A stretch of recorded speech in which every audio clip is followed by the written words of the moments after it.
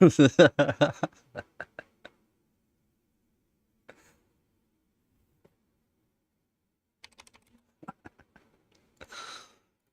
I'm here. I think. I think I'm here.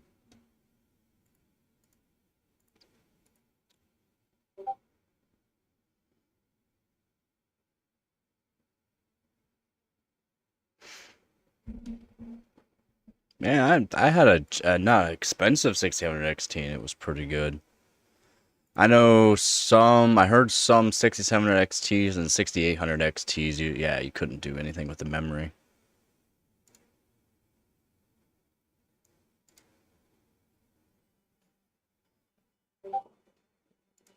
Nice. Yeah, I used to be able to play guitar. Acoustic, though. Yeah, from what I've read, yeah, more 6800 XTs had issues with memory overclocking. Just memory. For some reason, I don't know why. And that could be just due to the boards, because the way the voltage is done on, I think it's PAM 3. I think it was a PAM 3 controller for some reason on them. If I remember correctly.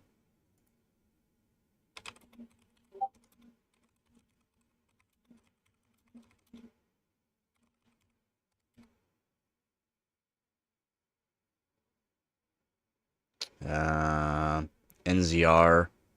It's not standard. I'm not sure. I'm pretty sure it's a PAM 3 that they use on some. There's a PAM 4. No, PAM 4 is not used for it. It's PAM 3 on some.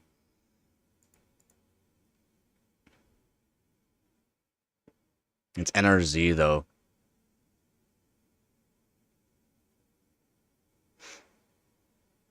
And then like that's GDDR6. GDDR6X uses a different controller. Yeah. Ducky. I got scared. What up, Dane? How do you know if installing a NVIDIA driver can brick or damage a hard drive? No. After installing a new set of hard drive is undetectable and detectable in BIOS. It's a loop?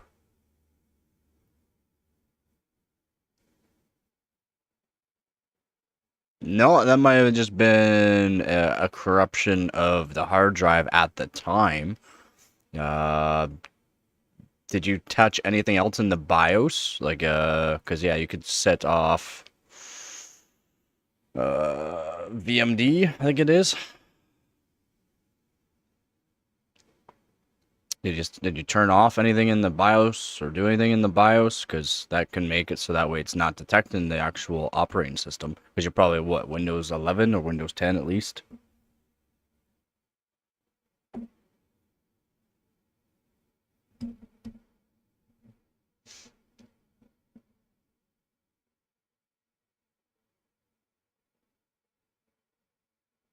A Dell RX 1600 is your best piece of hardware. That's kind of rough.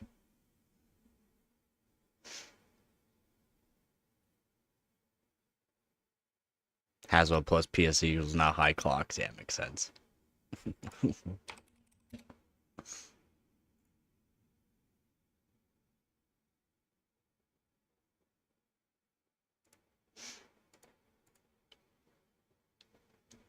Was a long time ago, so I don't think I could have done anything if it was a long time ago. I mean, the chances of doing, like, if you did played around with your RAM, like your memory timings, maybe, but from a long time ago, it shouldn't change anything thus far. Not unless it's something else, maybe your Windows updated and it was a bad update, and then, but yeah, I mean, it's kind of iffy. I'm not exactly sure what you've done to make sure, but NVIDIA's driver update, oh, well, well, apparently there are some issues with the one NVIDIA driver update, I'm pretty sure. I don't know, I haven't been keeping track, but there might have been a issue, yes.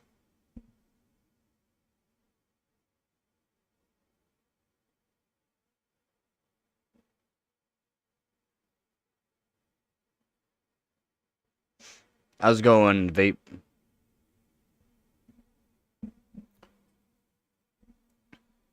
Yeah, if you can drop voltages. Yeah, I mean, you should be able to drop voltage. If your BIOS update, if your BIOS OC was reset, that's kind of odd too. That's not, I mean,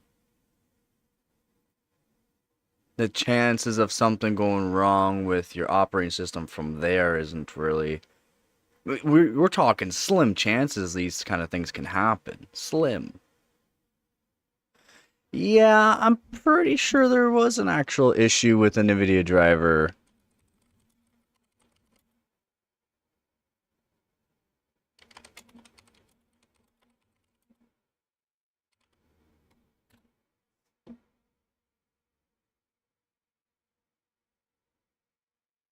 And it's not really your operating system. Like your operating system could. Can you boot into safe mode? Can you boot into safe mode?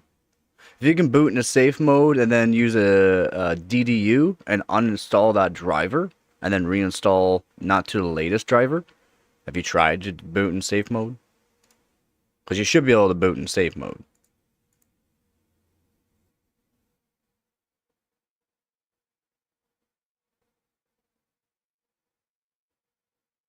Yep, Gabby's here. Gabby's here. She's just sleeping. Whoop, whoop. Clicking buttons again. Let's just get rid of this scene. Hold on, my bad. Let me just get rid of this scene here. There we go. Alright, stop doing that. How's it going, Hooves? PC is a small IC.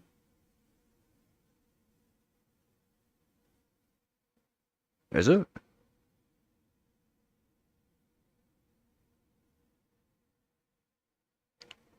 No, it's not the chances are that kind of happen is kind of slim, but it can happen with a driver update. Yeah, and it's more or less the driver, the graphics card driver is causing the issue to the operating system, as in it's loading in your operating system is technically loading, but it's not. It can't fully load or see anything due to the fact the driver's having issues with the operating system. How do I boot into safe mode if I can't get into? No, no, no. You can boot into safe mode from your BIOS. Yeah, yeah. You can boot into safe mode from your BIOS.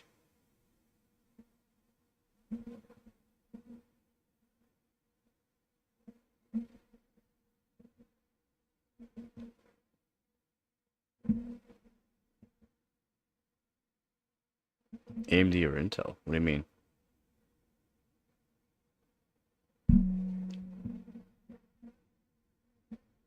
What team? What team? What team needs to be the best or have the best? Whatever. I'm gonna make a coffee too.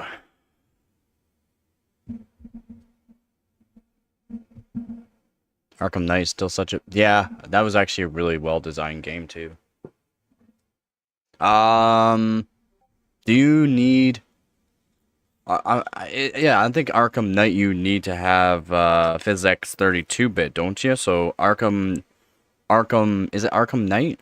Yeah, I'm pretty sure it's Arkham Knight that that Batman game needs PhysX 32-bit. So if you have a 50 series cards, it doesn't work. Although again, they gave the PhysX 32-bit open source for people to actually make work in the games. So Arkham City, thank you. Yeah, okay. I know it was one of those. I know it was one of those. Yeah, it would be PhysX 64-bit then, and Ar Arkham Knight.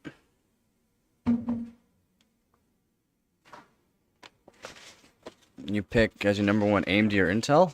Oh shoot, man, they're both for me because I do overclocking.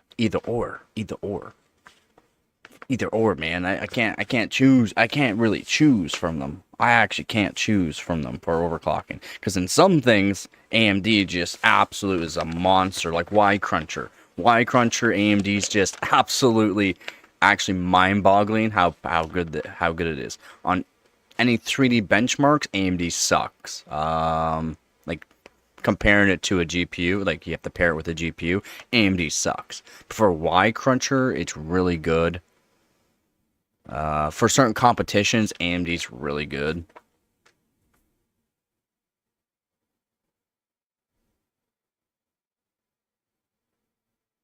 Yeah, there will 100% be some. It's not PhysX. There will be a physics software that is needed for it to work. But yeah, PhysX 64-bit I think is in.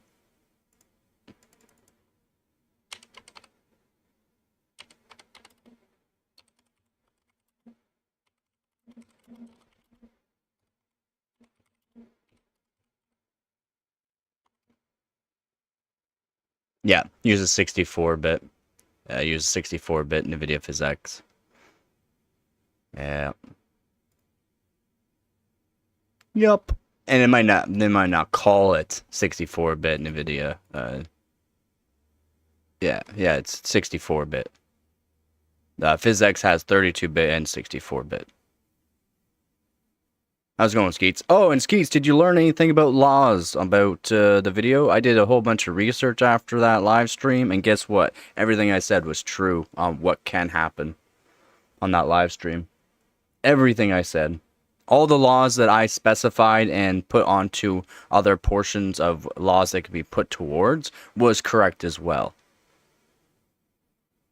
Just saying, Skeets. Just saying. Don't want to say you're wrong, but I mean, you're wrong. I'm just making a coffee.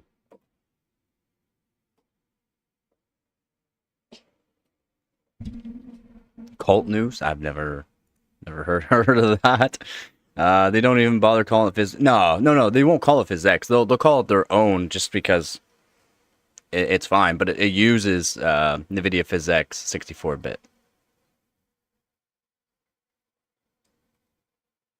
Olivia Newton-John PhysX. Huh?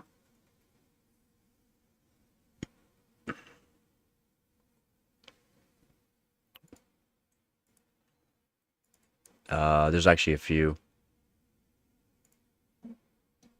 So, what I got here?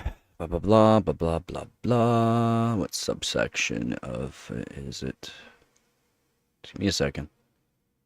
We're talking. I went through pages. Subsection.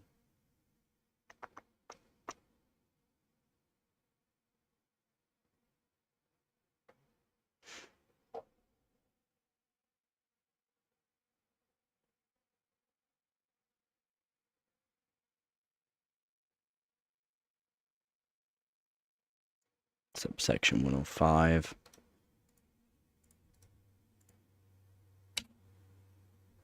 Right here. I'm just going to give you the actual place to look at it for your actual laws. Here's one. This is one good point that you should read up on. Right there. And you want to look at subsection 105. That's one part. That's one part. And then you can also look at subsection 107, which is another good part.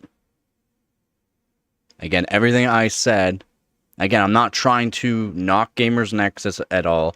It's just what can be done legally. And, like, they don't...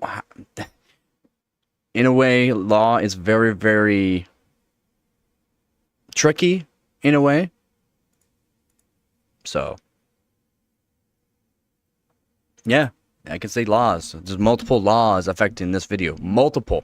You want to know why Gamers Nexus did a 3.5 hour long documentary movie? What they're calling it, a movie documentary, though, because of the way he put in certain things from other companies, businesses. Read it. Read it, Hooves. Read it. Skeets, that's a tough one to be. You got the way he did it works. It works, but in court of law, there are ways that he can actually be. What do you want to call it? What they did for taking down or doing a takedown of the video or whatever they want to do for saying it's bad is they technically can, and it can take a very long week. We're talking minimum of 2 weeks before there can be any kind of, okay, well, the video can come back up until the blah blah blah, or until what? State my case. Well, it depends on what you want to know. What do you want to know? What laws?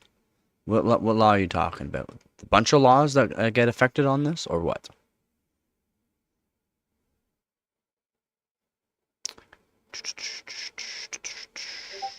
Because I literally have like 30 pages of this.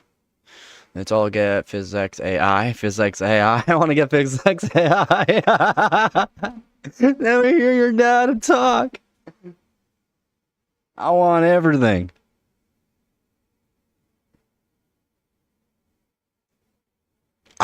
Because smaller channels, but technically, let's say, on these smaller channels, eventually, if they get this settled in court, and there's any of those videos up there still on YouTube or anywhere, technically anywhere on the internet, because it will be affected to anywhere on the internet, not just YouTube itself, those people are automatically, from YouTube standpoint, will have those videos taken down once they do actually get taken down, and those people will not be able to get monetized, or they'll be on a strike list to where getting monetized is going to take them a lot longer. Yes, again, we talked about them having, I've even specified that on those smaller channels. We're talking like the channels that have like 100 subscribers in that, but again, those 100 subscribers in that, again, they're probably not going to get monetized anytime soon, so it doesn't really matter. There's a link there. How about you go and read instead of saying my argument is rubbish? How about you go and read? And those are actual laws from that, and then there's other laws that can come into play for copyright as well. Copyright laws.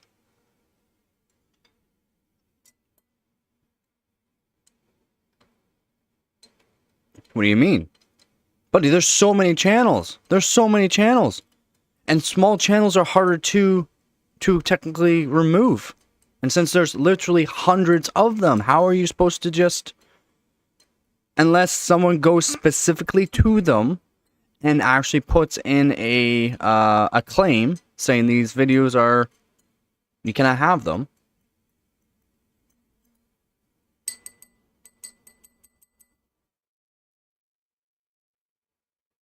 It is an argument, because that could be used in a court of law. Have you ever been to court? They'll bring up to the judge these exact laws.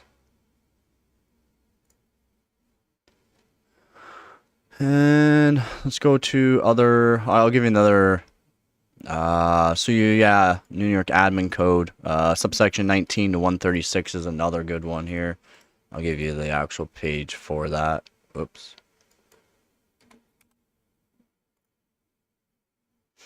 Here's another page you can read up on as well.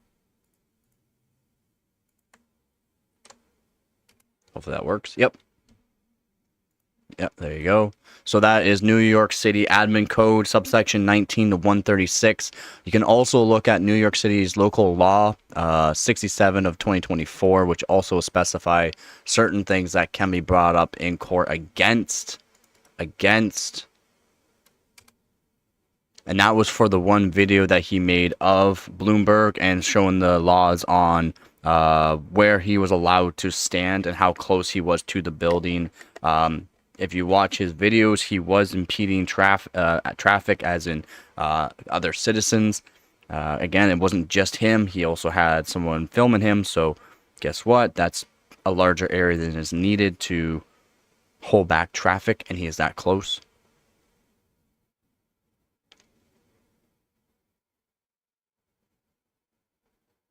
Again, have you read? Yes. Yes, man. I'm not wrong. I'm 100% right, and all this can be brought up in court again, and the judge could side with Bloomberg on this.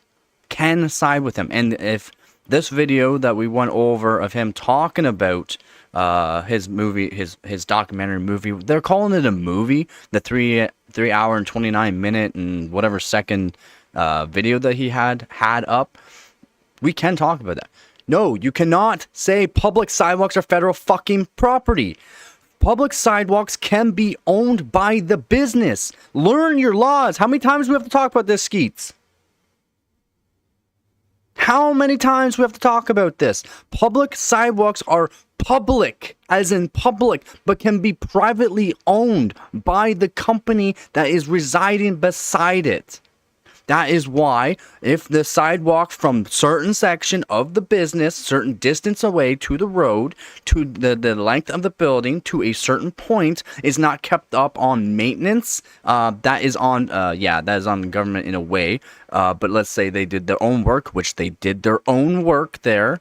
And if it's not cleared away from ice and that, the lawsuit cannot go on to the actual government, but actually whatever town they live in, New York City or whatever, they can go on to the business. Again, if you don't know the laws and how one law can actually affect multiple different laws or bring in other laws, then don't talk about it. Public sidewalk is not public sidewalk if it's beside a business and has been altered by the business. It automatically goes to the business. Thank you, Persona.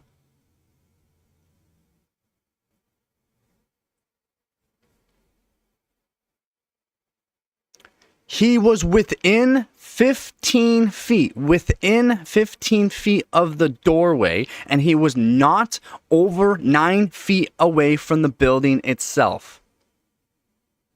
Okay? He even said and he made it so that way when he uploaded that video that he was at beside the building and then away from the building. At the building, like there's takeaways.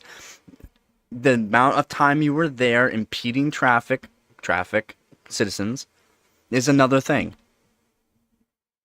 Yeah, and that's the thing. There's so many laws. That's why it's not easy to be a policeman. It's not easy to be a cop. Because there are I've already looked at the First Amendment. The First Amendment on this right does not matter. It can be taken into account, but it does not matter. I'm sorry. No, it does not. It does not kill this argument. I'm sorry. I'm sorry, guys. I'm sorry that you guys think the First Amendment is the main thing. It does not. I've already gone through this. I literally have pages of it that I went through and have checked on what can be brought up for that. The First Amendment, no. I'm sorry. I'm sorry. If it hurts your feelings, it hurts your feelings. Read up on what I've put up there for you. For the laws and certain areas for not just the one video, but the main video, the one that was taken down. And why okay, then I'm not trying to say you're wrong in a way. It's just because there's so many different laws that come into play, the First Amendment can be brought up, but can be dismissed very easily. Okay? He does not have a media license. Do you know what a media license is? Gamers Nexus does not have a legal media license. He is a trusted source or trusted media source, but does not have an actual legal documentation saying he has a media license. That comes into play too. He does not. I've tried to figure out and find ways that maybe he did, but no. Everywhere I've had searched up and tried to get information from, he does not actually have legal publication of a media license. He doesn't. That's the thing. For him, it could work in court, but there are lots of things in his favor, but then there's also lots of favors in Bloomberg. Like there are.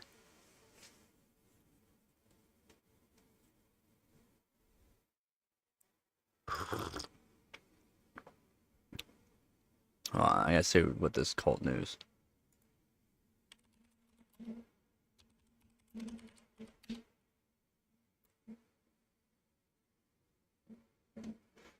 Yeah, let's see what that is. That's fine. That's fine. That's fine that they don't have a media license. That is, I'm not saying that you are required to have a media license, depending on what you are doing, depending on what you are referencing, depending on the actual pictures from other media that have licenses. Because guess what? He had literal pictures from Bloomberg. Literal pictures from Bloomberg's own catalog. You can't do that. You cannot do that. That's one thing you cannot do. He did not change anything from it. He did not technically have enough things being blocked out. Blocked out, as in you can just literally just put pictures all over the page, basically, and it claim it basically almost as your own. But he did not in the video. Cult News is a YouTube-based First Amendment audit channel focused on blah, blah, blah. Approximately 75,000 subscribers. Oof. Around 75k views per video. That's pretty good. Focus, okay, I mean, great. Photography and police interaction to educate viewers on constitutional citizen rights. Okay.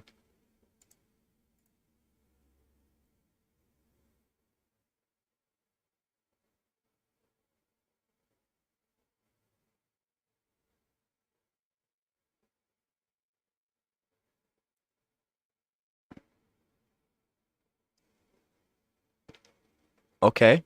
Yeah, that's fine. That I'm not saying that media outlet is the one that's after him, though.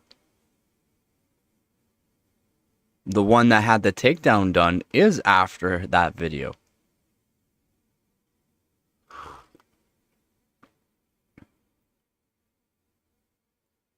Again, you're going after a company that's worth a lot more than Fox and CNN, worth a lot more than them, or MSNBC, a lot more, and care about their image more.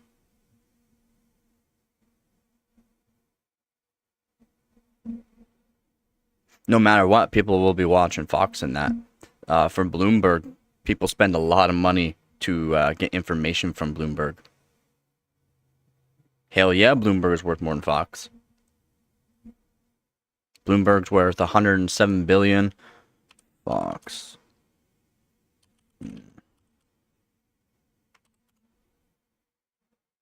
25 billion. So almost 5 times the amount. Over 4 times the amount. Sorry, but yeah, Bloomberg is worth more than Fox.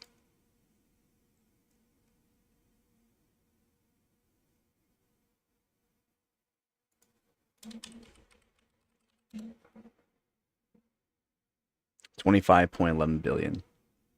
So yeah, over 4 times their amount. They're worth, Bloomberg's worth 4 times the amount.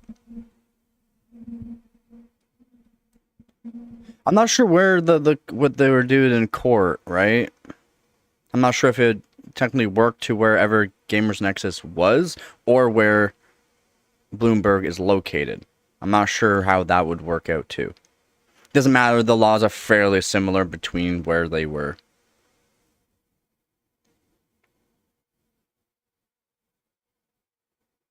Oh, I just had to say, because again, I've searched up this after the fact to make sure what I was saying was correct, and what I was saying is correct. Again, there's leeway on Gamers Nexus and there's leeway on Bloomberg. Bloomberg has more money, better lawyers, and more things can be brought up by Bloomberg. But again, there are laws that side with Gamers Nexus that can make it challenging. Does Gamers Nexus want to go to court with Bloomberg over this dispute? No. If Gamers Nexus loses this dispute, he loses a lot of money from his lawyers, and he gets no money from Bloomberg to pay back the money that he lost on his video. So what's the point? And he makes no money on the video if he can put it back up later on, basically. Doesn't matter that the video is still on. That's not the case. That is not the case, Skeets. Please, it's not. It's not the case. You cannot just say, oh, the video's still on YouTube. And then YouTube will be brought into this, be like, well, you know, there's like hundreds of millions of people that are on YouTube that have channels that they can just do that, and it's very hard for us to be able to take them down within a certain amount of time, blah, blah, blah. Again, you're not making a valid point, Skeets. There's no valid point to what you're saying. In the court of law, that does not make sense. Sorry, the video's still on YouTube. Who fucking cares? That's not who was taken down. That is not the main person that took it, that had their video taken down. That's some small channel. Again, if Bloomberg went through YouTube, whoever can actually do all that, go through YouTube and have all those videos removed, they would, but they would be spending too much money to do that. That's not showing prejudice. That's not. No, man, that's, no, it's not how it works. Yeah, exactly. It's not a legal argument, man. You have to make sense, man. Make sense on what you're saying. Stop saying I'm wrong or saying I was wrong during that live stream when everything I said actually made sense in the court of law for the actual laws, not just my own Canadian laws, but U.S. laws. Me too. I said actually the one live stream. Hopefully, Gamers Nexus has his whole channel deleted. But that was because what I was actually reading up on was not even close to what was actually happening. They were saying it was some music copyright thing and stuff like that. That's not even the case in this. People I read up on didn't even know what they're talking about actually for in the video. I don't even think they even got to see the video or even knew what was going on. They just said, oh, it was a music copyright and this and that. No, it's not. It's completely different. The video was not taken down by the creator.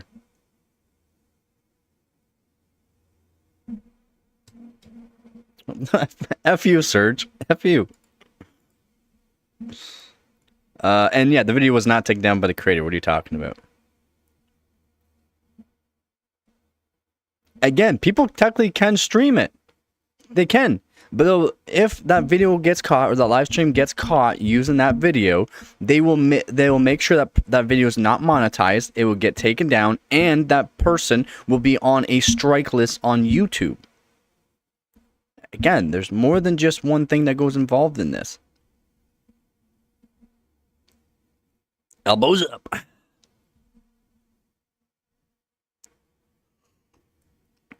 I try to be nice. Sometimes it's not easy, buddy. Sometimes it's just not easy. So I can say one thing, somebody say another thing, and then when I am sure that what I'm saying is correct, and the person still has to fight me on it, it's like, man, just stop. For one, you're hurting my brain. Two, you have no clue what you're talking about.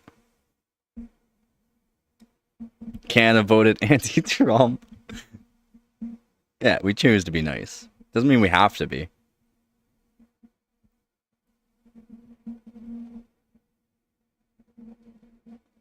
I did not say by, and you said from. Again, the video was not taken down by the creator. If you're talking about the main one, you're just, I don't know. You said the video was taken down from the creator, but other can still stream it. The video was not taken down by the creator. The video was taken down by YouTube. Okay, the video was taken down from the creator. No, the video was taken down from YouTube due to the fact there was a copyright claim. Or some sort of claim. Copyright is one of them. From the creator. That's not. Oh, from the creator. Well, I mean your wording there still doesn't exactly help specify anything. My apologies. Get better wording. Because there still sounds like you're saying from the creator. As in, the creator took it down.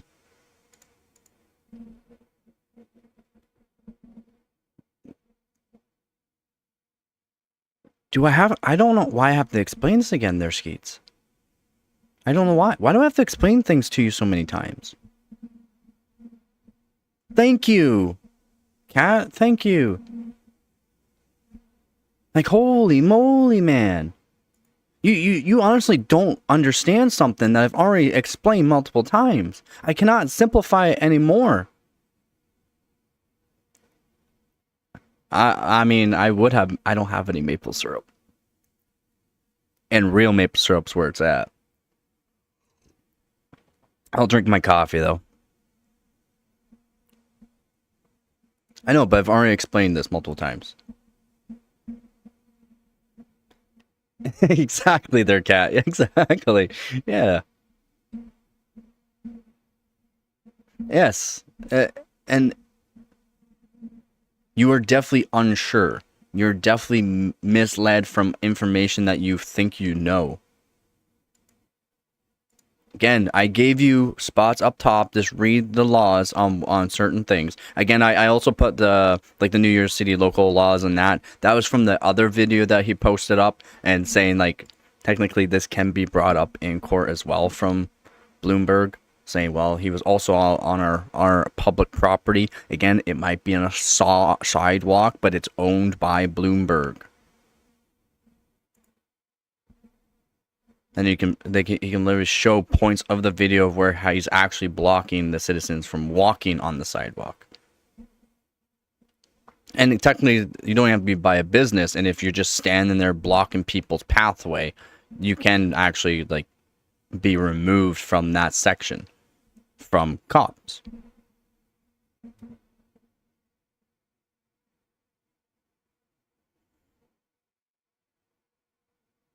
That's why they got the. That's why they made rules. That's why they made rules.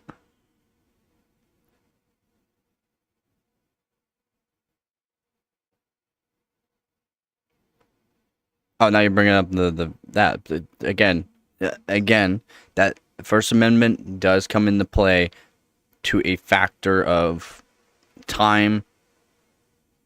Actually, there's again, go read the law, the especially where that took place that I put up there. You can search up New York City's local law 67, came out in 2024, and then you can also go look at that other one I put. It's on the code library. Read up on it. I don't have to explain any further. I don't have to explain laws to people when they can just read up on the laws.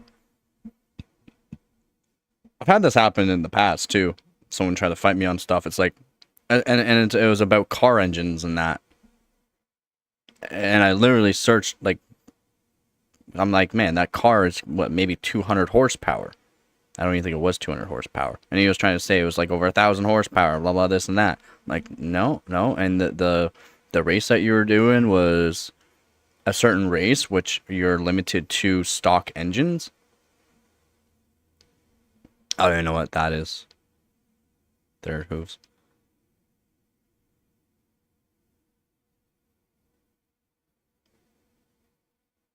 Exactly, Persona. I don't have to explain this any further. Again, go read up of what I've already put up in the chat. Click on it and actually read the laws that can counterdo the actual First Amendment. Go read the laws that I put up there. You will see. Again, I took my time after the stream to make sure I was correct. Because I know certain laws here in Canada, and I know there's laws in the US that are basically the same. Ours are not named the same way, though. Okay? Canada laws, there are Canada laws that are basically the same as American laws. They're not the same name, though. They're not named the same.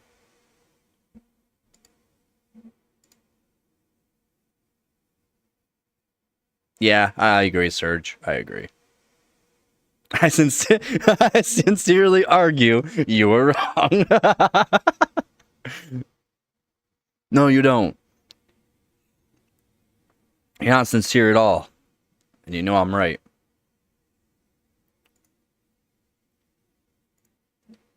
That's funny.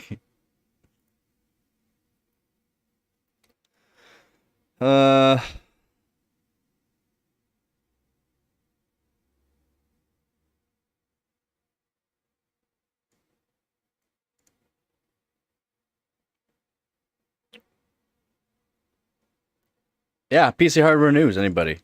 Has anybody seen anything new? Really? I haven't seen anything really new.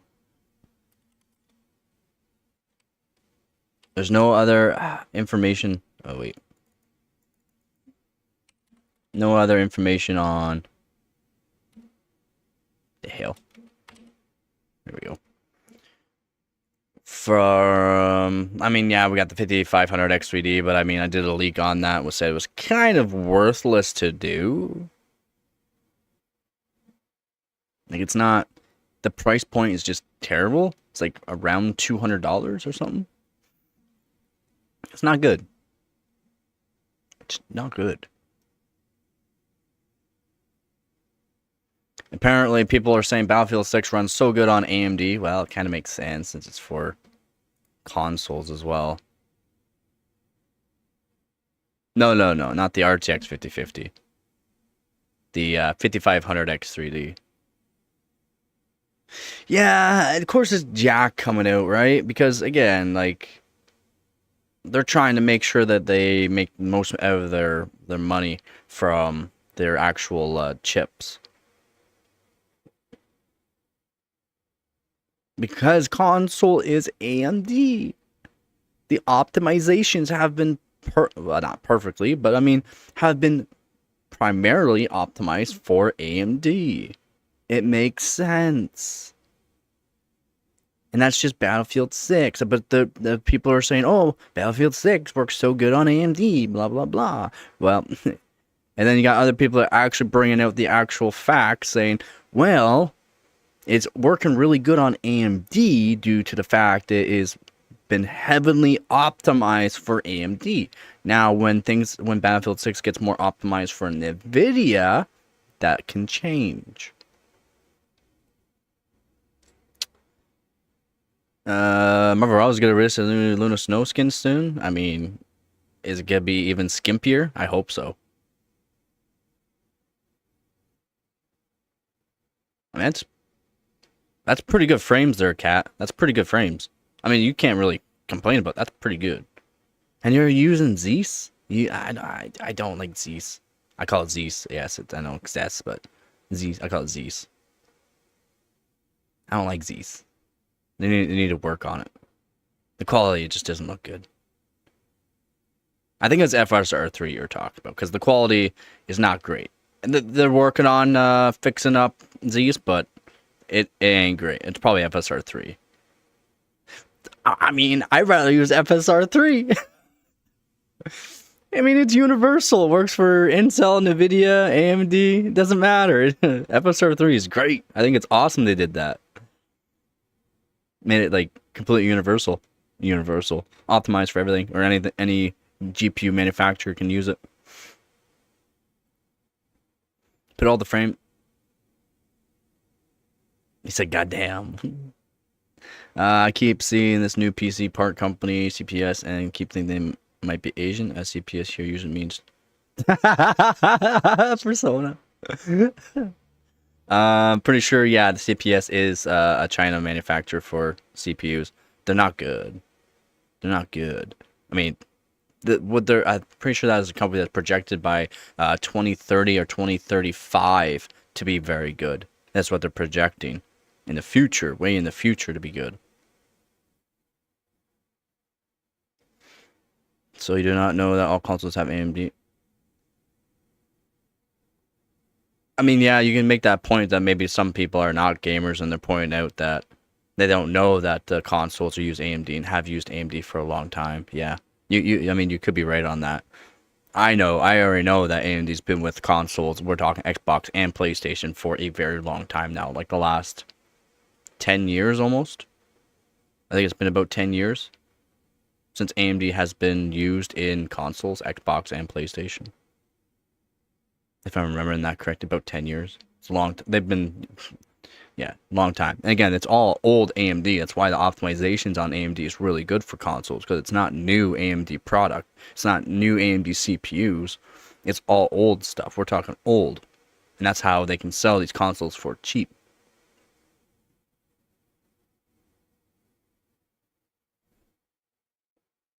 You know, 3 years East. Oh, yeah, FSR 3 is. FSR3 is great. I think FSR3 is great. Again, that's why being non-biased on stuff, right? Non-biased on. I don't care if it's NVIDIA, Intel, or AMD. I don't. I really don't. Yeah, you should get Ben in your PSC. I don't care about any brand, basically. Like, I treat them all as equal and let people know what actually works best for each. Because, again, each have their own benefits. Each have their own downfalls. The Xbox been heating for years? Well, no doubt. Have you cleaned it out anytime recently? Can't say, yeah. You can't see some people were. Yeah, exactly. But they swapped. Was it a good swap, though? Well, depends on what you're doing. If you're just gaming, AMD is a good swap. If you went to the 3Ds. If you are not just primarily gaming, AMD is a terrible swap. That's what I'm saying. Yeah, exactly. If you're primarily gaming, yeah.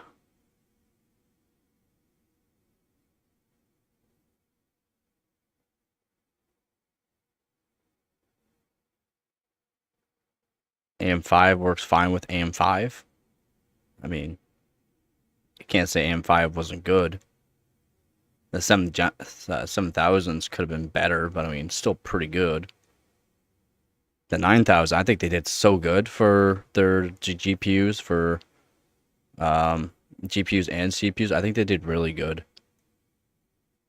Could have been better, of course, and prices could have been a bit better, but you know, it is what it is.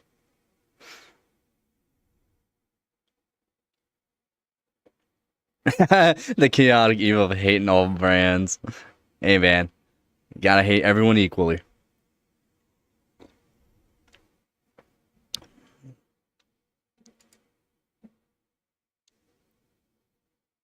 AM6 is projecting to be pretty good. 2027 is projecting to be pretty good. Again, don't have enough information. I am not one of those, oh, I'm just going to use rumors from some people just saying this kind of thing. I'm going to use actual leaks, known facts, and or let you know about that. I'm not going to do rumors like everyone else.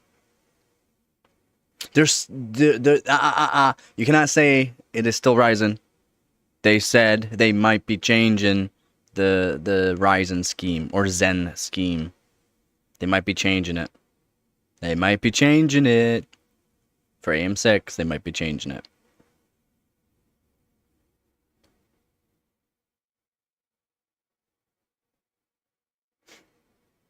Yep, 5.6 is good. But I mean, you have to have sufficient cooling for it. If not, it's only going to do 5.45, roughly 5.4 or lower. It won't do 5.6.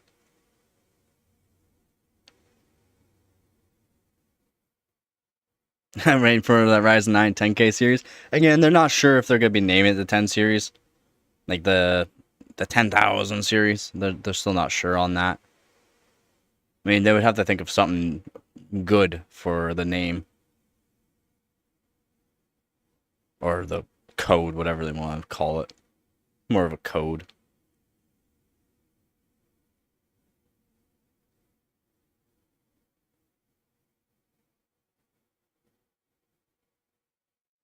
Yeah.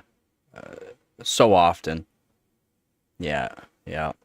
And he's been heavily AMD because he gets the views from it. Heavily. Like that's all you've seen off his channel for over the past year now. That's it. Literally it. Only AMD. Good things about AMD. Sorry. Nothing bad about AMD. I mean, technically, with a good cooler, you technically can, but you'd have to increase it. And there's only a max, right? Like, it's a max of 5.6 all core.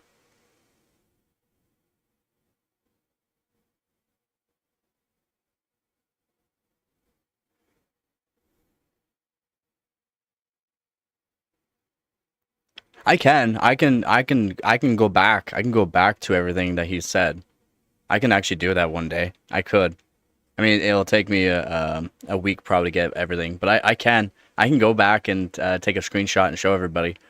Like, he's been wrong here, he's been wrong here, he's been wrong here, he's been right here, he's been wrong here. This year he was right this many times.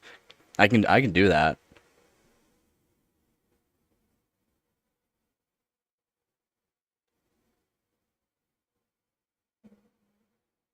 You bought a new mouse pad? I need a new mouse pad. Mine, I soldered on my mouse pad, and it's it's getting pretty rough. Exactly, Persona. Never trust. Yeah.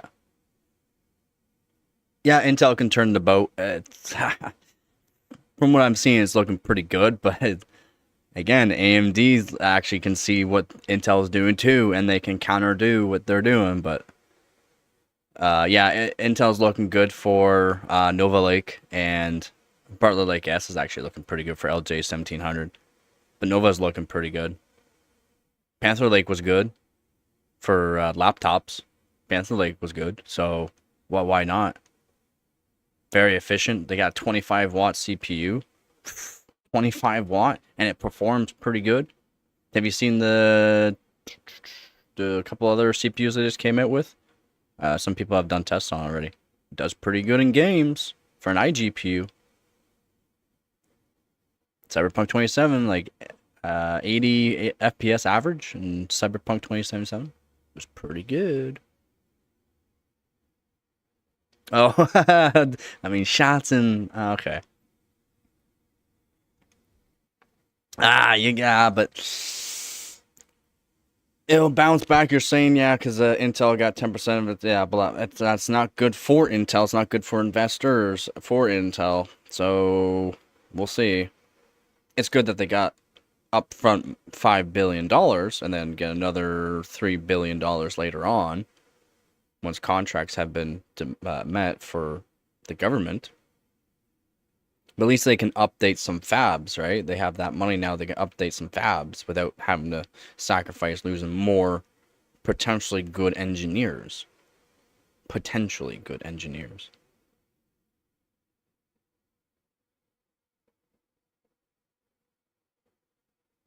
You have to be on water on the 9000 series. On the 9800X3D and up, you have to be on water to achieve the actual 5.6. You can't do it on air. That's why even on, well, maybe you could on a really big cooler, but I mean, it's not worth it at that point. We're talking like massive air coolers that not everyone can actually use.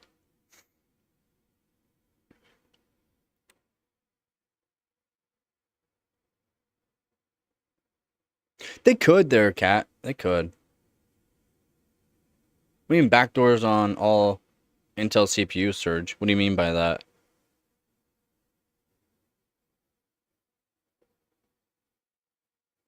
You talk about like kernel level security risks? Because you want to talk about kernel level security risks, you could talk about AMD all the way back to Zen 2, Zen 1.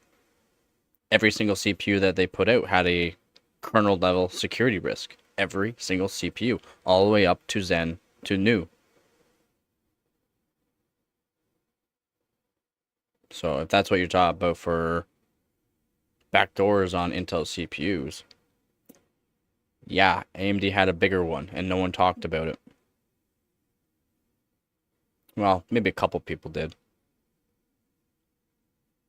GPU is not more important there, Hooves. CPU doesn't matter for overall frames. You can have a really good GPU and a crappy CPU and pair it with a good CPU and you'll see way more frames. Or you can even have a lower end GPU, pair it with a really good CPU, and then compare it with a lower end CPU and get more frames on a lot of games. Because a lot of games you need to have a good CPU. Because again, there's certain instruction sets that have to be done by CPU for a lot of games.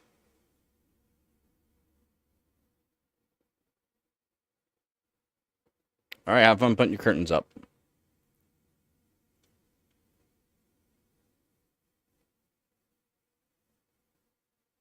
You're a flex player? Yeah.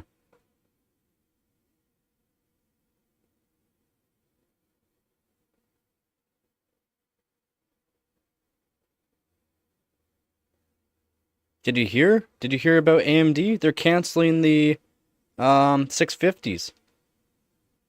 They're canceling the 650 chipset. Why is AMD canceling the 650 chipset? Did you hear about that? I was kind of baffled. Good luck to your cheap builds now. Good luck to your cheap builds now.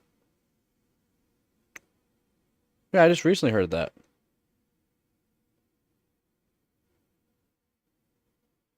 You can do it on air with double. No, not not. We're talking 9800 X3D and up. Maybe the 9800 X3D, but you won't be doing 5.6 gigahertz on it.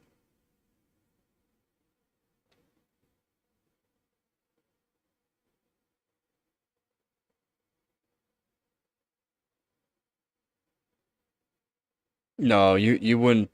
Yeah, you wouldn't be able to do much. Again, the A10. I mean, you're talking old school there. The A10.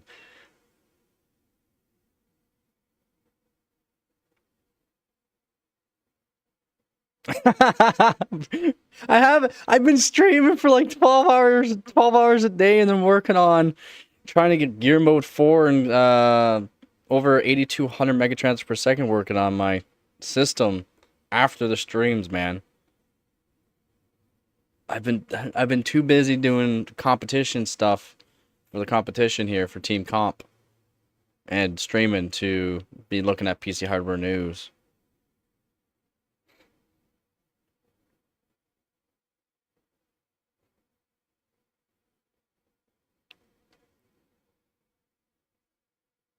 Yeah, they do have that 650 over us, but they're canceling the 650 chipset, which is pretty wild. So your cheaper boards kind of sucks. Doesn't matter. The 850 chipsets cost way more, way more. So again, there goes your price to performance dollar again, again.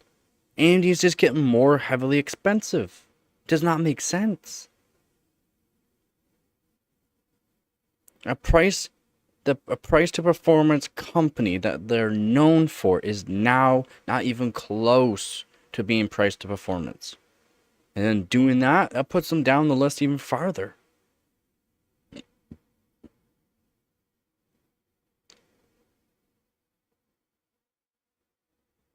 I'm just asked to kind of just, yeah, yeah, yeah. Please work. Yeah, I've tried. I've been trying for years to get Gear Mode 4 working. Then I was told some hints to try. I mean, I've already tried certain hints, but I've been trying other hints that people have been telling me to do, and it's like I've tried like everything I can to get Gear Mode 4 working. It just it does not want to work.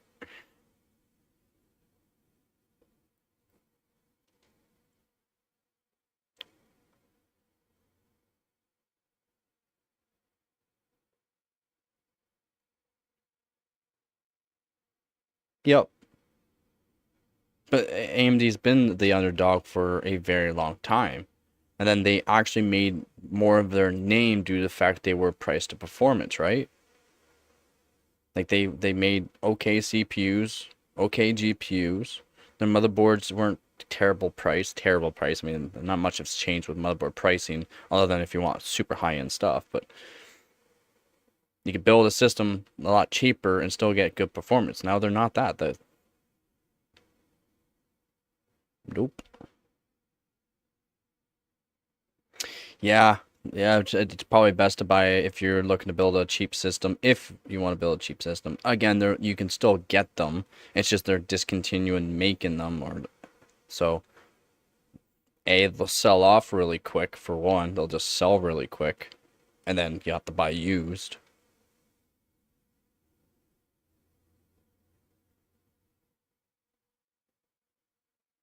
Yeah, it's still it doesn't make sense there, cat, to do that. And I even said that 2 years ago when I started my channel. If this happens, if Intel starts going down, AMD will get a big head. I said, I hope they don't. I hope they don't. But I guarantee they will get a big head. What happened? AMD got a big head. They shouldn't, though. They shouldn't get a big head. They should just continue selling things at a decent price. Make sure they're still priced to performance. So that way they can have more leeway in the future. Now this can be brought on to them in the future, especially if or when Intel actually gets, their BLLC CPUs out, gets out their new CPUs in 2027, right? Then that can actually be brought up on. Like, why were they selling at this? This doesn't even make sense anymore. It doesn't even make sense now. It doesn't.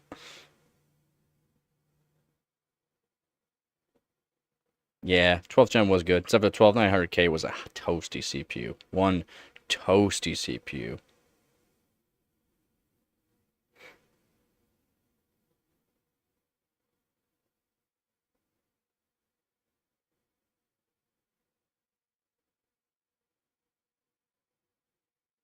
Huh?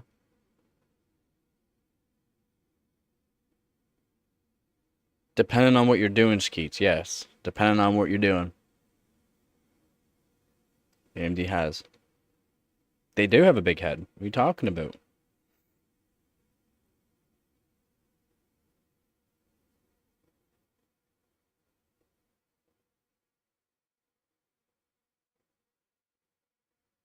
Yeah, exactly. Cat. Yep, it's all about the investors.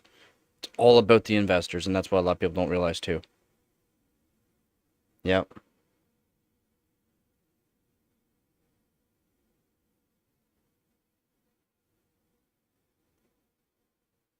It's not a law there, hooves.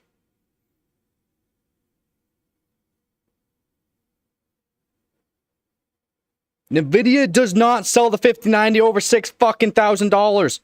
Please stop with that shit. Holy fuck, that's retailers. That's not what we can put into play. We got to put in MSRP. And then you're going off of AIBs that are actually making more expensive. Please stop. God dang, man. How many times do I have to explain that shit? People are just so... Yeah, we'll just blame NVIDIA for these $6,000 GPUs. AMD did not, or NVIDIA did not tell them to sell them at that price point. They made a base price for the 5090s, 5080s, 5070, blah, blah, blah GPUs. And whatever they're selling at is what they're selling at.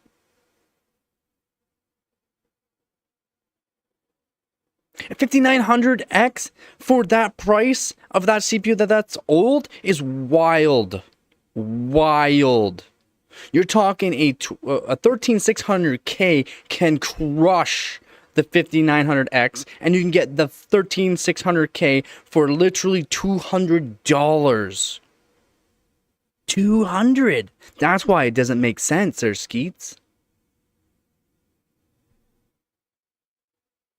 Yeah, no doubt. He loves seeing me rage, apparently. Loves it. Just literally blows my brains to bits reading this crap. On special. Dealing a Z97 platform is, yeah, that's a huge upgrade, the Persona. Huge. That's a huge upgrade, man. If he is, he needs to put on that dunce cap and go stand in the corner again.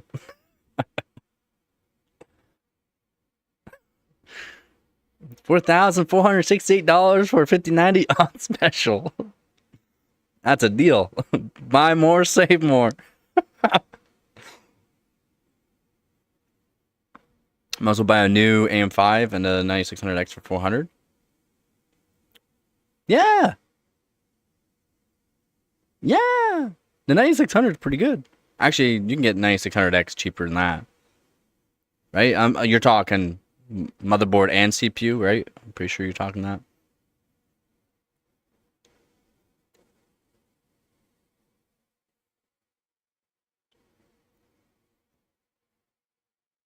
Okay, yeah, he's definitely rage baiting.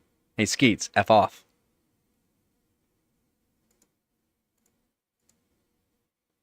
Where'd you send the link? Discord? I don't see it. I don't see it. If you did.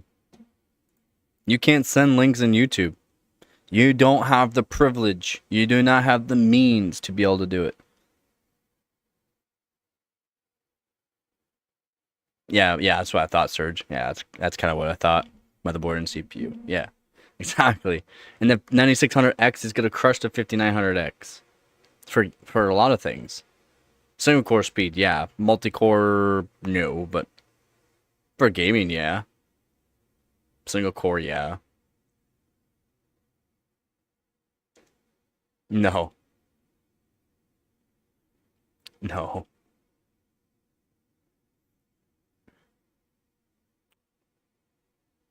5,500? I mean, that'd be US. Canadian for top end 59, it's $7,500.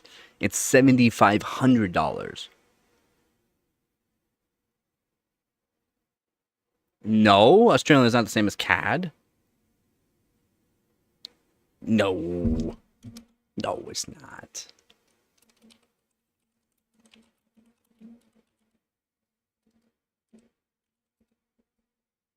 No, your dollar's better.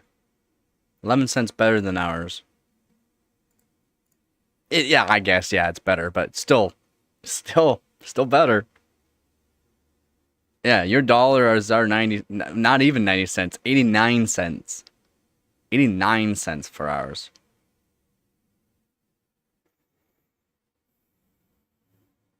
Yeah, cat noticed. Yeah, exactly. Yeah. Yeah, plus lower TDP. Yep, surge and lower TDP. Correct. Yep. Plus, you can put faster RAM with it and get way more performance for a lot of things with it. Again, for multi-core, no. Multi-core, no.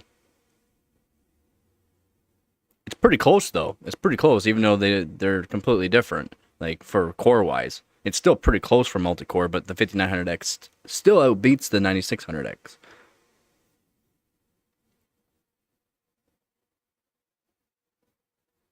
I was gonna get a 3800X a long time ago, and a 36.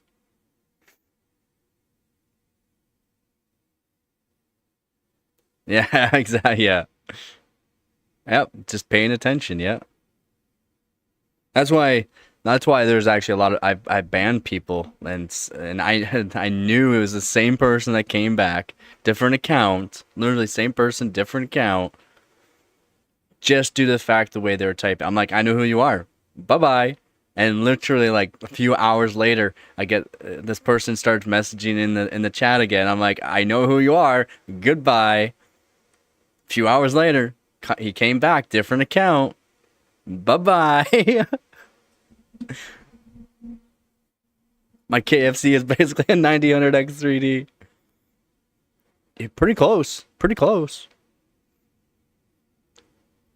Yeah. Well, you're more. You got better grammar, right?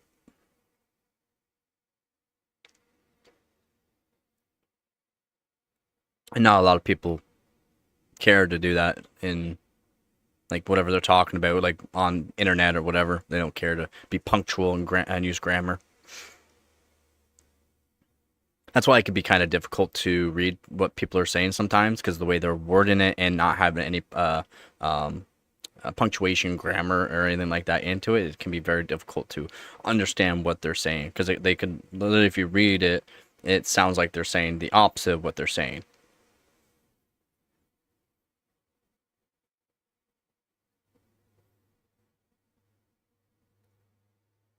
We run 6 cores around this neighborhood.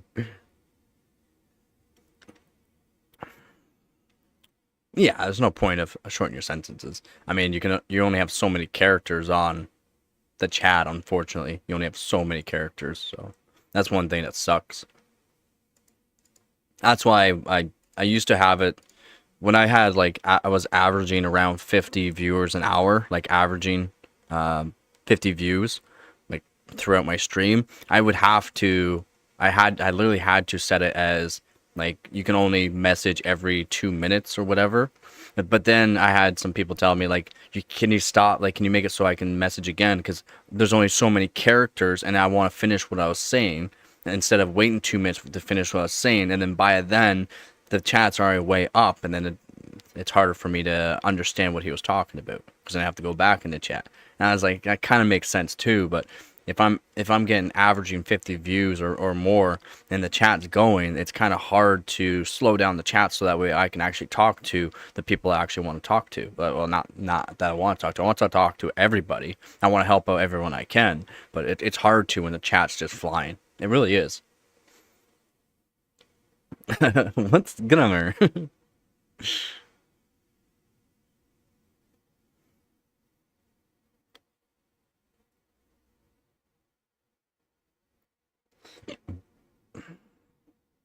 Yeah, I mean, a lot of people say they have bad English too, and yet I think their English is pretty good.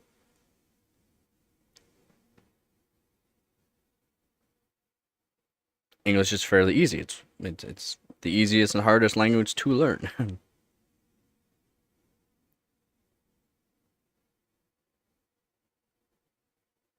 It is, yeah. Cat, that's 100%. Yeah, I already knew. Yep, I know. Yep. Pattern seeking, as in people, you can literally take out. I think it was like they're saying anywhere from 30 to 60% of the letters in a sentence, and people will, like, out of every word throughout the sentence, and people, or even paragraph, and people can still read it without any issues. 30 to 60 or 65%, something like that. Insane amount of getting rid of letters out of every word, and multiple letters out of a lot of words, and people can still read it. Again, it's a pattern. Yeah. Yep. Yep. Pattern memorization. A little bit of muscle memory kind of helped too. But yeah. Yeah. Pattern. Like Frogger. Frogger. Frogger was a very good one for people. Tetris was really good too. Again, it was very pattern oriented. Yeah, it got faster, but if you had faster reflexes, you can get farther, but it's still pattern. It's all, well, this goes there, this goes there, this goes there. And it'll be, yeah, it'll still be correct. Exactly. Because it's just, ah, there's a certain thing it's called, isn't it? I forgot what it's called. I forgot what it's called for that. Jerry plays Frogger.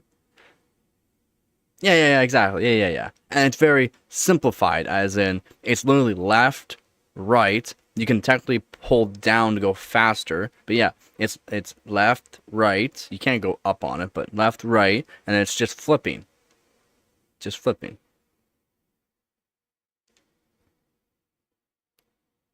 Yes. Yeah, it is very simplified. A lot of things were simplified, and yeah, Frogger, it's just very simplified. Left, right, jump, timing, just timing, double tap.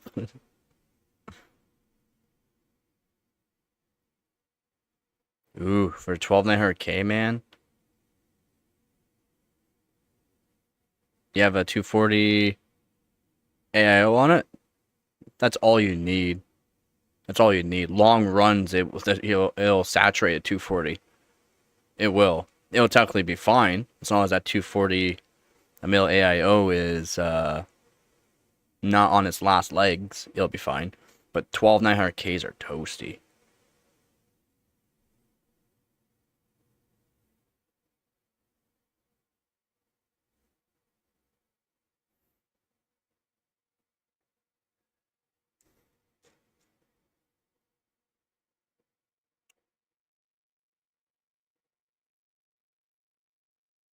Oh, there's no keys are fading.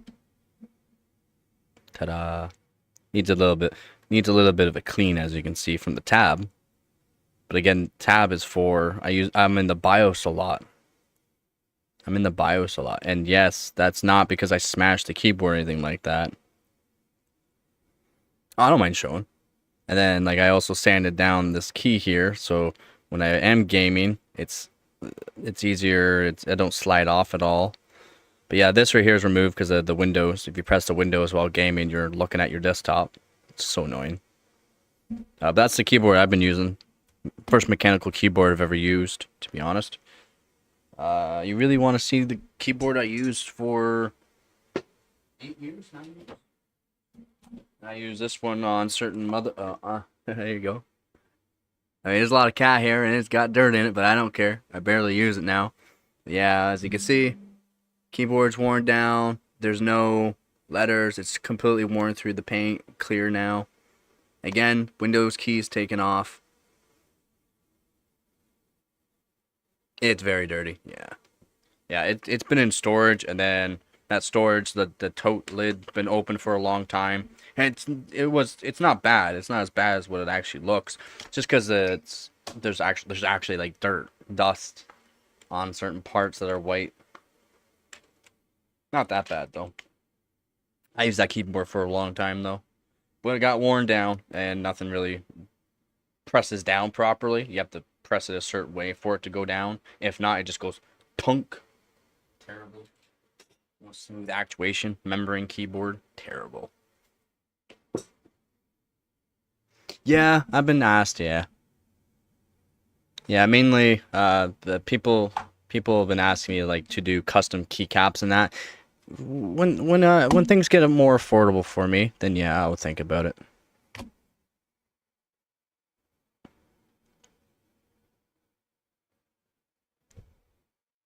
It's pretty dirty.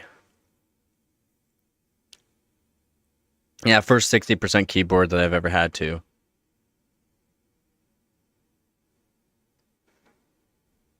I don't like Razer. I don't like Razer. I've been using the same mouse for a long time. Again, it has cat hair on it. Been using the same mouse for a long time to where I literally have to sand it, as you can see where I use the mouse. I sand it, and then it's got no skates on it anymore. Literally have tape on it. Been using that for 9 years.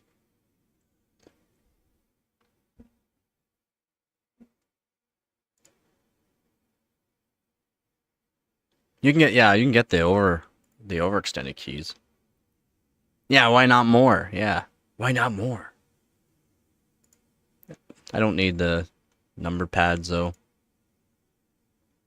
It's not hard to clean a keyboard. I mean, it's fairly easy. Not that hard.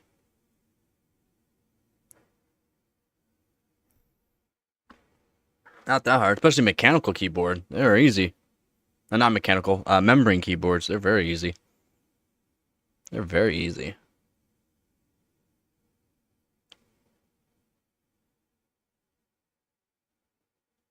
Yeah, but I mean the Red Dragon, man. The Red Dragon, you can get good keyboards. Good keyboards from Red Dragon very cheap. That's the thing. You can. You can. Yep, exactly, cat. Yep, I like the lazy route.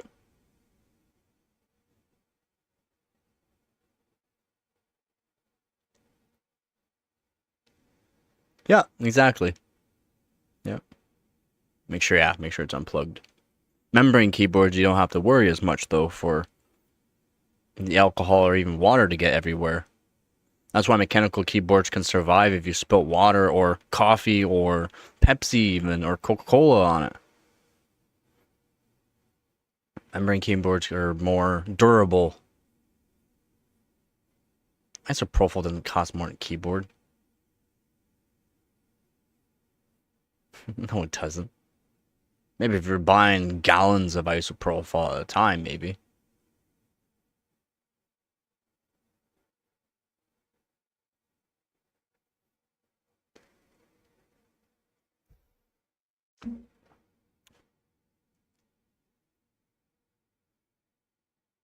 Nope.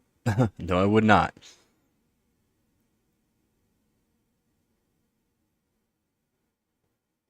I I don't care enough for keyboards. If it works, it works. Again, I used a crappy membrane keyboard for years. That's how I got really good at CS2. Was top 1000 in CS2 with a crappy keyboard. A crappy keyboard. I don't like 91%. I'd rather use 99. 99 is the best. And yeah, even 99% you can get very cheap. If you buy a gallon of it, it's gonna cost you about $30. But that's $30 for a gallon. A gallon will last most people a lifetime. For me, not so much. Yeah, that's you though. If it works for you, $7 is cheap though. Holy, probably doesn't last that long. And if you can get something that costs what 4 times the amount, or even 10 times the amount, and it lasts you longer. Yeah, I was really good at Counter-Strike. I would say go watch some videos, but I've been deleting I've been deleting a lot of videos off of my channel because that's how I started my channel. I was doing CS2. Not at the time I was top 1000, but yep. And then I quit playing Counter-Strike 2 because once you're up really high, it's basically every game or every other game you're in a hacker going against a hacker. It got actually annoying. So I literally quit Counter-Strike 2. What's the point of being good if you're playing against a hacker every single time? And it's not like I'm being, sponsored or going into with the pros. There's literally no point. It's just wasting my time, basically. No one watched my streams either. No one watched my videos. They had like 20 views. My streams, I got 0 views for months. So that's why and after the playing against hacker every single game or every other game, I quit. Went on to doing my PC hardware. It was a good choice. It was actually a good choice I did that. 1 liter, 99.9 a month? I mean, that's a lot still. I like Logitech.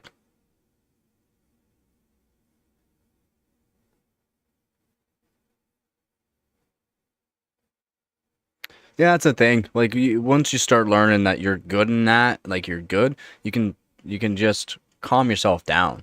And like when I first started playing Marvel Rivals, I was like, man, like I suck. I would laugh about because I suck. But once I knew I was getting good, and then I was just throwing games, basically, not really throwing games. I knew I was playing like crap. That's when it's good to take a break. There's no need to stress yourself out when playing games.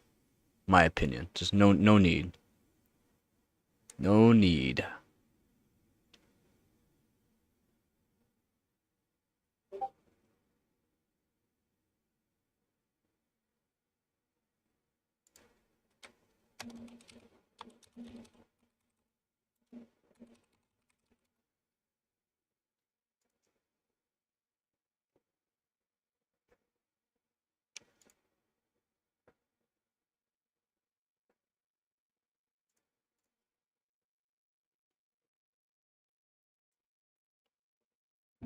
But yeah, I was so good. I was literally destroying teams by myself, and I literally had no like what you want to call it, emotion towards it. I was doing shots, just shooting people through walls, headshots through walls with guns. My team going, "You hacking, you hacking." It's like no, no, and literally like no emotion towards it because it's like, well, I'm used to doing it. If you're not showing emotion in that, then you're kind of to a point to where it doesn't make sense to be even doing it anymore. Especially when no one else is watching it or even caring about it. And if no one's caring about it and you're just doing this because, why? Why are you doing it? The point of games is to have fun.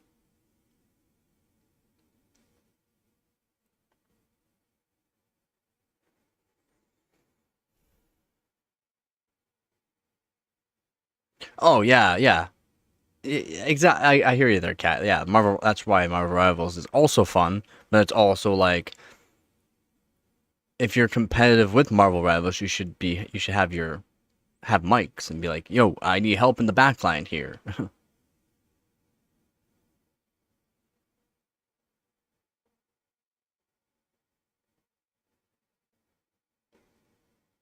Jeff needed the nerf. He's just annoying. I mean, a lot of people, especially when I was being DPS, right? If I was being a DPS, then the healers are going, but Jeff is doing this. Jeff is in the backline. Jeff, just, just put down. You're literally cloak and dag. Put a bubble down. Stand in the bubble. Jeff can't do nothing to you. Literally, and it's only the Jeff in the backline.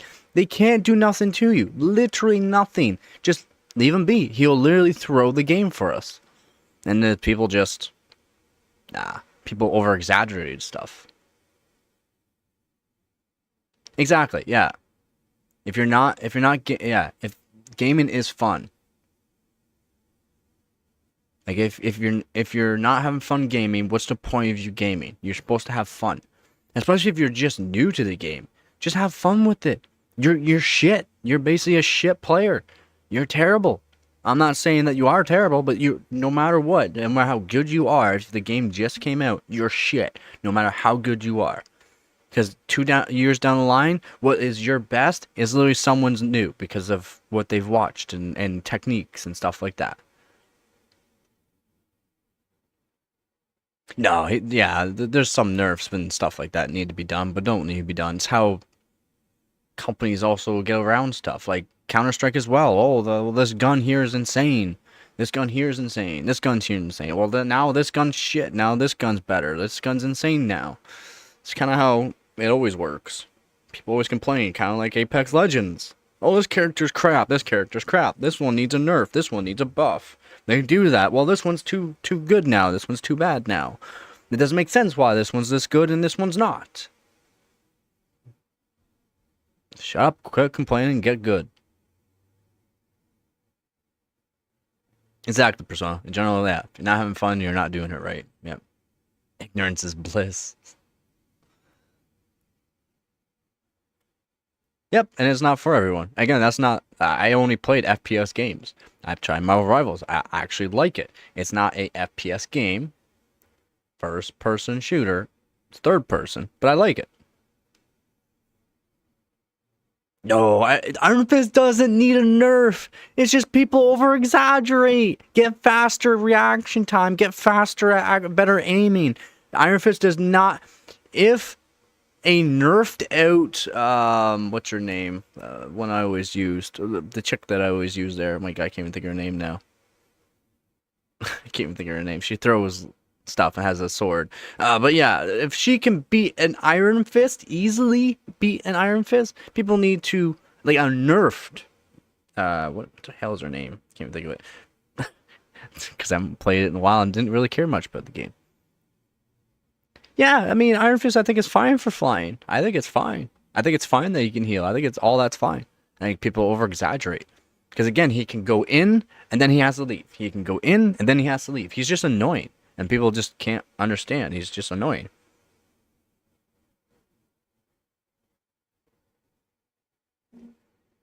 And the best player called Hooves. Some watch only 2 likes. No, you have to refresh it. Just probably more than 2 likes, right? Nah, it's like there's 5 likes. It's more than 2 likes.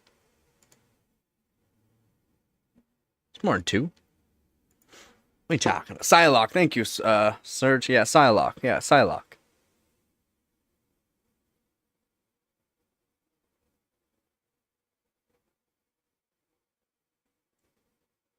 Psylocke. And she also got nerfed. She's not OP though. That's the thing. The people that are using Psylocke make her OP. She is not OP. 100% not OP. She's been nerfed to the ground too. And yet if you have good aim and know how to actually use her, she's still really good. Not OP though. She's definitely not overpowered.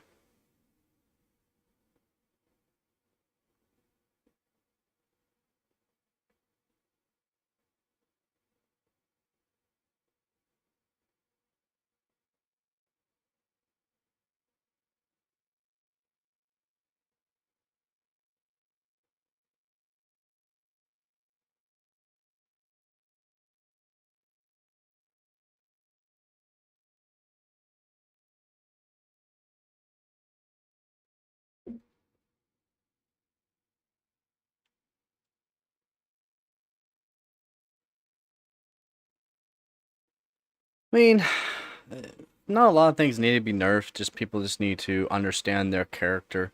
Again, some people are just really good at certain characters too. It just works for them. That's why I'm not good. I'm not a good tank. I'm not a good tank. I suck at it. And yet some people are so good at it.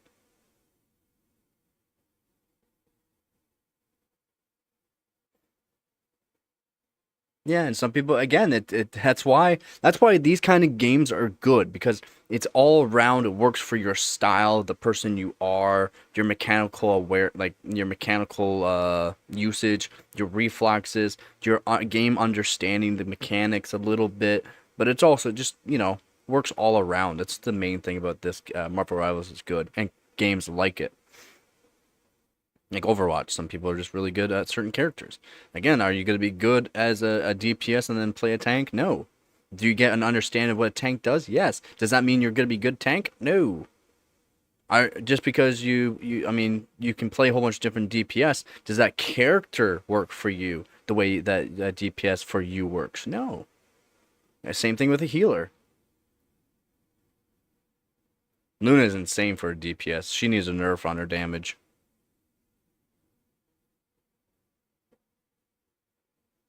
I know it's free to have my opinion. I know I can have my own opinion. You don't have to tell me they're skeets. I don't need I don't need anything that you say. I don't need you to tell me that it's okay to say something. I'll say it no matter what. I don't care if you like it or not.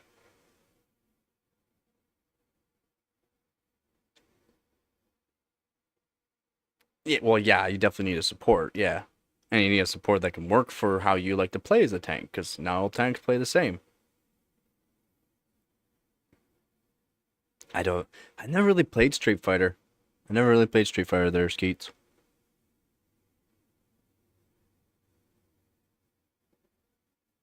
Yep, and some people like single player style games or single player oriented games or just single player games. People like it. I hate single player games. I want to be the person crushing another person in real life, as in the game. I would love it. I love it. Single player games, it's kind of boring. So I've had lots of friends that love single player games and show me Fallout and all these other single player games. I go, this is as boring as hell, man. This is boring. But it follows this here, it does this here. I mean, you could do this. Good for you. I mean, good for you.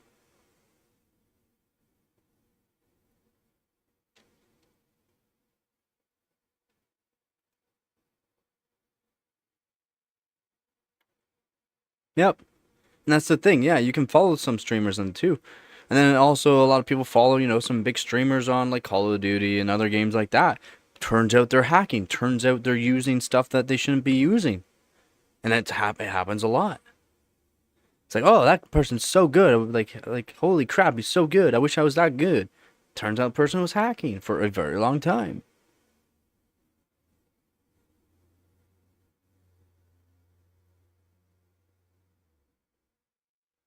I've never heard of Aliens Fire Team. Never heard of that before.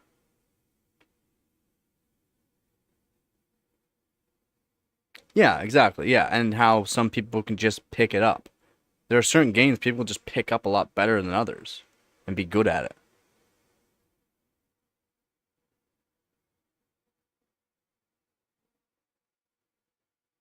Yeah, and that's the thing. That's what a lot of people need to for the single player co-op games you're saying that you like, yeah.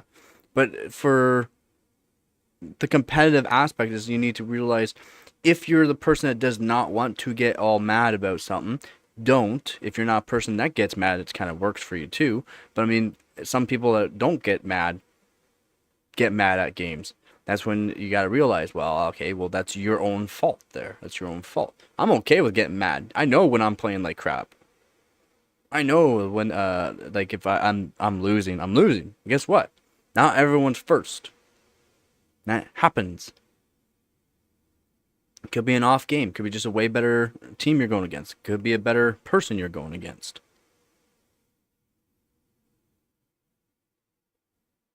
I don't care for single player games, Surge. I don't.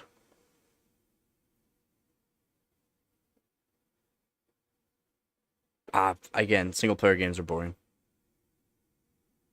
My opinion. I don't care what you can tell me, oh, try this game. Not boring. I'll use them as benchmarks if need be later on, but I don't care for single player games. Yeah, and hopefully it doesn't get too bad to where you can't play their games or cat.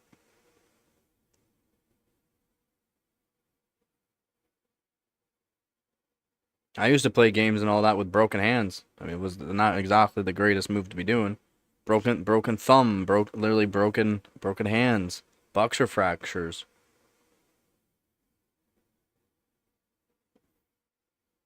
Was it the smartest move to be doing? No, I should have waited, but it is what it is. We do stupid stuff when we're younger, so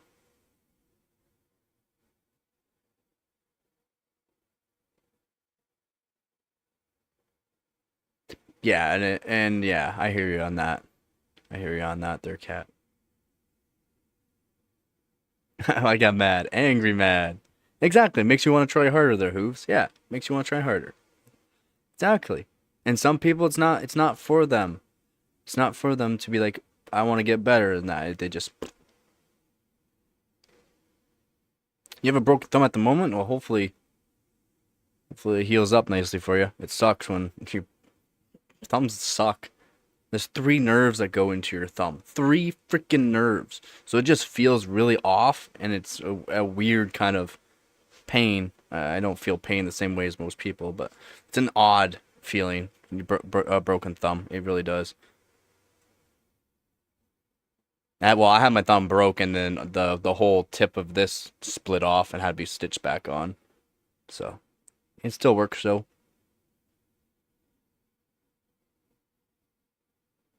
Yeah, you feel. Oh, buddy, I have I've broken almost every single bone in my body, and yeah, I'm not exactly old, but I'm feeling it. My hands don't like a lot of things. My hands definitely don't like a lot of things anymore. My wrists don't like them. My ankles don't.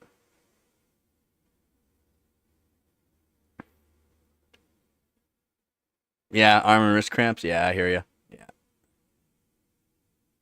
Yup.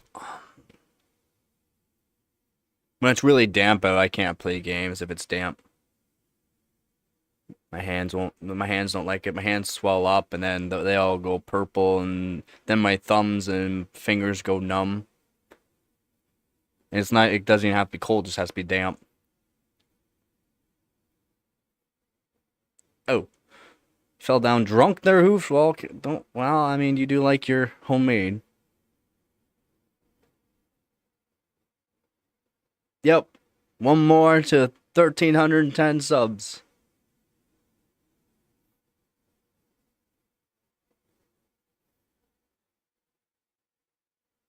General arm stiffness? Yeah, that sucks too.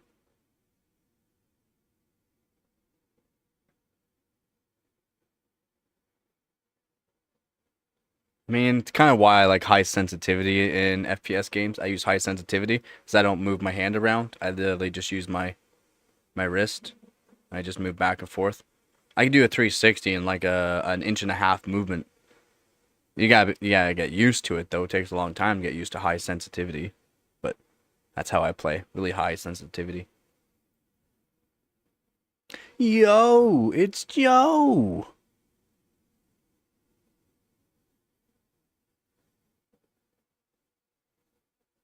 Oh, yeah, that sucks. Sucks that your wrist lock up too. Ooh, that's a good CPU to be overclocking. I mean, she's a toasty one, but it's a fun CPU to overclock, Joe.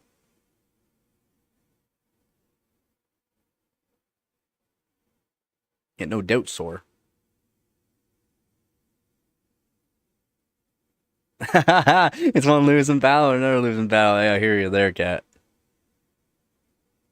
Yeah, wireless card, nice, nice. I try to get around the same sensitivity. I have to be able to spin in a full 360 in a certain amount of distance for every game, so that way the muscle memory for going from game to game is about the same, and the accuracy is very good, like around the same. That's why I like to do around the same sensitivity. Yep, the 8370 and 8350 is right around it for the frequency record. 6.7 gigahertz, something like that, or it might be 7 gigahertz. Yep, had the fastest frequency for a very long time. They're crappy CPUs. The FX series are crappy. Yeah, they held the record for a long time until the 13th gen. I think yeah, 13th gen for a very long time.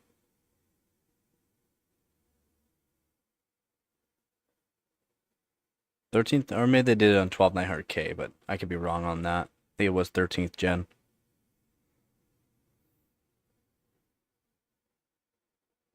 Yep, I use high DPI as a sniper. Oh, my DPI is 1600 at a very high in-game sensitivity too. That's just me though. Yeah, it was insane. Yeah, it's around there though. They held the FX hold the record for a long time. That's why I would love to get another AM 3 plus board. Yep, 1600 isn't bad, but I use really high in-game sensitivity. Where that would be like 6 times the speed for most players for sensitivity. Again, in a 1.5 inch range of motion, like a 1.5 inch range of motion on the mouse pad, I could do a 360 in game. A 1.5 inch movement.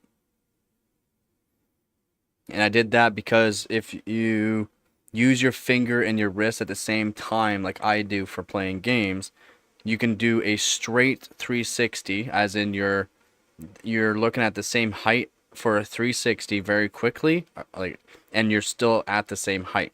That's why some people thought I had certain like parameters set or something like that. There's certain parameters you can do certain games because of how accurate I was for my movement and for the straight line. There's just a way to do it. Yeah, and a lot of people thought I was using certain parameters because of the way I played. No, if you move your wrist and your mouse at the same time, a certain way in a 1.5 movement, it's where you can guarantee to be nice and level the whole way around. Yeah, yeah, and muscle memory, and then your tremor going with muscle memory doesn't help.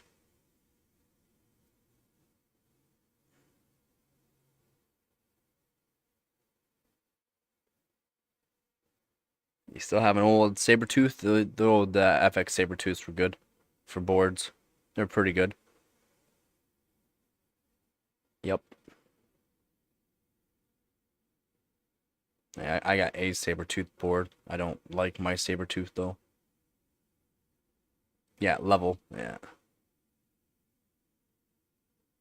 Yeah, the twitching and then all that too comes into play because it could be there might be on different elevations too, but doing having that straight, nice, perfectly straight line, it's really good and doing it really fast too. That's again muscle memory comes into play. Nice, yeah, I definitely have the updated BIOS for sure. Yeah, take out mismanagement. Yep.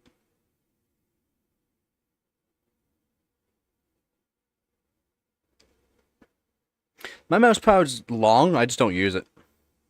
I mean, it's not a small mouse pad, but it's also not a big mouse pad. It's just I don't use it. I can literally use a 6 inch mouse pad if I wanted.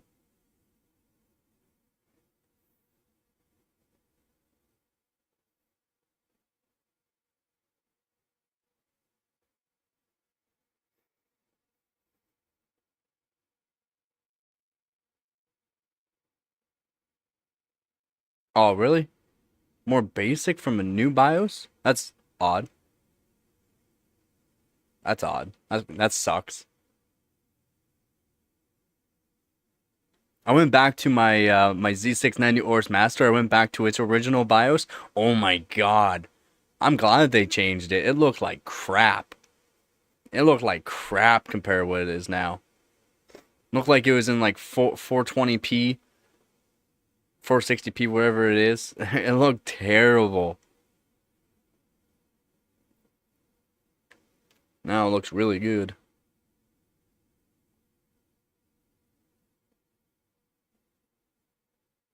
Yeah, see, that sucks. Nope, definitely not a fun spot to have a cramp.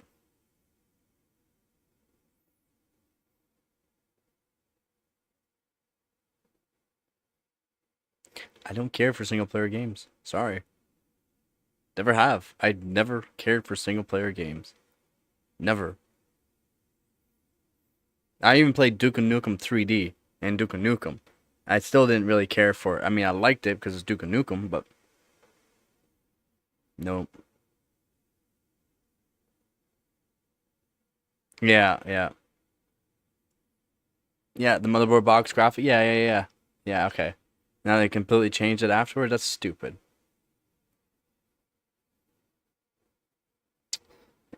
I heard a lot about Tempest. I mean, even if you took like some, I don't know, ibuprofen or yeah, I don't like to play with myself. God, how many times do I have to say this?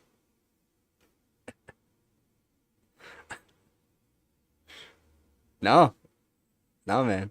I don't. Not even Red Dead.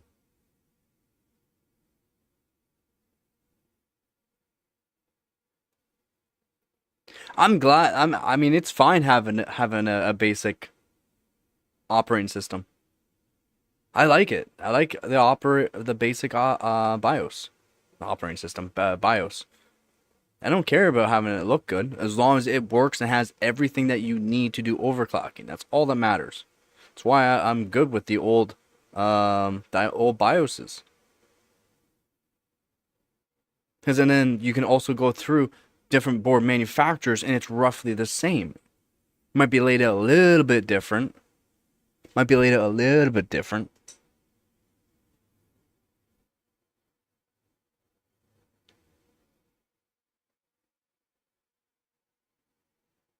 Yeah, yeah.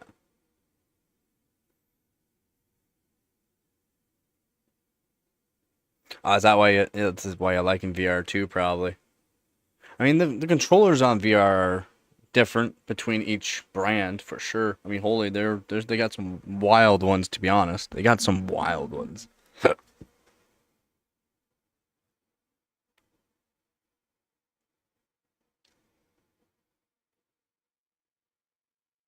I heard Red Dead's good. I just know.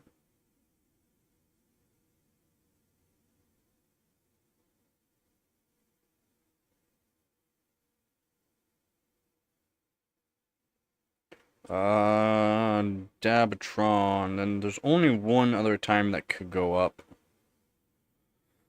One other timing. Let me just take a look. Pretty sure it's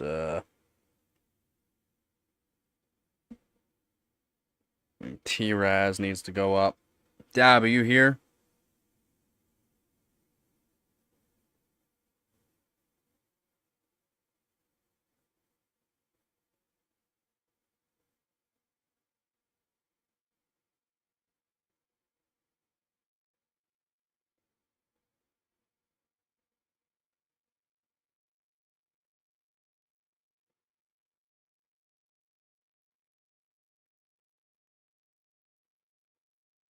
Only timing that might be an issue. T-Raz.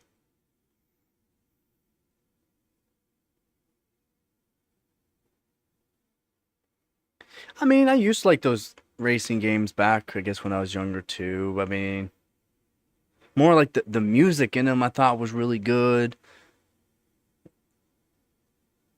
That's about it, though.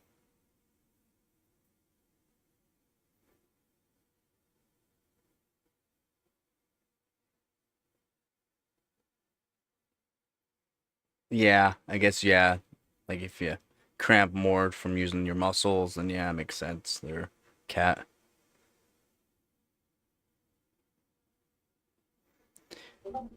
You've never played a GTA game.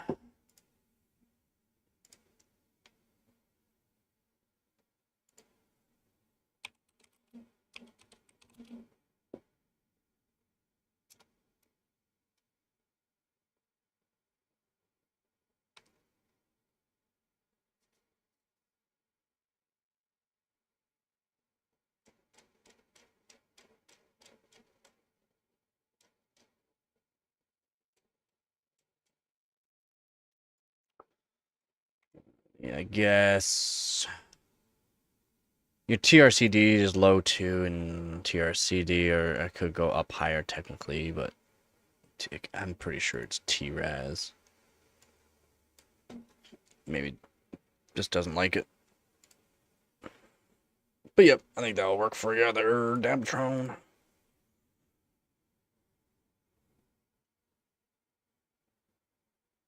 350, 60 weight would likely enough. Hmm. Yeah. From what I was checking, yeah, you're gonna need something with 8 GB card. Even on like minimum, from what I was seeing, minimum is like an 8 GB card. 4 GB will probably limit you big time. They made it all round for CPU, though. But GPU, yeah, you're gonna need even an older 8 GB would be fine. A 4 GB probably won't be as good. We'll see more later on it.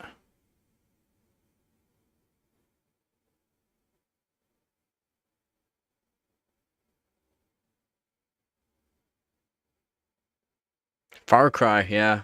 Far Cry, yeah. That was a different kind of game. Yeah, I couldn't really get into it.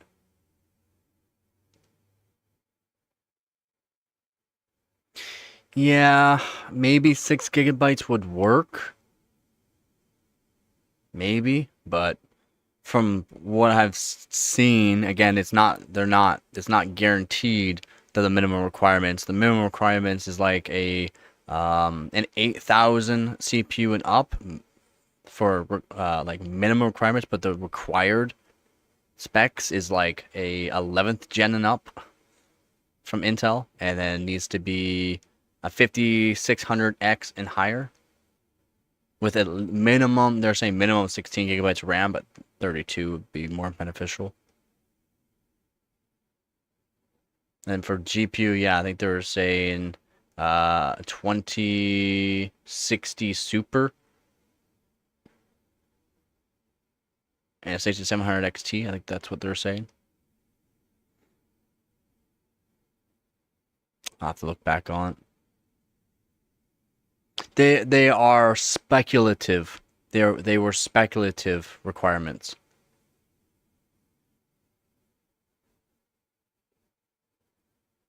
And I'm going off of like minimum requirements and what they're saying required basically for better gameplay. Yeah, they're speculative.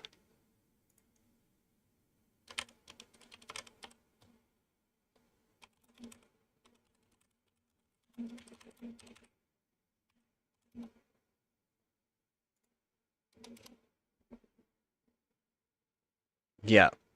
Yeah, 3060 and 6700 XT. They're saying 16 GB of RAM. 3060, yeah, I mean, a 2060 Super is fairly close to performance, but yeah, 3060. They're saying for CPU 12700K. This is the requirements, not minimum requirements. 12700K and a 5800X or better, and yeah, GPU for like what they're for decent gaming is 3080 and a 6800 XT. RAM still 16 gigs, but I don't think that's gonna be good. I don't think that'll be good.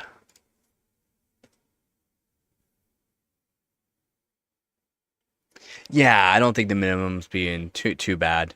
Some people are saying that probably an 8th gen CPU would be just fine too. It doesn't have to be a high end 8th gen from Intel, and probably like a 3600X from AMD would be fine. No, 8 game. I wouldn't say 8 GB is the minimum. It depends on what game you're playing. It all depends on what game you're playing, what games you're playing on, like for I mean the lot. I mean, it can be more acceptable depending on what you're doing, but it's not. I mean, I play games and it still doesn't even want to get close to using 8 GB. So you can still. I mean, I play games with a 2 GB card and it's fine, decent frames. Yeah, and terrible. Yeah, terrible. Yeah, yeah. But again, that's different though. That's different though.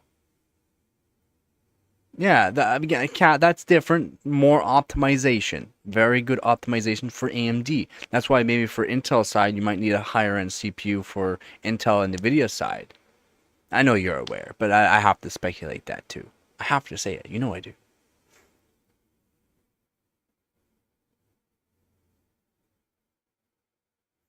12 GB is not technically 50% more. It's only 50% more than 8 GB. As in 4 gigs or 8 divided by 2 but not 50% more than 12 gigabytes.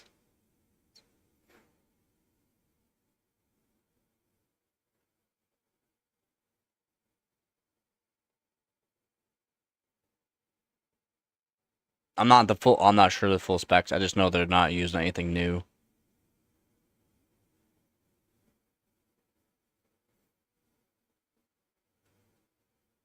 Yeah, yeah, true, true. Spider-Man 2.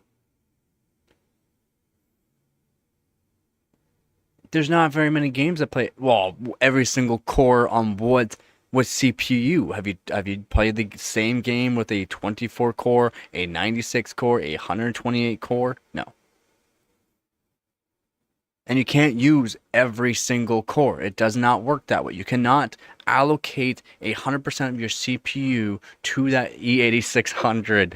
You cannot allocate every core to that game of your CPU. You cannot. It's impossible. Your keyboard wouldn't work. Your mouse wouldn't work. It'd be very stuttery because again, it just doesn't work that way.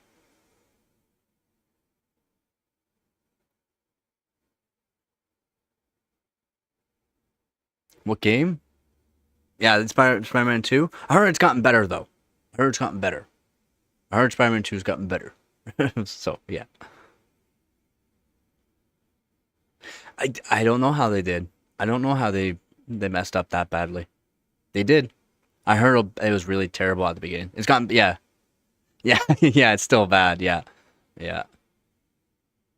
It's gotten a lot better though. A lot better and it's still ass.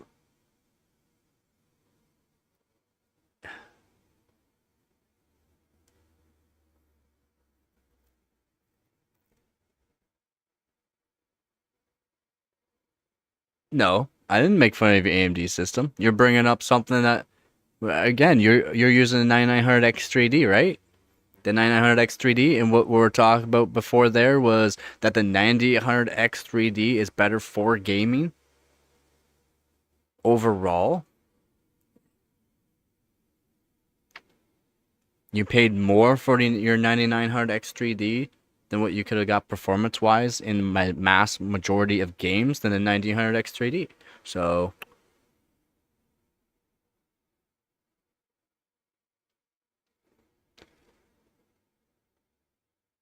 you still haven't done it? What were you able to do though? Give me 1 minute. What were you able to do?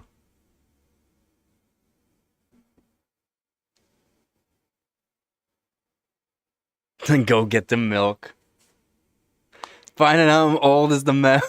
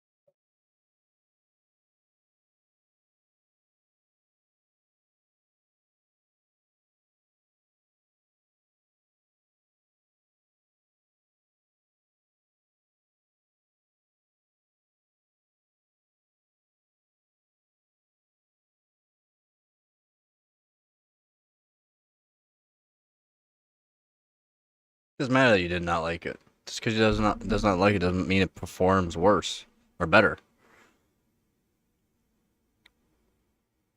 Yeah, the cooling helps. The cooling definitely helps. There, Ducky. They're no longer updating Spider-Man 2? What?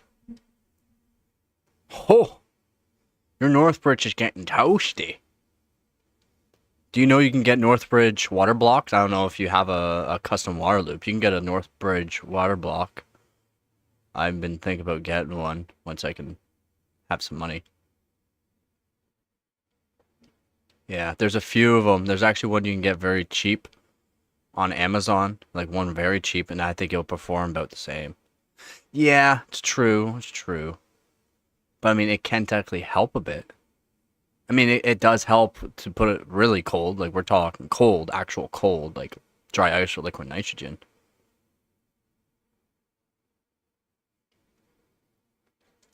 What temp does CPU throttle at? Depends on the CPU. Yeah. What temp does CPU throttle at? Depends on the CPU. I want another coffee. Give me another coffee. Yeah, it doesn't matter that you put up to 150C without shutdown, right? It doesn't matter that you put way up there without shut down. It's whether or not you might be able to get more stable. Actually, liquid nitrogen cool mobile, but not sure what socket it was. I mean, there's every socket has been liquid nitrogen run basically.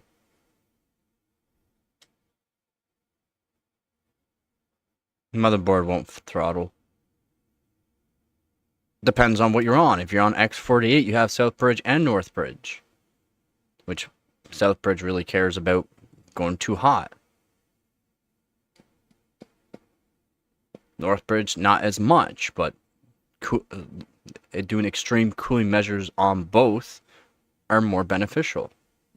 Depends on the platform. It really depends on the platform. Even still, your chipset. If your chipset's getting too hot, the actual chips of your motherboard, your USB can start going. There's things that the chipset will actually getting too hot will actually counter do.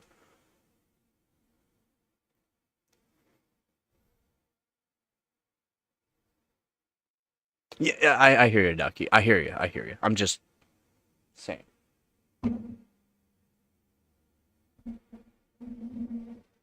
Why not?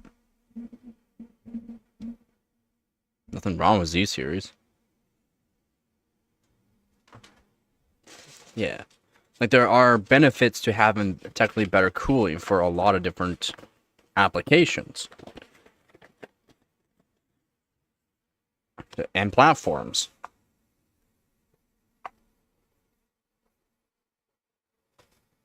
Same thing with your VRMs. Your VRMs are getting too hot. The instability wise to your CPU is not going to be good. So you can actually lose performance due to the fact you have to keep raising voltage, which gets things hotter and will make things even more unstable. Yeah, and that's why VRMs, it's good to have them cool. And then it depends on the VRM that you have. There's even some VRMs are fine for 90 degrees Celsius. But again, at 90 degrees Celsius, you will have some sort of impedance. Instability. Sometimes boards remember the bridges exceed MSC. Yeah. Your hand touch does not matter. Okay? Your hand touch, let's say your hand touch, it's hot, or you can't put your hand out. That's fine. That's technically fine. That's why a lot of people say with their GPUs, well, if I touch the back of the GPU, it burns my hand. Your hand's super sensitive. Now, put some water or water on it, or put something that will actually show the actual temperature. If it's actually boiling water, as in it's steaming off of it, that's 100 degrees Celsius or more. That will actually show you more. Yeah, exactly. Yeah, 50 degrees Celsius pain. And I've worked in over 70 degrees Celsius weather, where all the metal was over 50 degrees Celsius. It caused extreme pain, as in a lot of pain and or slight burning, especially on thicker metals. On your softer arm, like your again, underneath your arm, your wrist and your arm are even more sensitive than your hand. Different.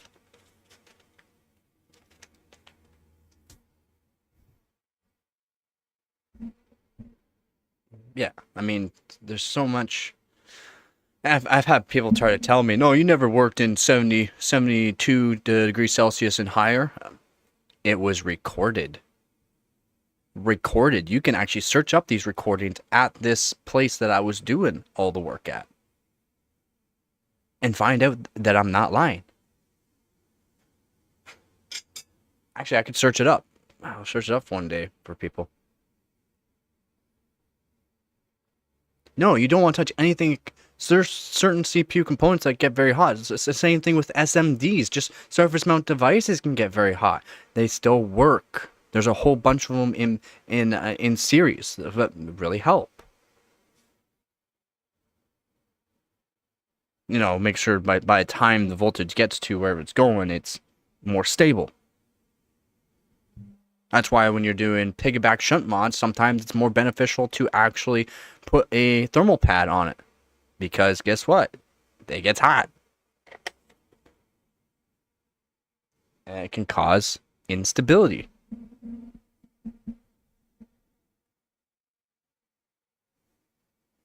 Yeah, don't guesstimate. That's why I have...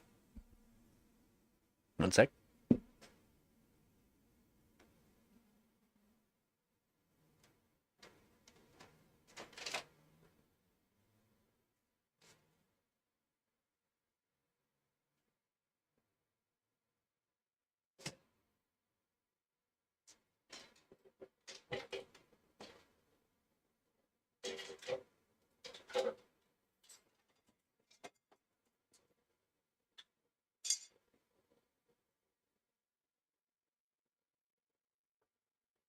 That's why I have not one, not two, with brand new thermal probes. Not one, not two.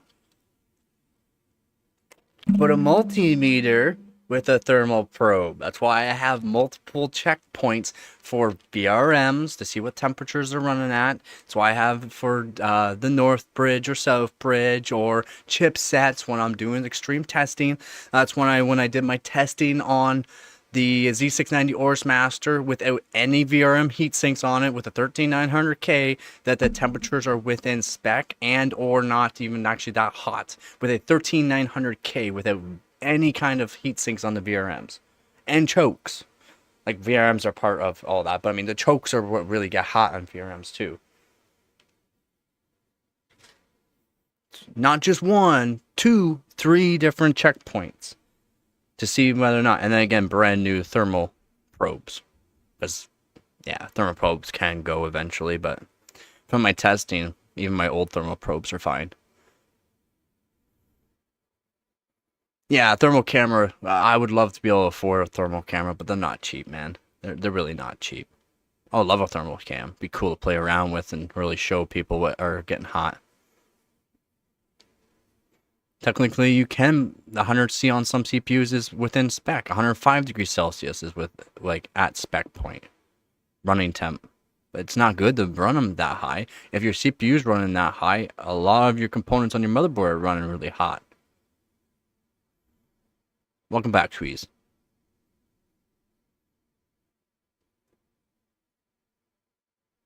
No, and how dirty? I'm not sure how dirty the other PSU was too. And some PSUs just have better cooling.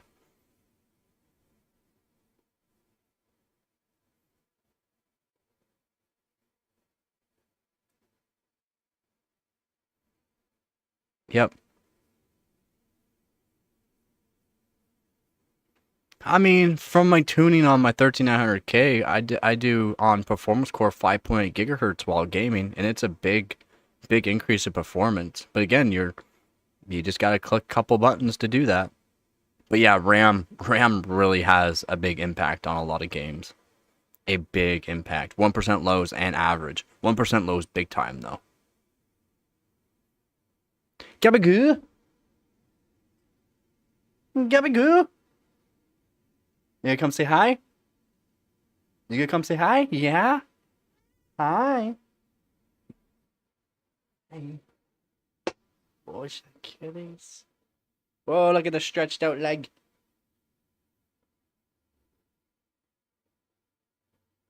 Gabagoo. Gabagoo. My little purr babies. Oh, she says.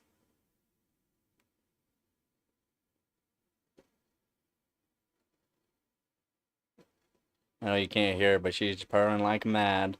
She's purring like mad.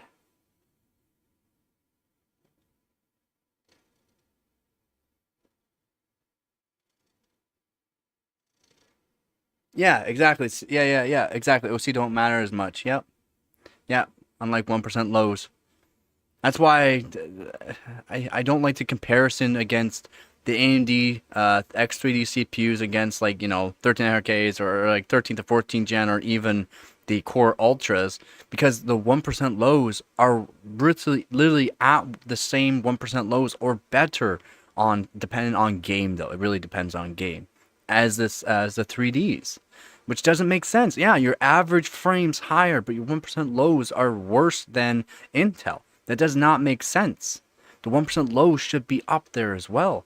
But the 1% lows can be due to the fact AMD can only really run 6000, 6400 really for the RAM. And RAM matters. Timings do help come into play too, but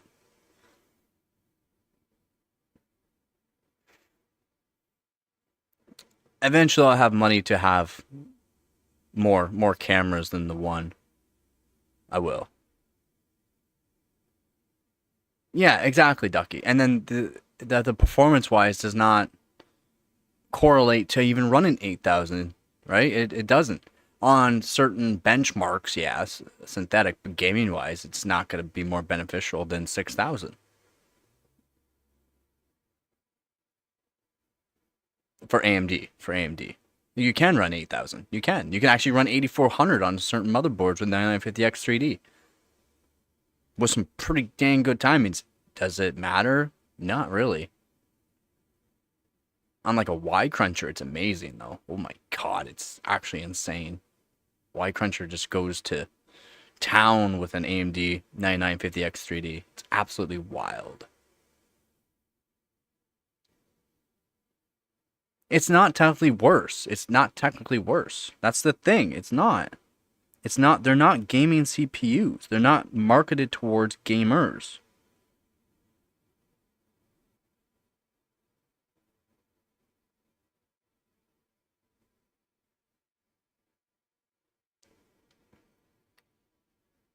I wouldn't say most games are built on AMD. Wow, I'm trying to get you to go down, but you don't want to? All right, get comfy. Get comfy. There you go. There you go.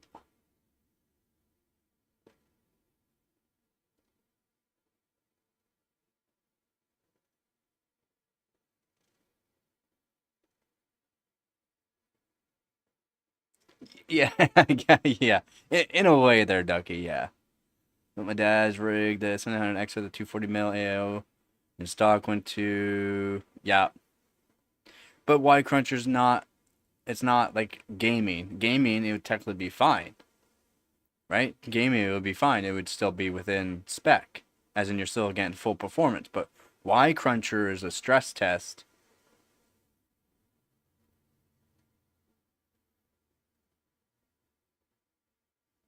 Well, it's not really a stress test. It's not really a stress test, but it's a benchmark. Well, if you're gentler on your skin, what's wrong? What do you do here? Let me see. You need to stop. You check your claws. Are they all broken or something? You cutting yourself? No, but they are talons. Holy. They're talons. Yeah, I understand, same logic. It is a major yikes, yeah. Life isn't either, but we still choose to play. You choose to or forced to? I didn't ask to be born. Yep, and it does pair well 4060 Ti. Is the 4060 Ti the greatest? No. I mean, you can pair it up with something higher, to be honest. But as if you're going price to performance wise, it's a good pair. If you're going for whether or not you're bottlenecking the GPU, it's still a good pair. You can actually go to a higher GPU, but then your price to performance technically goes down.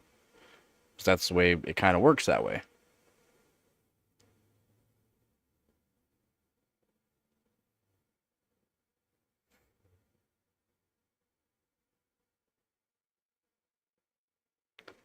Yeah, I didn't realize the other morning, yesterday morning, she did the old paw to the nose and she got me.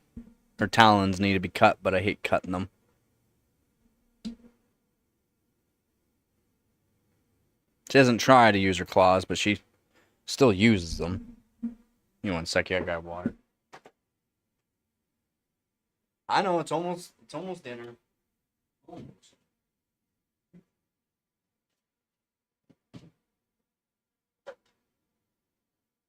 Still not dinner time. It's almost. Soon, Gabby Goo. Soon. Maybe on cycle mode? No? Alright.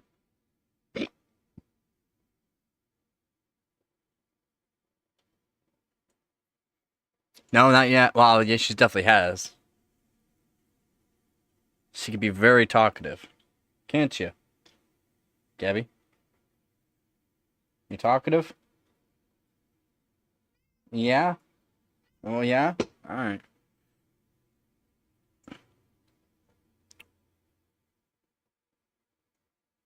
Go to the barber?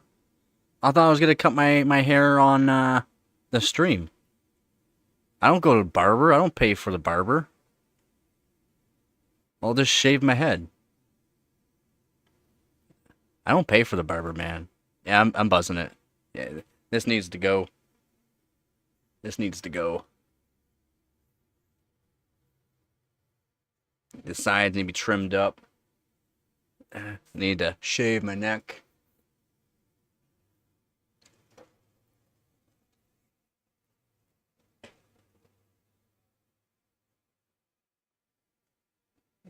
I mean, there's no point in me taking off my hat. I can take off my hat if people really want to, but I do it because, well, guess what? I don't have to worry about keeping my hair clean, especially when it's long like this. Not clean, but I mean, looking decent for the stream. It's easy to put on a hat. My hat needs to be washed again. I mean, look at the back of it. I try to wash my hat like once a week, and still, because of how hot it's been up in the room, it's just even once a week. Ugh. Needs to be washed. No, I don't have bald spots. It's just that though. Cowlicks. That's more or less because I put my hat on weird. No, I have a lot of hair. I have really thin hair. I have really thin hair. Big forehead. Big forehead, but that's about it. That's about it. Ugh. Yep, that's about as long as I have my hair before I cut it.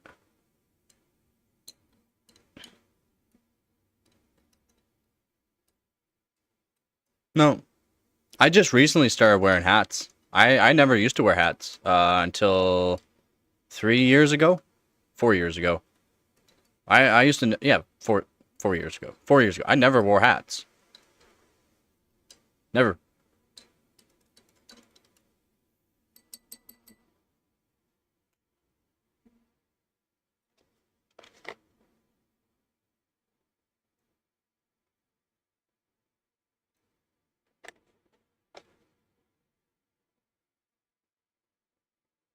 Yeah, that's not a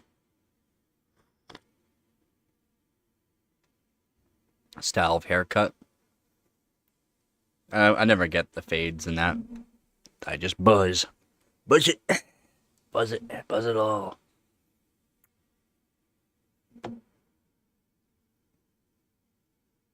See, number five can vary, right? Number fives can vary.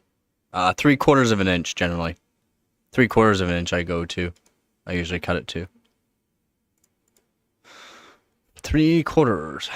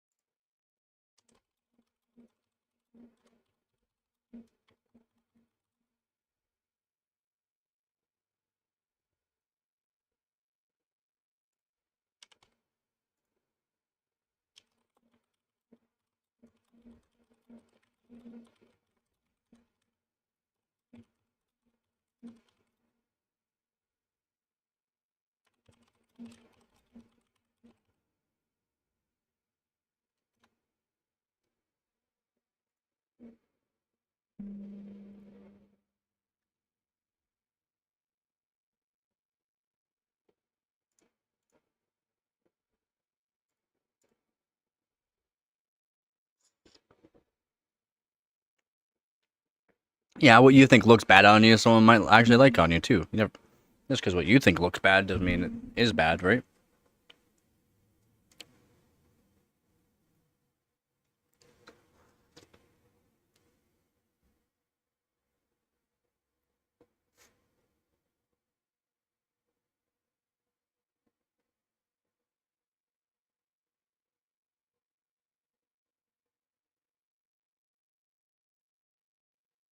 Brutal.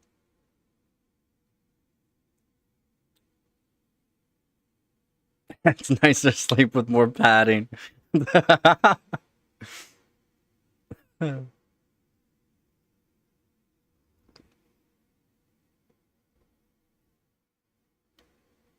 my old hair, old long hair, yeah, I guess. I wouldn't say Canadian.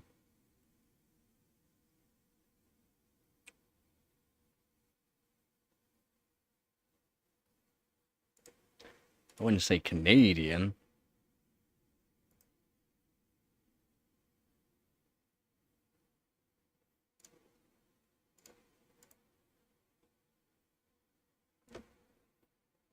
He's lying. Yeah.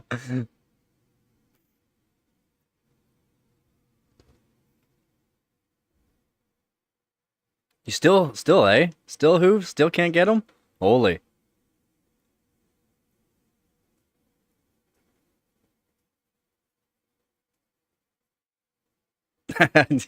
Use to block your face so you can sleep at school. It doesn't look older than 23. Well, thank you, I guess.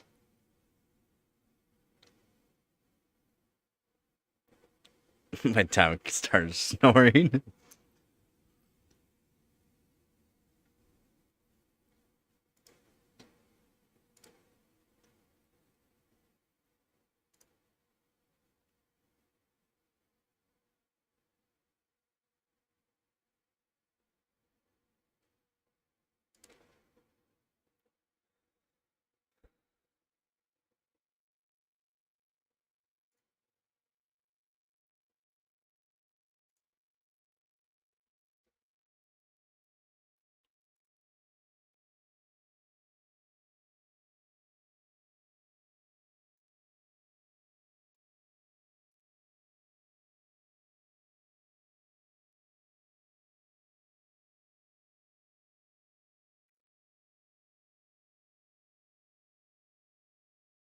Dated Cleopatra?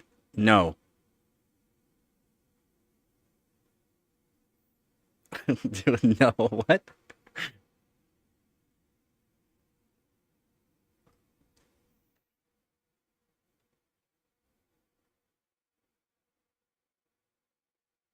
What hardware? Who's on now?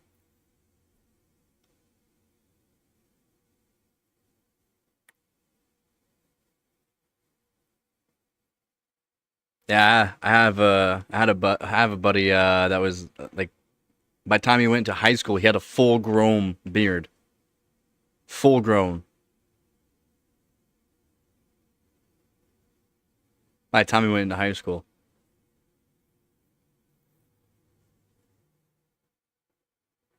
Mine grows slow. Mine grows really slow.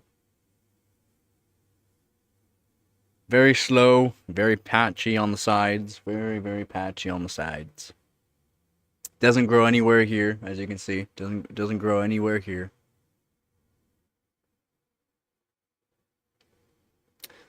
It took me until 2020. I was 28 when I started actually getting more hair. About 28. Oh, what the whole 6 chest hairs I got? The whole 6.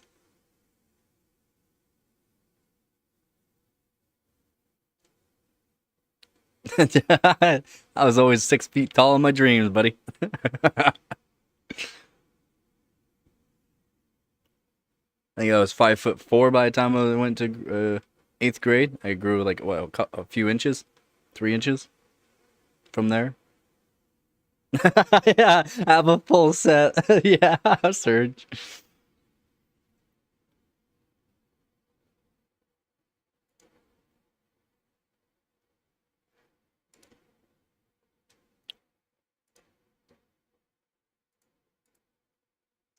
Have a go.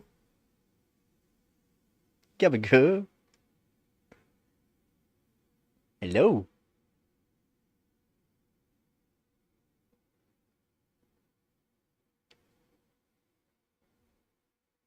Oh, yeah, same here. Yeah, everyone always thinks I'm younger because my hair, my facial hair.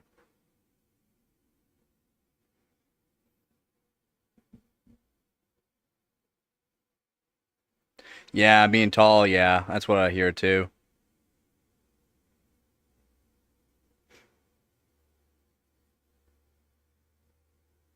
Oh, we definitely do feel old. I was back. How long ago was that for me? 2009, 2008. I was in 10th grade.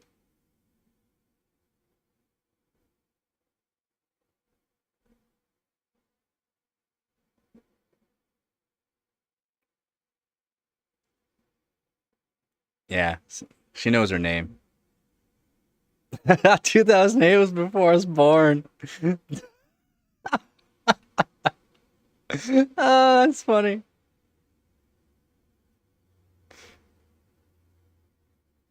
Yeah, that's funny.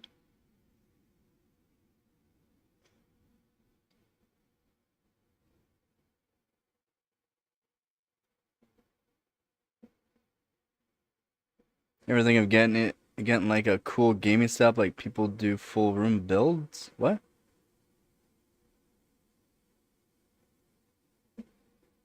I mean, younger, right? Younger.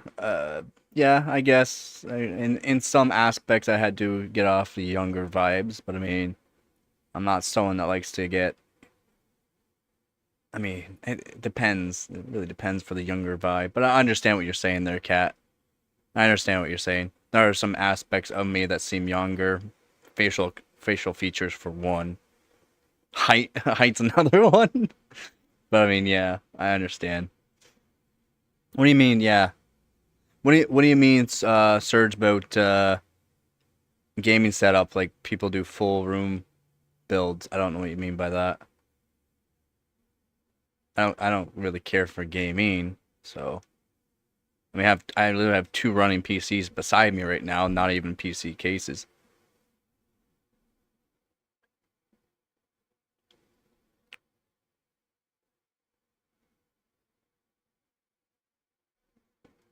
Yeah, Duck is around Squeech's age. Yeah.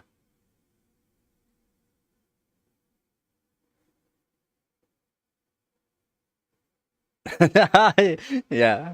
You make me feel old.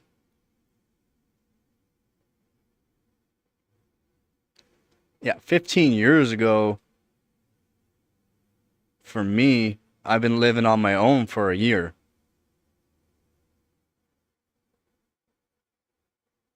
15 years ago. Almost 16 years ago now.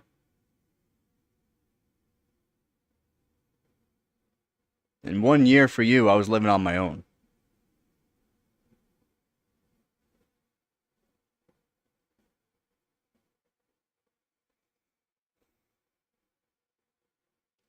Filtered water. Sir, Serge, that's so wrong. Uh,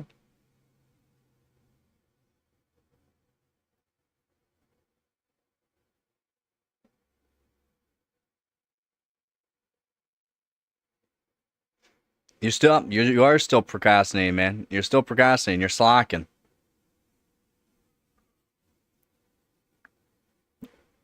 5.7 gigahertz, 1.2 volt on CPU. Good, yeah, that's really good. Generally on 13th and 14th gen, 5.6 at 2.45 volts is really good. It's just your CPU is not 1.25 volts. Yours is not at 1.25 volts. I know it's not. I've seen your voltages at 5.6 gigahertz. It's not stable at 1.25 at all. There's no way. You're at like 1.365 volts before, I think, around there.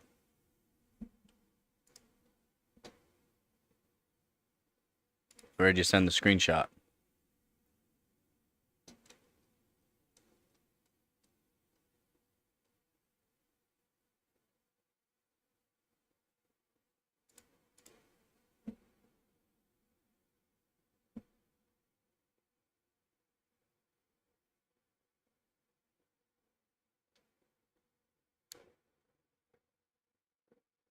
Yeah, genetics goes into play whether or not you look younger or not too. Yeah.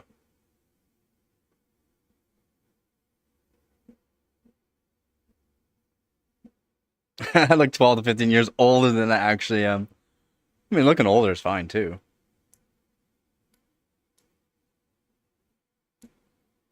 And yeah, slow metabolism doesn't help. Yeah, definitely send me a screenshot.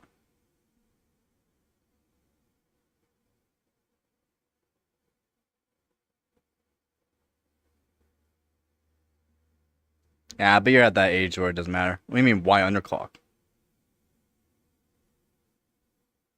You get a lot more than 5 FPS depending on your overclocking. And technically, you can still undervolt and overclock at the same time. Same thing with lowering your power limit. You can lower your power limit and still overclock at the same time. Which actually, in my opinion, that's a better way to do it on GPUs.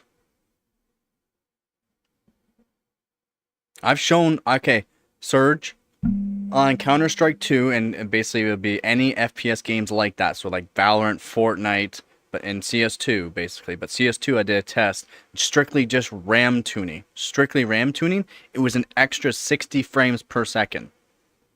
Just RAM. No CPU overclock, just tuning your RAM. It was an extra 60 FPS. And 1% lows was better.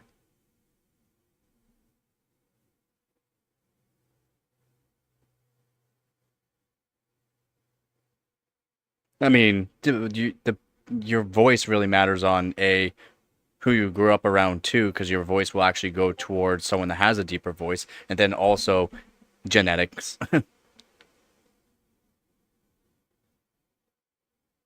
I know, yeah, you're at 1.35 volt. It's still not terrible. It's not like good silicon, like top tier silicon, but 1.35 is pretty average. And what do you mean on average, Ducky? You talking to me or are you talking to him?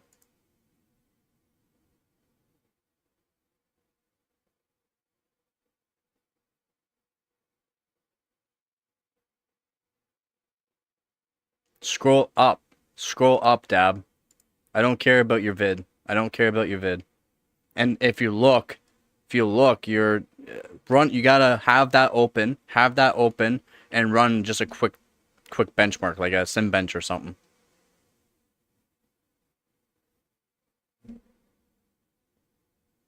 Me personally, don't care about vid. I don't care about vid. It's actually whether or not it's stable.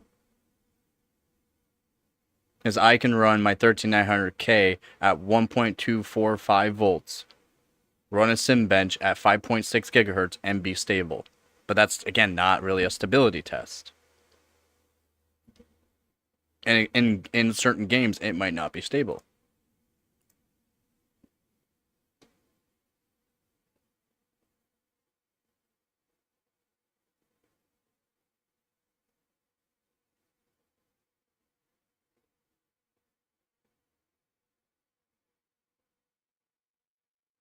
Oh, video is put 1.24.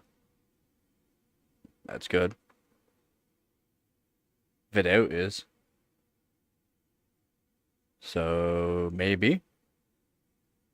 I still don't see your V core though. I mean, video. I mean, your VR out. So SVID out.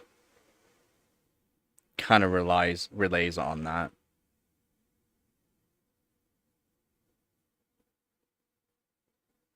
But is that stable?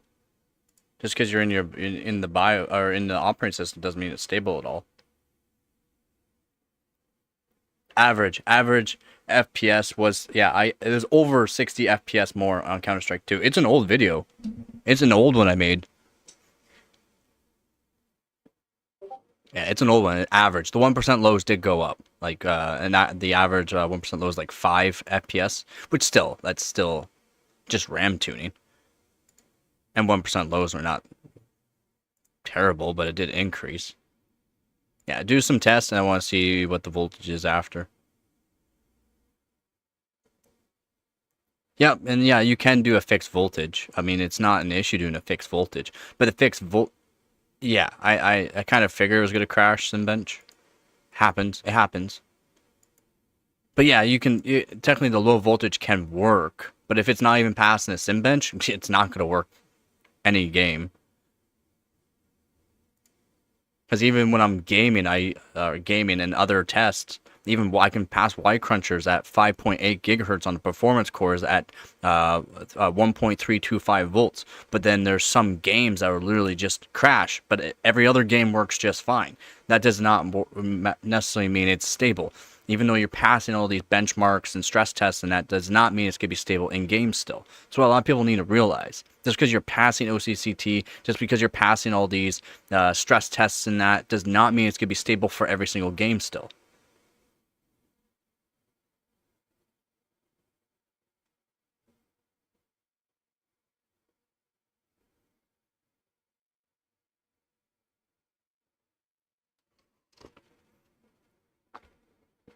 Yeah, I mean, a lot of people think I have a low voice for what I look like, but do I have a necessary a low voice? Not really. And it all depends on. I mean, some people are like big burly guys, but have a really high pitched voice.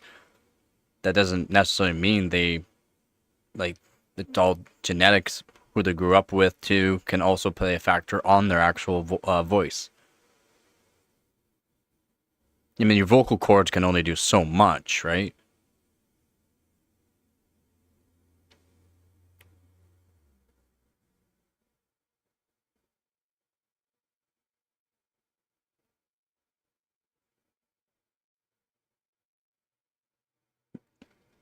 I try to bring up valid points.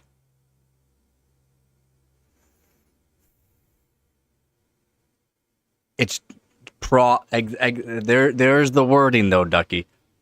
Probably stable. Primarily affected by genetics, but let's say you can change your actual voice if you yawn more than frequently.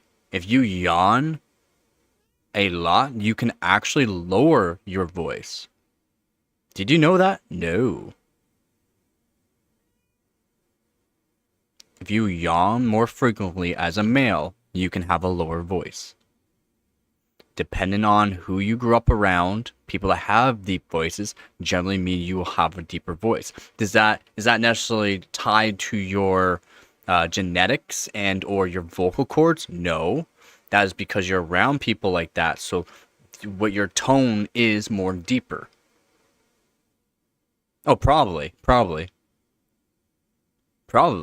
That guy's, I heard, a bit of a loser. I heard he's a bit of a loser, to be honest. Yeah, and Aussie accents generally have a higher tone. They have a higher tone.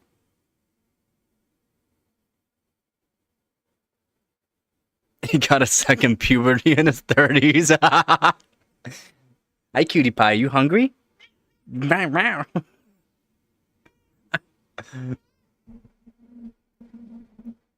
Yawns in distaste. But it's true. I try to say true facts and stuff, and it's true. If I believe they had some actors do that too for some movies, so that way they had actually a deeper voice, like an overall deeper voice. Like not much. It won't change it a whole lot in a short amount of time, but they made it so that way they would do a yawning procedure, whatever they want to do. I don't know what you want to call it. Stretching. It's a certain stretching of vocal cords and whatever how else that works. I'm not a musician. I don't know this kind of stuff, like the actual meaning of it.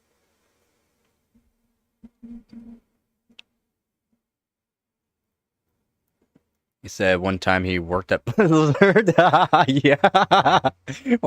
yeah, you know, I worked at Blizzard.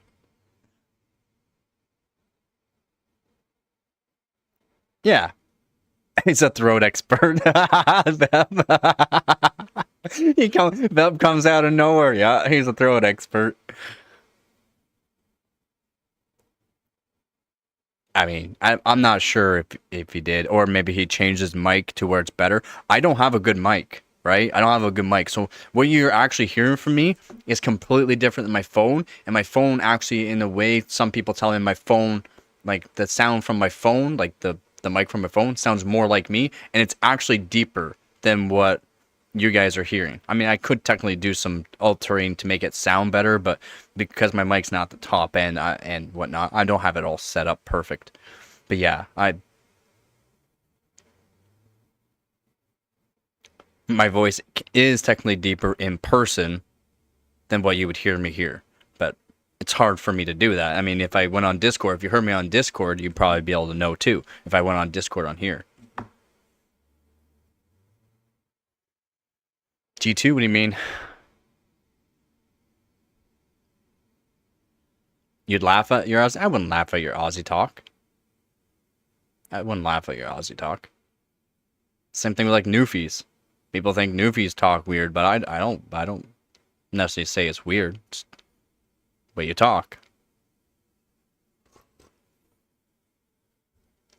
Oh, I don't know what my actual vocal cords or what my actual voice is. I'm sorry, I don't. I mean, do you want me to... Is there a way for me to do that? Is there a way for me to check? That way I can actually do it? I don't know. And plus, like, I mean, in me in person and all that too, I could have a deeper voice too, just due to the fact online, because I'm always talking so fast, I talk a lot more than usual. I could also play a factor in that. That way I'm not straining my voice as much. That's why you might see some of my voice is even higher pitched some days or lower pitched some days. Your English voice is much higher than your Dutch voice. I mean, that could just be the fact your language. You talk deep. Well, from videos and that, it's always higher pitched in my opinion.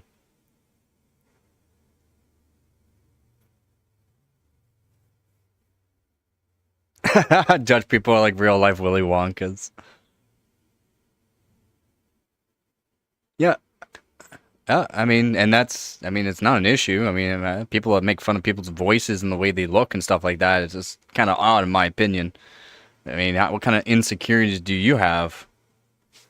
Wow, are you starving? Yeah.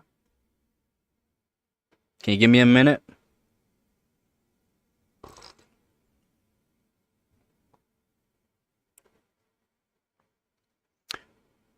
So my mic and the stand I got for $15 on Amazon.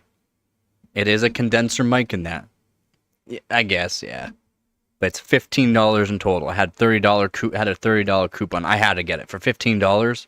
It was better than my headset that I use, so actually my headset was actually picked up my actual voice better.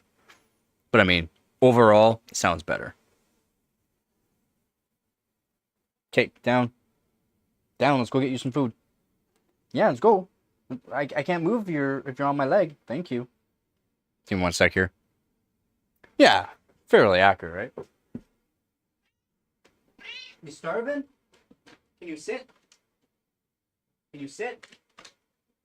Please? Thank you.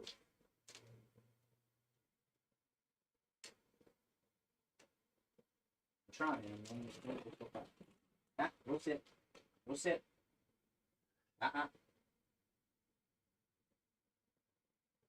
Sit. Girl. Yes, you are. There you go.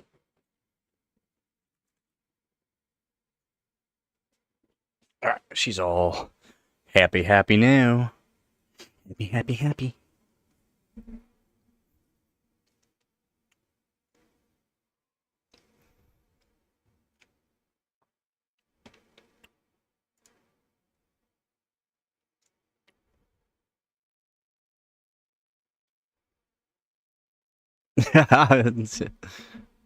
Nah, she doesn't want snacks. She wants food.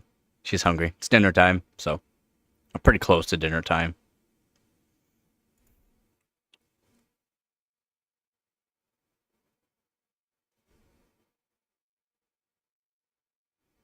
See, that's the thing. My voice not necessarily is low. It's low for the way I look, though.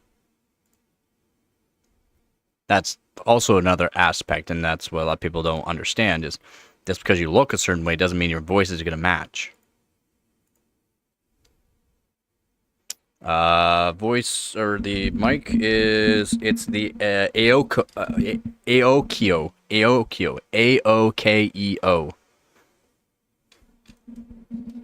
It's not bad in my opinion. But I mean, $15. Probably after dinner, about 30 minutes after dinner, you'll probably see it.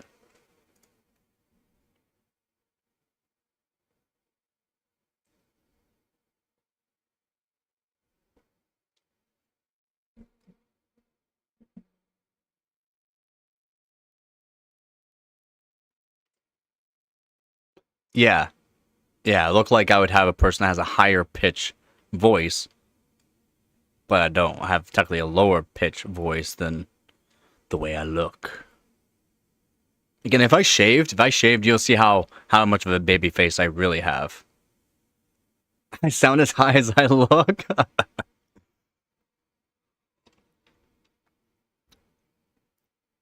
You don't have to stay up till 1 a.m. again.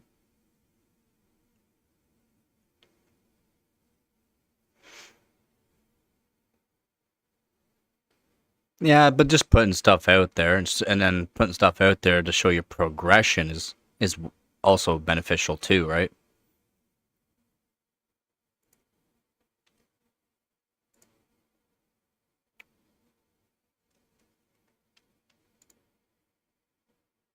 Anything strange?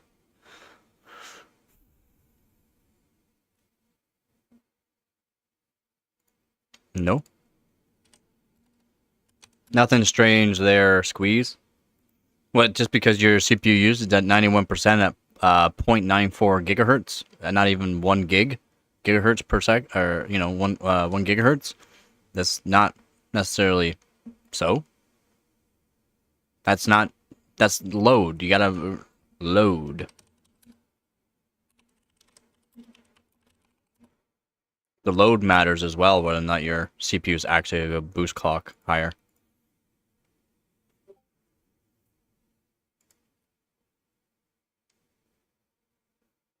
Yeah, that's just idle. That's just idling. So, speed step and C step come into play, more or less speed step there.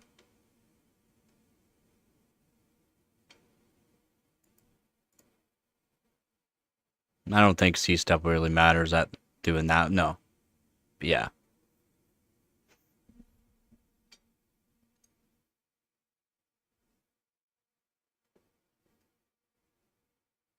That is an odd fact there, Ducky. That isn't that's a pretty funny fact, to be honest.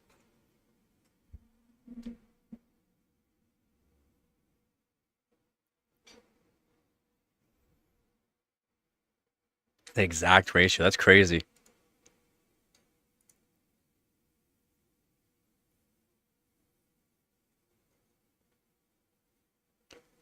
Um Not necessarily, Surge. Not necessarily. In gaming, you can technically make it perform the same. For like anything else besides gaming, as long as the game's only going to use 4 to 6 cores, roughly. 4 cores is roughly where it's at. But yeah, you can get so it performs the same, yeah.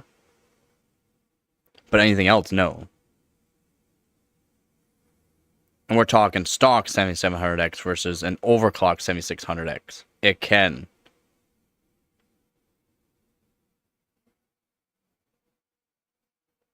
£240 kilogram. Isn't that because it times it by 2.2? Is it not?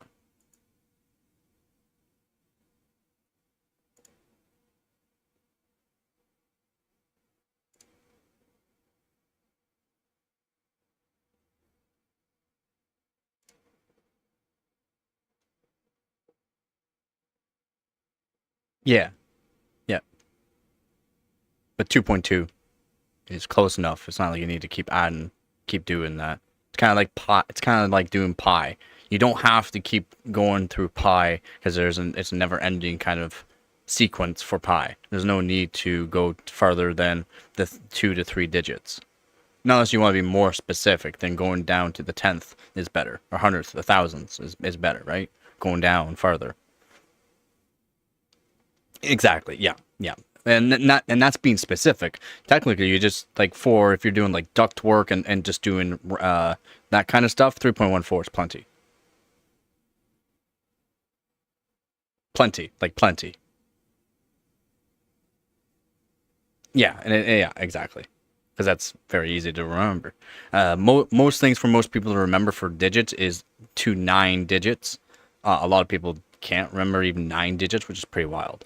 Like how I can remember my SIN number, and I can remember my driver's license. I can remember a lot of things that some people can't remember. I can remember my bank card numbers.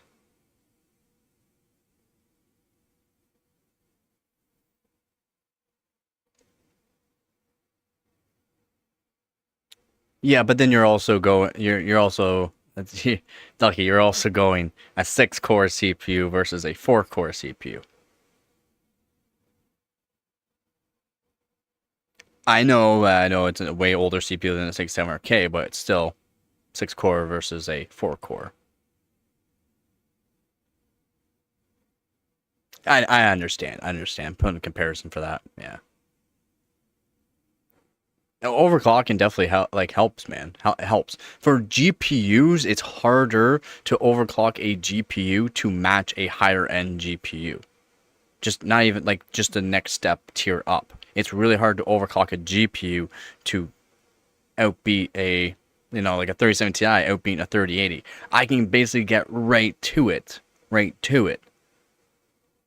and there are very specific tasks I can do that can outbeat it, but I can get very close.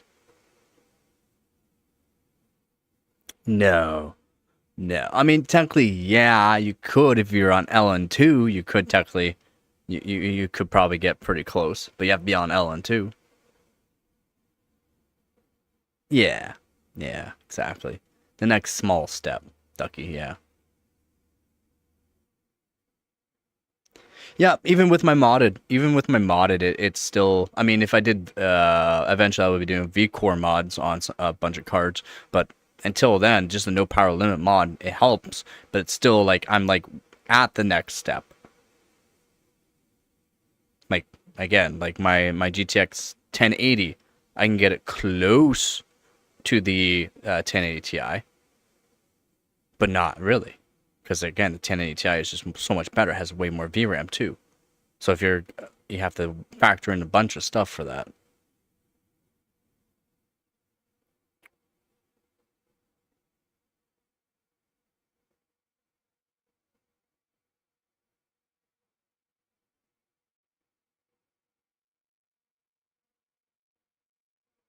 The middle ground, yeah, I guess. I guess. It's supposed to be the higher end of the models, like 3070 to like can you overclock a 3070 to a 3070 Ti? Not really. Not really. Why? Well, you got GDR6 versus GDR6X. There's the VRAM coming into play. There's that's the VRAM coming into play for that.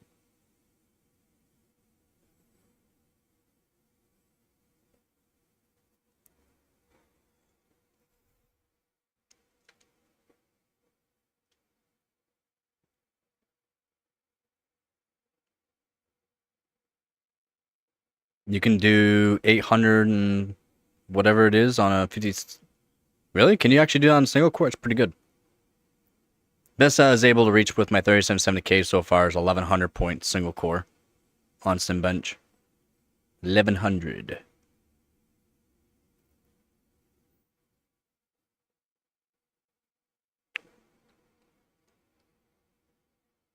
R23. Simbench R23 is a good one to do single core for comparison. I mean, if you're talking about Geekbench, then like Geekbench 3, then I'm not sure. I haven't tried it. Yeah, I already know I could. Yeah, Surge, I could.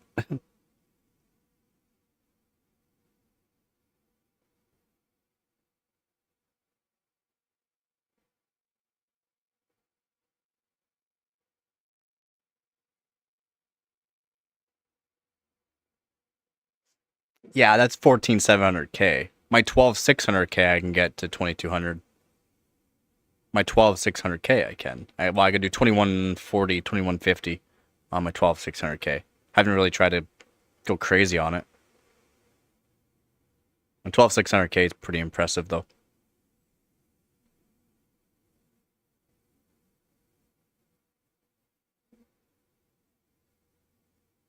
No, you don't. You can overclock more than just a K series. you can you can technically overclock more than just a K series, especially if you went with like a 6700, 6700 with a Z170 from Asus. You can overclock a 6700, not K version. You can technically overclock non-Ks or any. You can overclock basically any CPU,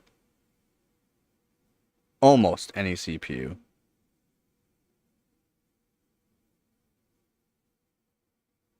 Went from 2144 i7 920. i7 920. I have to fix my i7 920. It's well, it's underneath a motherboard right now in a box, but I have to fix it. I have to add on a an SMD. Got knocked off one of my moves, so I have to do that. And then my i7 930. I'm not sure what's wrong with my i7 930. It doesn't work.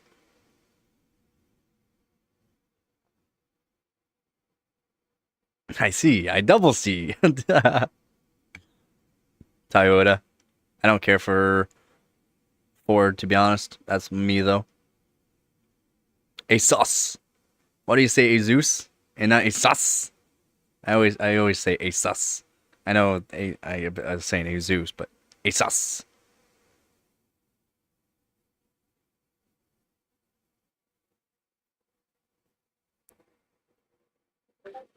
I call them sus.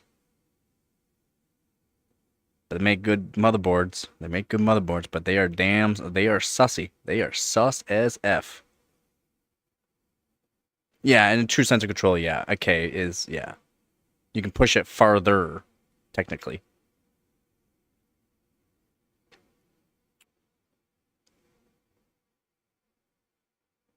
Yeah, yeah, external. Yep. Yeah, I hear you there, Cat. Yeah. A lot of boards do, but I'm pretty sure it's only Z boards that have it.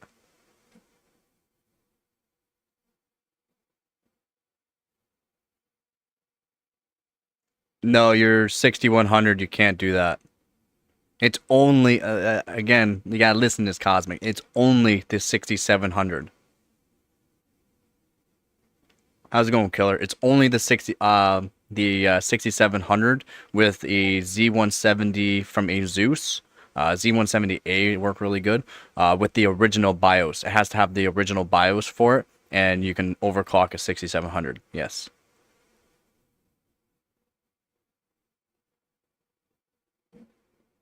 Yeah, BCLK work on chip, but yeah, yeah. And then technically you can disable cores 2, get higher overclock too.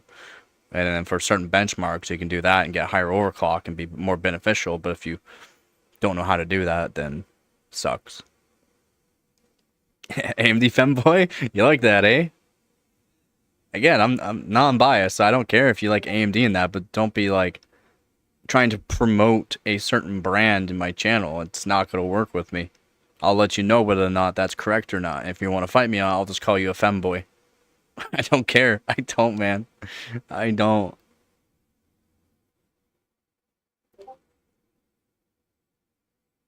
Japanese boats go hard. Japanese killed. What is this guy? What the hell? Yeah, Persona there just picked up a Z170A from Asus. I'm pretty sure it's limited to just the 6700 from what I know. I could be wrong on that. I'm pretty sure it was limited to just the 6700. I could be wrong on that though.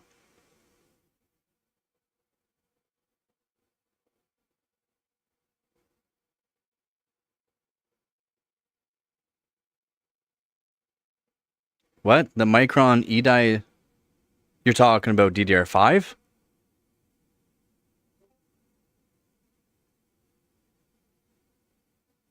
It should be pretty low. Wait, what frequency you at?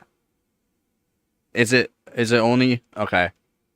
Then yeah, that'd be it. Yeah, that's the reason why. That's why. I mean, 3200. I mean, what's your TRC? Is it if it's around 700, that's fairly common to be honest. Some people can push them down to 620 from what I know.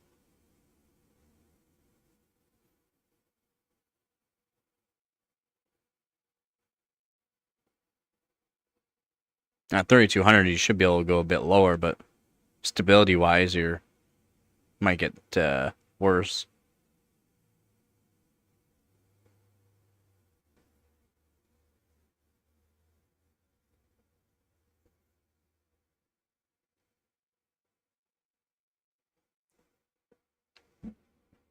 Oof, that TFC is terrible.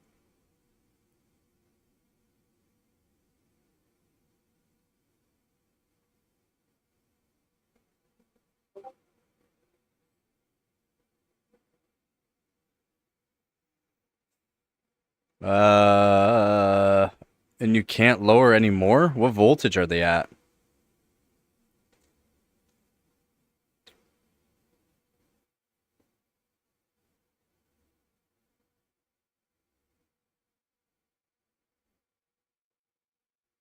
Yeah, that's what I'm hoping. Hoping I can get some good sticks of DDR3 eventually. I just do what I can right now. 560. That's if it's stable, then I'm pretty sure you're basically at your max. I mean, TRC doesn't exactly scale with voltage.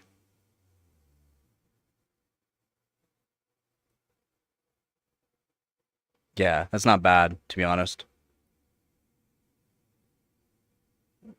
It's not the greatest, not the worst though. Yeah, but is light. Yeah, exactly. Lightly. And if you're putting voltages and you're in with like a daily system, you're not gonna be able to keep them cool. Even with a RAM fan, you won't be able to keep them cool if you keep putting voltages in. More or less, frequency will actually increase temperature more, but adding voltage will increase temperature. And then once you increase temperature, TFC just goes to even more. Does scale. I agree. It does scale lightly. I'm glad you put that lightly.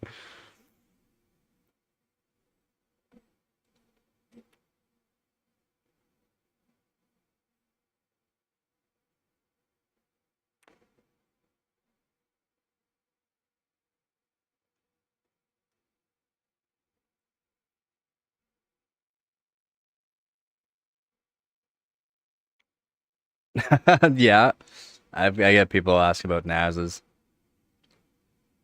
and DAS.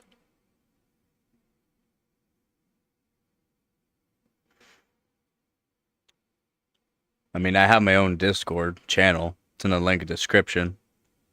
Lots of people in the Discord now. Just keeps getting bigger and bigger. That's like deja vu. Well, I've moved like 4 times over the past year, so yeah, that could be a thing.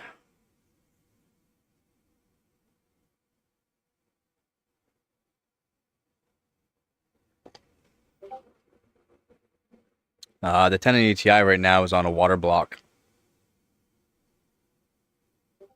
You'll be doing chilled 1080 Ti soon. Soon.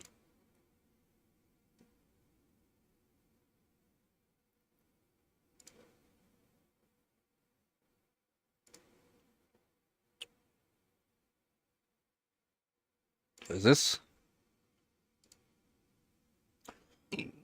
14,700K, 35,985?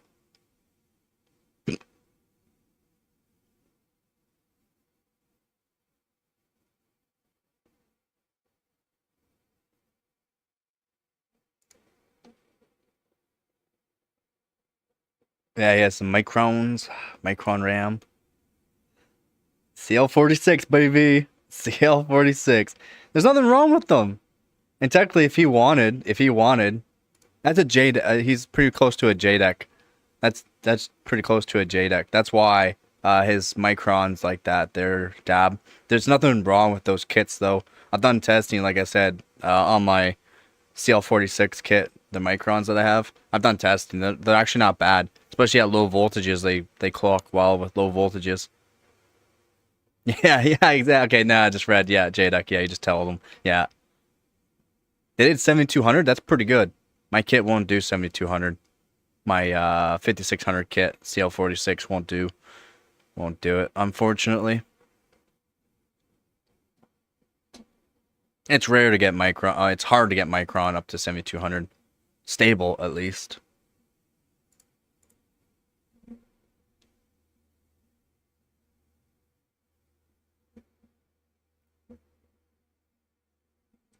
Crucial Pro 06. Yeah. Yeah, I'm pretty sure they are the G dies. They're definitely not OC trimmed. They're a JDEC. JDEC spec. Did 8K? Well, that's nice. Probably not the greatest timings, though.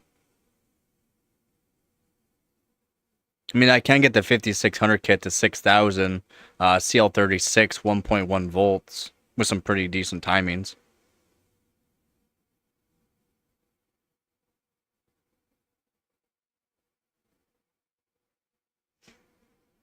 Yeah, I got the kit because they were recommended from Buildzoid, and I wanted to kind of prove a point because I got it.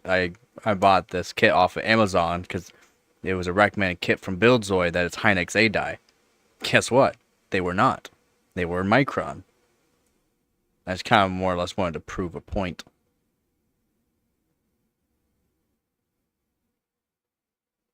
That's why you can't take what someone says it's guaranteed because it's not guaranteed. Yep, Buildzoid's awesome. But again, can't for RAM stuff. No, it's not crucial. Team group. Team group.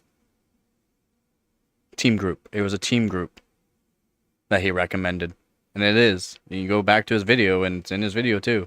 It's a recommended team group 5600 CL46 kit that's supposed to be guaranteed a Hynix A die. It's not. Yeah, yeah. And that's kind of what I figured. But it was a recommended. I gotta say, I don't do recommendations on guaranteeing that's gonna be something, because again, it's not always a guarantee. I can go off of time of manufacturing, voltages, and RAM timings to let you know whether or not it's gonna be something, but again, not a guarantee you get that. And you get pretty close sometimes.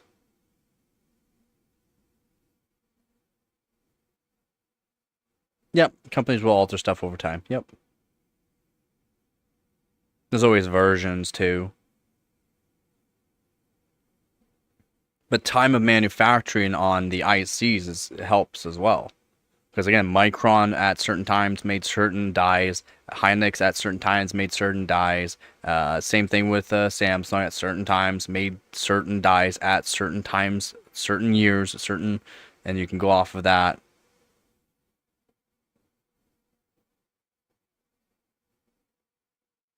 Is it Samsung 16B? Yeah.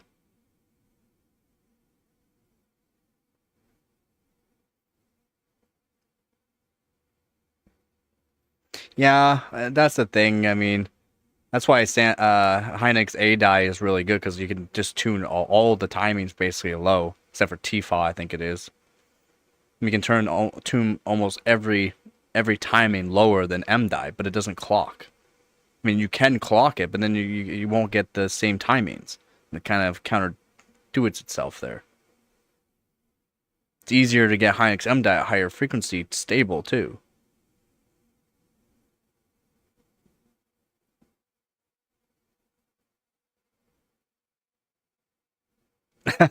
Yeah, no, RGB sucks. Sorry, Surge, come on, man.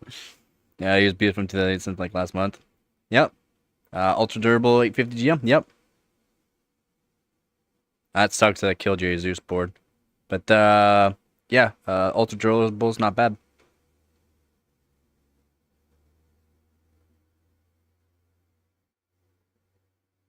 You've never tuned sub timings? It's the most.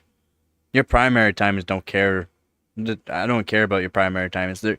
Your secondary or sub timings or tertiary timings are better than your primaries. Your secondary timings are better. Then you can actually play around with your latencies as well.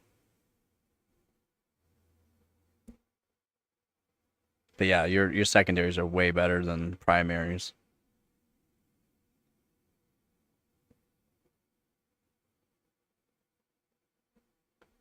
Probably because a lot of those kits get bought out. If you look at Patriot Vipers, you can find Patriot Vipers for the 4,000 and 4,400 kits. You generally are getting Samsung B die that are really good timings, right out of the box. Wow, primary, secondary timings can be tuned more, but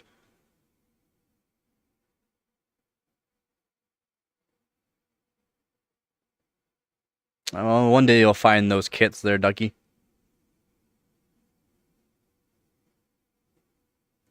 Yeah, not everyone has the patience. I hear you there, cat.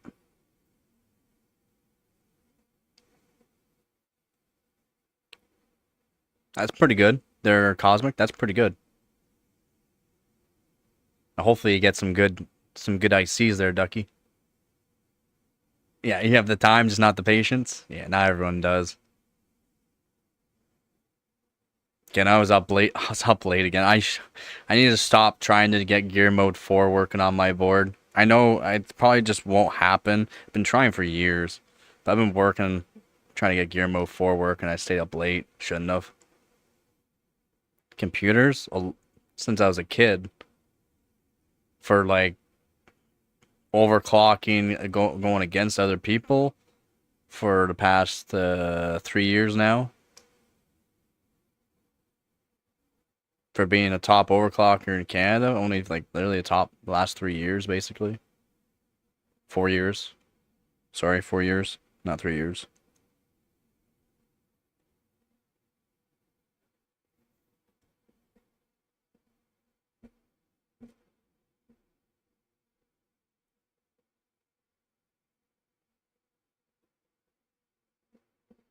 Yeah, I hear you there, Cat. I mean, just getting more bandwidth overall is better. Frequency, right? Bandwidth is good too.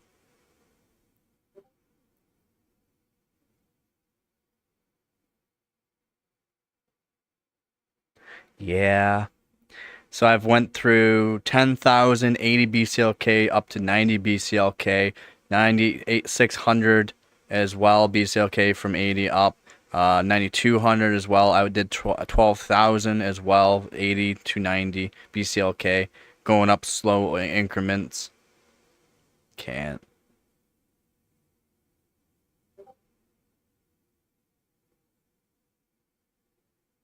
That's not bad. It's not bad, Cat. Nothing's worked. High voltages, low voltages. My kit that I know of likes lower voltages, but I put also high voltages. Like CPU side up to 1.5 volts, RAM side up to 1.65 volts with high voltage, and then also SA voltage, pretty high SA voltage in my opinion, 1.3 volts, which is for any. I mean, 1.2, actually 1.1 volts on SA. I can go all the way up to 7800. It's fine.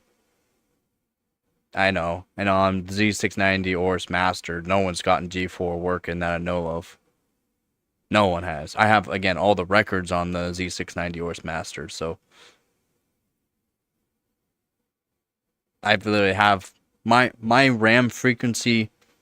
So I've also tried two kits, two DIMMs and single DIMMs also.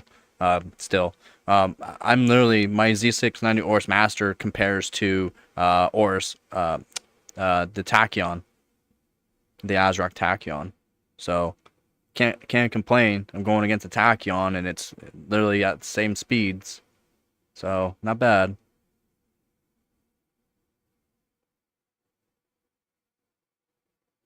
without cooling till they get too hot and cause errors. You can. I mean, without cooling, without any fans on them. I don't know. You want me to do a test? I can do a test. Technically, they would probably just work. They'd probably work. Stabilize for gaming and that for a long period of time? Probably not. I could do a. You want to do a test? I'll do it right now. We'll see how long. I can even get out the heat gun, put the heat gun on it, and see what temperature they'll crash at. Yeah, I could if you want. I can. Long term, again voltage is that's high voltage technically.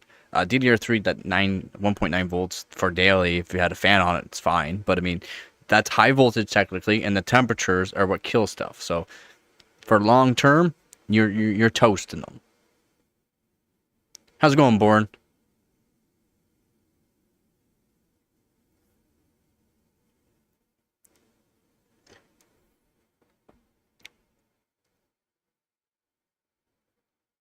Holy. Only 20% through SEALs training? Pussies.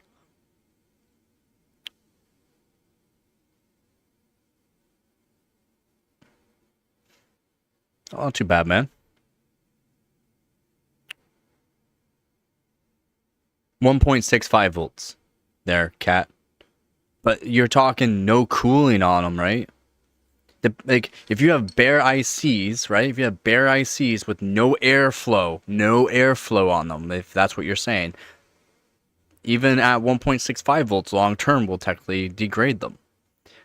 So, exactly.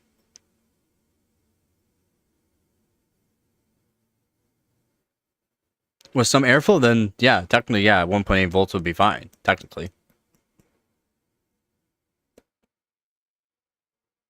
For long term. There are people still using DDR3 that have been running like 1.9 or 2 volts onto them for a very long time. We're talking like 10 years. Now, I'm not sure if they whether or not things have changed, but things do degrade over time. Not just the RAM, but your motherboard, your CPU come into play. That cools it when I change the color to blue.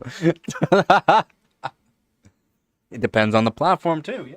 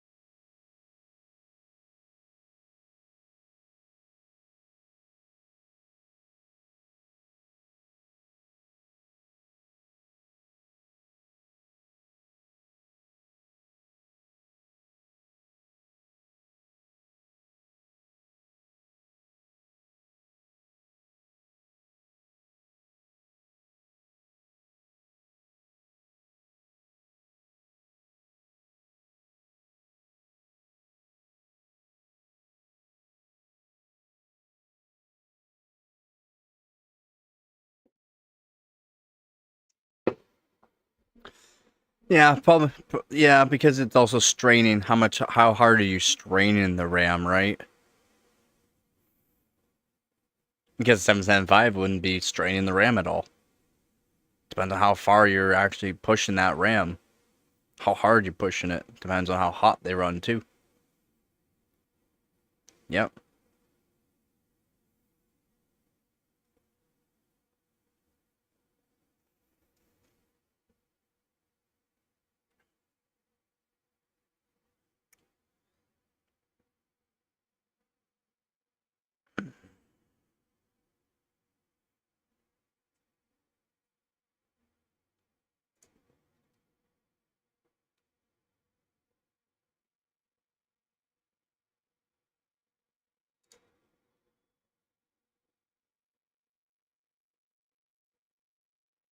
That big ass sturgeon.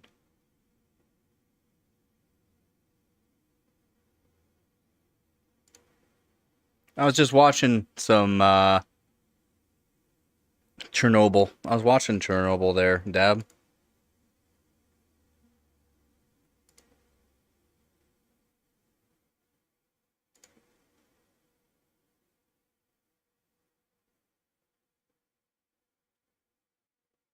Trident Z's. DDR4 5333s, CL22s. 1.6 volts. Crazy. Those are some really good Trident Z's. It's not guaranteed it's going to work on your platform. It's not a guarantee they work. They're expensive. They're a good bin ICs. It's still not guaranteed it's going to work for you, though. That's the thing. You might even have to put up the voltages for it to work.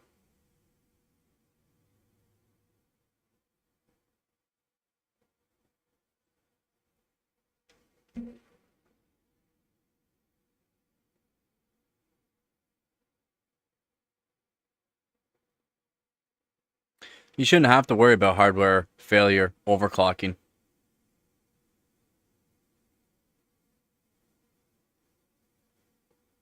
Overclocking, you shouldn't have to worry. The only if you implement the temperature and voltages into your benchmarking or your overclocking, then you shouldn't have to worry about hardware failure.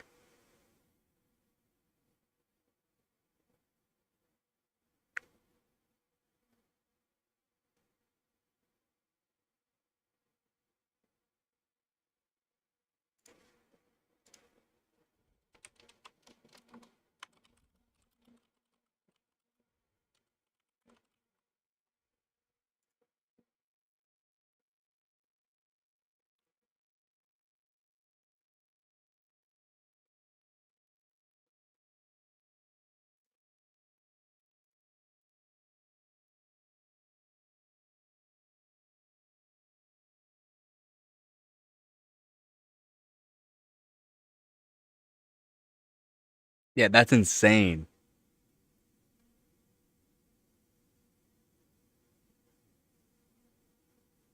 It's insane how fast the degradation is.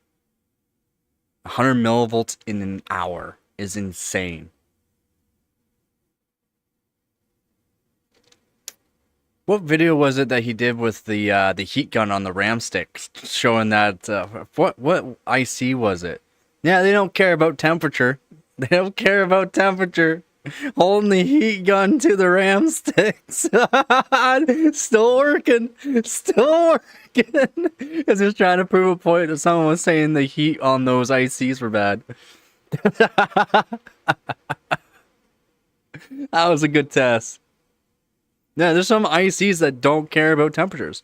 Kind of like Hynix A-Die. Hynix A-Die does not care about temperature as much. I mean, yeah, there'll be a point to where, yeah, eventually it will just say nah. But M-Die cares about temperature a lot. But there's, yeah, some DDR4 and DDR3 that you can literally hold a heat gun to them. No, they don't care. You can basically desolder them, then they'll care. That was a funny video, actually, live stream. I've been thinking about doing tests like that too. Taking my heat gun, showing certain ICs care, or how TRC can help stability as well. for temperature wise.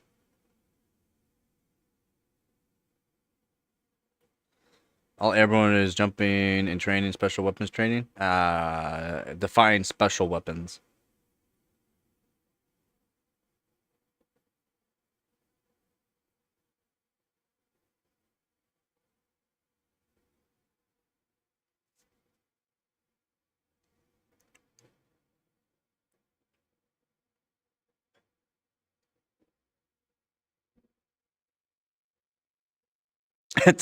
Search.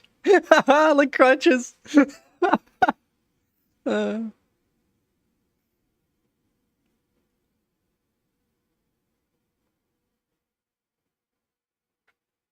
it's true. Yeah, especially with all that gear on and that.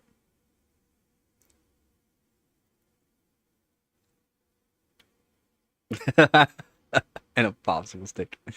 Special weapons means a spoon. A rusty spoon. I forgot what ICs though. Builds was testing. It was a while ago when he did that. Oh yeah, anything can be. Yep.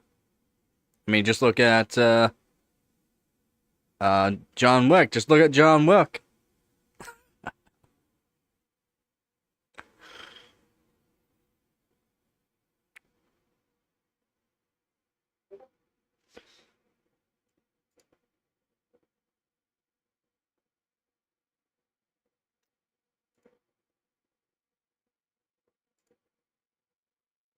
Yeah, I remember them being ballistic, but what ICs?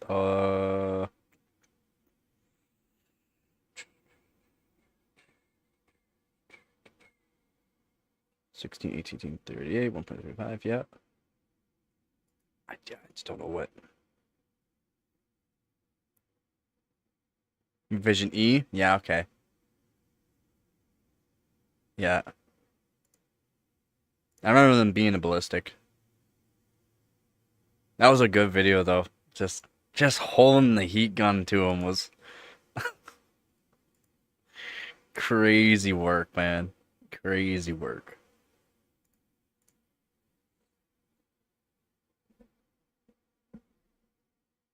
Gun fu.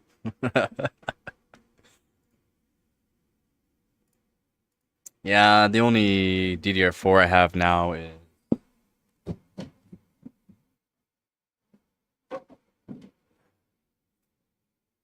my Sammy B dies DDR4 4000 kit. Sammy B dies. And then my other one's my good stick, and I have it. Actually, I will be eventually taking off this stupid. These heat sinks are terrible. But yeah, these Patriots, these are great. All right, sounds good there, Duck. Should probably do that soon here too. Grab some food.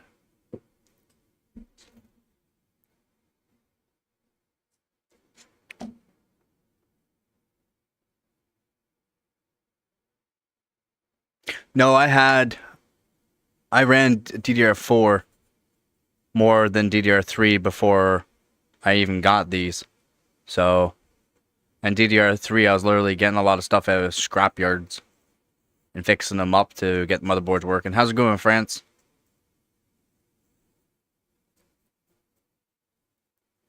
Yeah, these here, and I recommend because these will be Samsung B die. These bad boys. You can get these are Patriot Vipers. These are Patriot Vipers, 4000 kit, or you can get the 4400s, and they'll be Samsung B die. Should be Samsung B die. Okay, that's why I do a recommend on these ones, because it's basically gonna get Samsung B die, and Samsung B dies are good for frequencies and or timings. Not really both, but yeah, Samsung B dies are amazing. You think H GTX RAM can run PCVR games? I wouldn't recommend doing that, but I mean, technically you could run it. How nicely? Nah, it's not gonna run nice. It's not gonna be a nice experience running VR games there, France. I'm sorry, I can't say it'll be a good experience. Can it do it? Yeah. Would it be a good experience? No.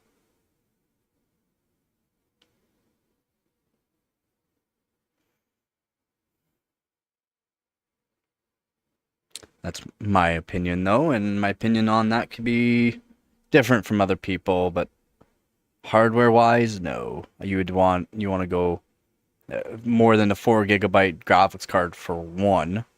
You're gonna want at least 32 gigabytes of RAM, in my opinion. And for the CPU, you're gonna want a higher end CPU than an i5 8300. Can it work? Yes. On very very low tasked VR games, it'll be all right. But that's about it. It wouldn't be a great experience.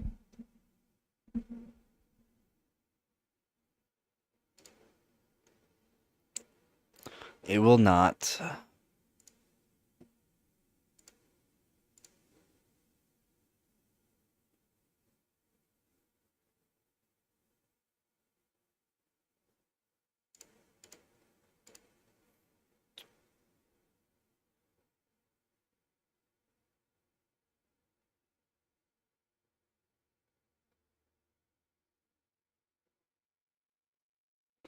So apparently, the Intel Arc Pro B50 is 20% slower than the Arc B570 from early Geekbench results.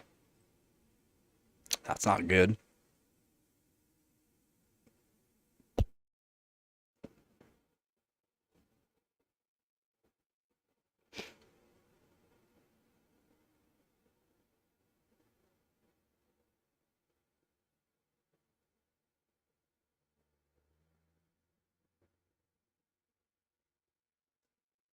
It's not good.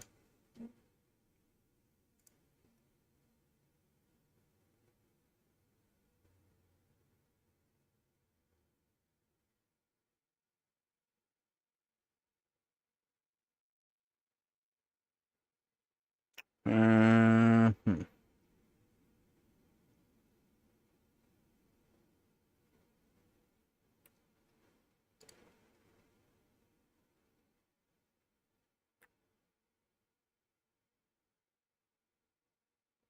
That's just a Geekbench run. Doesn't mean it's gonna be worse for what it's gonna be used for. It has a 70-watt TDP, which is pretty good. 16 GB card, 70-watt TDP, doesn't need any PCIe cables. I mean, can't really compare it. You can't really compare it. Why are they trying to compare them? Why are they even comparing these two?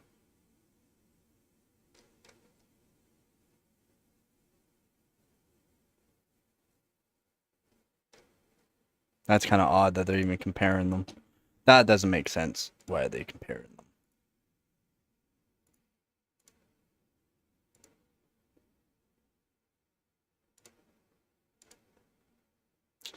But they are.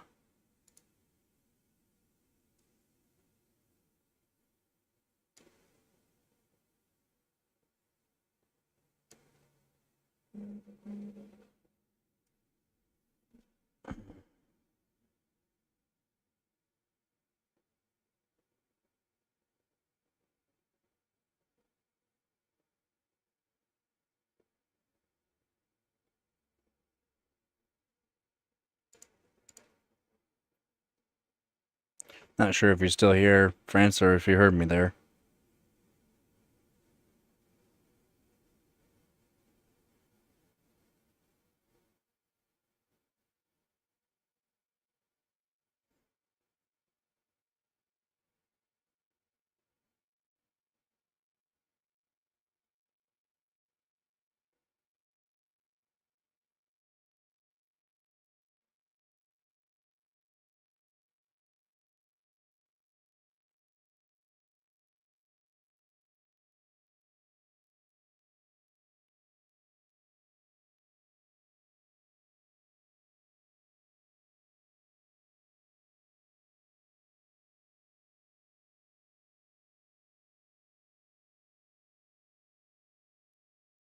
Z, how's it going, man? What? It's not showing.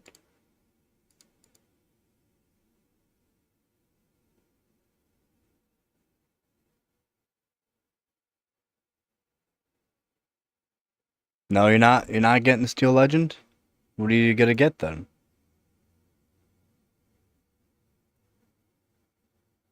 What are you getting?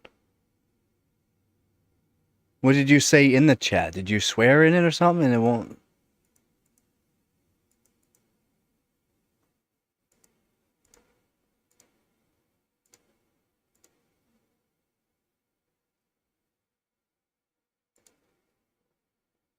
I think YouTube is breaking on me right now.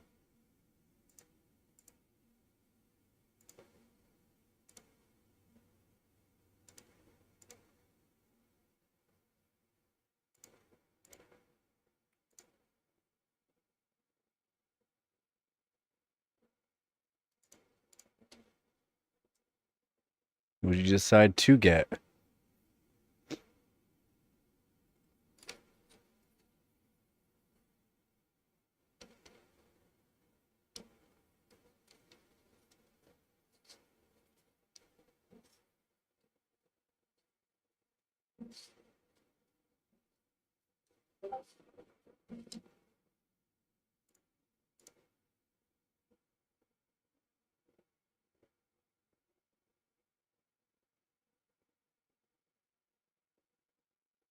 Really? That yeah, I don't get YouTube sometimes and the stuff it blocks. It really does not make sense. It honestly does not make sense why it likes to have hissy fits. I really don't get YouTube sometimes. It's wild.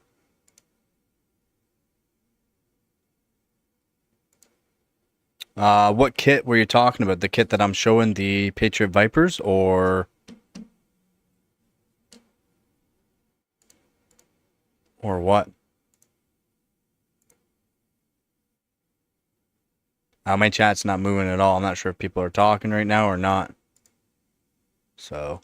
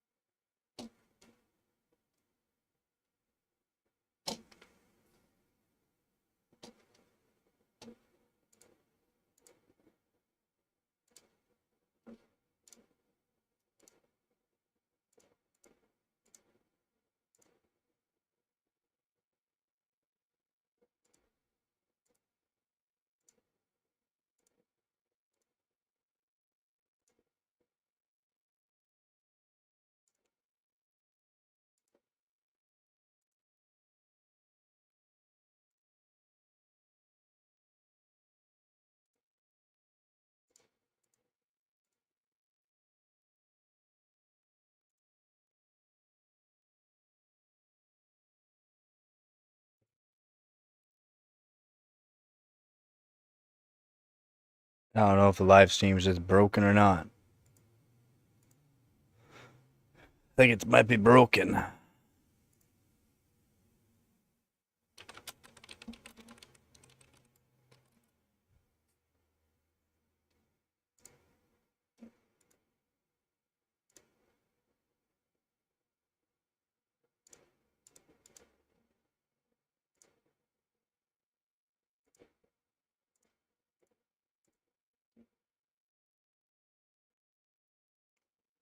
Is anyone here that's in the Discord? Let me know if chat's broken.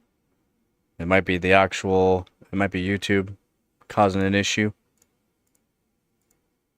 Might have to restart the stream. Cause yeah, I'm even trying. It's only showing the last two messages on my end.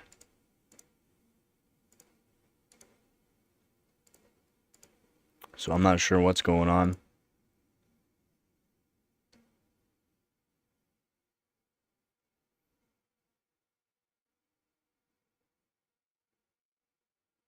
It might be YouTube. It's kind of bugging out. It's bugged out on my end too. I might actually have to restart the stream. I should probably make a new server towards YouTube as well. Yeah, same here. It's broken. I'll have to restart the stream. Okay, yeah, anyone that's here, I can't read the chat, and it's not bugged on your end. It's YouTube itself is bugged. So I'll have to actually restart the stream. If that's the case, I'll be back in a bit. I have to go to the store quick. Might as well just go to the store quick so that way I can stream for a lot longer. Sorry about that. I mean, YouTube's kind of broken sometimes. Yeah, it'll be bugged for everybody. It's bugged on my end. It's bugged on the OBS, and it's bugged on the actual, like, my streaming page on YouTube. Same thing. It's only showing Vera's last 2 messages. So, yeah. My apologies, guys. That's YouTube for you sometimes. I have been doing a lot again. Usually I try to switch over the servers. There's different servers, and you can create your own servers on YouTube for when you're doing streaming. I've been on the same one for a while, and I found that I have to switch it every so often for some reason. I'm not sure why. Oh, we got messages. Yeah, we got it. We're good. It's working. The magic command. It's working. It's working. See if I can just refresh it. It might fix it. Alright, it's working.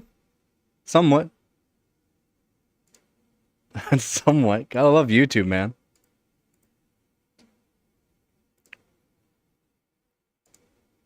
yeah. Combat arms rotisserie. Sweet. It's good it's working. That's good, it's good.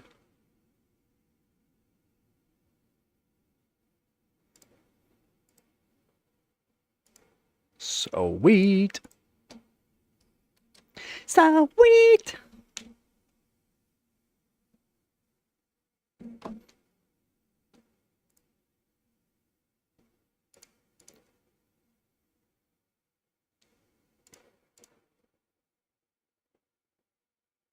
It's kind of odd. Yeah, I'm not sure what's wrong with YouTube sometimes. It's an odd one.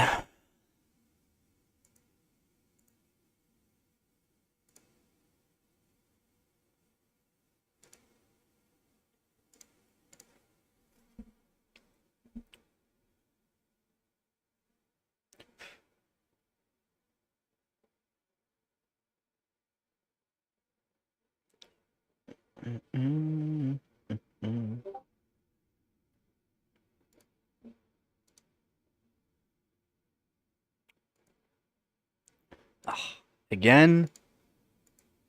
Again?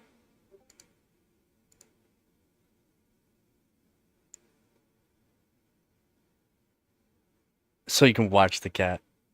And I just got an error. That's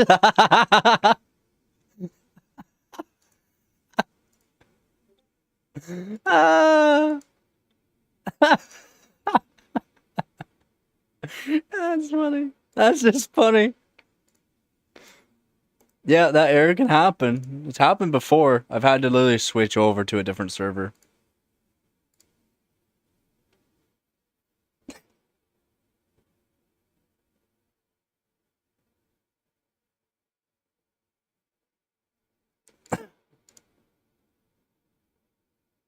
Yep.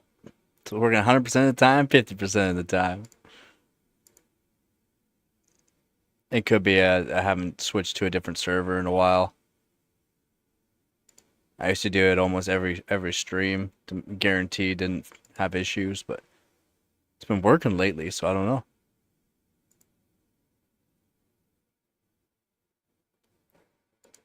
You get all wet? I don't know.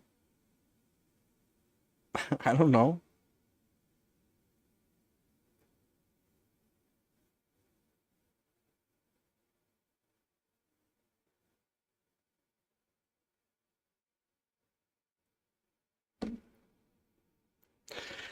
I don't know. Is it working or not working, guys? It's all right? You need to swim. It depends on how. You never specified how deep the water was.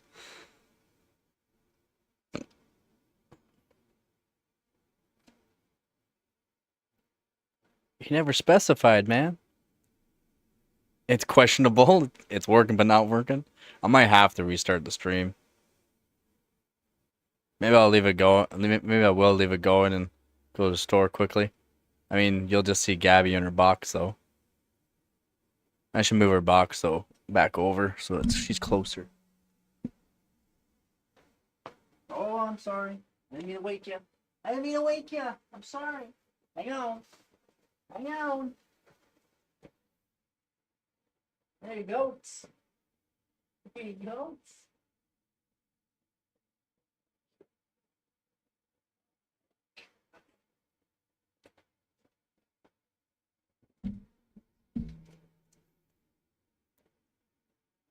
Would you like infinite messages but no messages, or no messages but no messages? uh,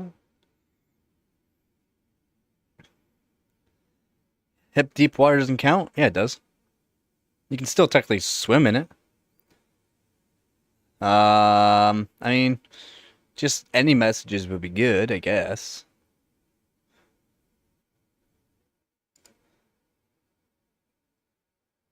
I'm just not sure of how well it's actually working for people, though. My end, it still seems kind of bugged. But if it's working, technically it's not bugged.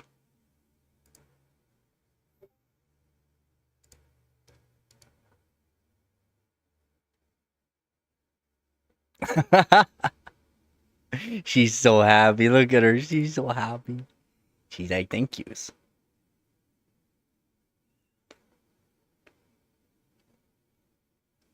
She's a happy kitties. I don't, that's why I haven't even commented on any of that there, Hooves, because I don't know necessarily which one would be technically better.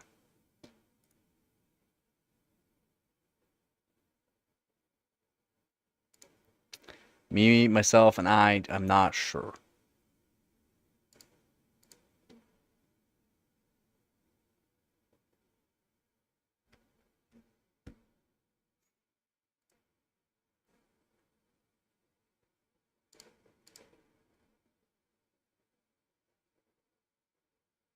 Because I made got Gabby a bigger box with a blanket in it, so now she's got room. Her last box. Do I have the last box still? Yeah, I do. She literally like stretched out and broke the sides down on it. She broke the last box. She was too small for it. You know, she liked laying in it. Use this one here. I can put. She has a blanket.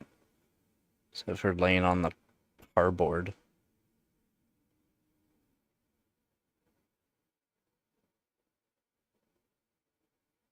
She doesn't care for she doesn't like she sleeps with me like underneath the blankets when it's bedtime. I just ask her if she's coming to bed or not. She usually stays in there. I ask her if she's coming to bed or not, and then if she meows at me, then yeah. If not, then she's not going to bed. But generally, she sleeps with me. Yeah, she is weird. I mean, cats are weird in ways. She likes cardboard box. Doesn't matter how the size of it. She tries to get in it, of course. Same thing with like motherboard boxes and that. Open it up. She tries to jump in it. It's like, wait until I get the motherboard out, please.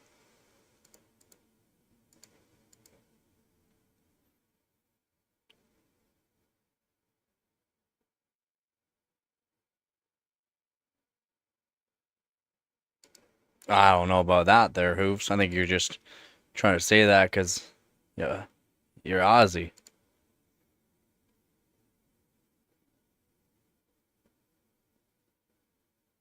Yeah, that's crazy work.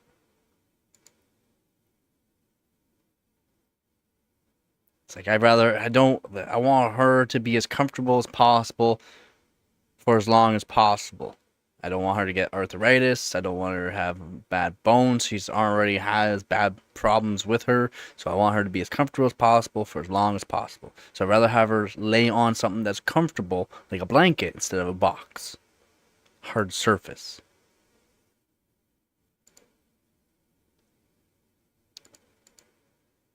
It's like Why are you laying over there when you could be laying on something comfortable? Soft, comfortable.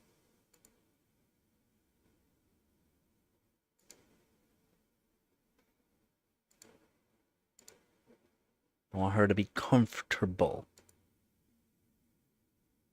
Comfy kitty.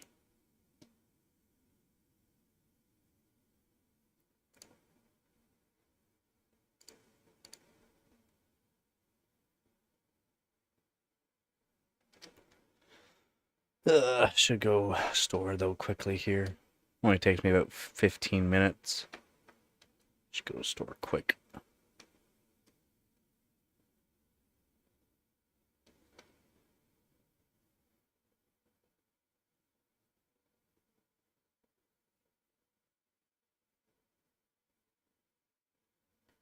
Won't take me long. As long as chat's working all right. I won't restart the stream. Seems like it's working all right. There's a lot of people left. Bunch of people left.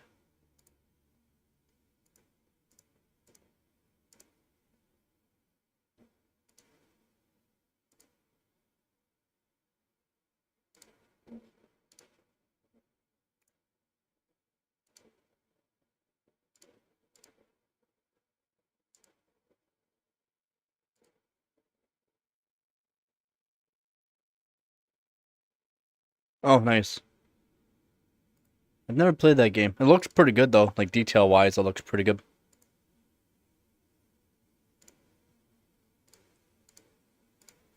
Looks like a pretty dang good game.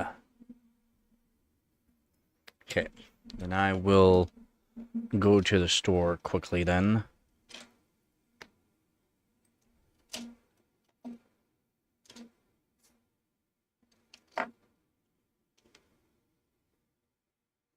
It won't be long, like maybe 15 minutes. Maybe 15 minutes.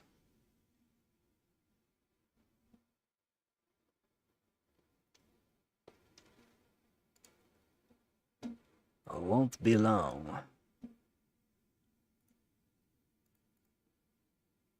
Should put it in the chat just in case there's more people.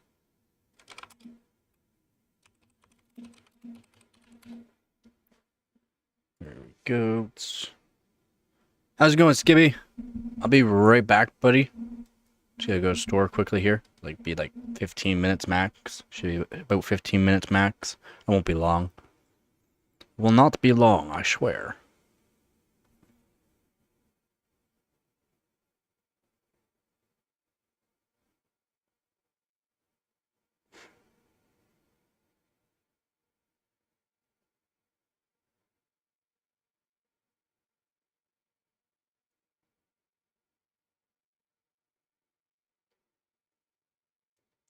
Hopefully the chat's working. But yeah, it won't be long. I will not be long.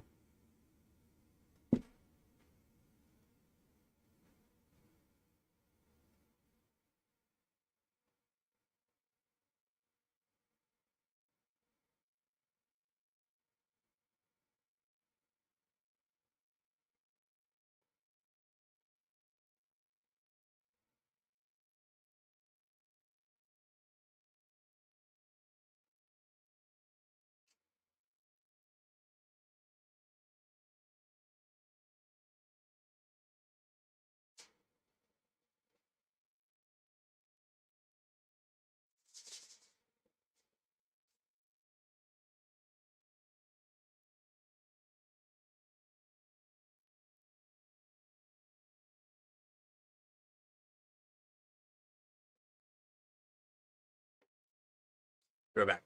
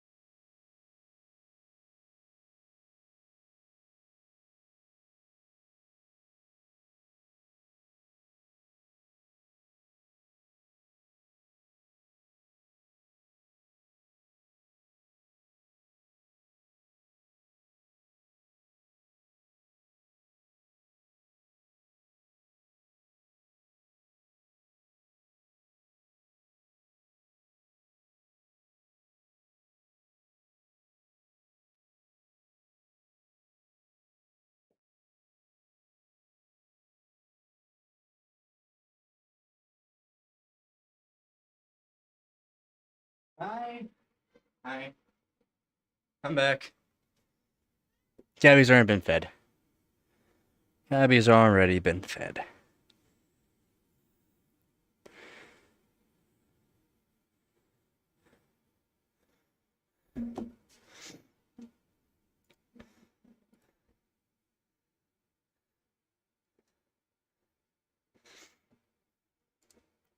I know I'm back. Sorry I was so long. I'm sorry. Yeah, I told you I was be back. Oh, you guys smell me,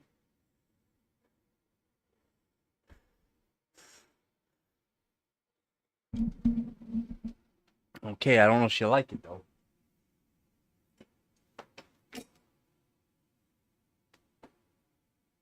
Never mind. That was easy. Point camera down.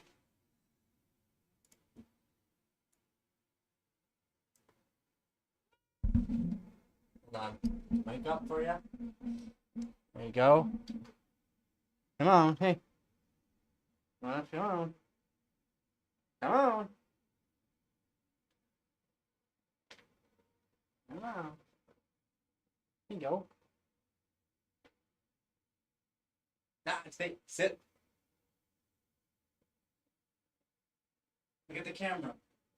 Don't look at me. Hold on. she's, she's gonna follow me around. She's not gonna stay. You coming up? Coming up? You coming up? There you go. Coming up? Oh, we got sirens. I don't know if you got it. Best we got so far. She won't stay. She won't just stay in a spot if I'm moving around. It's just not gonna happen. Yeah, I'm gonna make myself a quick couple sandwiches and I'll be right back too. I'll be right back.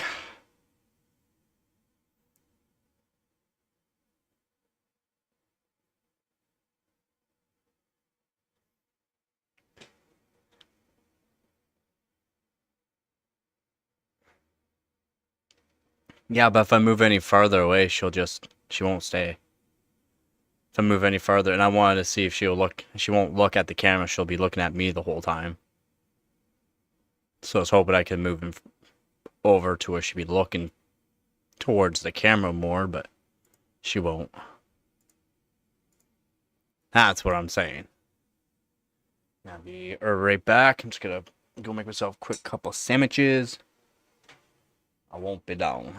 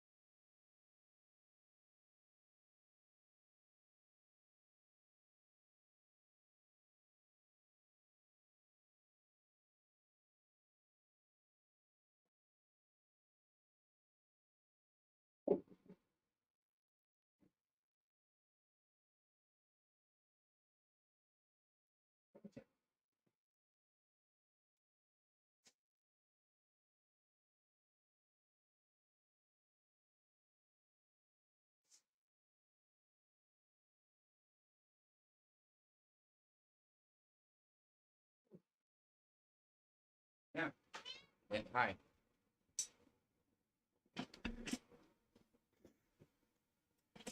Okay.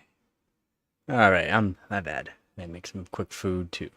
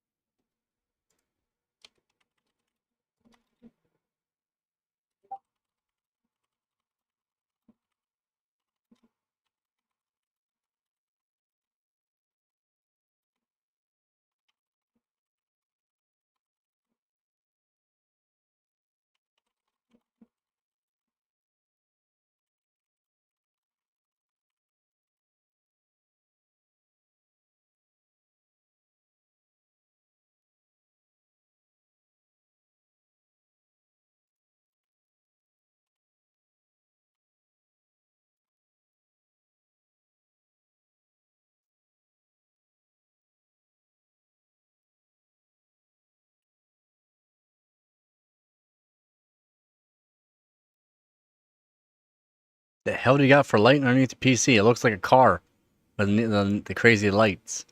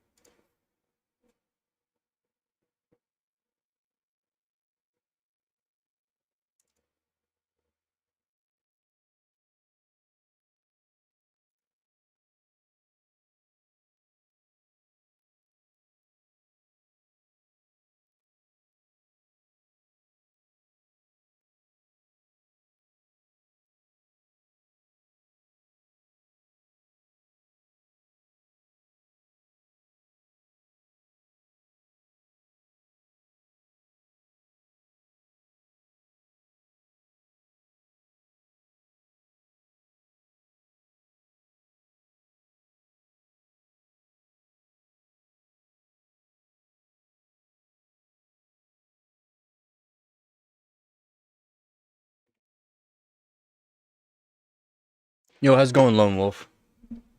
Going good, man. How about you? How about you? Just getting some food into me.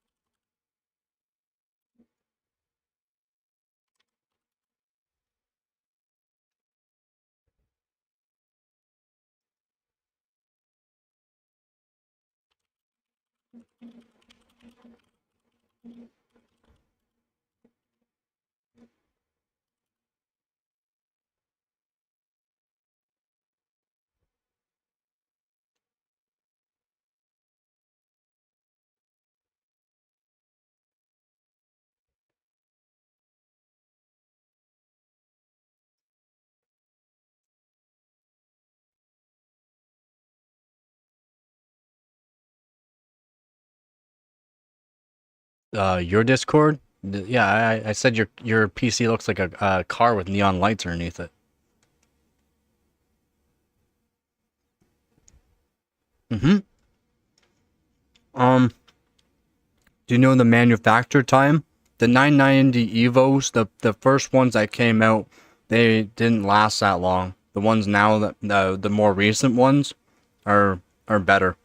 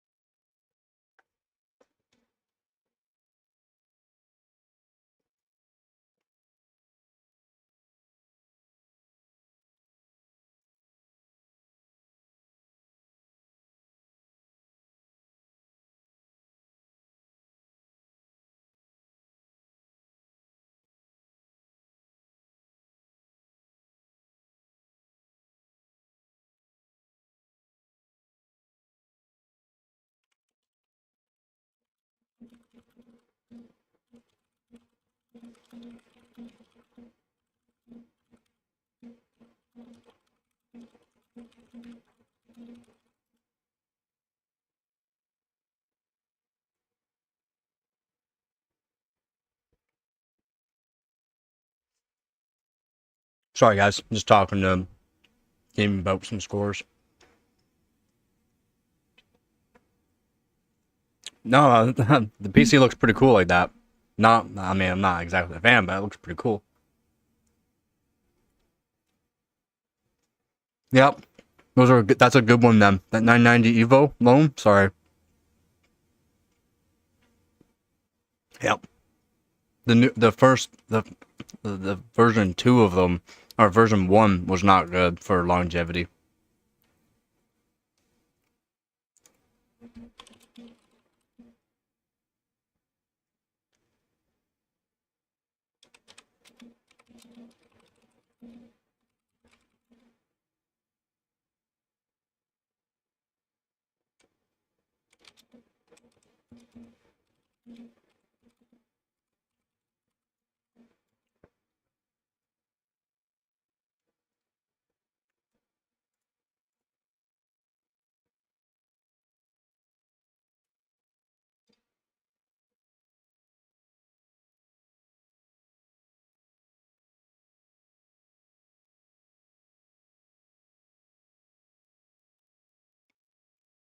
Yeah, like a single kid, I hope.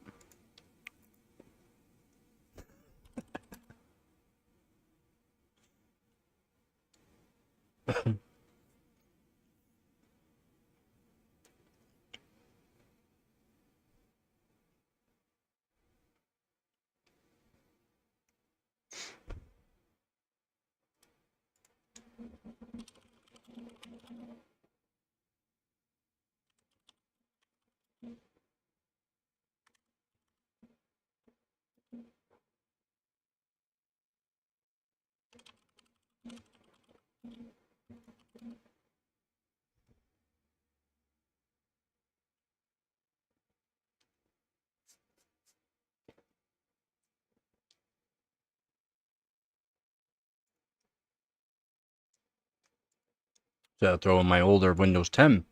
But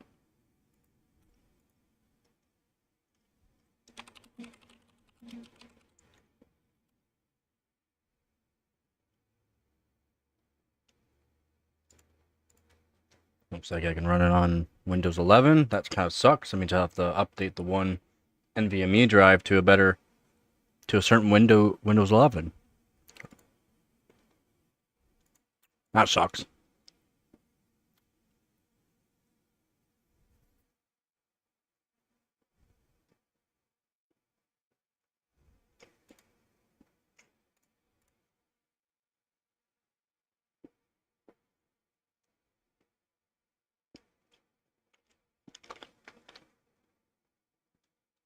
What are you doing that you need the 64 gigs of RAM though?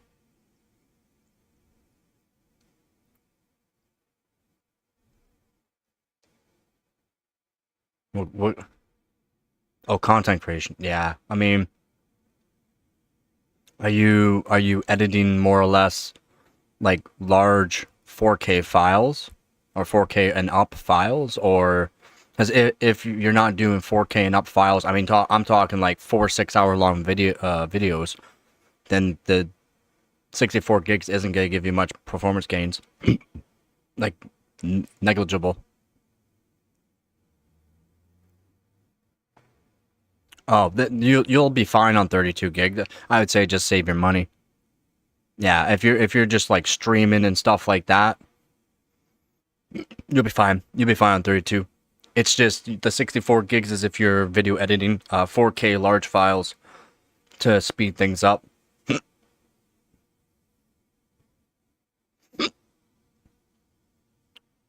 Yeah, that makes sense there. Squeeze.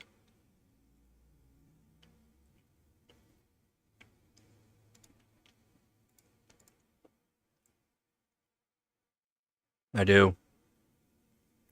I haven't ate all day, so I'm wolfing down my sandwiches here, and I think that's causing it.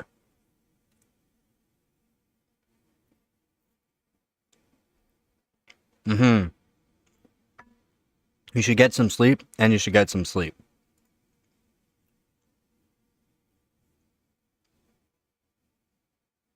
Yeah, your 13600K will be good for up to like a 4070 Ti. It's not overkill for it. It won't bottleneck it though. It's not technically overkill.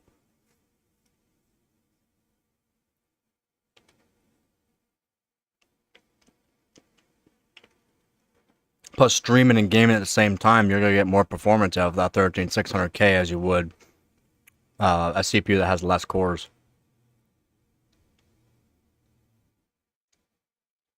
The more motivation, I hear you on that.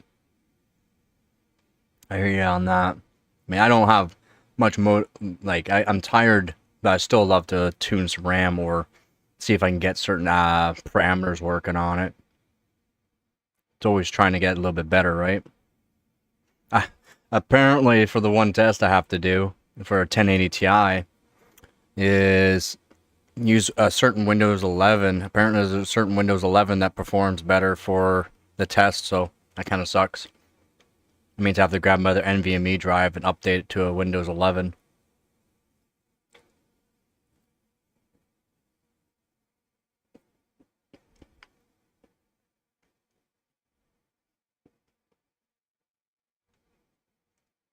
Nothing wrong with the 1650. The 3060 12 gig though is good.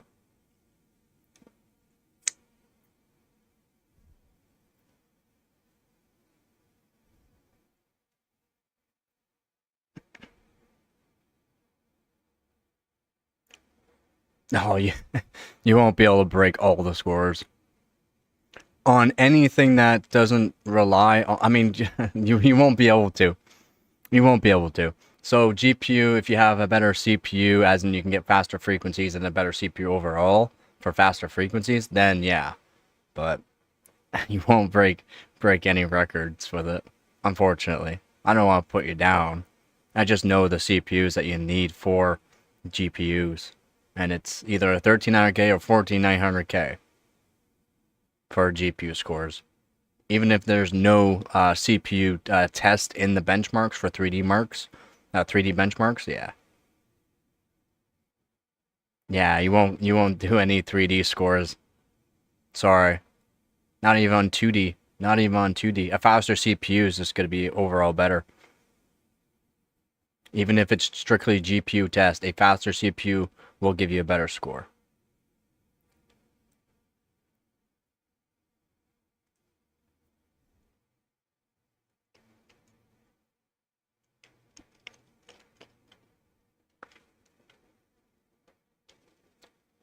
She likes looking at me because she knows when I'm talking to her, because I'll just say Gabby. Hey, Gabby, look at me. Look at me. Hey, quit looking. Look at me. Hey. And she's right into it. Hey, quit your scratching. Quit your scratching and look at me. Gabby, look at me. She's ignoring me. She is ignoring me. She has a skin condition. She has a skin condition that's... At least she's not scratching. So she licks. I don't like it. That's why I have to wash her with, what's it called? It's a certain kind of cat wash that's not cheap.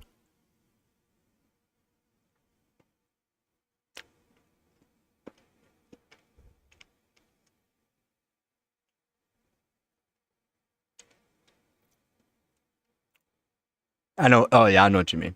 Yeah, yeah. For the on 3D Mark, not a hardware bot. I understand. For the component, all the same components, as in x58 system with x58 systems with a certain GPU, that kind of thing. I understand what you're saying. A certain motherboard.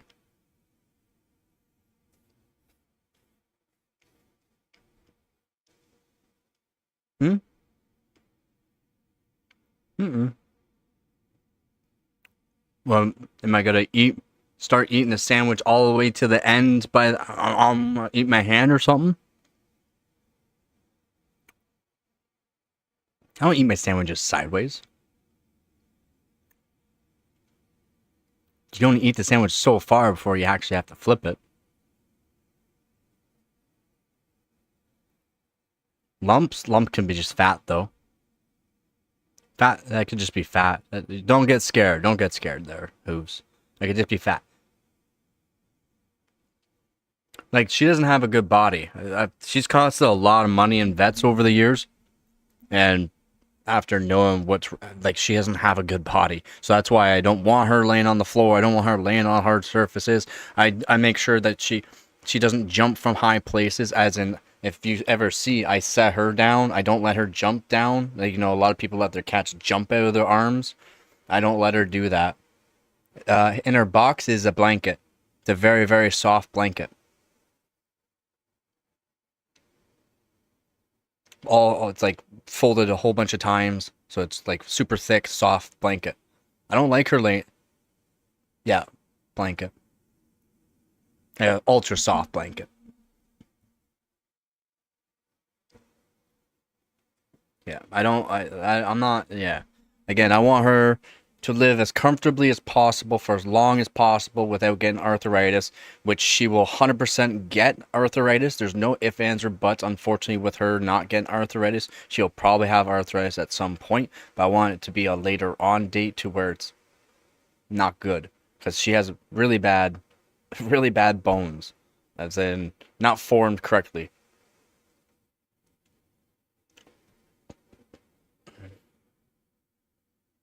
I had to. I had to spend money on the vet. See what's wrong with her. Oh, she's costed a few grand. A few grand. And then the one vet recommended good food. Actually, not even recommended good food. I mean, it costs a lot. We're talking hundreds of dollars per bag for certain foods. And then there's another vet that said the stuff that I get now, it's a Whiskas extra protein, is fine. Is actually fine, and it's fairly close to that good stuff. It's just not as good. Let her pass? What? What do you mean? What do you mean let her pass?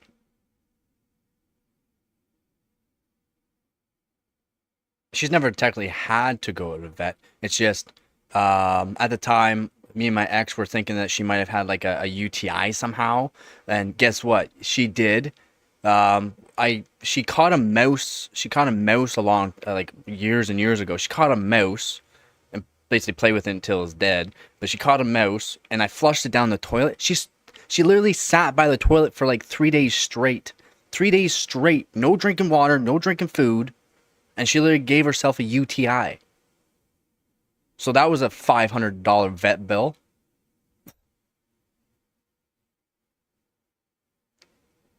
Yeah, no, if I have to, I will take her to a vet. I will put myself in debt for that cat. And I'm not a cat person, trust me.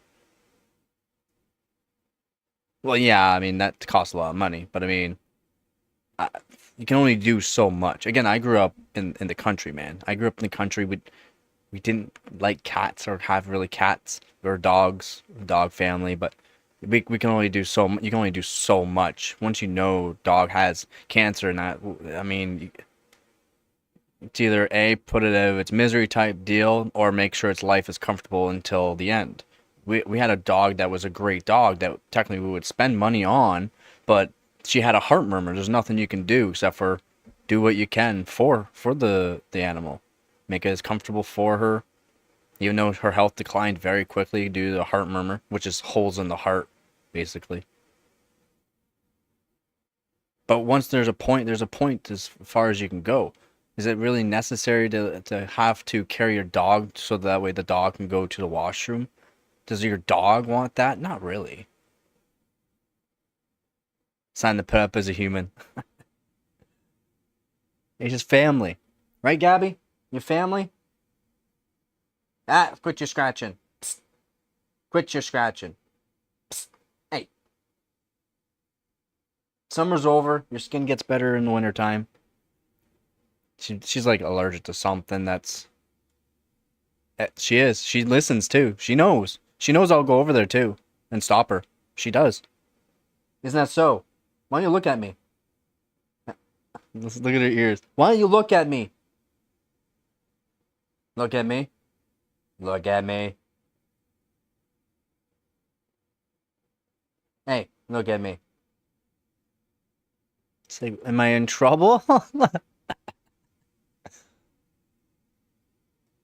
Yeah, do you really need the car though, or can you get by with what you already have? That's the thing. Is some people don't have the money. Some people do not have the money to be spending that, you know? And Ducky, shouldn't you be going to bed? Hi, babies. Hi, babies. I've never been on holidays or trips. We ignore. You need sleep though. I've never been on holidays or trips, so I couldn't say that. Generally, when I'm like working as a job, I've never had a vacation. I've been on forced vacation, but again, my vacation was just sitting at home or working on things. I've never actually gone on a vacation like what people think of a vacation. No, I've never gone on a vacation. And I'm okay with that. Again, I'm a hermit. I'm okay with being a hermit. I am okay with being a hermit, man. I don't know what's the problem with getting a job. I don't know. I don't know. Like we're talking over the past year. hundreds of resumes, a couple of job interviews, still nothing. My resumes for the jobs I'm even putting to are over spec on what they're asking for. Over spec for what again, I have all my own tools. I have every actually I do need to get new work boots, but I mean that's not an issue too. I don't know, man. I could not tell you. I don't know. Roofing, framing, there's actually a whole bunch of renovation jobs too. Like they do renovations and or like floods and stuff like that. Yes, McDonald's, Tim Hortons, Dollarama, jobs I've never done before. I've only done construction. Again, I got all the tools for it, got all the knowledge for it, crazy good resume for it. Haven't done Amazon. There's no postings for Amazon.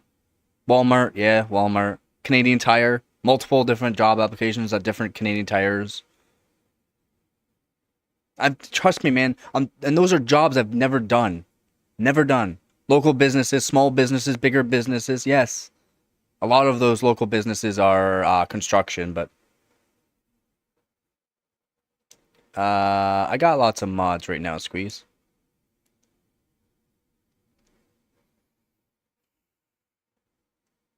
That's not the issue. Uh, that's not the issue. It's not the issue. Age is not an issue. It's maturity and or how long. If you're in my streams a lot, Vep's always in my streams. Born is always at all my streams. Hart's generally all my streams, but he's I don't know going through something right now. Hopefully he's doing all right.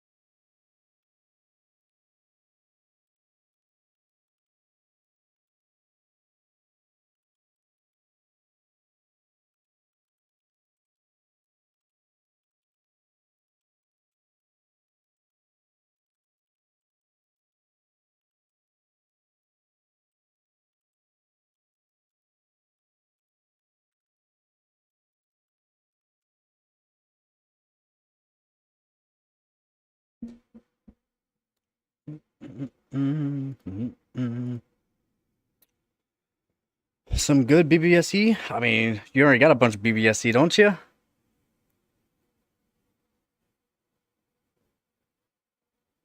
Oh, Ducky, you should see my stream sometimes. I guess you have. I mean, it's been pretty good lately.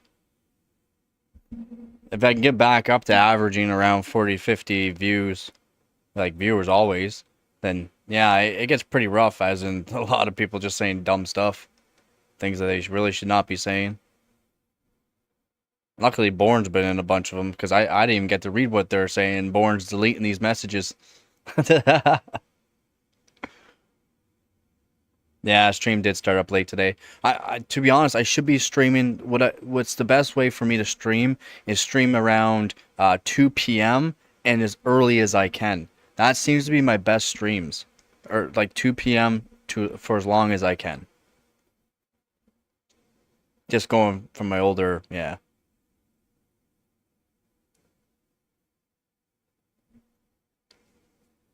more or less, yeah,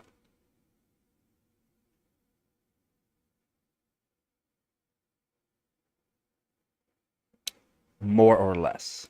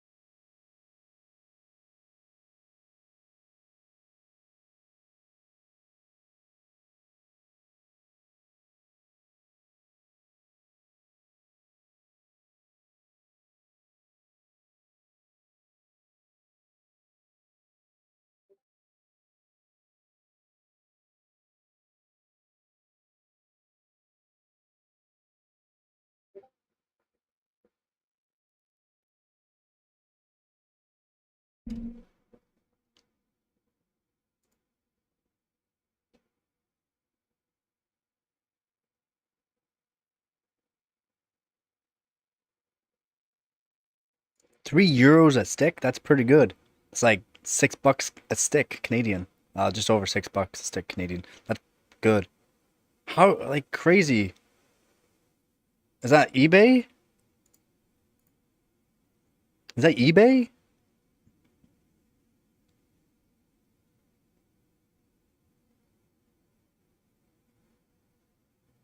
Damn, man, that's you don't want to know the prices that I'm looking at around my place.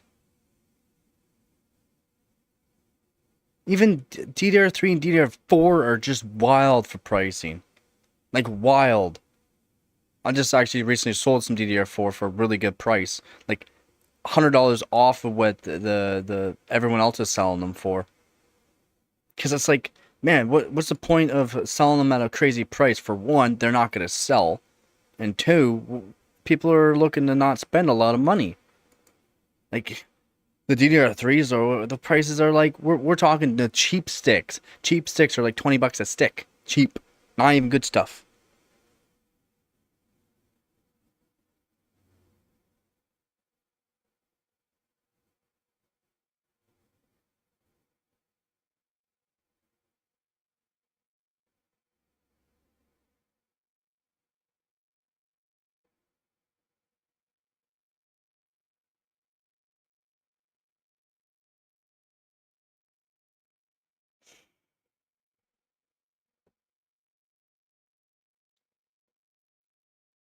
Touch F1.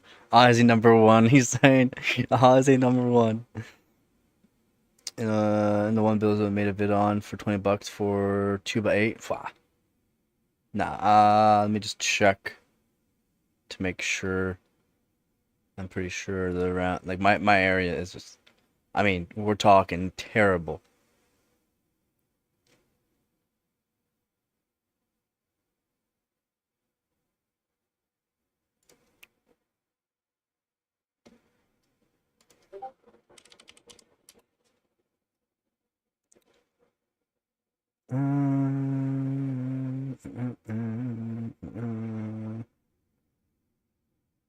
We're looking pretty bare actually right now. Oh no, there's some Corsair Vengeance.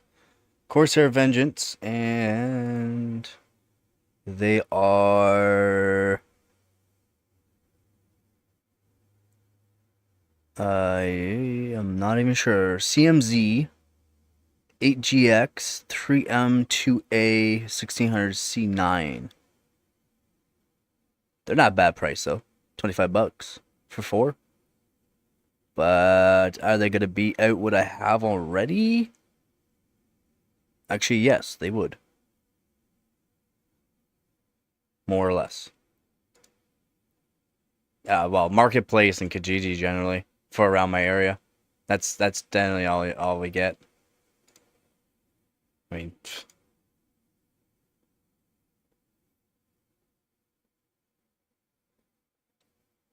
Daddy paid for Lance, he said.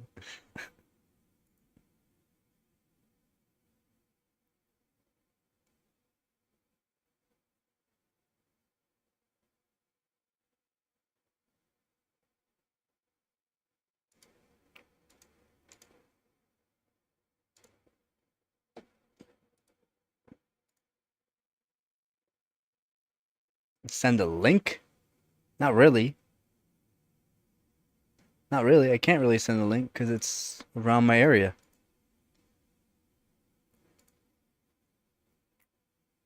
I mean, some people know my name, and even though they can search me up, it, you could search me up, and it's from somewhere I was living 10 years ago. Nowhere near where I am now. And I've moved literally 4 times in the last year or so. Plus, I got no one on anything. Yeah, well, yeah. It's not that. It's just, yeah. Trust me. I gotta watch certain things that I do. But yeah, if I give you a link, I can give you a picture of the stuff. But I mean, that's about it.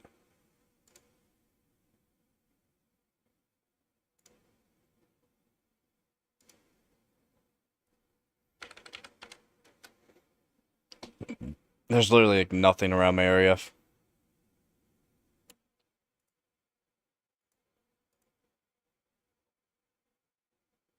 They're not. Vengeance. Nothing but vengeance. There's no DOMs around my area. No DOMs at all. Like really far away, there's some Corsair Dominator Platinums, which would be nice to have. Actually, they're the 1866 kit. But, and 4x8. I mean, I would like some 4 gigs. And I would like some 2 gigs as well. But I mean, there's so many sticks of RAM that are not anywhere near me. Actually, those sticks weren't even near me. To be honest, I can literally give you what do you want to call it for it? Because it's nowhere near me actually. There's nothing in my area. Nothing in my area for DDR3. Nothing.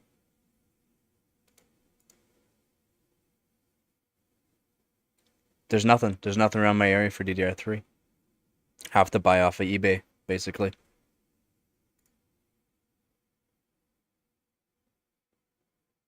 Yeah, it is. And even eBay, it's yeah, still paying for shipping though. Still paying for shipping. And I don't got the money to just spend on DDR3 right now. So that's not a priority for me. Again, I do what I can with what I have. And yeah. As again, I would like to be able to save up money so that way I can start doing some newer hardware because people love new hardware. Or save money for getting LN2 pots so I could do dry ice. LN2 pots plus doers, because doers are expensive too.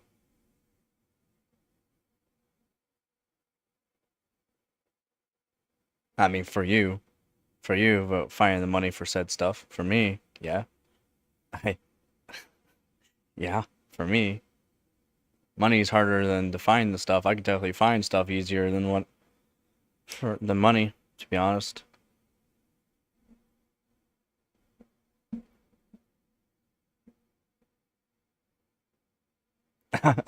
Okay, I'll buy an F1 team. Oops. Oh, okay, that's different, yeah. But I mean, you can also look on Hardware Bot, right? You can also look at Hardware Bot. Plus, I could just ask Team Weg see if they got any hypers that they would sell.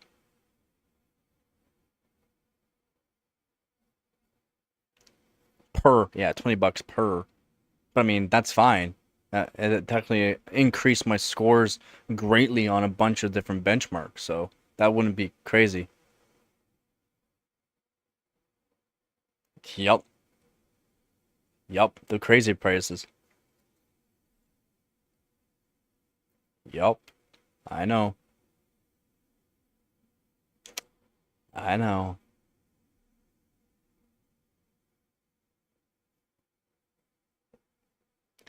And yet, these were only $6 a stick, and got a bunch from that were literally free. Like a bunch of these. Well, these Kingstons were all free. These Samsung 2 GB that I have, this 2 GB kit, 2x2 that I have, free. The Samsung 4 GB kit that I have here, 4x4 kit, free. So free's better than spending money, and yeah, works for me. Do what I can. Mainly X58.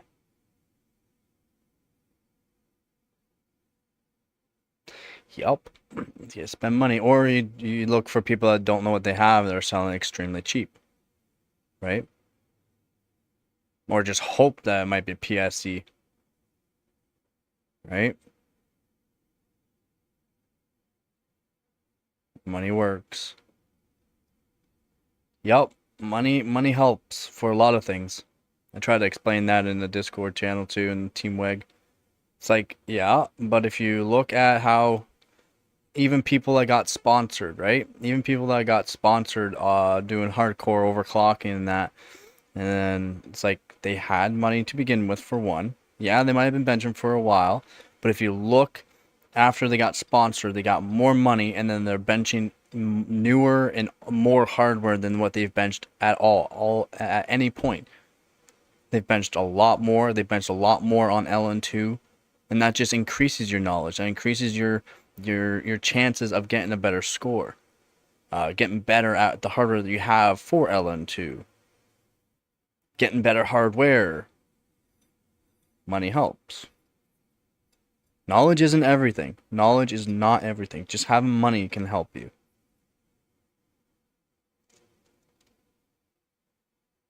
Yeah, to get non-disappointing PSC, you need good XMP. Yeah. Well, it's good XMP just to look for a good XMP. Like, you're looking for voltage and timings. Primary timings with the voltage is what you generally want to look at, not the overall frequency. Not the over. In my opinion, it's not the overall frequency. Although if you can find some of those 2400s at 1 point, was it 1.65 volts? Are they CL9s? Those are some good sticks to be getting. Those are freaking expensive though.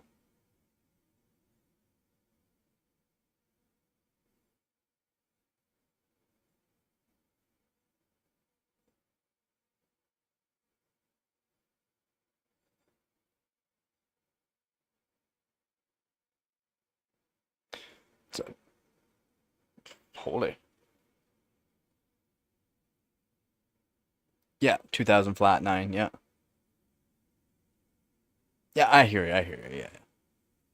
I mean, it's not very common to get the flat 9 2000s though.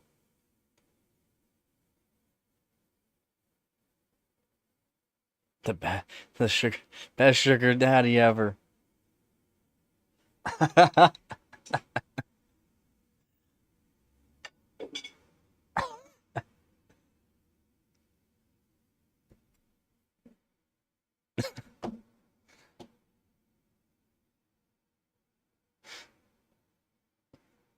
Yeah, hand bend's always the way to go for actually guaranteeing that you can push the sticks, though. For sure.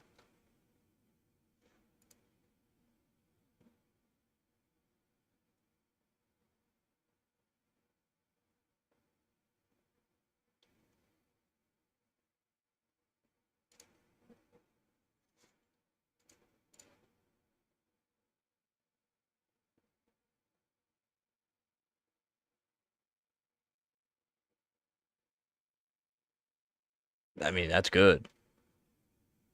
Yeah, that's really good. That is really good, to be honest. Me.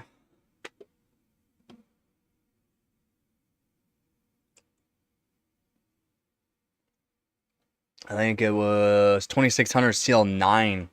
It's the best I can do so far. On the sticks I have, 2600 CL9.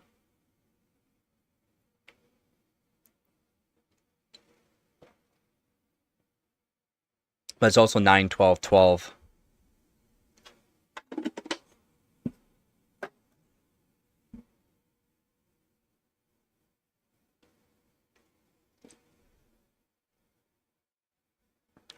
Yeah, those aren't common though. Not common, Ducky.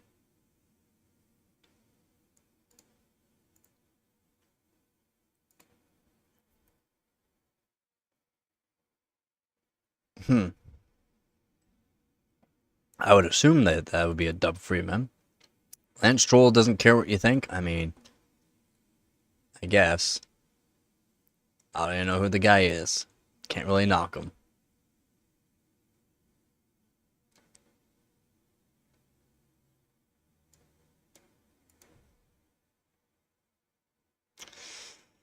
We're in fourth right now, eh?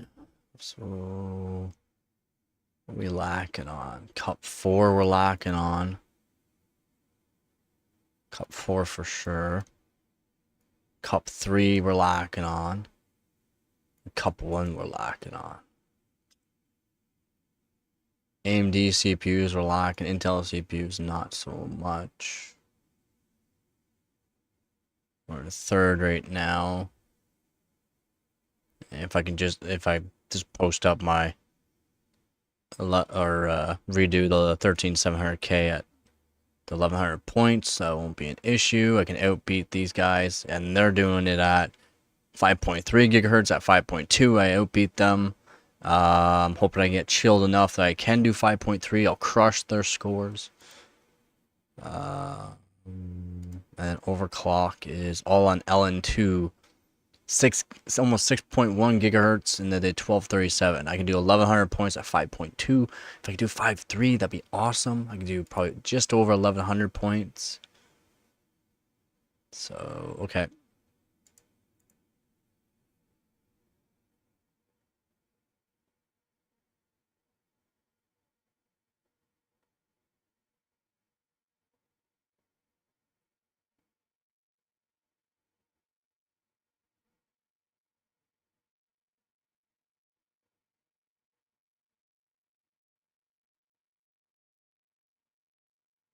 At 2.4.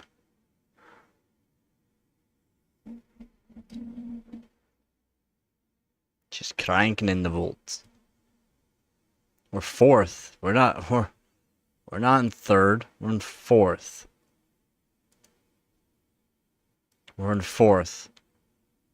But that's not the issue there, Squeeze.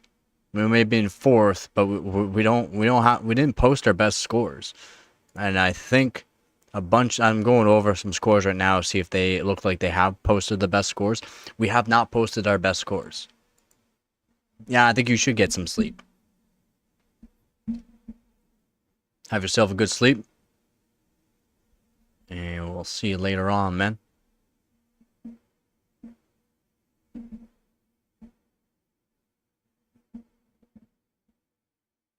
You should, especially if you bench a lot.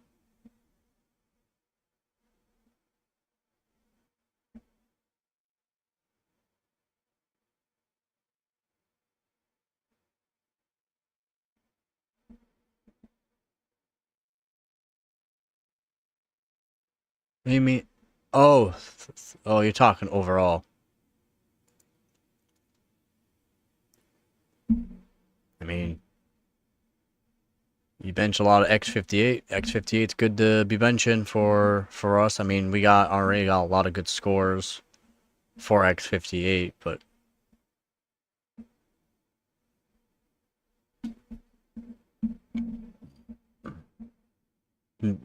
yeah, I hear you. I hear you there. Best way to sell everything to a spot to get a spot, I guess.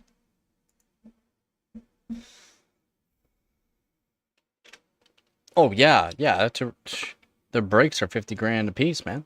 So yeah, I would assume it's millions. Yeah, they don't usually take too long to. Shouldn't take you long.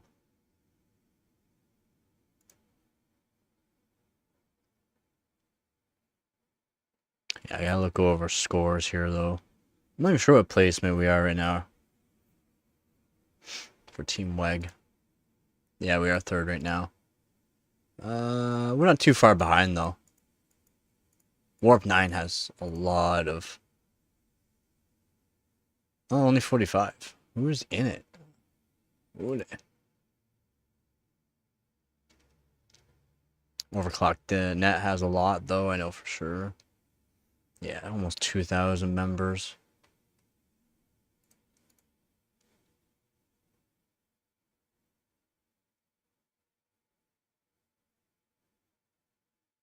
Yep.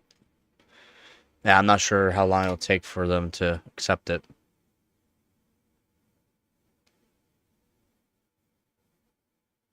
Yep, capture card's good. I mean, I'm not sure what you're going to use for a capture card. I just use an EVGA XR1 Pro. But again, for older hardware, it needs to have a driver onto it before you get color. It's the only thing. On newer stuff, it's fine, but it's the only problem I've seen with it. You usually find them for a decent price too.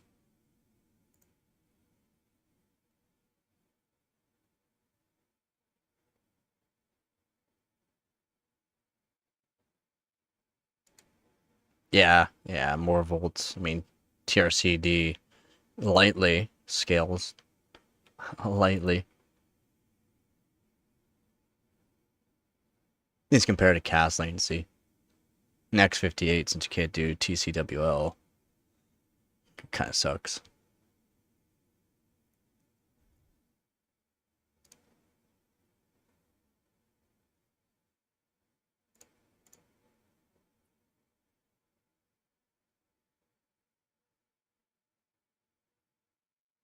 Yeah, but I mean, you'll get that weird off color. That's all. Where it's like, mine's green and a little purpley.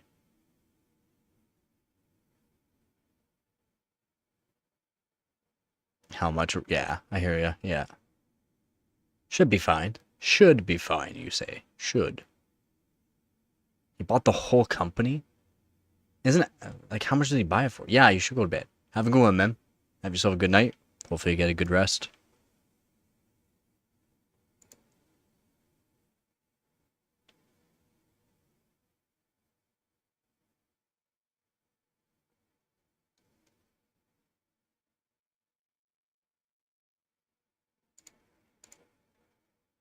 I'll try. But how long I stream for today, and then how long I stay up working on my own stuff on my daily system. Maybe I won't do that tonight. I'll just go to bed after the stream.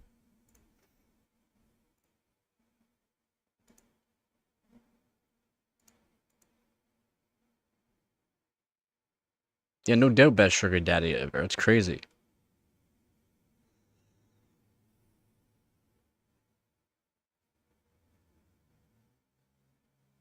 Alright, peace. Yeah, I'll try to be on early. I'll try to be on early. Not guaranteed, but we'll see, man. We'll see. Oh, I went to the stores to see how much ice was, so that way I didn't. That way I had a lot more ice. Oh my god, I forgot to ask how much ice was at that store. That way I can make my own ice and then just spend a couple bucks on some more ice. That way I have a lot of ice. I can bench longer. Ah, shoot, shoot, shoot.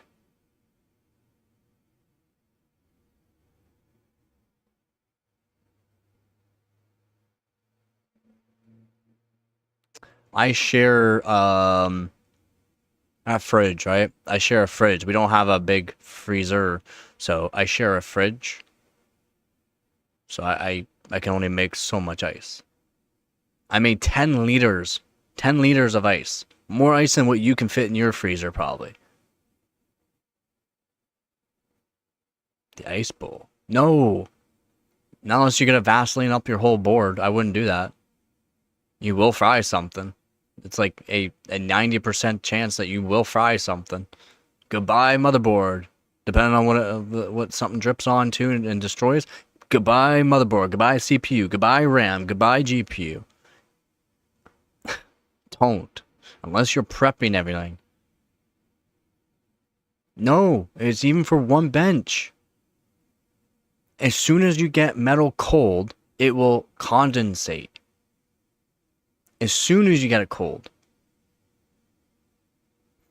Your laptop is full of metal. Plastic will have condensation on it too. Laptops, you do not put in the freezer. Laptops, you don't do that. Unless you don't care about destroying it. If you don't care about destroying something, by all means do it. I don't care. If you care about the hardware that you have, don't be putting it under a certain temperature. Below 0. If you do, don't do whatever you want.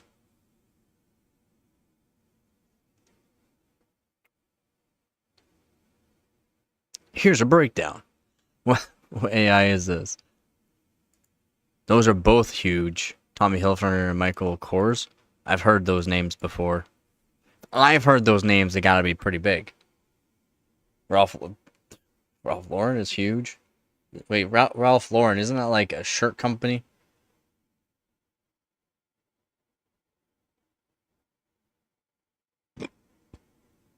Okay, well, just saying. And then afterwards, just remember your temperature of your CPU is not going to be very good probably. It messes with the thermal paste, puts water in it. Or waters it down and then it just becomes crappy. Aston Martin's huge. Absolutely massive. Absolutely massive.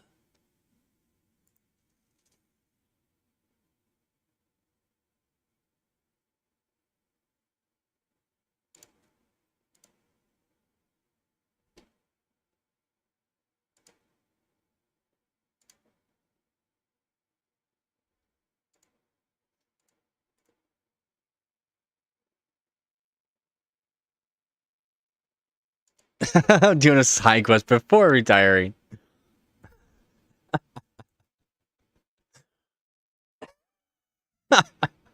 That's good. That's good. Too bad I'm not rich.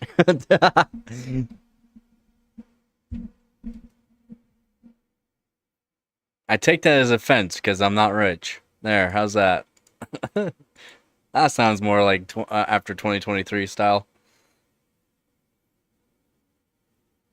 Doesn't matter you're dipping just the heat pipe. And if you if you get the heat pipes too cool, you can destroy the heat pipes.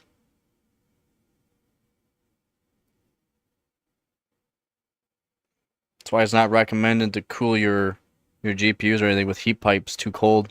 You can blow them up or they'll just stop working proper. You'll be a Walmart version, Justin Bieber rich. That's good. Wait, what's that song? Oh, baby, baby, babe. I think that's one song everyone knows, right? A Walmart version, Justin Bieber.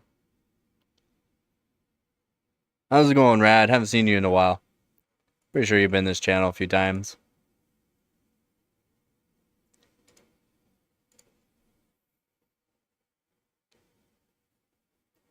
Oh, it's good you have spare parts, because, yeah. Nice vids, please shout out. What?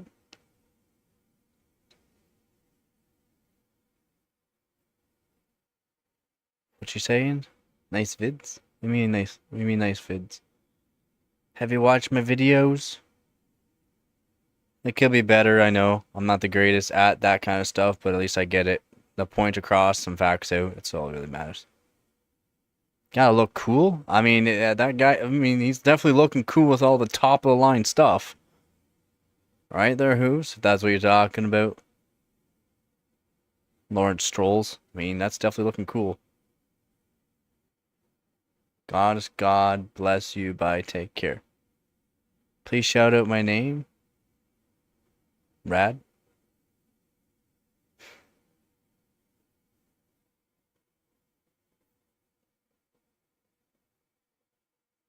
Radhe. I'm not sure how to pronounce that. I'll just butcher your name. But shout out to you.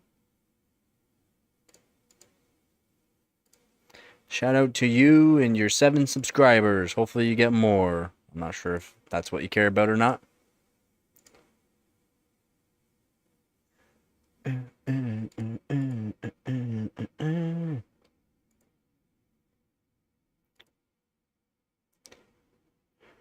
Oh, I don't know. Looking over the competition, I mean, we're not doing bad. We have a lot of scores that we got to post up to from what I've checked. So that's not an issue there. It's not an issue. Not an issue at all. Could it be better? Yes, but I mean, we got scores we still have to put up, so that is not an issue. Plus, I gotta redo a couple benchmarks. I'll get that done no time at all.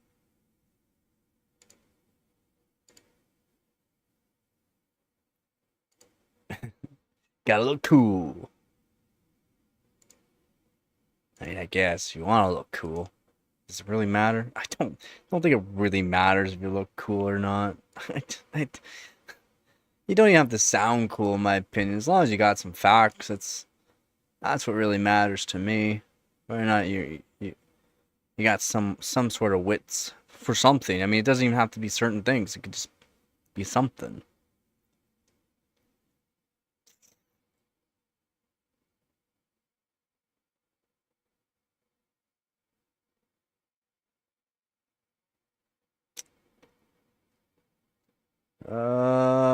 I'm hoping I can get the 3770K to do 5.2 gigahertz.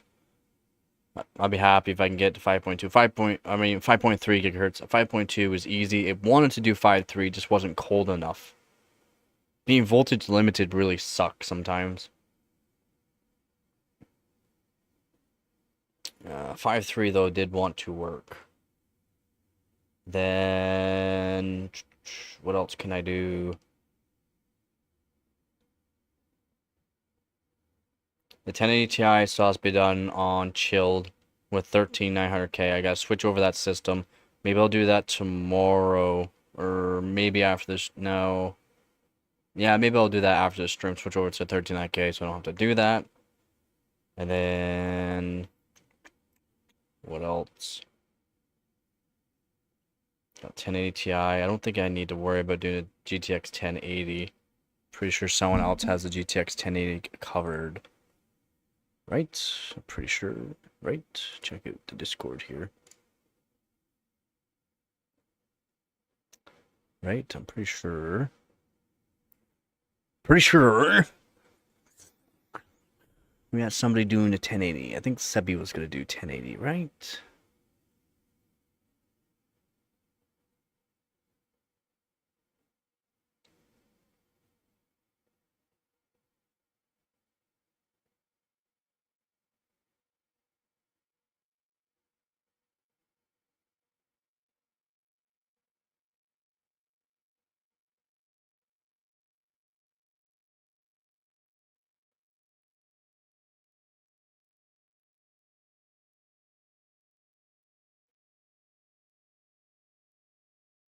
And he did the scores, CPU scores overall. I mean, again, I don't care about whether or not the CPU score is high, super high, to whether or not you can get the GPU score better.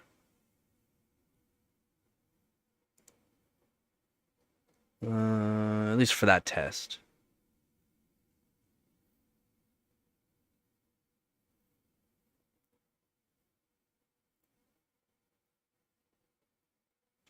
And what did I do even on Night Raid for it? What did I do on Night Raid? Benchmarks. Night Raid. Where is it? Night Raid. Night Raid. Night Raid. Night Raid. There it is. Just single core. And I did 89322.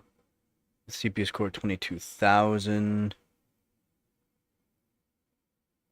22,000. Not good. Wait, where's my last one? I thought I did it.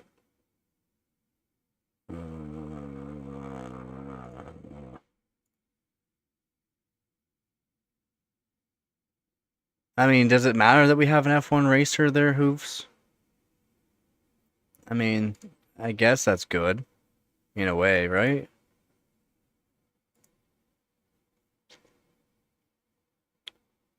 He did 81,000.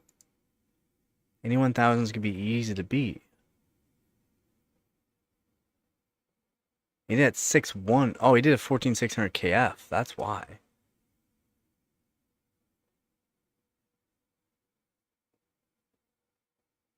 He did 23,000 on CPU. What was my CPU score? I should be able to see scores here.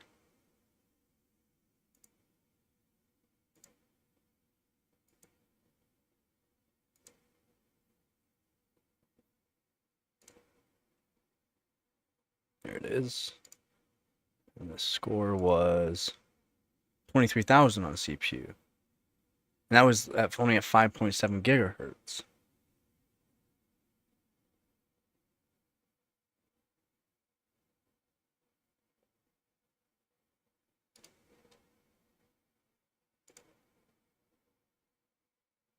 Huh? So he did 20. I was only at 5.7 gigahertz, and he was at.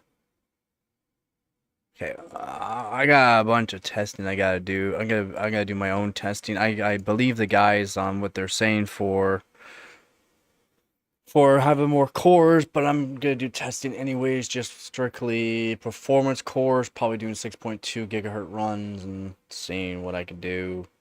I just haven't tested the GTX 1080 Ti on water yet, with no power limit mod. And since Sebi didn't have any kind of VRM cooling, at least mine has VRM cooling with a water block, so.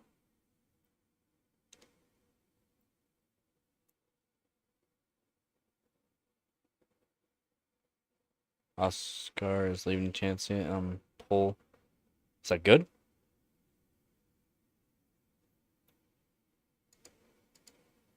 Is that good? Yeah, because he did. Oh, he did 31,000 on this. Never mind. He did it with 1,400K. Oh no, that's the. That's not. No, he did 27,000. Yeah, not with the 14,600. Did he not? CPU? No, I did 1,400 KS at 6.2. CPU score of 27,000.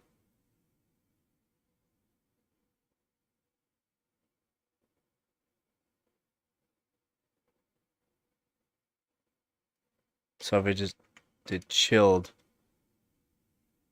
I mean, I don't know.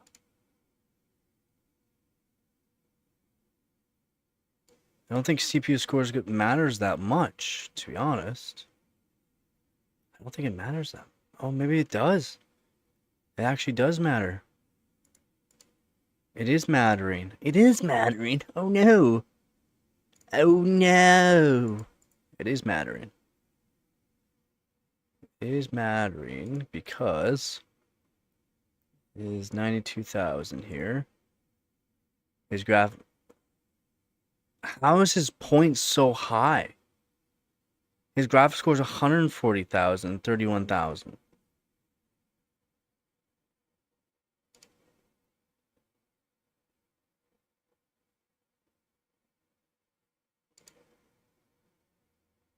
With no sugar daddy. How is... What BIOS is he on? He's on Windows 10.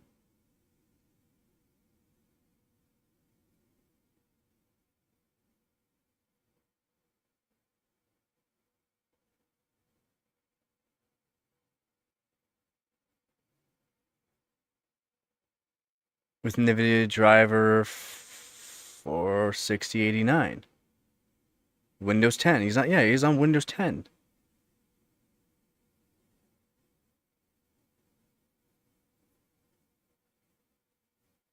How does that even make sense? 92,000. Graphics score of only 140,000. CPU of 31,000. Is crushing a 149,000 graphics core. 27,000 CPU.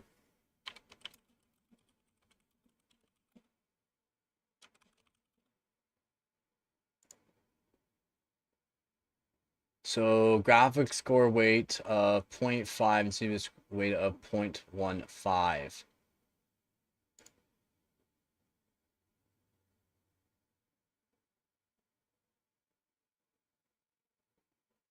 So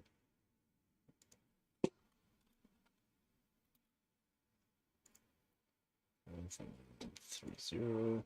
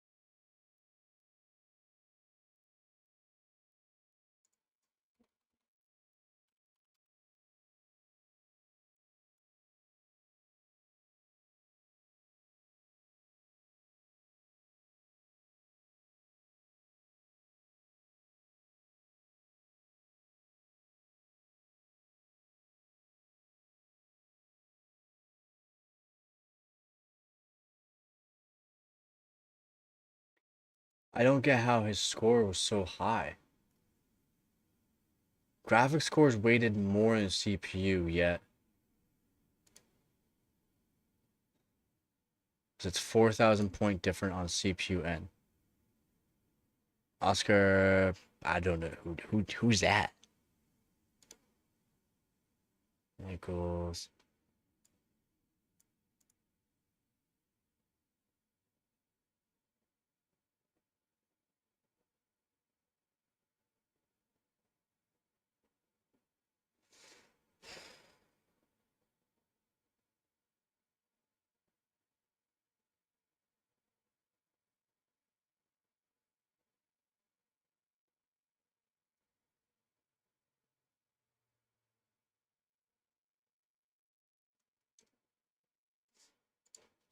Let's get a calculator out here, do a little bit of math.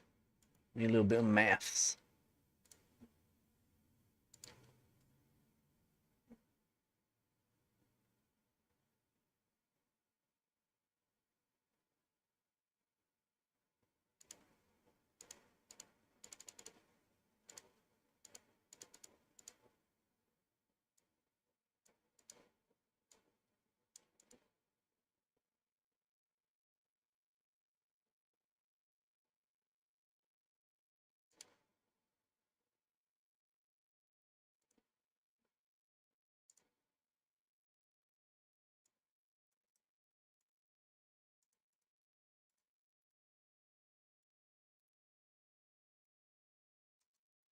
This one's better, but Max has.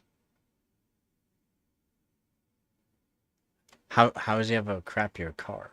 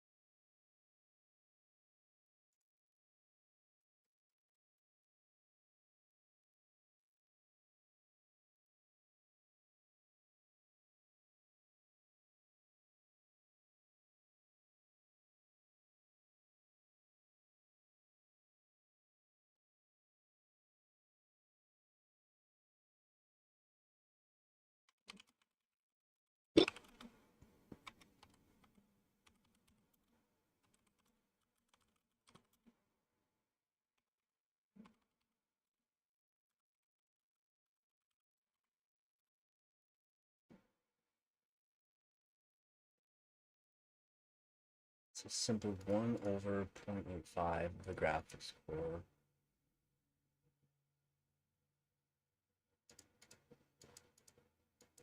Yes.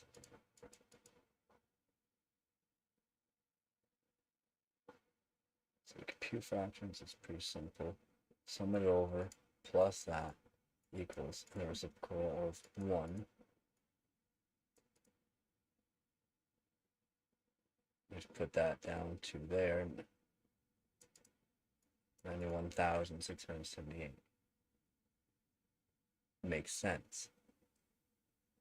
But if you're doing it as holy. So the CPU scores, it is heavily based on this test. The higher the GPU score is.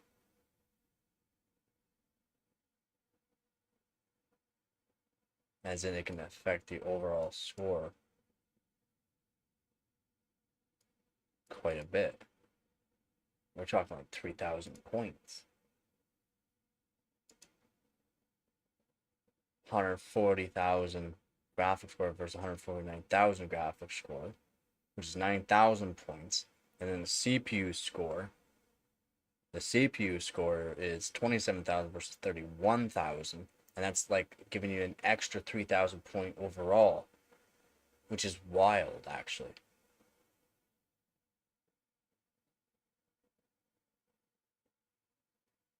The math makes sense, but the factor is huge.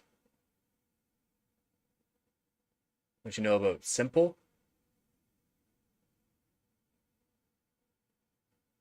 What you know about simple? There's nothing's exactly simple. In a way. I mean, nothing technically is simple. And no, faster car does not technically go faster. A crappy driver in a fast car is not going to be outweighed by someone in a slower car. Well, a little bit slower car. Depends on.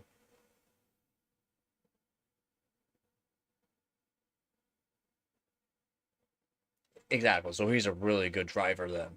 A really good driver. A really good driver in a really good car is always going to be more beneficial.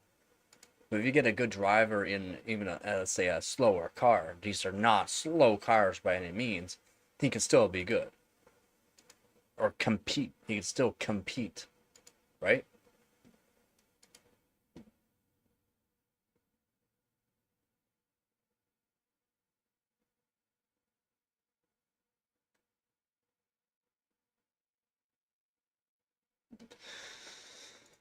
Get the calculator again here and see.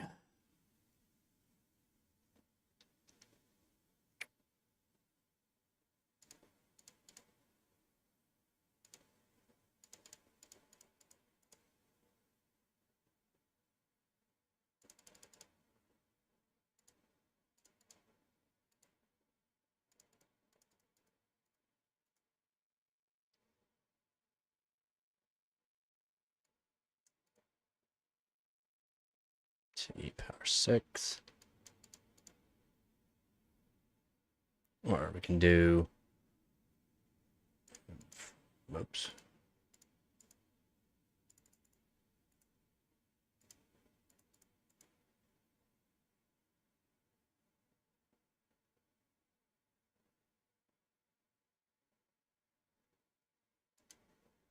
Yeah, so I'm right, 0.85 divided by 140, 1, 2, 40, 1, 2, 3. So, yep, we can bring this down to, all the way down to 8, 6, because we'll round that up. That makes sense.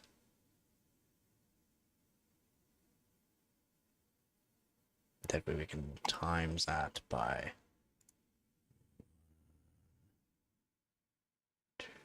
2, 3. Yep. No, we'll times that by 100,000 technically. To bring us down to that. 1, 2, 3. Yes, 100,000. Okay. And then we just do that plus that.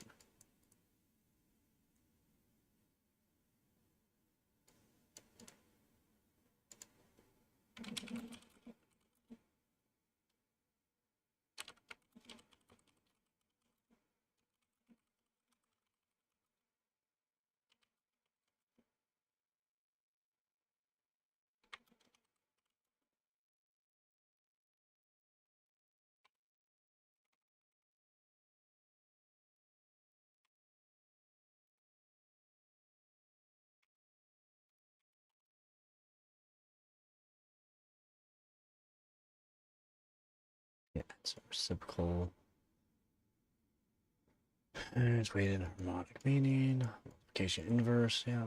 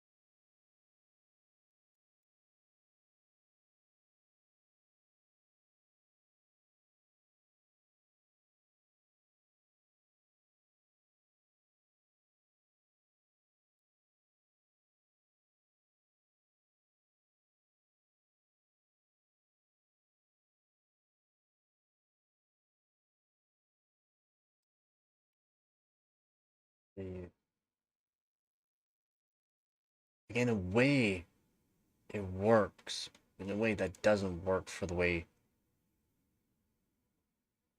It makes sense that they're doing the math like that for these scores, but it also doesn't make sense in ways. The graphic score it doesn't make sense on how they're at a certain point the graphic score is not being outweighed, or the CPU score is technically outweighing the graphical score.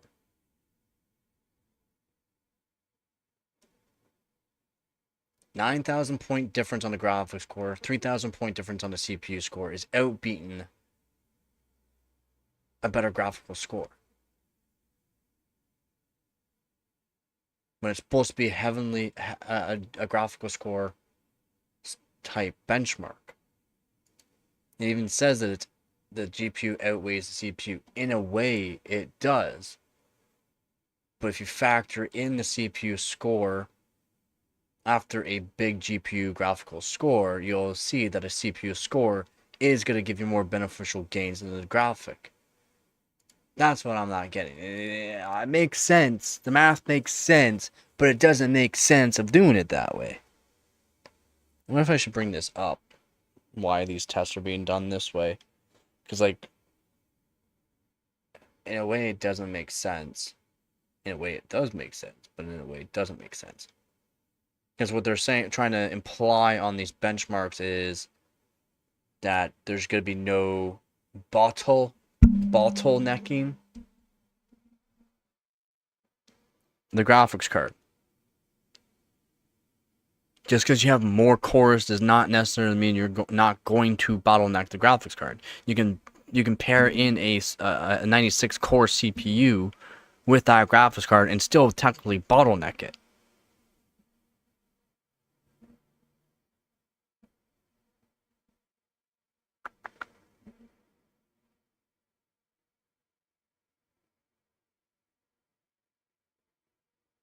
Merc engine, that even just sounds crazy. Red Bull's got the right engine though, but the McLaren, that engine sounds good. Oh, you're saying Mercedes, but Merc, that sounds even better.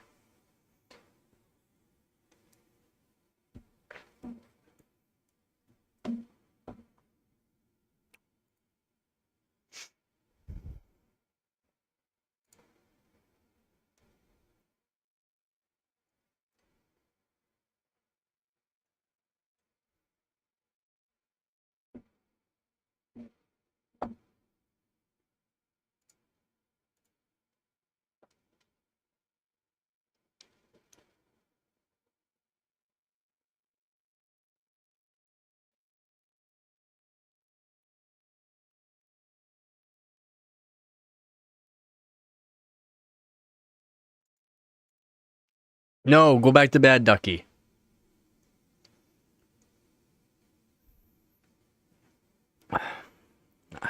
Good morning. Go back to bed.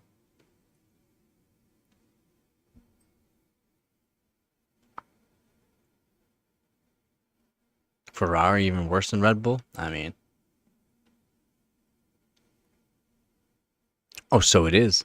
No one's saying anything to me. Apparently the subs just going up.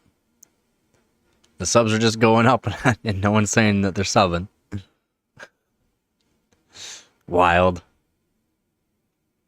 I was just going over how the calculations are being done for night rate. Well, for a lot of scores, to be honest. Multiplication inverse. Which makes sense, but then as soon as you start going to over a certain point, CPU makes more sense than GPU. Which is wild. It's actually mind-boggling that with my 3070 Ti versus my 1080 Ti in the same benchmark, I can get my 1080 Ti to perform the same as my 3070 Ti as long as my CPU is heavily overclocked. That does not make sense. It's supposed to be a GPU. It's like it's scored heavily off a GPU. That to me does not make sense. That is, as long as my CPU is overclocked to a certain point, does not make sense, man.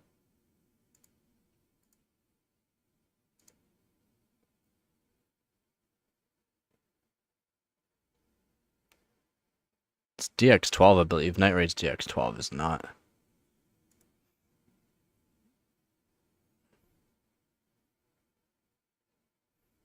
Pretty sure Night Raid's DX12. But yeah, my 3070 Ti, I've literally done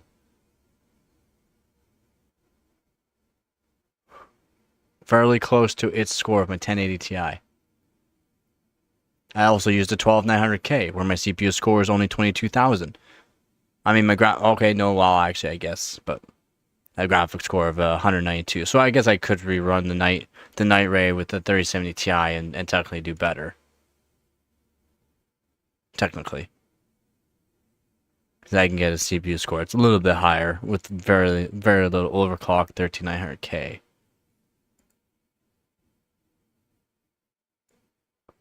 Just doesn't make sense at a certain point. Because I'm going over the way it's done and how it's outbeating. Actually, what score is he at? The CPU is just at fairly 5 gigahertz. Oh, Threadripper. Oh.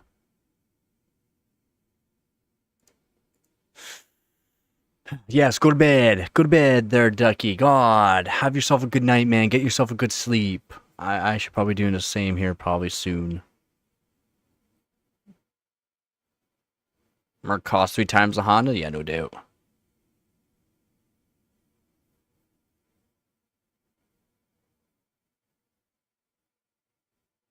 See you tomorrow, man. You prefer a BMW to a... Really? Why would you prefer a BMW over a Mercedes? In what aspect, though? Just what aspect? Because luxury, Mercedes is better. Easy. Okay, tell me. I would like to know. Again, I don't care for either or. They just cost too much to actually fix up. I wouldn't say both are the same. Have you seen the ride tests of a Mercedes versus a BMW? The BMW doesn't even... You can literally set a glass on top of the hood going over these crazy off-scale knolls, and it doesn't even move. Every other car tested against it does.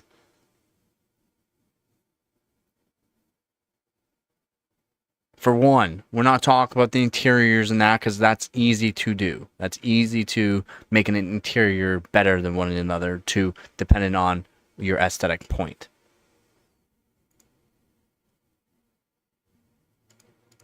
The overall functionality, the actual ride. Hey, there's nothing wrong with BMW. BMW is great, in my opinion. There are some really nice BMWs. I can't say there isn't, because there is. Just give me 1 minute here.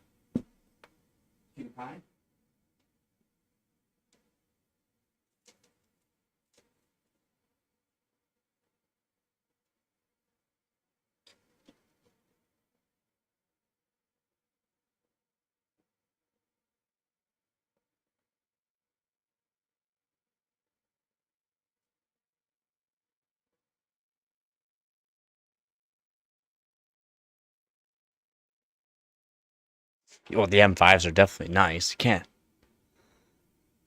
No, it doesn't. The M5 doesn't weigh that much. What does it weigh? Maybe 4,000 pounds? I don't think it even weighs 4,000 pounds. I think it weighs around 3,800, doesn't it?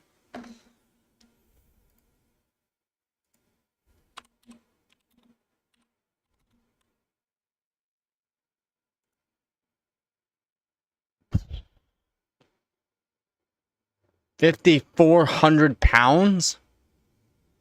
5,400 pounds?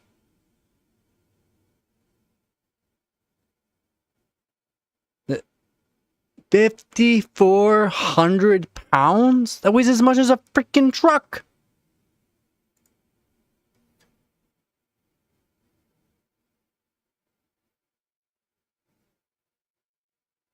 That's still not 2.7 tons. About 2.2 tons, isn't it? 2.5 tons. But I mean, that's pretty close.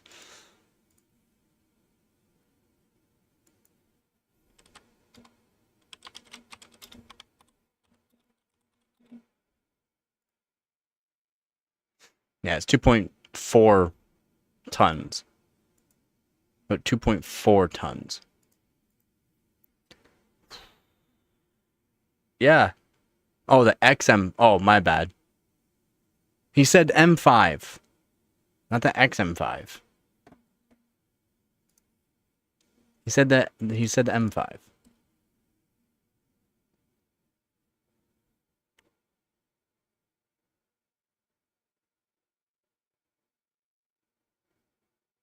Nah, it's saying 5,400 pounds. 5,400 pounds, not almost 6,000. 2.7 tons is almost 6,000 pounds.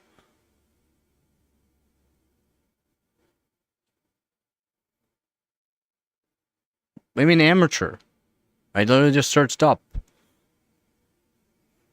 I just searched up the G9 wagon and the Touring. The Touring weighs more. It weighs 5,500 pounds.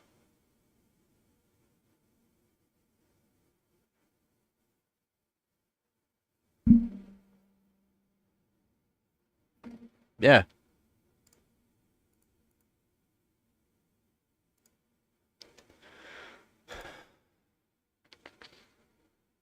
...2005 BMW M5 G90 sedan weighs around 5,400 pounds. 2025 BMW M5 Touring approximately 5,500 pounds. Previous F90 generation around 4,100 pounds.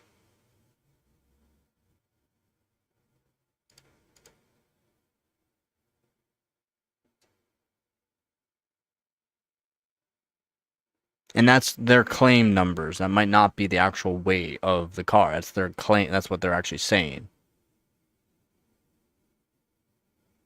I don't know.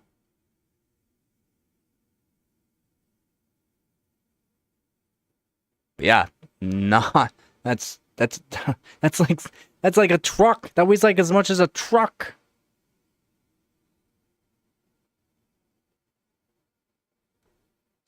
Honda will give me 95% of performance for 1/3 the price.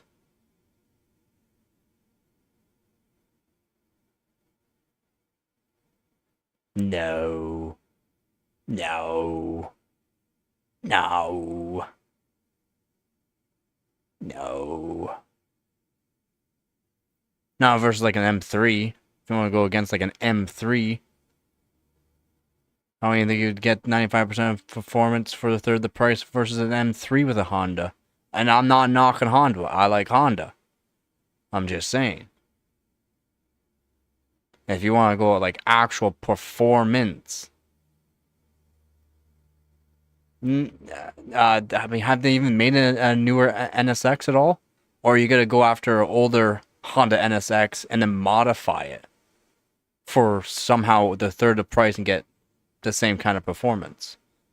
Have they even made any newer NSX? I'm not sure. Again, I haven't kept up to date with that. So give me one sec here.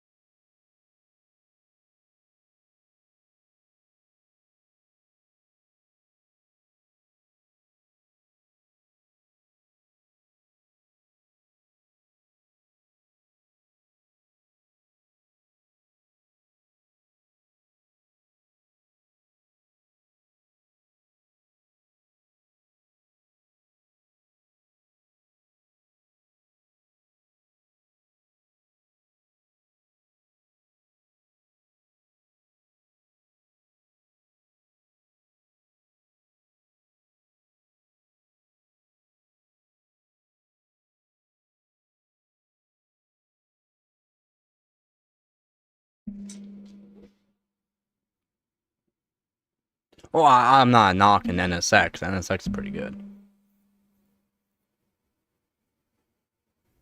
Yeah, the M5 M Sport delivers, but I mean, compared to an M3, I don't think you're gonna get the thrills, right? Just weighs too much, in my opinion. It just weighs way too much. My opinion, though. Everyone's entitled to their own opinion, right?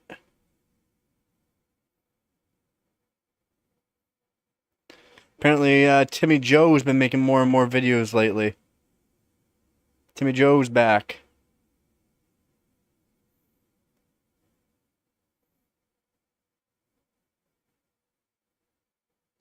Timmy Joe. It's kind of sad what he did, though. He literally spent like all of his money that he got from a family member passing away on everything.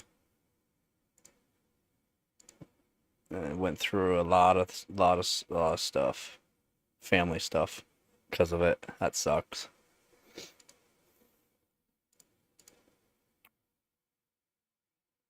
No, you didn't get timed out. YouTube had a crash. Like it happens sometimes. It crashed their born. It wasn't you get timed out or anything. Happened to everyone.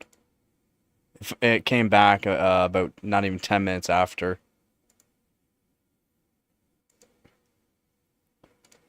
Yeah, what wasn't you? It's yeah, it is YouTube. Nothing I can do. I was gonna end the stream, but then they're like, nah, just keep it going. So I did. Yeah, happened to everyone. Apparently Z. Apparently Z did sent a super chat, but I didn't even get it. So hopefully he didn't get charged for it, because I didn't even get the super. Unfortunately. So I'm hoping he doesn't get charged for it. Next time he comes into the chat, into the stream, I'll let him know. Like, check to see if the super even came out, because I hope it didn't. Yeah. He's like, I sent a super, but apparently it's not even showing in the chat. And then all of a sudden the chat just completely went for everybody. Even on my end, the chat went. I hope so.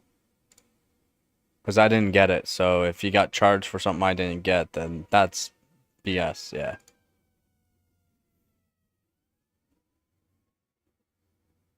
I can't mark the date and time. I give him the date, but I have no time. Because I didn't get it. It didn't receive on my end at all. And that's nothing I can actually do.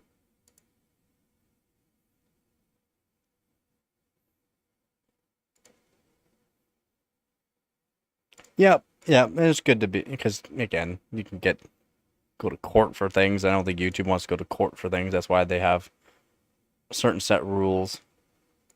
Yeah, I guess I could do it approximately around 5 p.m. my time. Currently using OCPC RAM. I'm not I'm not with OCPC.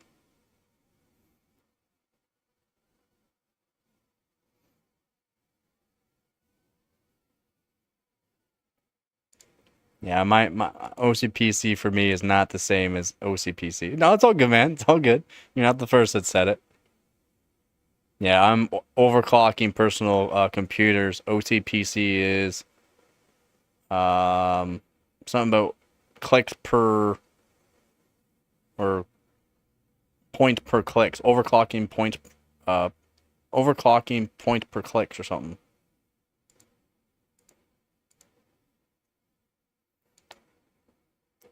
Can't complain about them. Yeah, they're not bad. I mean, OCPC is a decent brand and cheap. Like you don't have to spend a ton of money.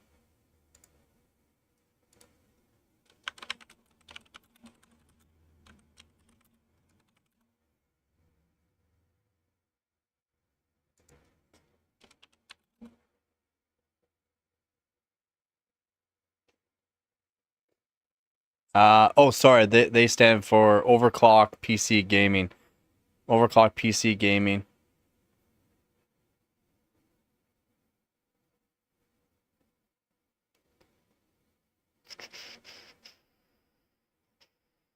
But then there's also another YouTube that's OCPC as well. There's something like Overclock per clicks or something like that.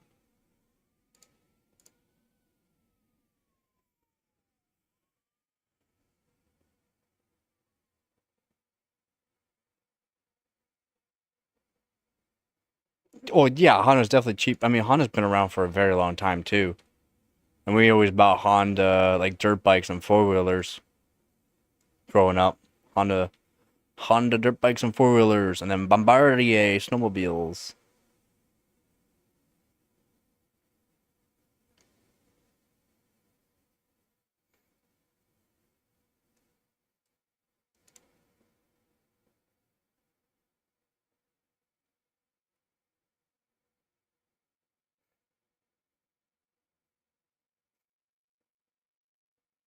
But yeah, they do graphics cards, SSDs, memories, peripherals.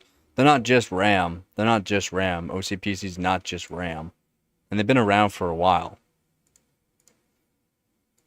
A lot of people don't know that. They have been around for a while.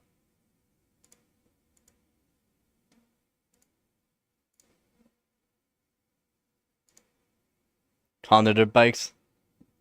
Nah, well, yeah, Yamaha. XRs or CFRs. We had XRs growing. I had XR growing up, and then they became CFR afterwards.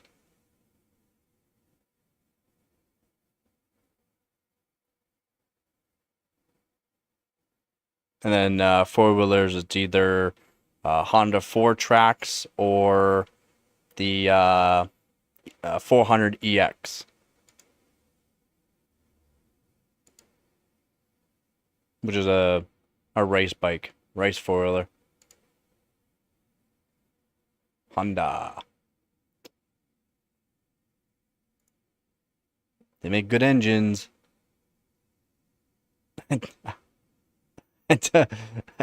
Zero, zero. I've never been on Jerkmate. Zero. Like,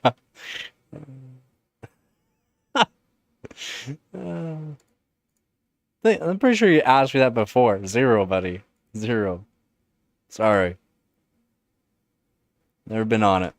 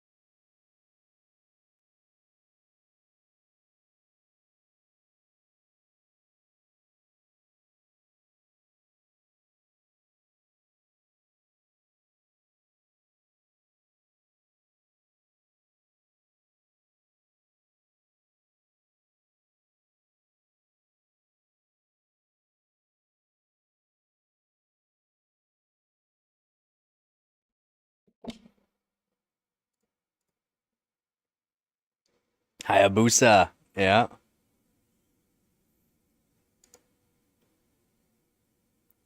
Golden Gooner. No, man. Sorry.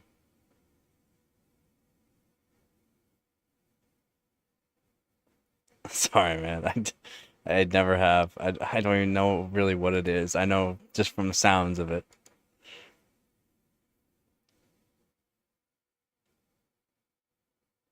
I can tell how smooth the strokes were. Pajero 4x4? I guess. The 4 Tracks is definitely better.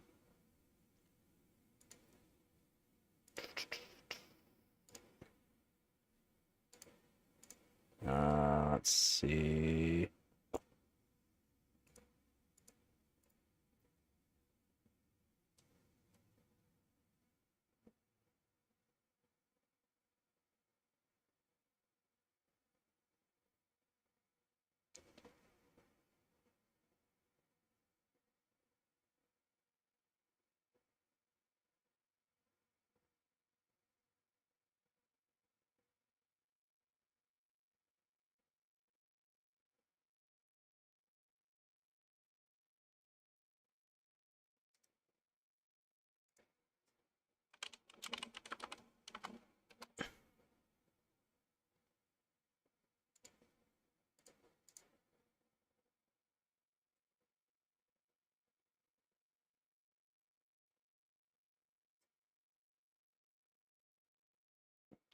Yeah, I was gonna say, isn't that an inline four?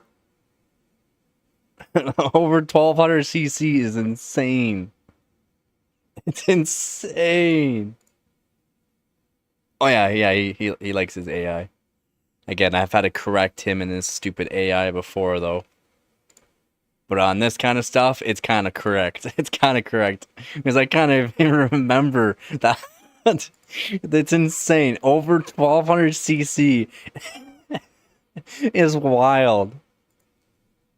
They're big bikes though. Have you actually like wait, they're also weigh what? I think minimum 900 pounds, something like that. I think they're like minimum 900 pounds.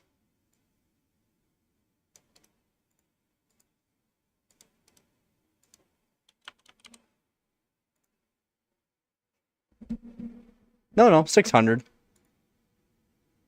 No, 600.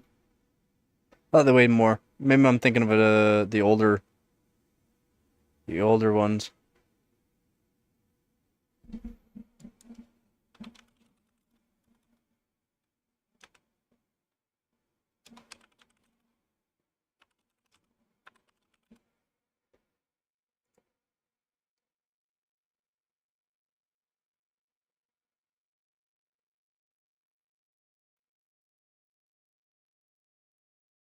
I mean, the heaviest is insane. But I mean,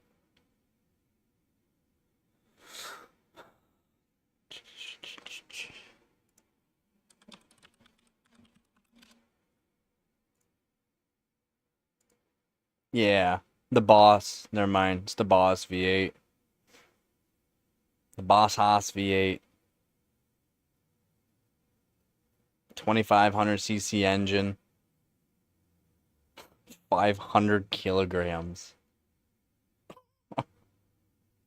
That's wild. That's wild.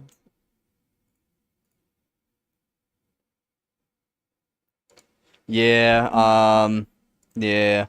I knew someone that had a Hayabusa. Actually, had two Hayabusas and a Ninja. Modified. They're both of them were modified for racing. Over 200 horsepower. Yeah, the Hayabusas he had were modified for racing because he did racing on tracks. Yeah, they're fast.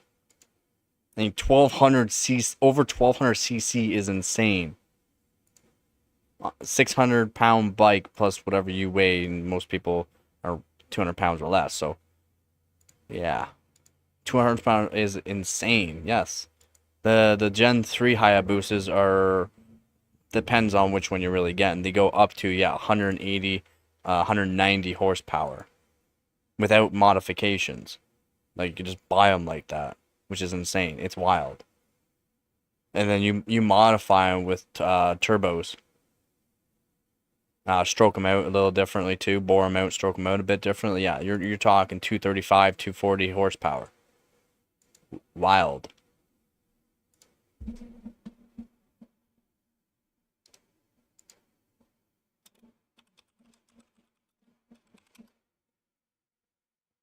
Oh wow, you're talking like 400 horsepower. on turbo kits, and then the stroker packages. Just engine stroker packages can give you 280 horsepower, and then with you put in the turbos onto them as well, you're talking 400 horsepower.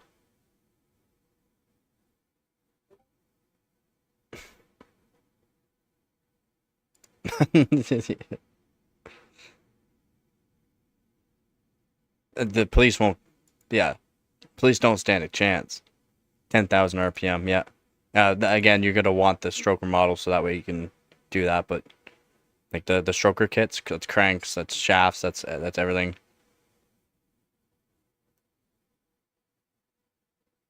I'm pretty sure back in the day he did. And no, there's no way. Oh yeah, there's no. Yeah, exactly. There's no way that they'll be able to catch up. There's no way. Like it's not just a chase. It's within 2 to 3 seconds. You won't even see them. No matter how fast their police cars and or bikes are. Within 2 to 3 seconds, you're talking to a distance away from you without being able to see them. 2 to 3 seconds. So give it a minute. Gone. Gone. Gone. It's fast. They're fast. They're insane. What is top speed? Like close to 400 kilometers an hour? No. Though that's basically stock. That's stock. That's stock.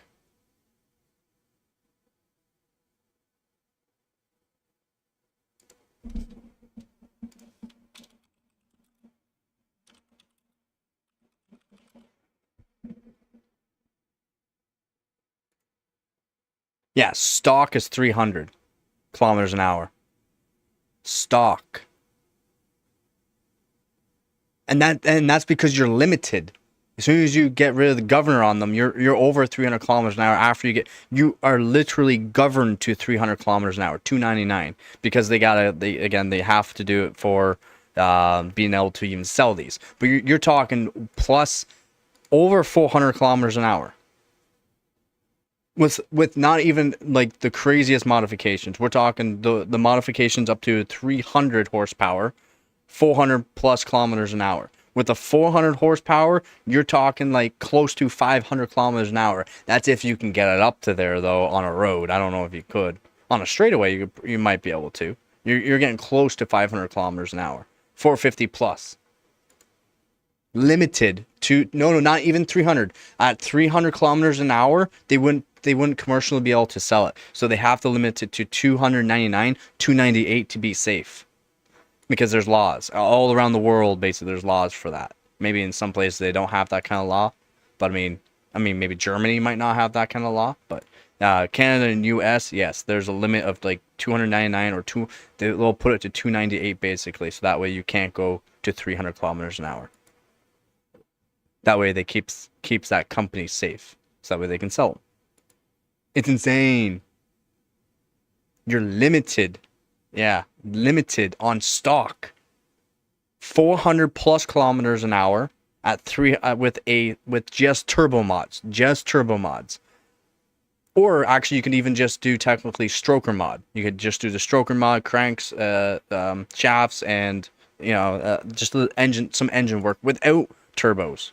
The bolt-on. We're talking bolt-on turbo kits that you can get.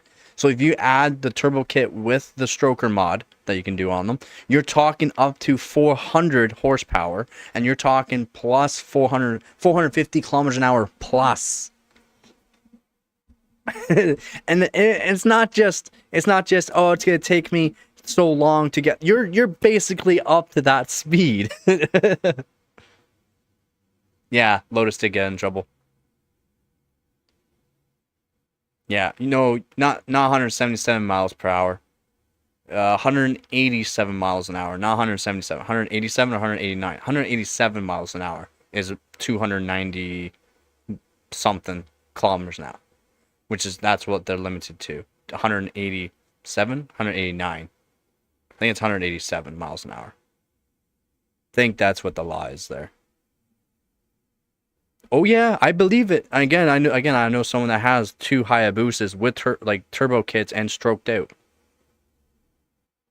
He said, and he used to ride them like in competitions, like race them competition, and yeah, he said they're scary. And road, like on road, they're even scarier on road. Technically, he said, because the roads can have some weird dips and that too, and then you gotta watch out for people too. It's just you're so fast.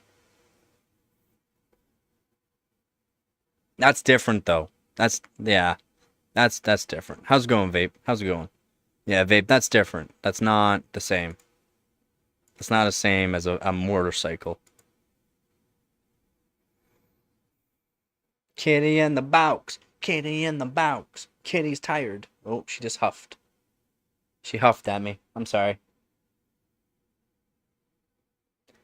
Being too loud. Again, let the princess sleep. Yeah, the crazy speeds. Yeah, just turbo kits can make you push 300 horsepower, and then custom engine work can get you around 300, and add them together, you're talking like 400 plus horsepower. And oh, just an ECU flash, no modifications, just doing the ECU flash, so the computer flash onto the bike. You can do it. You can easily achieve 50 wheel horsepower. You can easily achieve a 50 wheel horsepower just with a flash. That's it. Like, that's all you need. And it gets rid of the governor. No, just removing the limit. You're not gaining that horsepower. You're just got to remove the limit so you can go over 300 kilometers an hour. Yeah, but you're not gonna gain that 50 horsepower just because you remove the limit. You got to make it so that way your injectors and that are putting more fuel. Yeah, 15,000 watts on an electric bike is pretty fast too. Yes. I mean, if you're gonna look at an electric car, you want to look at it's a car that uses a fan.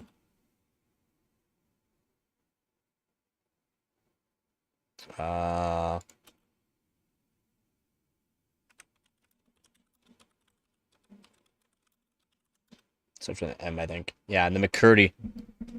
You wanna search up this. You wanna do this. Just give me a sec here. I'll give you the YouTube video. Check out. Yeah, the McCurdy. Fastest real hill race car there in the world. And they're limited. They're also limited to speed. It's just here. I'll give you the video for anyone who wants to check it out. Here's the video. Yeah, the McCurdy. It's not the fastest electric car. It's the most insane electric car, in my opinion. You can put an F1 driver in this car, and the F1 driver will be amazed. And apparently, not just your eyes, but your body gets tired from driving this car if you're doing like racetrack and actually using this car to what it can do, because of how many G's this car will actually put you under. This car will put you under so many G's and be so fast, like 0 to 60. 0 to 60 is what?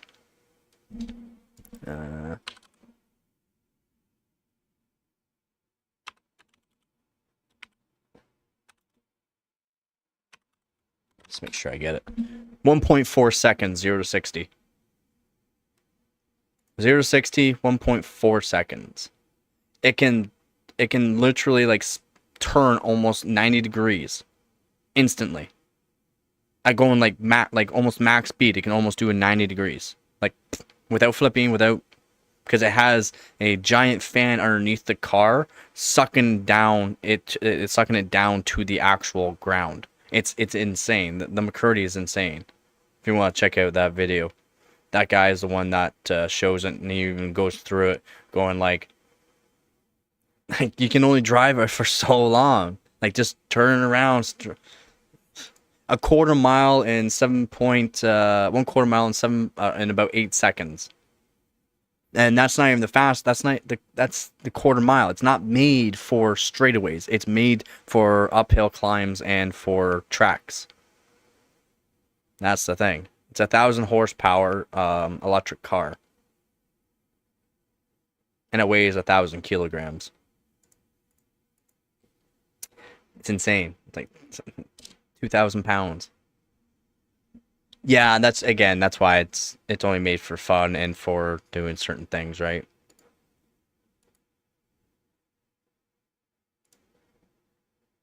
Kitty, kitty.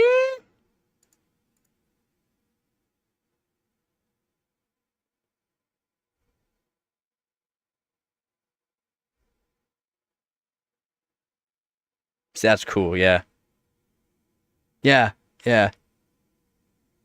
I'm pretty sure they have something close like that now they're born. I'm pretty sure they do. I could be wrong on that.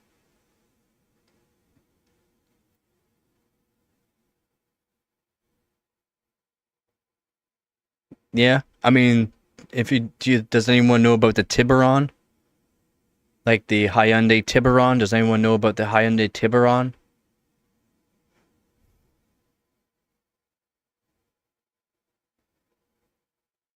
So the Hyundai Tiburon, they also designed Hyundai Tiburon to use two engines, one in the front, one in the back for all-wheel drive. Again, it's not the greatest, but I mean I'm pretty sure they did turbo kits onto it as well. It was it was pretty quick. But yeah, it's kind of wild. They did dual engine. Hey, it's not like I used to own a Hyundai Tiburon, right? They're hairdresser cars, but yeah, I got it cheap and it was manual and I liked it and I stripped it down and it weighed like nothing and it was really fast and back roads, a lot of Porsche 911s on certain back roads I used to go on, they used to like to race. So race, just it's literally nothing but 90-degree turns and all that, so it's nothing but downshift, upshift, downshift, upshift. It was a lot of fun, not really racing though. There's a lot of 911s that like to do that. I'd race against them. uh,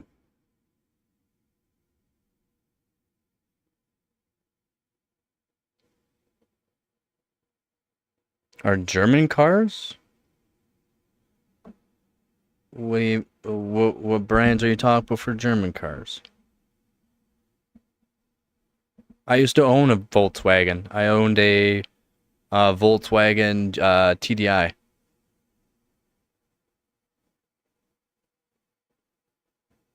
Yeah, I owned a from Germany, shipped over from Germany. Yeah, Volkswagen 2-liter diesel TDI. It was a Sportswagen Wolfsburg edition. It was one that was shipped over from Germany, made in Germany, shipped over to Canada. I bought it off of a car dealership that got it from an older couple. Still cost me a fortune. It cost me a fortune, and yeah, I don't have it anymore. I have the keys for it still.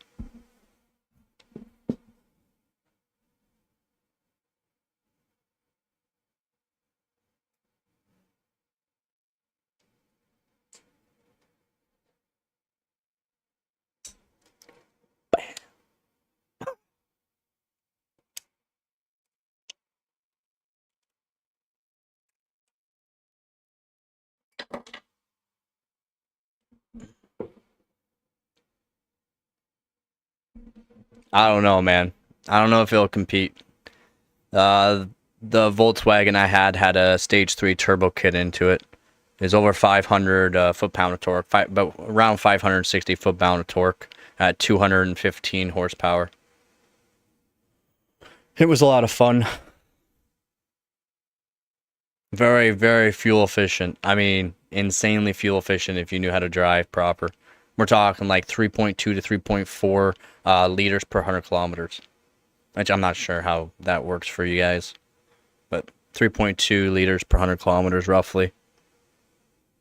Just cruising. If you put down the power though, you're talking 100 liters per 100 kilometers.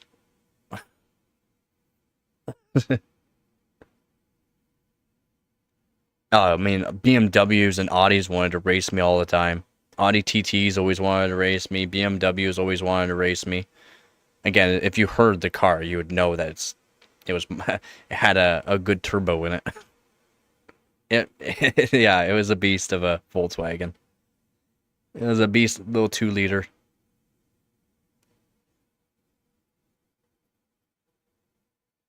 Yeah, Volkswagen owns a lot.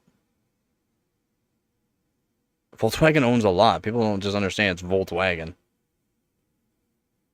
Yeah. Yep. Volkswagen owns a lot.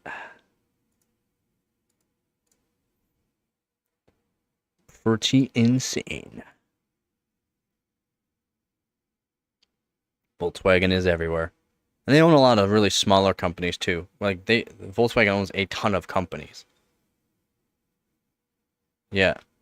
I mean, if you actually looked at what companies own, like what main companies own certain companies, like actually own them, it's insane. There's only like 10, maybe 12 top companies that own every single company, basically.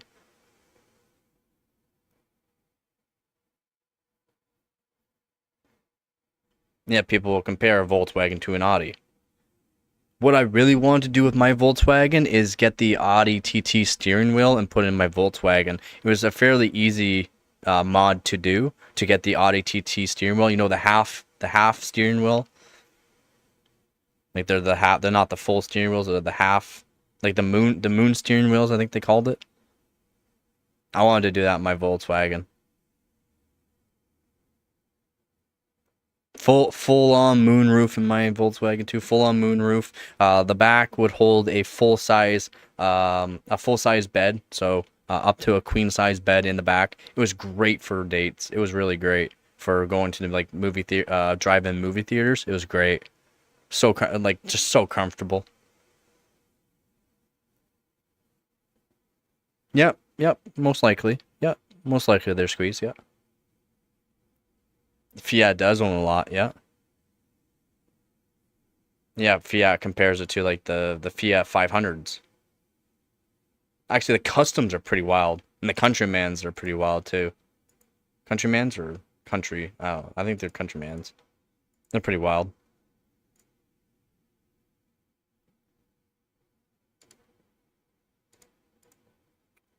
Pretty wild, in my opinion.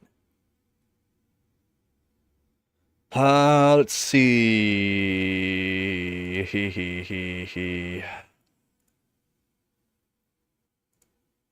So, I'm not sure how much longer I should stream for.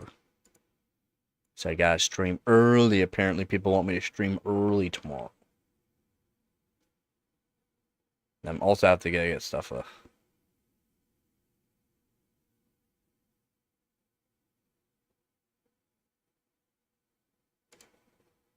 Have to get stuff ready.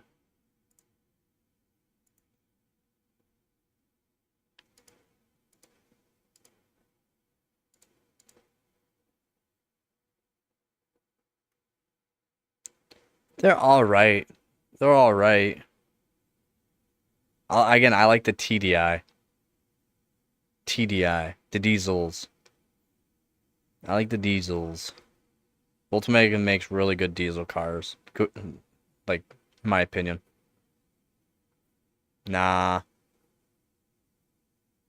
I've gone against a Golf RS before. All-wheel drive Golf too. Like all-wheel drive. And sorry. Could not compete to my... theirs was automatic too. And in sport mode. And it couldn't compete against my Volkswagen Sport Wagon diesel. Again, mine was modified a bit, but again, it's going against a very expensive car. It's made for racing. Against my front wheel drive, and they are all wheel drive. Yeah, I like diesel. Just because I've used it before. Again, I used to drive gas. When I went to a diesel car,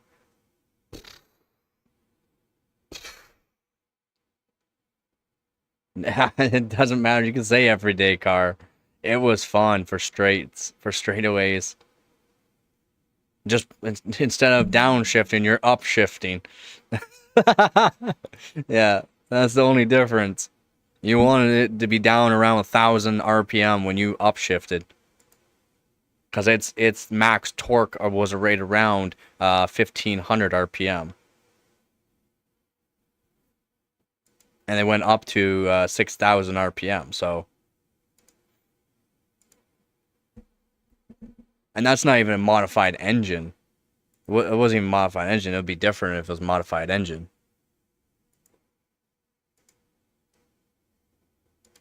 It would be different.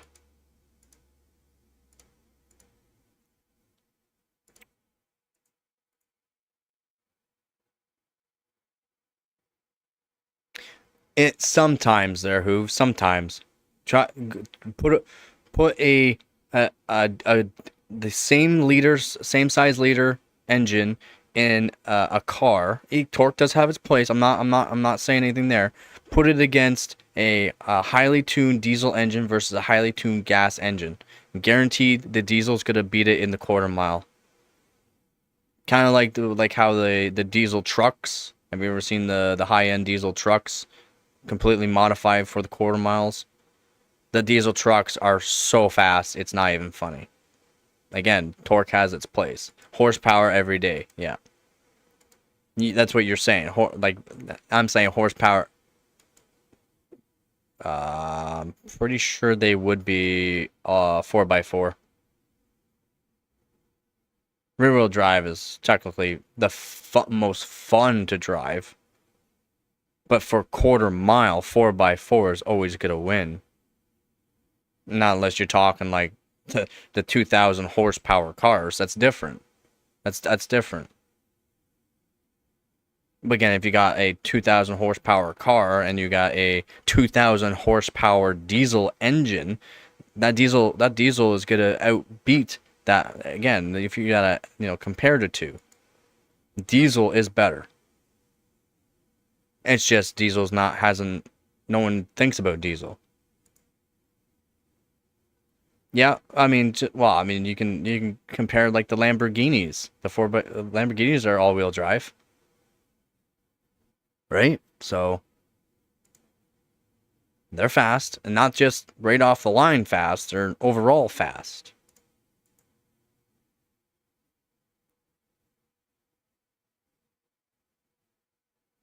Traction.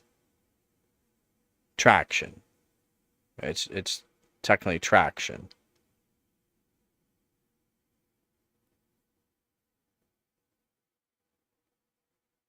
That's just rough to look at there, Skibby. And no, they don't ban the game because of that. Not how it works.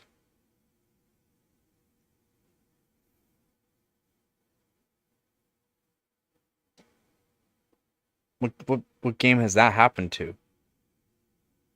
Can't blame the game.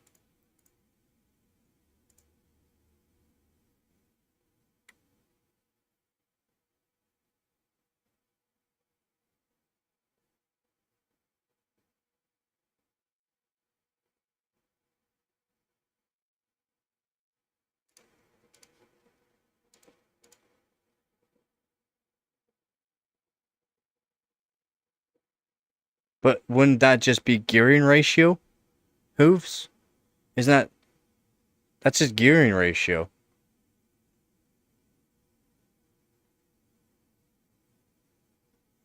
Can't say rear wheel drive has higher top end. The cars have been designed that way, yeah.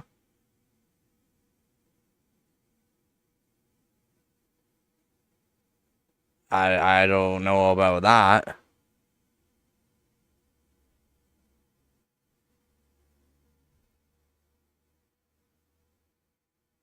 True. And a little bit more weight in a 4x4 too.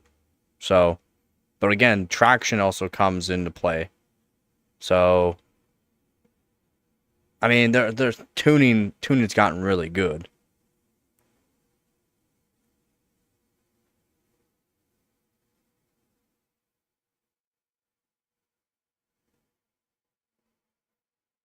I don't even know what you're trying to talk about there, Skibby. In a way, there is more top end, yes. But that's because you have to limit it at the bottom end. As in, start off, you have to limit it. At least with all-wheel drive, you don't have to technically as limited as much at the bottom end. You can put more horsepower at the front instead of it at the end. Again, yeah, it's a trade. Again, I'm not sure what the records are for quarter miles and that. I'm talking like quarter miles. What's the top? Like, what's the fastest quarter mile, and what is it?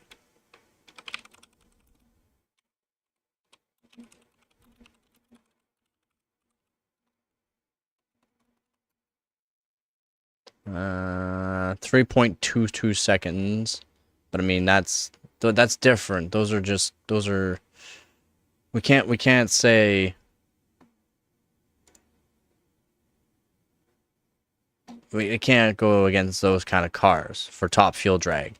Quarter mile for production car. Production car, 8.25 seconds.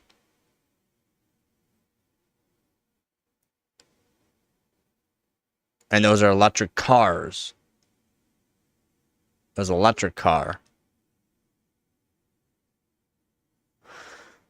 And is that...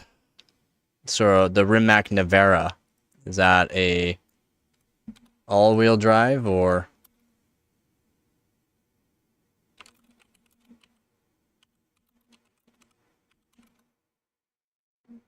It is all-wheel drive. But that's, again, electric. Again, we can't, I guess, say... We can't compare electric versus gas either.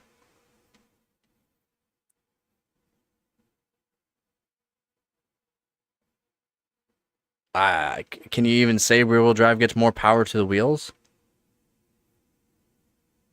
No. The bottleneck in rear-wheel drive is actually not spinning the tires, but that's when tuning comes into play. So if you ever watch like Cletus McFarlane, if you ever watch Cletus McFarlane with his bald eagle, then you would know that all the tuning, they you know, you can do two-step right off the bat, but then the tuning has been done so that way it slips very little at the beginning, so that way it can just keep the turbo spooled. Like you gotta make sure that turbo's spooled.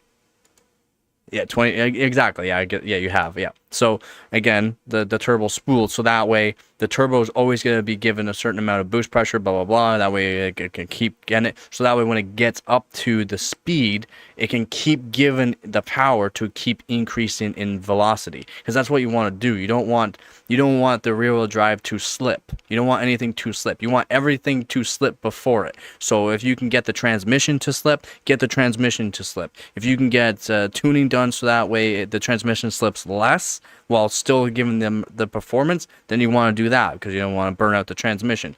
You're going to burn out transmission when you're up that 2,000 horsepower anyways, or 1,500 plus horsepower anyways, but still. There's a lot that goes in cars. Again, I know all this stuff. I used to be into cars quite a bit. The drive shaft is and is not the actual bottleneck, though. True, proves. Launch control will always favor all-wheel drive, and that's due to the fact you have all wheels moving the same amount of weight forward. More traction, right? And that's why you got slicks on rear-wheel drives, right? You got these big old slicks on rear-wheel drives, and that's to mitigate slipping, spinning your tires too much. Sequential technically is better than manual transmission, yes. Yes and no. Yes and no. The sequential, when you're at a certain point, sequential is technically better, yeah.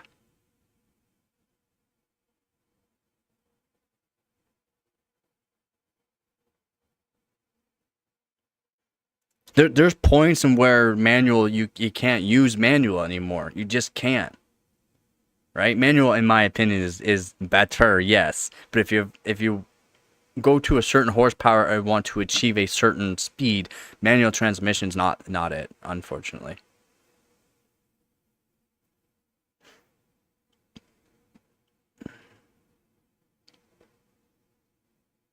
Yes. More. No, no, no. Not better as a daily. More fun as a daily. More fun. More fun. Except for like if you're like me and stuck in traffic, especially a couple times a month, where traffic like a 45-minute drive turns into a 3-hour drive home, and a manual. Yeah, and manual was fun for me. Still, I loved it, but it was really not too bad for me because first gear I would only be moving like 2 kilometers an hour in my little diesel, but it's not fun because you're literally just putting in first, letting go of the clutch, and no, man, I didn't have to worry about that too much. No, I didn't have to worry too much about left foot hurting, man. I literally just let out the clutch and just move.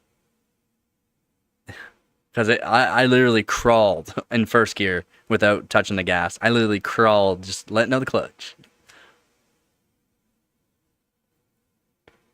I don't know. I guess just because I've always been in construction, I've never had to worry about clutch. Heavy clutch is like a tractor. You're talking like a tractor. Now you get into a heavier clutch. That's kind of the heavy clutches I'm used to is tractors. My cars, clutches are, can't say they're heavy. It doesn't feel heavy to me at least. But yeah, no, I didn't have to worry too much about using the clutch as much. Because again, I literally crawled at like not even 2 kilometers an hour, just letting off the clutch. Let off the clutch and, well, I guess I'll just sit here and watch the ants run past me, basically.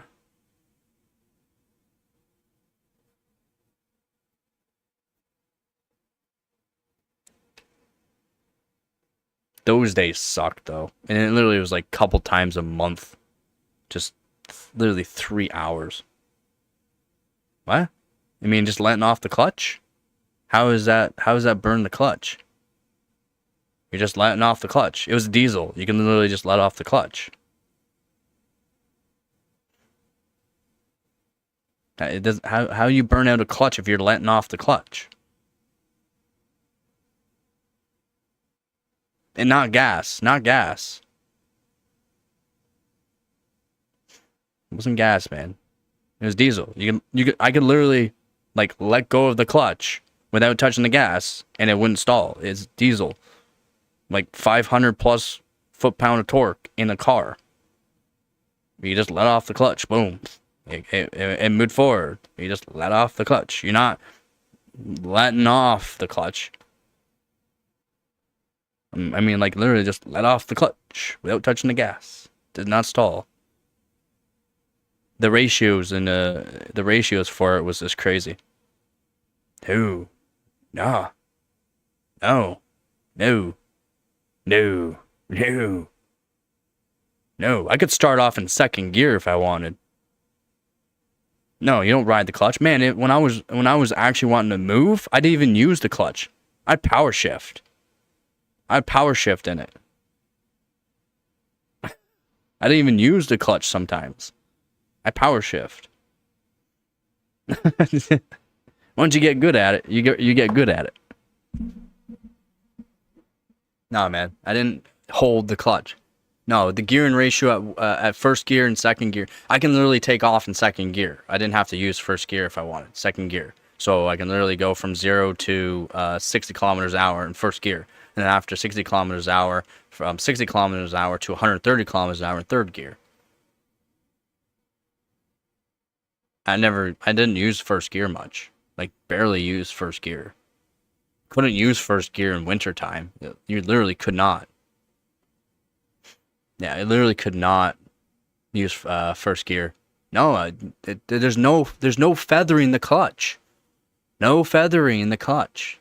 I didn't have to feather the clutch.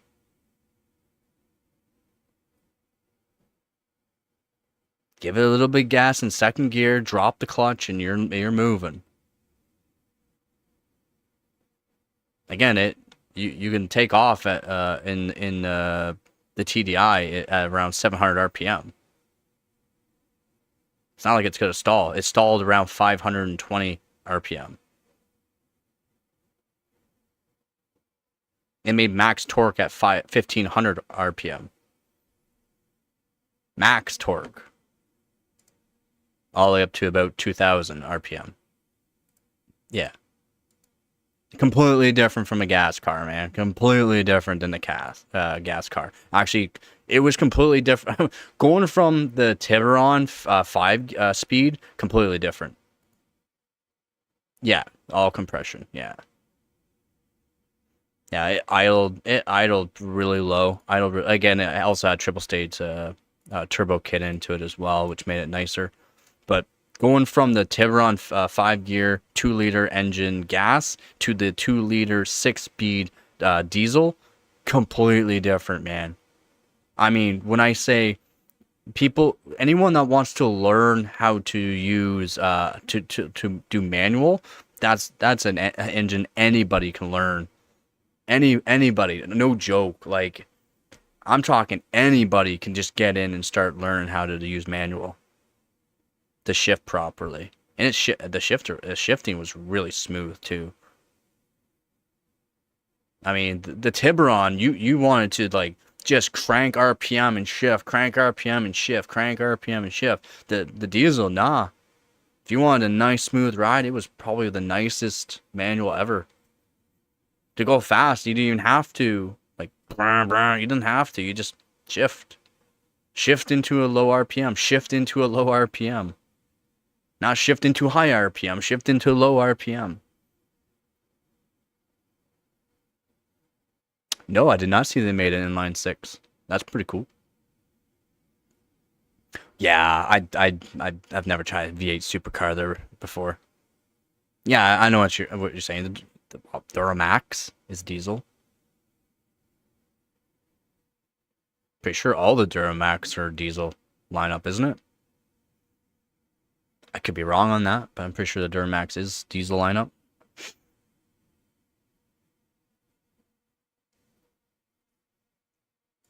Yeah, in inline six. What liter? 3 liter or 2.7?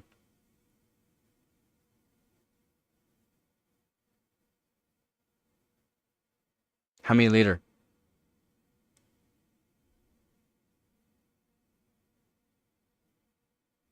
I want to say 2, but probably not. Not you hooves. Not the supercar. I want to know what the inline six is. It could be 2.7. Duramax Widowmaker.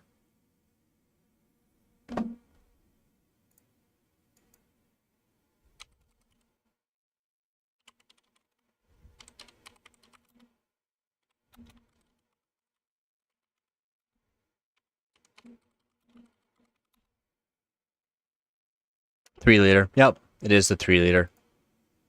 Yep.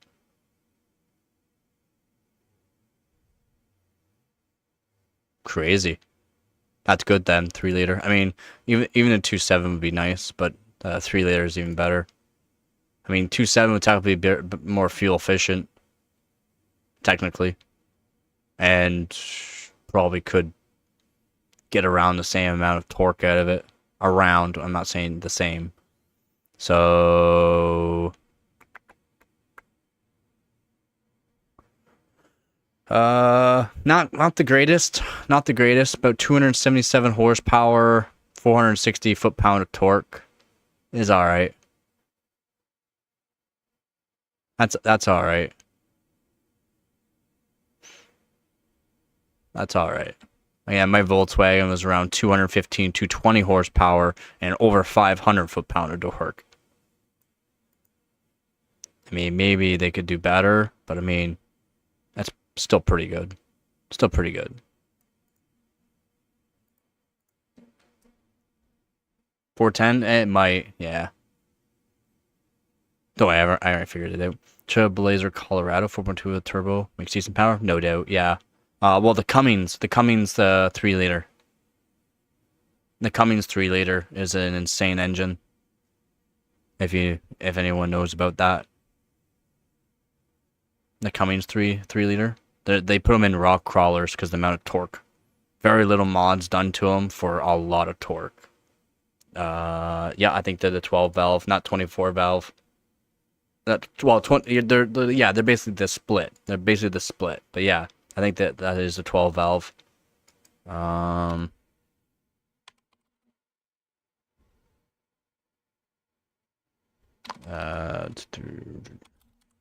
Make sure I'm searching the right one here.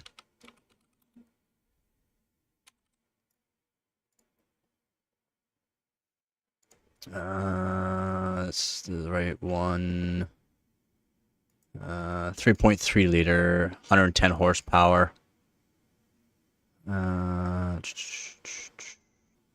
Stock, all stock. Yeah, the QSB 3.3. That is the one. But yep. The QSB 3.3.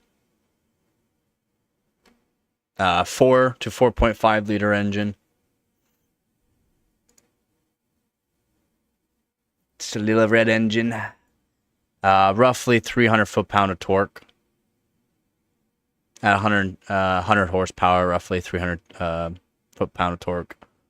They're really good. Again, they put them in rock crawlers.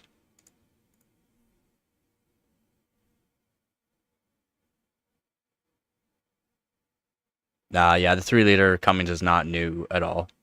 The QSB 3.3, it's not new.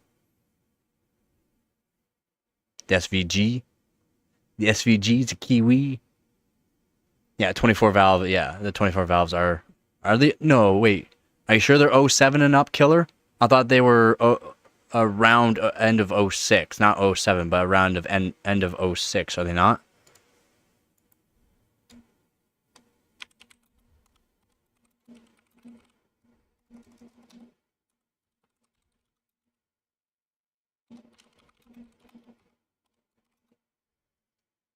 Yeah. Yeah. 06.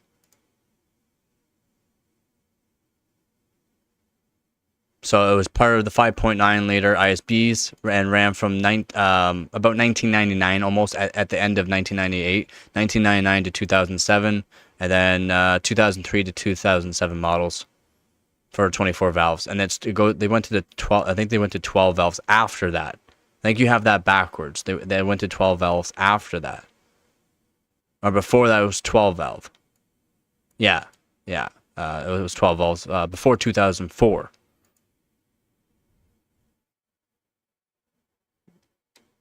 Again, it depends on the models, but yeah, 2006 models, they were not as like you would see them around as common basically. But 24 valve 5.9 liter Cummins engines were produced 1998 to 2007.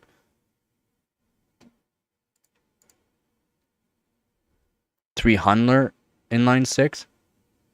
It's all good. Yeah. They went 12, 24, 12. The 24 valves were insane. They had technically there was problems with them, as in they got gummed up. They got pretty gummed up, and people were modifying the absolute hell out of them. But yeah, the Ford 300 inline six, I can't say it was bad. Yeah, it's kind of odd how they did the Cummins engines.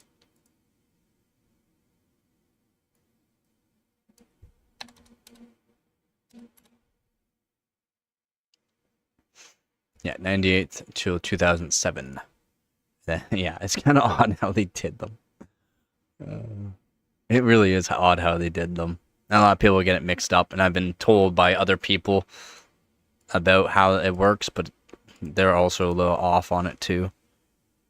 On the inline four, with machine work, I mean, you can do a lot with machine work.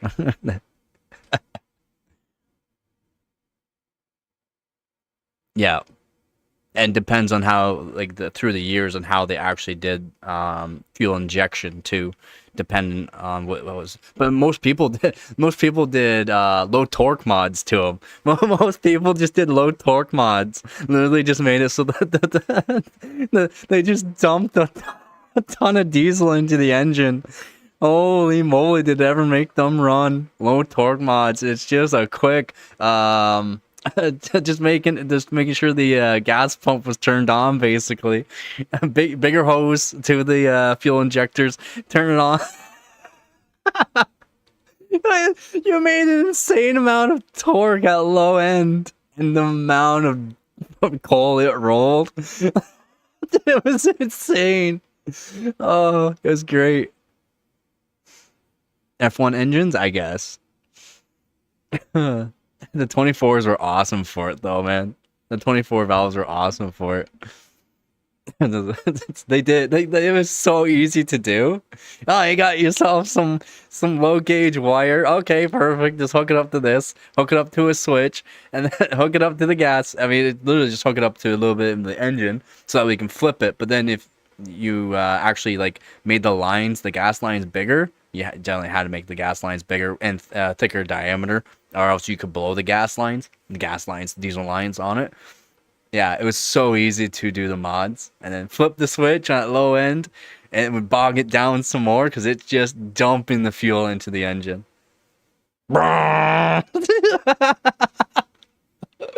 Oh, just shake people's windows. You didn't have to be near the house, and it would just make the windows vibrate.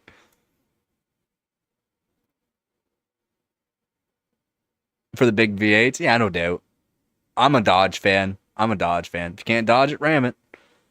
Ford, to me, stands for flooded old rusty Dodge. GM, gay man's car. Or GMC, gay man's car.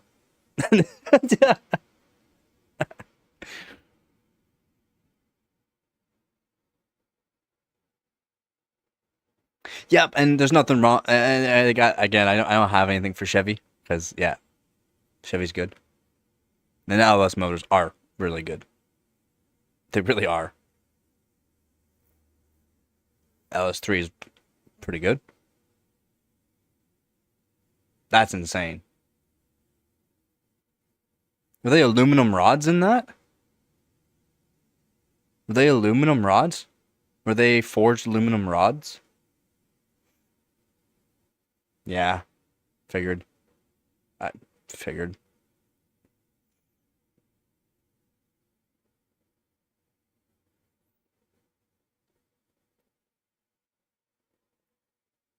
Yep. Well, I mean, even on LS2s or LS1s, you can get aluminum heads. Yep, nothing wrong with it though. We made them a lot lighter, and it worked.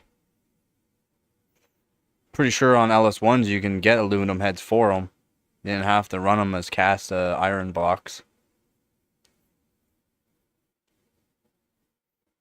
I could be wrong on that, but I'm pretty sure they have aluminum block heads for them as well.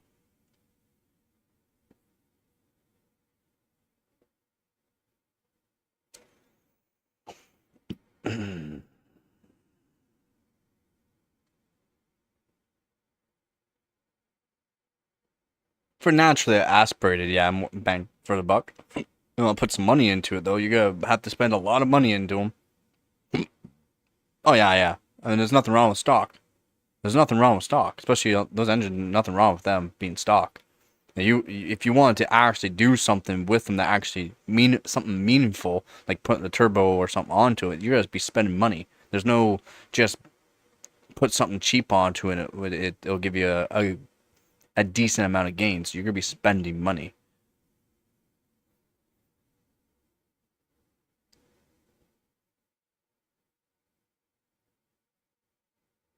That's how much they are? I thought you can get them for 8. 15? I thought you get them for like 8 delivered. Is it really 15K? I thought you get them for 8. I'm kind of out of touch on engines, at least crate engines. Again, I used to be into it a lot, so maybe prices have changed that much for me, and I'm pretty sure that would be around the same price here, buddy.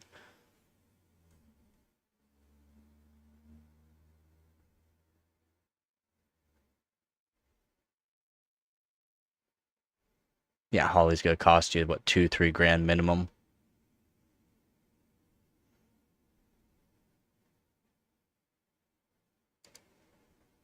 I don't know. I mean, I'm pretty sure you'd have to get bigger fuel injectors for it.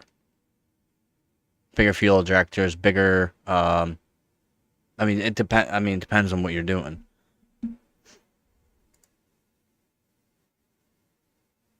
Chucking LS3 into a Volvo. Volvos are your family cars. They're the safest around. They got 11 or 12 airbags. Chucking LS3 into your Volvo. Actually, that's not terrible then. That's actually not terrible if you can get it for around that. Even 8 at the higher end of 8K. I thought it was around 15 to 20K minimum for. Well, no, even still, because you'd have to do turbo as well for it, and then good old custom fit. Yeah, no, you're talking a minimum still around 20K for putting. I mean, on air, I, I, you can tune it so far. You can tune it so far. Is it gonna give you the most gains though? Like horsepower to money wise? I don't think so.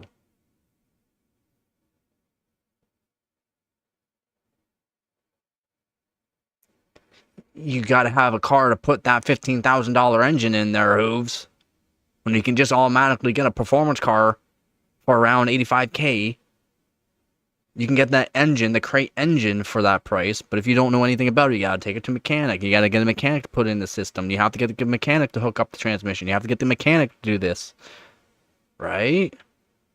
15,000 for an engine is a lot. In a BRZ, I'm pretty sure it's been done, has it not? Hey, if you have friends, that's awesome. But then you also need chassis to throw it in, some sort of chassis that can handle that LS engine. Then if the car chassis cannot handle that engine, the torque, then you're gonna have to modify the chassis up with a whole bunch of bars and or plates, certain mounts for it. Maybe probably cut out some of the engine bay. There's a lot to do. Oh, no doubt. A Vin Diesel moment? Yeah. Do you know how they actually did that? They actually, yeah, the chassis twisted, yeah. I mean, they have one car apparently to destroy one of those cars. They actually had a car to destroy. They had two of those cars, by the way. They had two of them. They didn't even destroy one. Wild. But yeah, they had to like do it on a certain motorized thing to make it twist. And then the wheelie that they did, was pretty funny. If you ever watched the green screens of it. It's not real. It's not real. It's all green screen, right? But I thought it was pretty cool how they did it. All mechanical green screen stuff. I mean, they did good. I thought they did pretty good on it. Uh,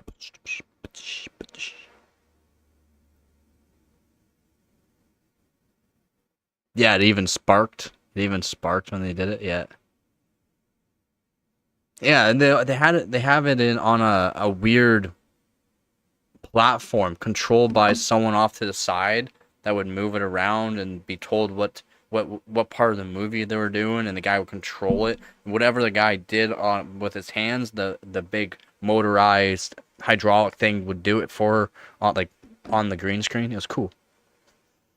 Yeah, Joe. Yeah. It wasn't even a hydraulic cylinder that lifted the front. It was the whole thing. The whole car would be lifted. Like the car was literally like looked like it was a toy on set basically in this hydraulic thing they had. It's really cool.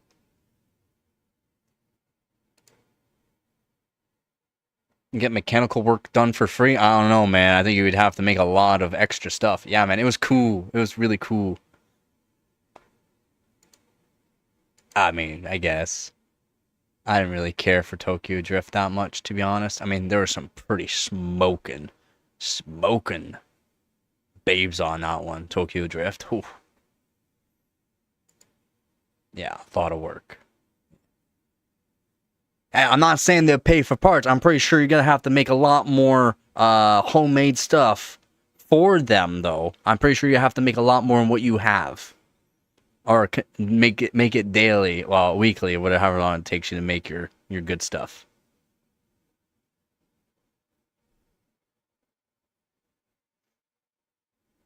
They gotta want something to drink to quench the thirst, there, hooves. If you know what I mean.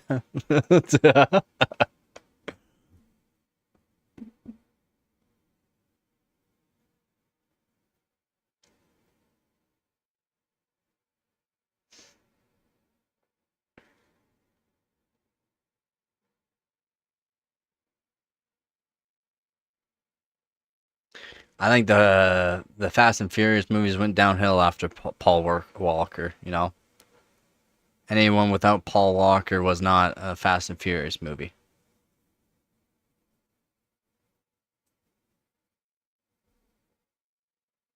You say you have mechanics, but those mechanics are want a drink to quench the thirst, man. I ain't talking to Pepsi.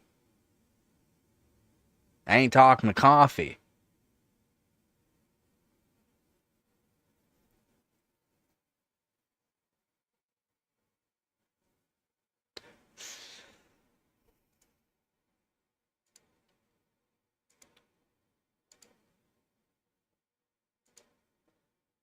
There you go. I feel a little. I mean, somewhat.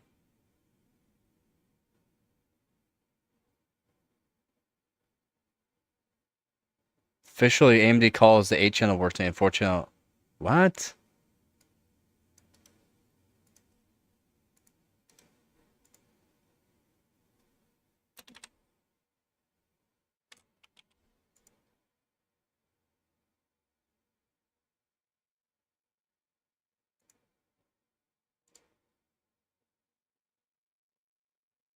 I mean, it kind of makes sense.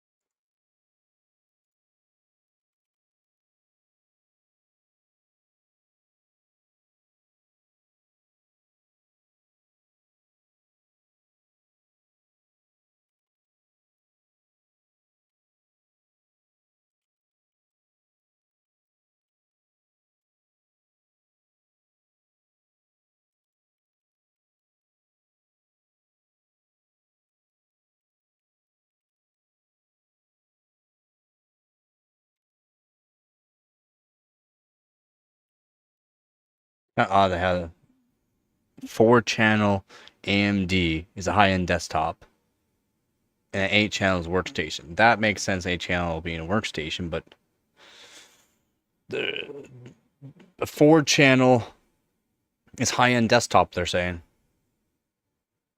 So the Threadripper is technically high end desktop, but not consumer grade technically. So I'm pretty sure Threadripper is 4chan.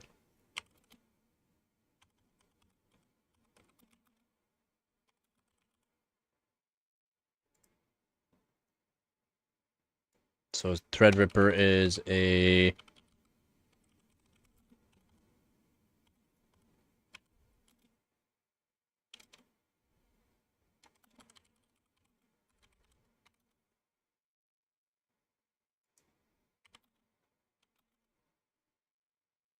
it's 8 channel, so it automatically puts all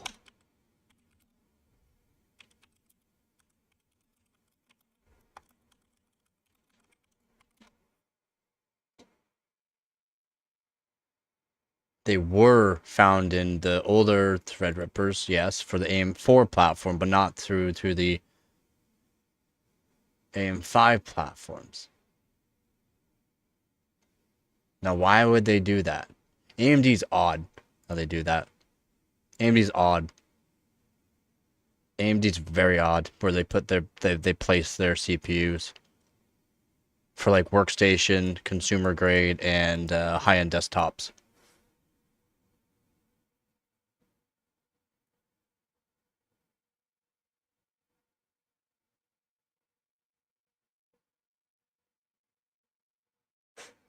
Like it's this is the so which all what all Threadrippers not? I mean, the 9950 or 9995 WX is Not a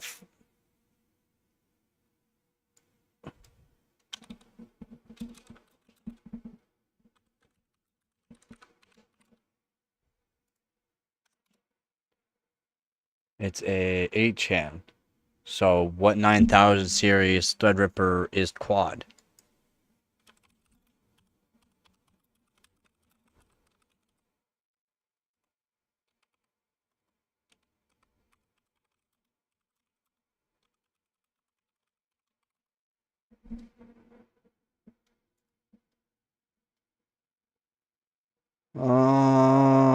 That would be.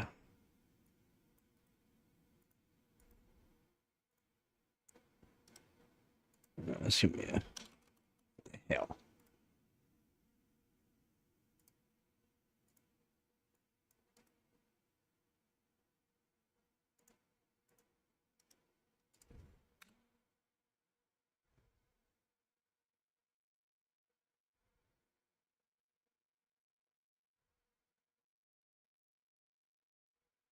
So whatever non-pro, a pro version is going to be 8-chan. The non-pros are going to be quad-chan. So anything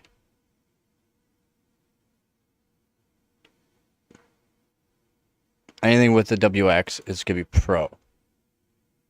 Does support up to octa-chan, anything like WR 90s. So Pro 9000 with WX, anything with just an X, Threadripper's 9000 will be non-pro. It will be quad-chan. Anything Threadripper Pro, any Threadripper Pros will have an ending of WX, and that will be octa-chan. And the chipset would be WRX90 on the Pros, and the chipsets on the just the standard Threadrippers will be TRX50s.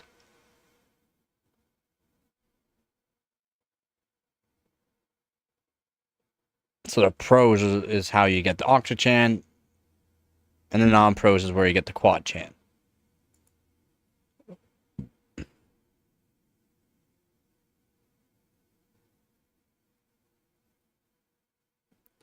Ooh. Ooh, Sebby's going LN2.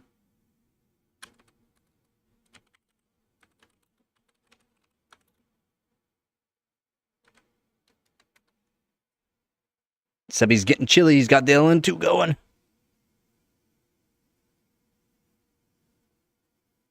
He's got to crush that 1080 Ti score. I'm not even going to be needed for the 1080 Ti anymore. Well, that sucks. I'm not even going to be needed. No. Workstation grade. Well, in a way, you can't say industrial grade. There's no, it'll be workstation grade. It'll be quad-chan. Or not quad-chan, octo-chan. 8-chan. I'm pretty sure.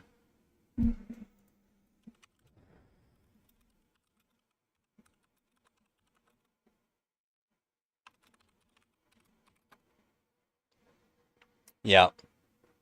They're 8-channel. And then with the new 9000, so you got the 9000 Epic, so 9004. Zen 4s are 8-chan or 12-chan. The Zen 3s are 8-chan, Zen 2s are 8-chan, and Zen 1s are also 8-chan. And then the Epic Touring that is Zen 5, which is upcoming, is going to be 12-chan as well. Why would they go back for that as well with the Zen 5s? But yeah, so Milan, Nepal's is 8-chan, and then if you talk newer, Genova and Touring are going to be 12-chans. Genova is the Epic 9004. Which is Zen 4, and that's 12-chan. 8-chan is what they classify as workstation. So AMD, this is AMD's claims. 8-chan is workstation grade. After that is a higher grade. Below that is HEDT, or a high-end desktop. If that makes sense. kind of odd how they did that, to be honest. And that is very odd how they did that. Because they're saying epics are workstation grade. But why? That epics are technically for servers. For the workstation grade.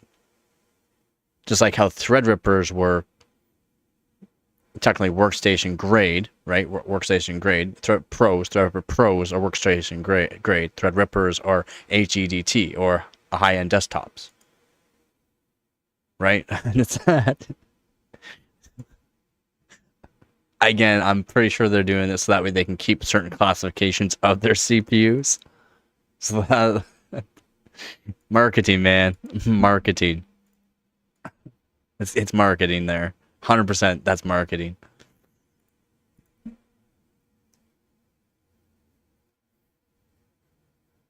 Are they computer nerds? That's good that they're computer nerds too.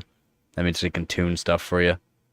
I mean, air fuel ratio is not exactly the most complicated thing to do, man. It really isn't.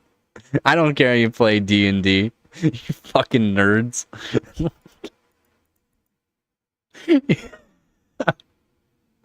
Oh. I'm not bashing. I'm just saying that because nerd. What a loser. No, I'm joking, of course, man. I'm joking. I have nothing against it. I just think it's funny. I just think it's funny.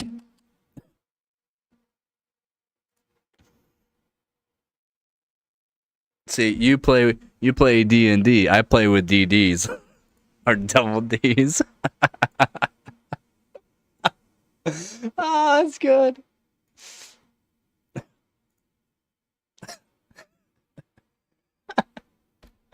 I have a lot of friends that play D&D. Again, I'm born and raised out in the country. I never played no D&D. I'd rather go fishing, dirt biking, bowling, snowmobiling. Play D&D. Yep, to each their own. It's like LARPing. People like to LARP. Oh, man.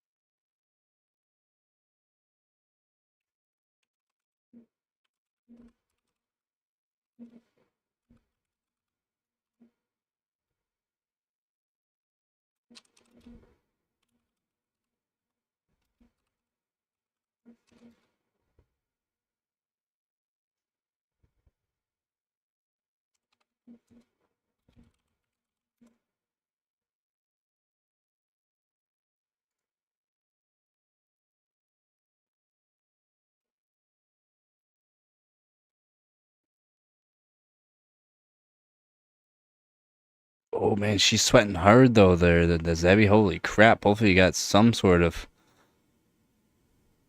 primary move with hard mod plus strict OC bias. Yeah, I figured. Okay.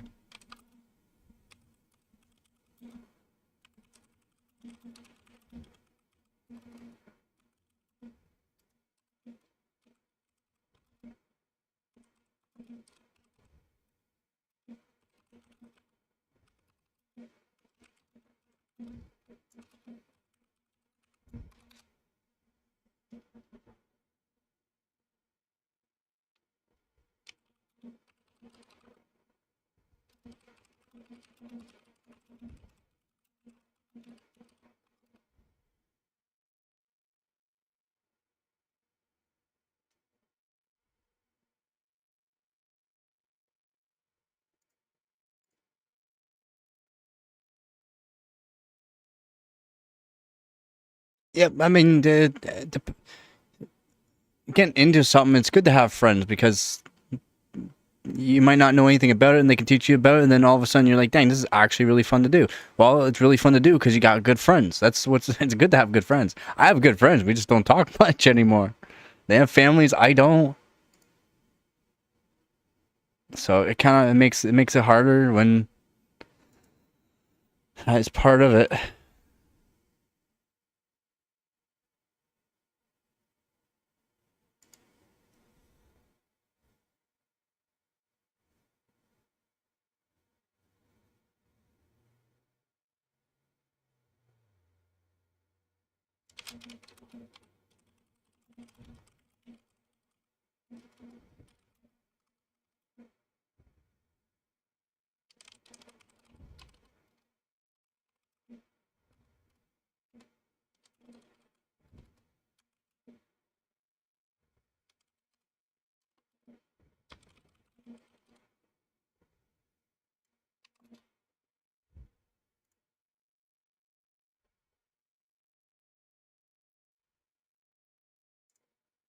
Damn, the CPU is like making sure.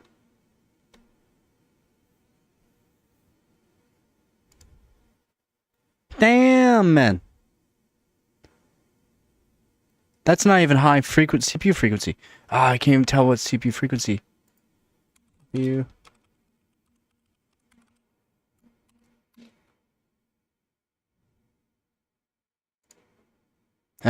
Doesn't look like it's at 7, like 6 point something.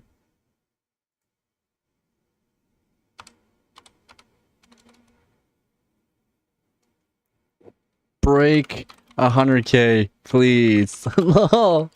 That'd be sweet. Oh, dude, it's going. Sebby's going ham. Sebby's going ham with the 1080 Ti and 1400 KS. He's actually going ham. No, of course, of course.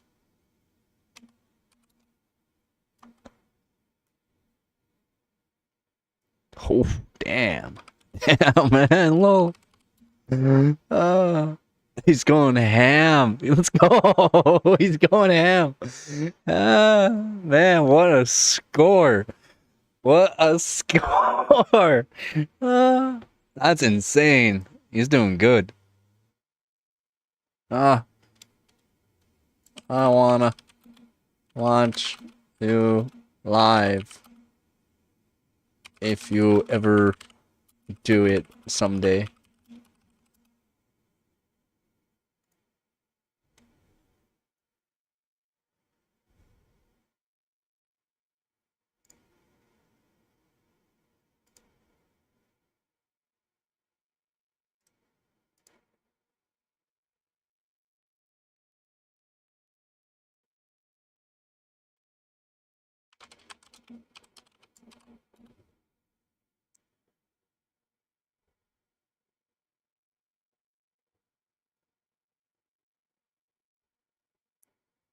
I'm sorry.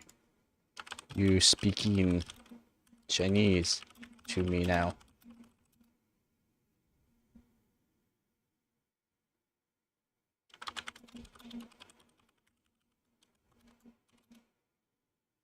What the hell is a link tree?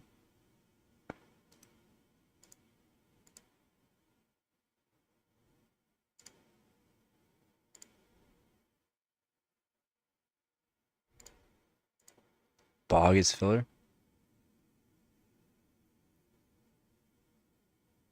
What do you mean by that? Oh, the old Datsuns, yeah. I thought that the old Datsuns looked pretty cool, to be honest, man. Like I actually like the way they look, the old Datsuns.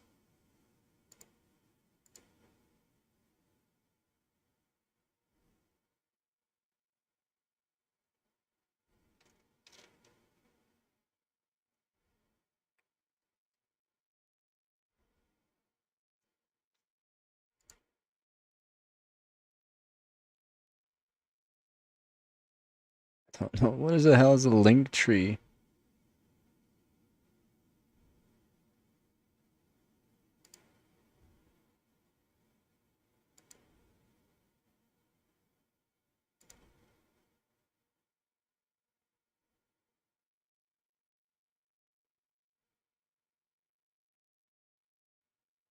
Oh, Twitch.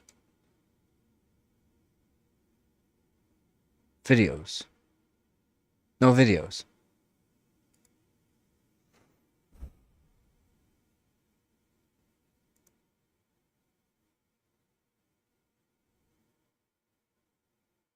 There's no video. Like, well, I can't watch anything.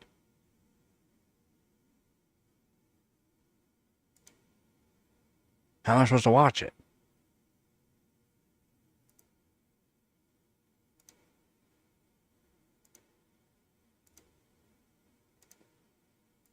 Oh, nothing. There's nothing. What am I supposed to watch? Oh, it's nothing. You can't watch anything if there's nothing there. Paste. You use to cover gaps. Bondo. Bondo. Bondo.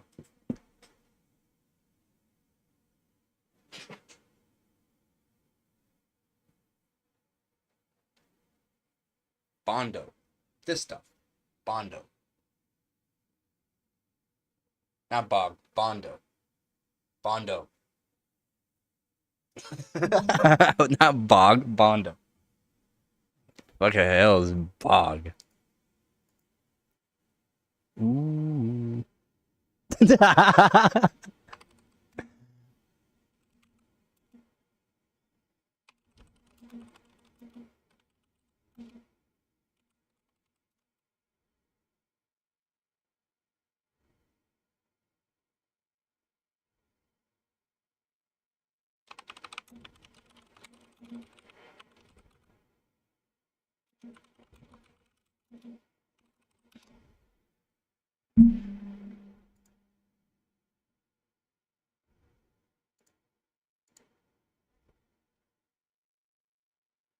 Need a better chiller?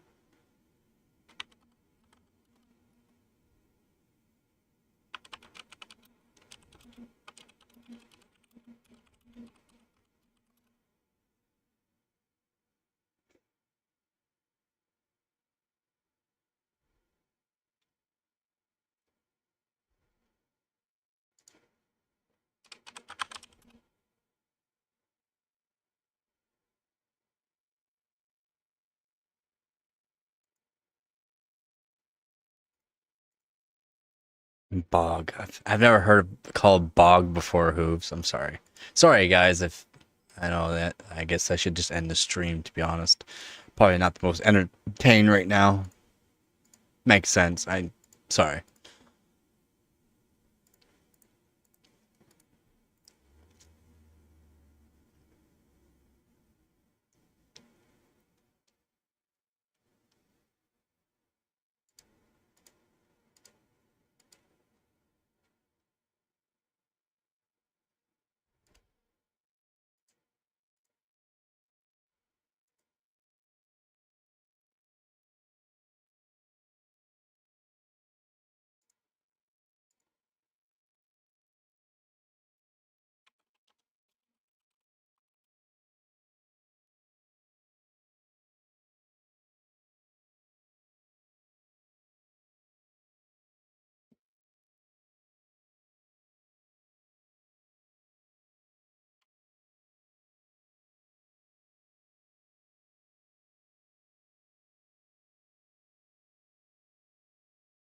Fingers are crossed there for you, Sebi. I want you to get this score.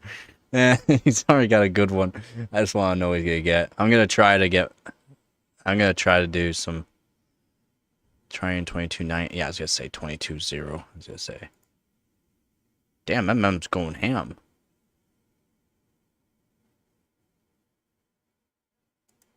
Damn.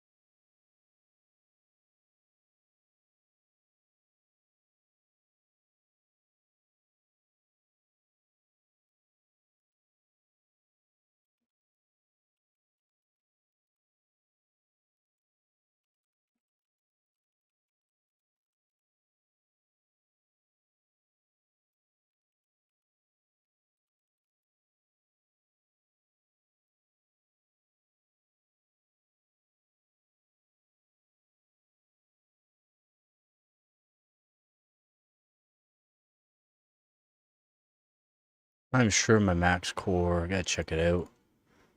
I'm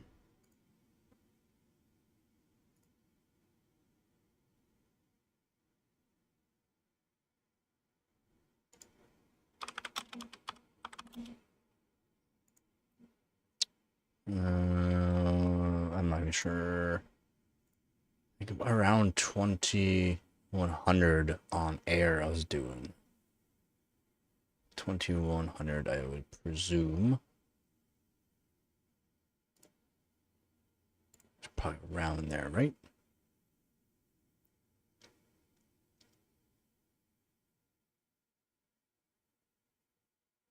Oh, I gotta check out my score. Yeah, it's around 2100 on high temperature air. So 2100. Okay.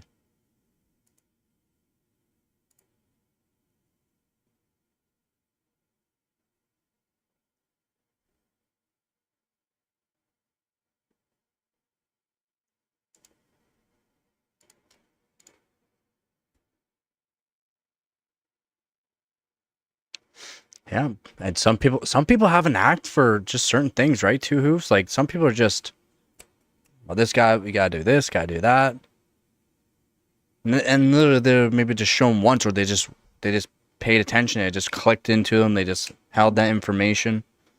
That's one thing, and it's like it's crazy.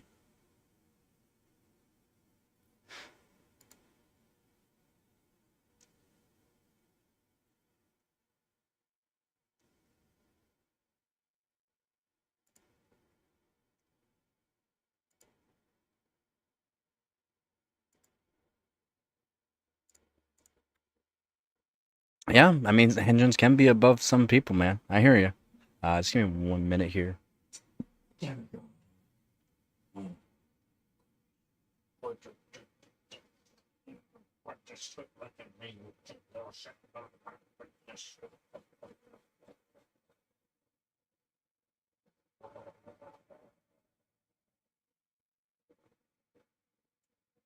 need to be gentler on your chins. Yes, you need to be gentler. Gentler.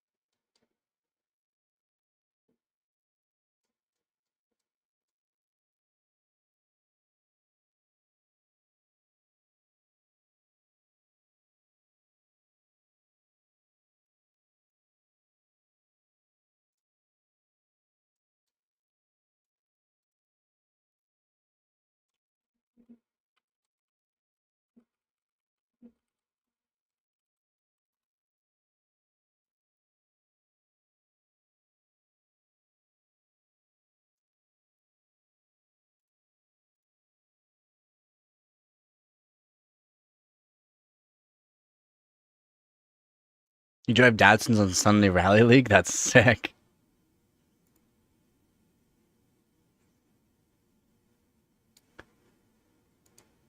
Where? On what? Like where? On what track?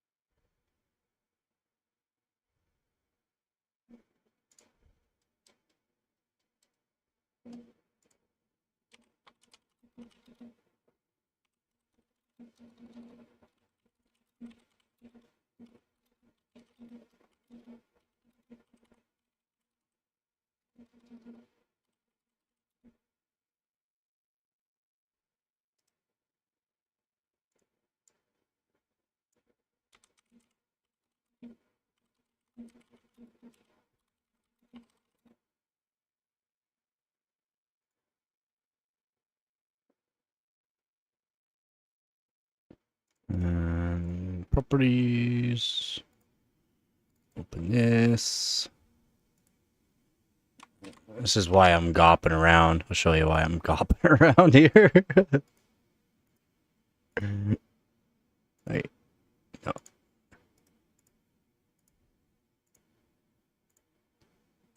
This is why I'm gopping around right now. Subby's on his own too. His GTX 1080 Ti is on chiller right now. That's why I'm gopping. Sorry guys. This is why. This is what I'll be doing with my GTX 1080 too. It'll be on chilled. Basically the same, but with heatsink.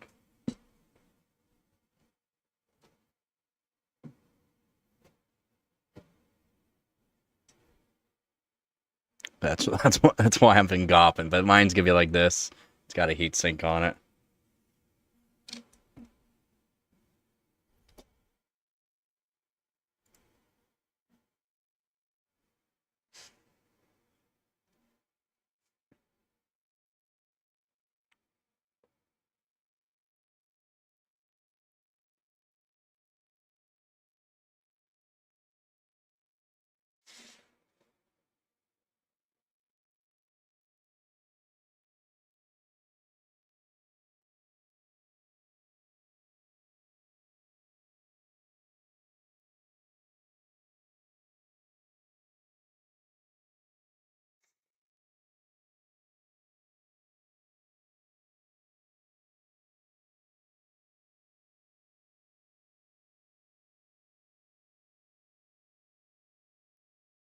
Uh,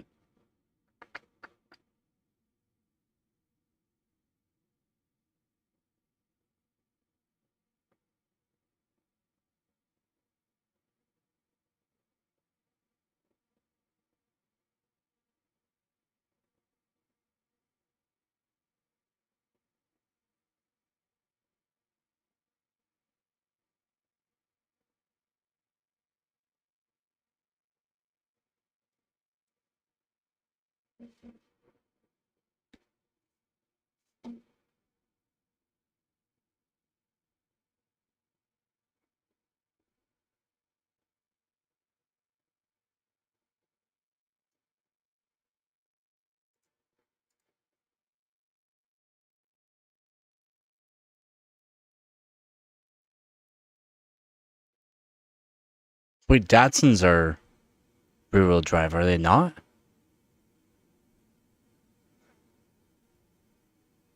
I mean, I could be completely wrong with that. I thought Datsuns were as well.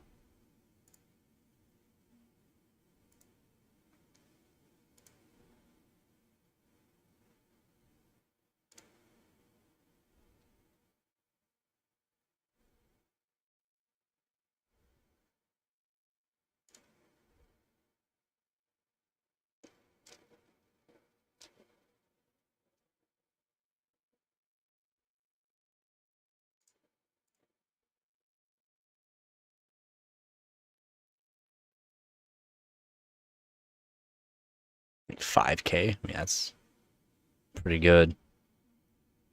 Pretty good for a lot of fun, to be honest.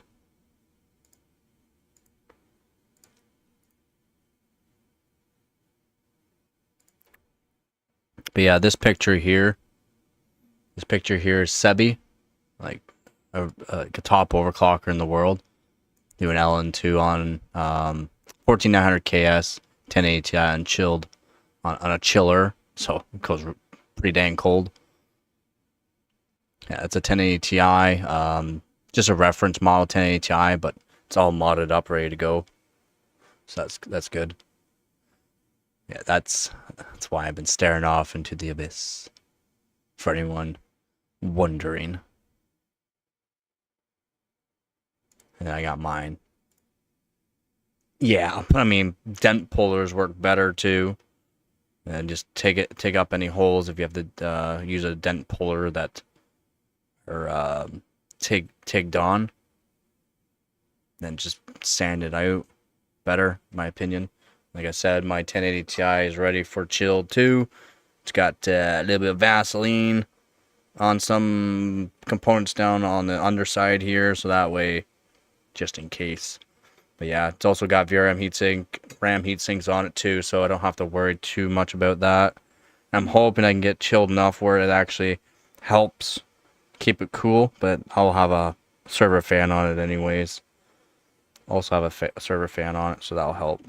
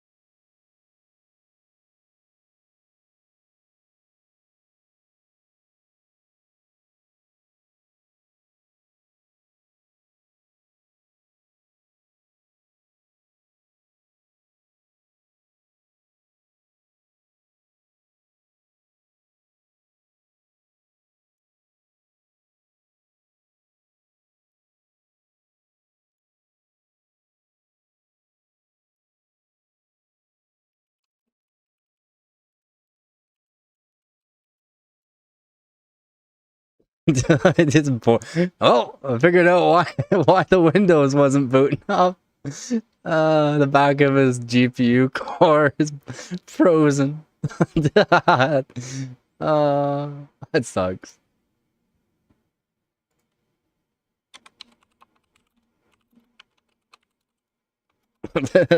There's your problem. Chiller's working. Holy.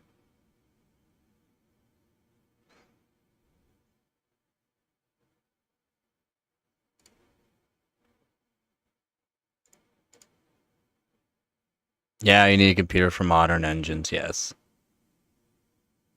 What? 150K? No.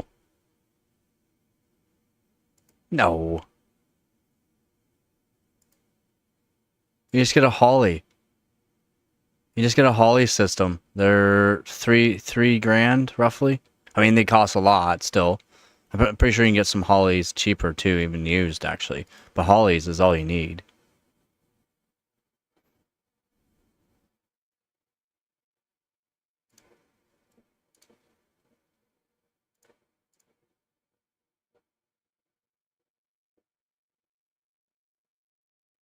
Yeah, Holly.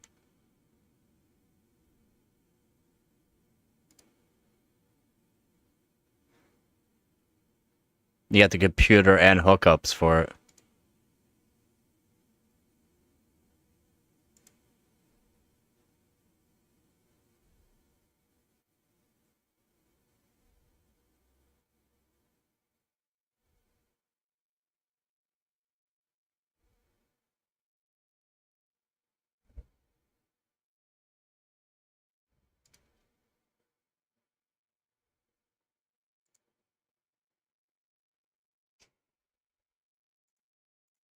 Yo, how's it going, Dab? This is Sebby's LN2 run with the GTX 1080 Ti. 1080 Ti is on a chiller. 14900 KS is on LN2. That's why I've been gopping. To stare at the screen and message in the Discord. Yeah, this is. And I'm gonna show you the back of his GPU after the run. Give me a sec. I gotta save the image.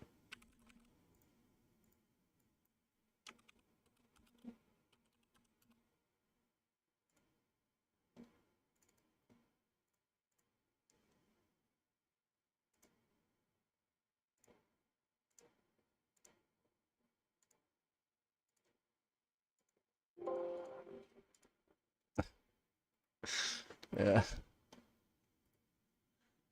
Just wondering why the operating system wasn't booting back on, why it wasn't turned back on. Hopefully it's all right though, but I hope I'll ask him later on whether or not if this PC is okay. Go. There we go. Go back to here. Just give me one sec. Oh man, that's yeah. I got mine too. Hold on.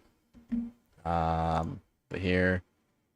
So here's my. I'm gonna be doing chill 1080 Ti as well. This is a EVGA for the Win 3. He was using NVIDIA reference model, but here's the back of the GPU.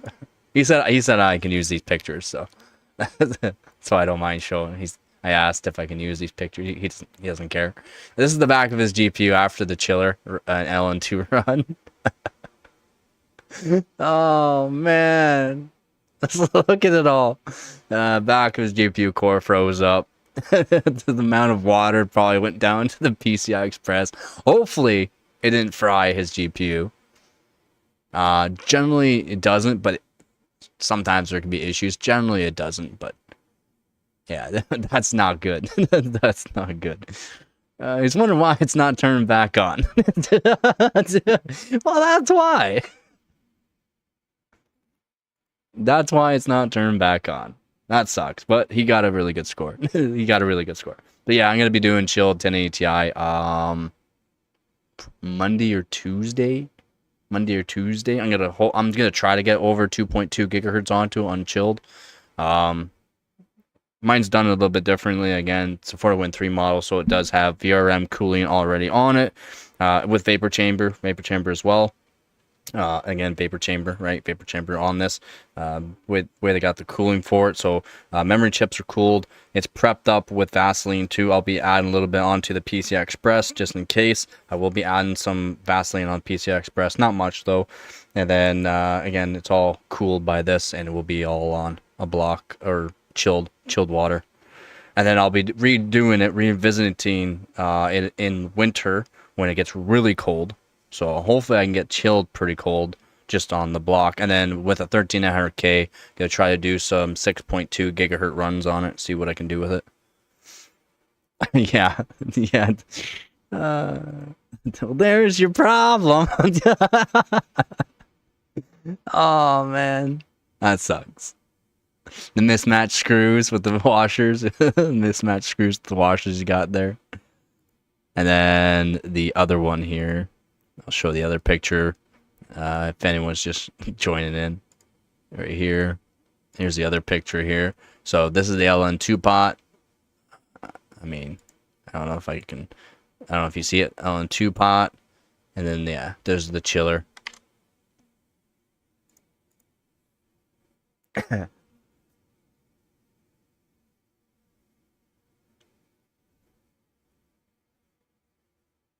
You need private key to connect to modern engine? No, you just switch out the whole, you just switch out the ECU. You just switch out the ECU to a Holly. That's all you need to do. You just take out the ECU. You just take out the whatever ECU and just switch into a Holly.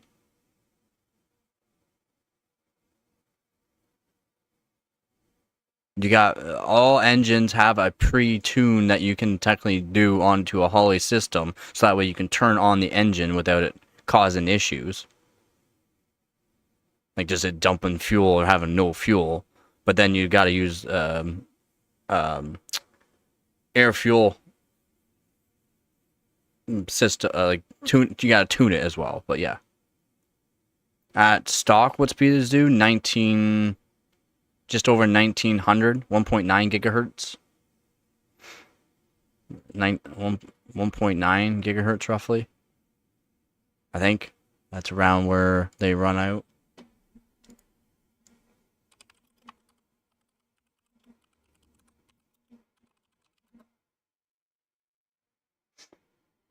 Oh, I'm not even close. 1700.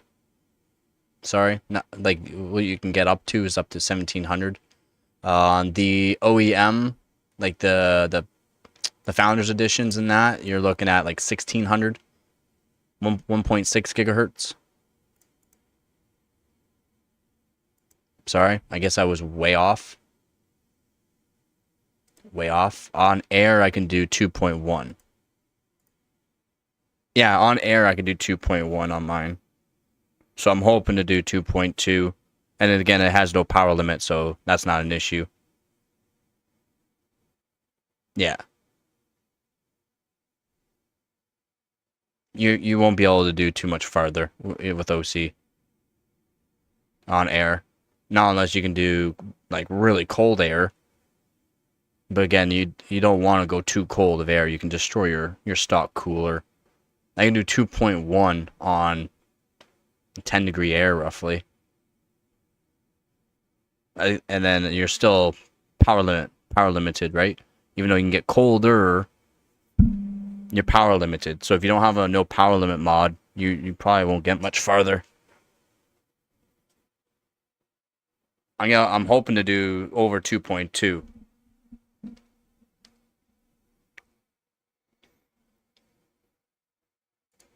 Yeah, that sucks. And again, we get Dabatron. We can go over. If you have a multimeter, we can go over with the multimeter. I'll take mine apart. We can go over the multimeter to show you points to be checking on with your multimeter to see what could actually be fried, if anything really is fried.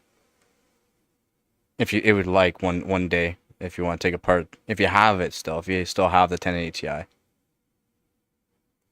You have one? Do you still have the 1080 Ti?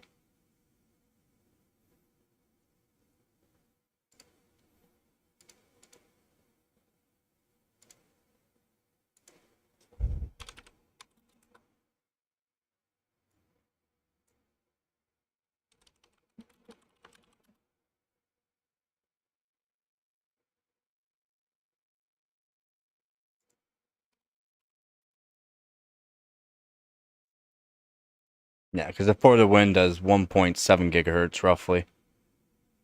Yeah, it depends on temperature wise, but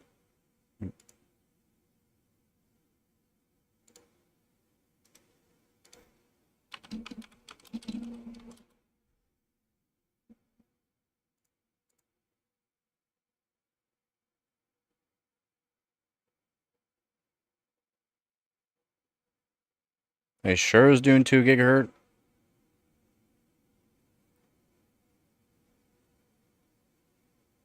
120Y or 280B. I'm not sure what you're talking about there. Who? Sorry. Pretty sure the 280B. I thought it was a 240 Datsun.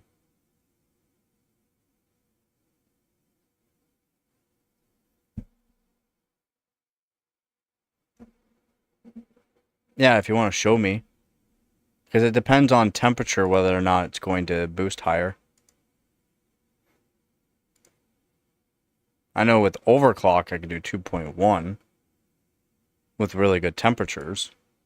But if you don't have a no power limit mod, if you have a no power limit mod, then yeah, I could do that without technically overclocking it all. Maybe.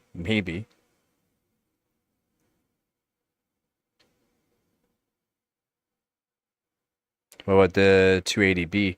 I thought there was a Datsun. This is a certain model.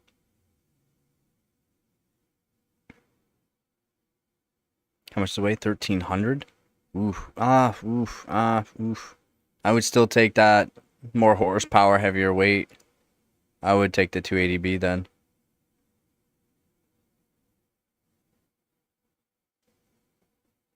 Yeah, the Bluebird. Early GTR.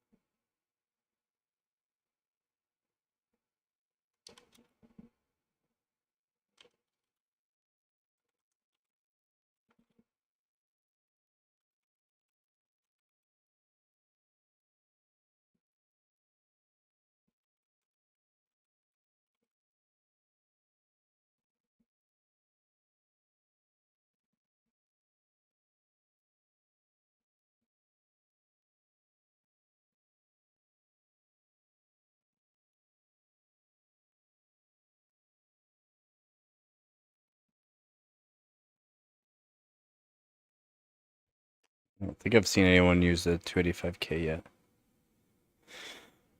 The 120Y is definitely light. 850 kilogram car is insane, to be honest, in my opinion. That's super light.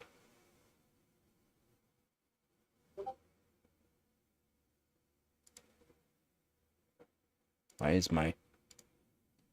it going beep beep? I even get messages. I checked out the night raid scores here and see if anyone ran. I don't think anyone's ran 285K.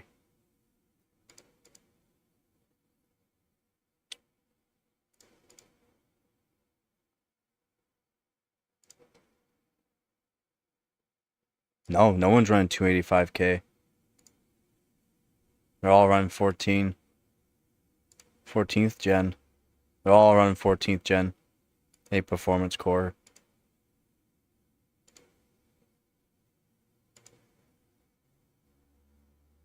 Everyone. Oh, clicked the wrong one. Everyone's running 14s.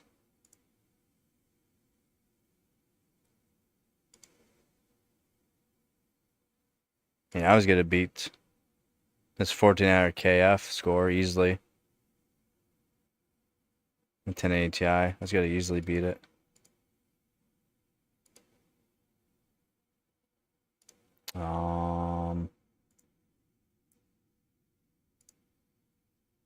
Yeah, good job, Sebi. Insane.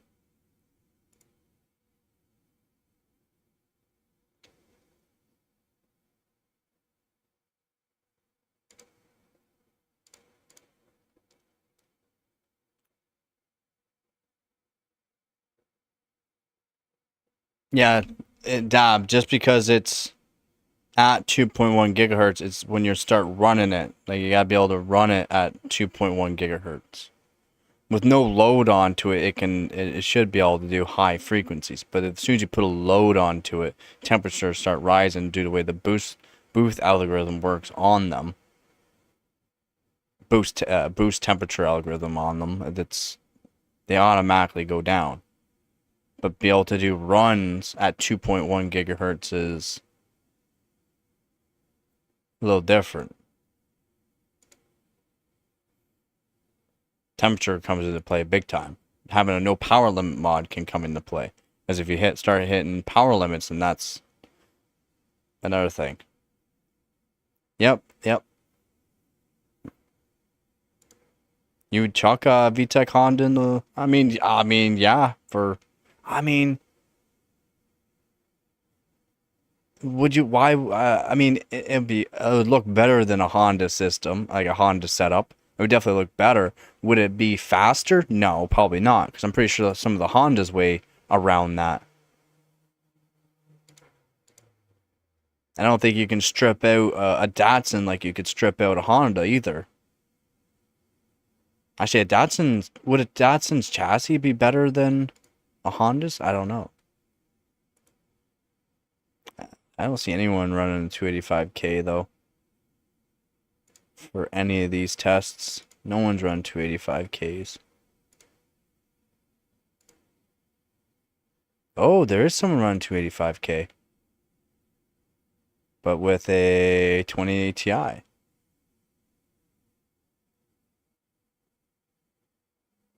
With a 2080 Ti.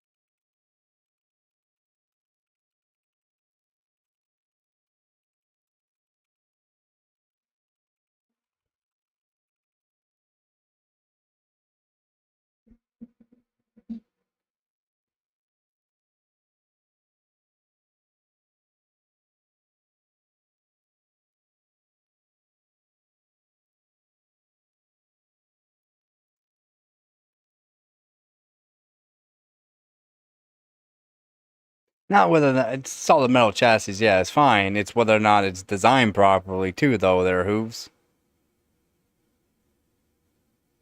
Yeah, why the K24 VTEC? Yeah, that's why. Yeah. 300 horsepower is easy with light modding on them. Do you know why the K24 VTECs or more or less the VTEC engines are good? Doesn't necessarily have to be the K24. The K24 is one of the best VTECs for modifying, but do you know why they have like they're so powerful and reliable to go past? Do you know why they're such a sought after engine for small cars? For putting turbos on?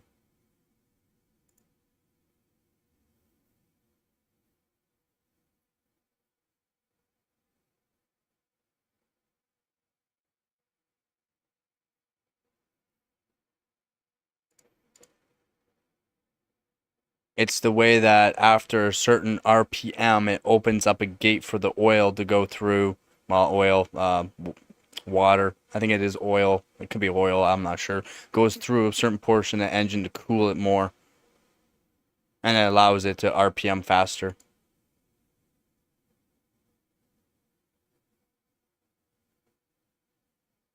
100% power limit only works at 70%.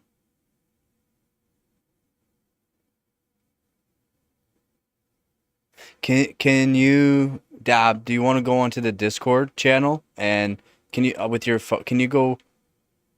They pretty much are, man. They pretty much are. Like when you start going to 1,000+ horsepower on them, I mean, yeah, you got to redo the engines and know how to tune the valves, the rockers more or less, to tune the valves for it. But Dab, do you want to go onto the Discord channel with your phone and show me? That's why I want to rule out or what could actually be the problem. I just want to see if that's the case for it. Because I can just tell you to do certain things. Okay, yeah. Because I want to see. I want to see.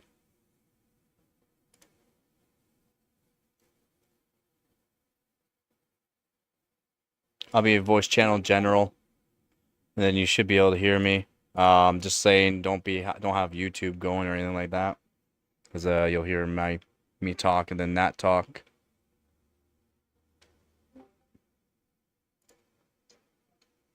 And then, yeah, whenever you wanna. Yeah, just give me a sec here. Let me look. Okay. Put down memory clock as far as it can go. Okay, I'm like right now it's work because it's all on low setting, right?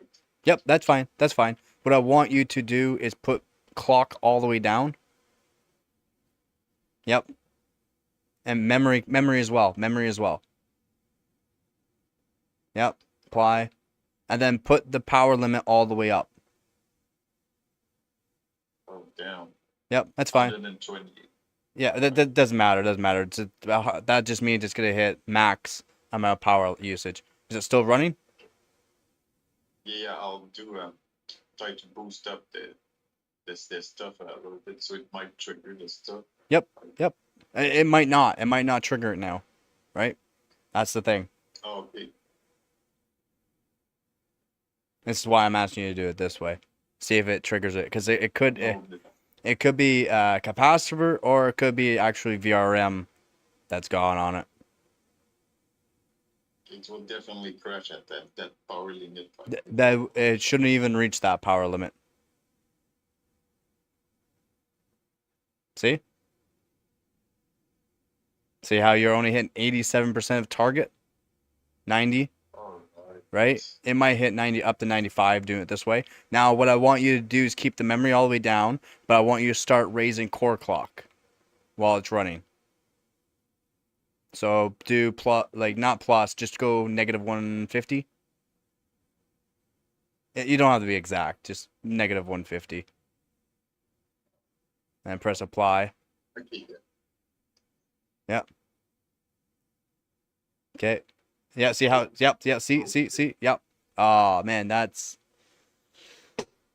well, you have to check VRMs. Oh, wait, still running. It went back. What the hell? It's rare that you see this, I guess. Yep, yep. Okay, what's the power limit hitting now? Oh, 100 and like look, that's fine. Yeah, it should be going to about 100, just over 100. I want to see where it's actually going past 105, 110. Yeah, so 110. Okay, ooh. You might have bad capacitors or VRM, which means we'll have to do testing on it.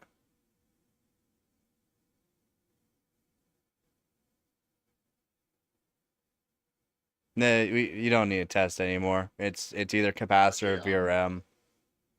I can try to. I mean, there are some SMDs at the bottom by the PCIe that could be the issue, but I don't see any other issue that might actually be it. Just due to the fact it can do 100% power limit just fine, but as soon as it goes to 110, looks like 110, that's causing the issue.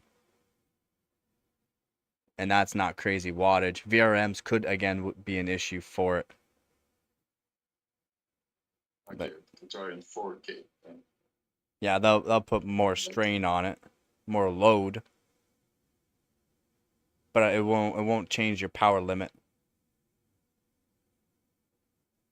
See if it's see. Yeah, so it's gonna put more load onto it, but not change the power limit. As in, your power limit will still, it probably won't go past 110. Oh, nice. Yeah.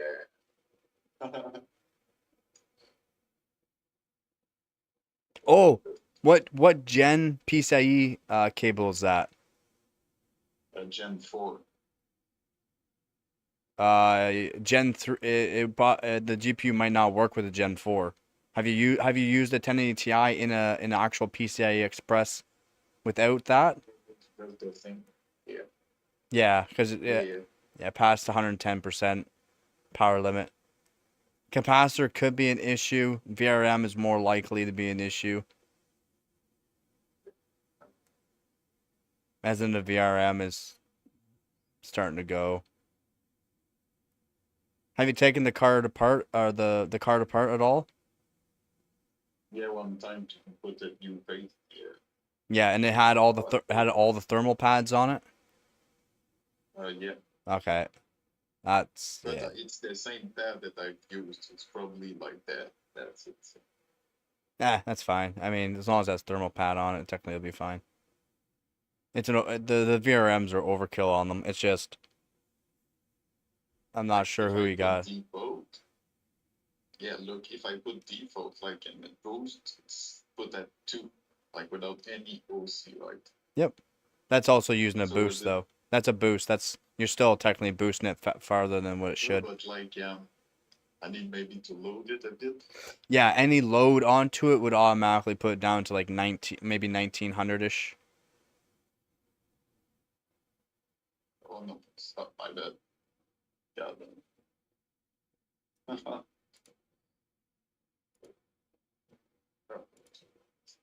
Yeah, hold on, my bad. Yeah.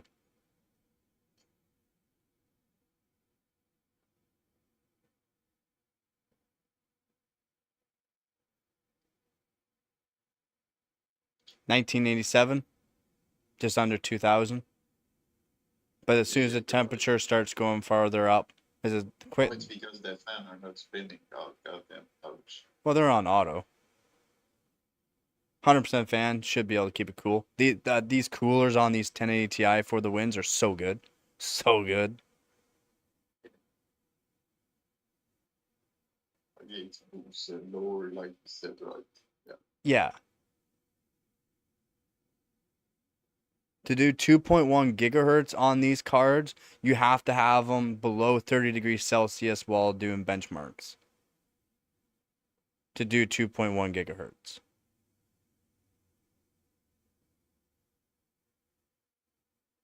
And what you maybe CPU clock you could do plus 75, maybe plus 75.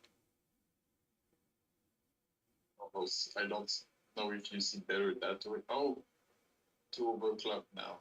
Yeah. Just put the memory down. Just put the memory clock down. That way it stops trying to boost, or the power's not as high, and it should stabilize it now. Go plus 60 or plus 65 on the core. See if it'll do plus 65. Yep, 65. Don't go farther. Temperatures are good, so it should be alright. And since the memory is down, it should boost, yeah. But to get 2.1 gigahertz, you have to be below 30 degrees Celsius and do plus 125, which I don't think you can do.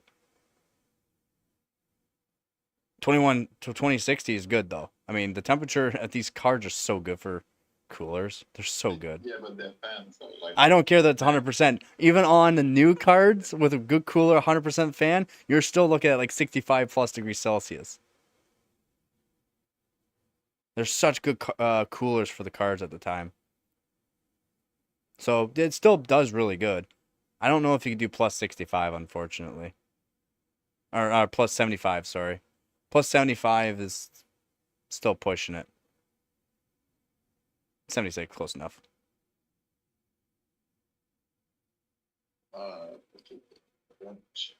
Might have crashed on you. Might have to, yeah, if we start it. Or it's ended.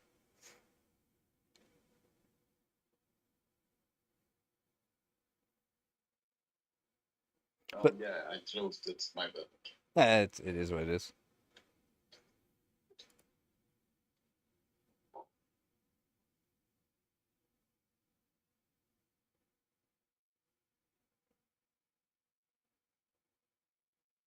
Oh yeah, the clock speed's way down because I put the details and stuff way down. That's good. Rehit apply. Rehit apply. Or just try to type in 75 on the core. Type in 75. It's not boosting, which means it just needs you need to hit apply again. It's not applying it. Can you put core voltage all the way up? It's not gonna change anything. It's not getting to the GPU right now. That's why I'm wondering if it could be the power PCIe power connector. The power connector, the PCIe cable you have. See how it's going 1291? Yeah, there we go. It's starting to. There we go. Voltage, put voltage all the way up. It'll only go to not even 1.1 volts. So it's a weird spot. Right to the right a little bit. Yeah, there you go. It's odd how the voltage is on those EVGA one. It probably won't even use it anyways. So I just wanted to see if that's an issue too, but it's not.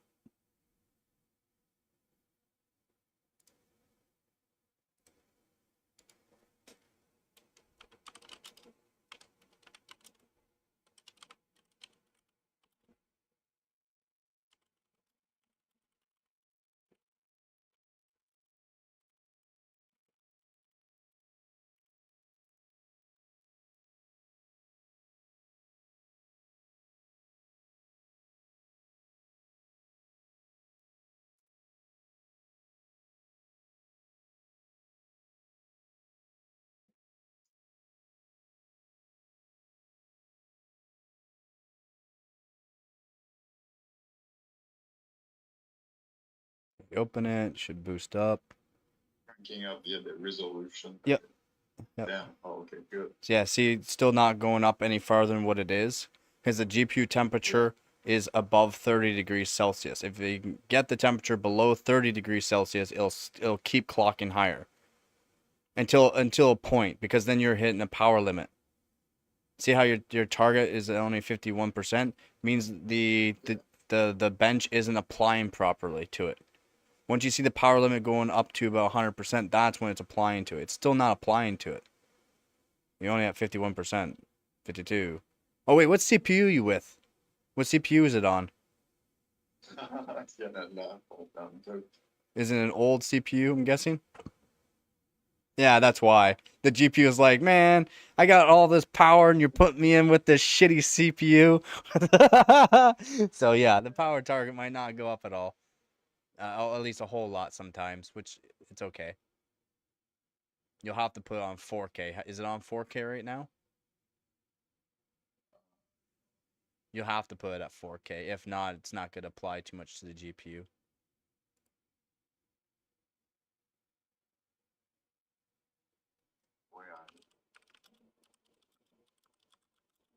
Oh shit. It's not like it.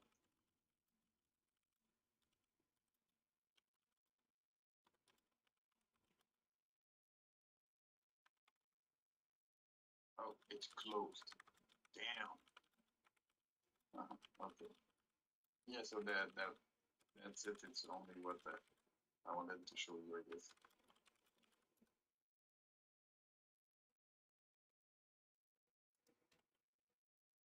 Yep. I mean, it is what it is. You'll have to find your multimeter and then we can go over stuff.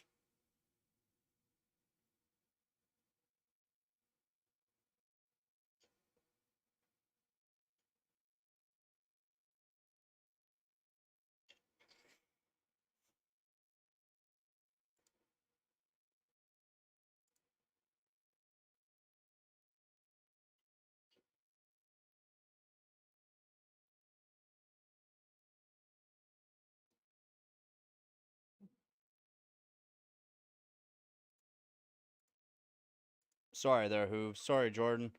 Please put these coordinates in Google Earth or maps. Do I want to?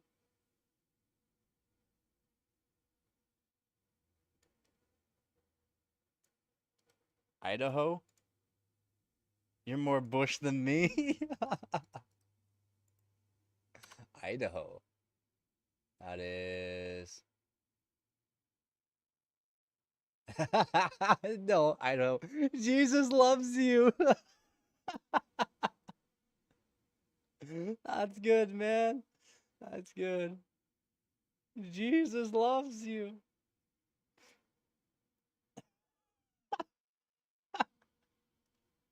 That's good. Apparently at that location, there's a big Jesus loves you.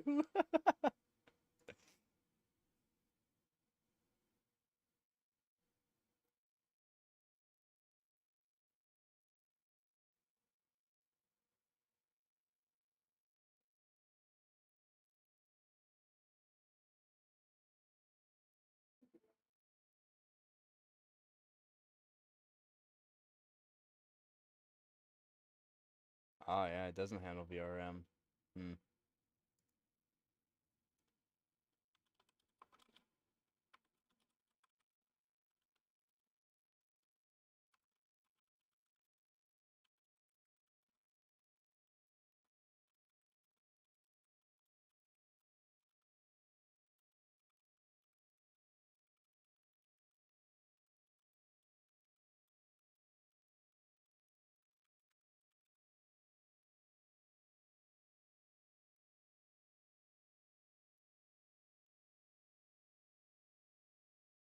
What are you doing there, Davatron? Kitty. Sleepy kitty. I wanted to show you something, but I think you won't be able to see it. Right? See what? I'm looking.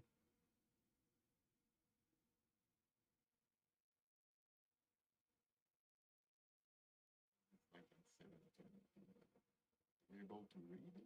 I can read it. I know timings. It's pretty easy to read. And even though it's hard to read, I can make out. So Just give me like a second. I think that's so I can see that. yeah, I mean, it's 720p. It's what my channel can do. I can't do 1080p unless we boost the channel. I'm not gonna ask people to spend money onto the Discord channel to boost it. That's the only reason why. It's not your fault that the channel's at 720p.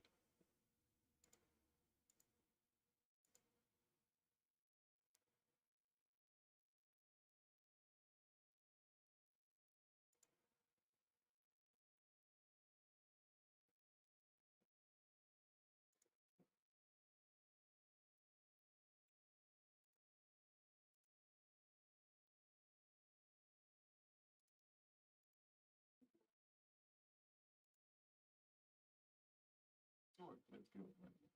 1440. Oh, I didn't know who boosted the channel. Nobody. But I've been telling to people we can have nitro for free when we're big enough. To go above 1080p though, not just streaming quality. So someone boosted. Even stream in 4K too. Yeah, but you have to be nitro, which is a boost. don't have nitro. No, not you. The channel. I didn't notice someone boosted the channel. Someone must have boosted it. Whoever boosted the Discord channel, thank you. If not, it would not even allow you to do. Yeah, it's Nitro streaming quality. So, to go above 1080p, you have to have Nitro boost. Or boosting the channel, basically. So, whoever did that, thank you. But yeah, that looks a lot better. It's much easier to read.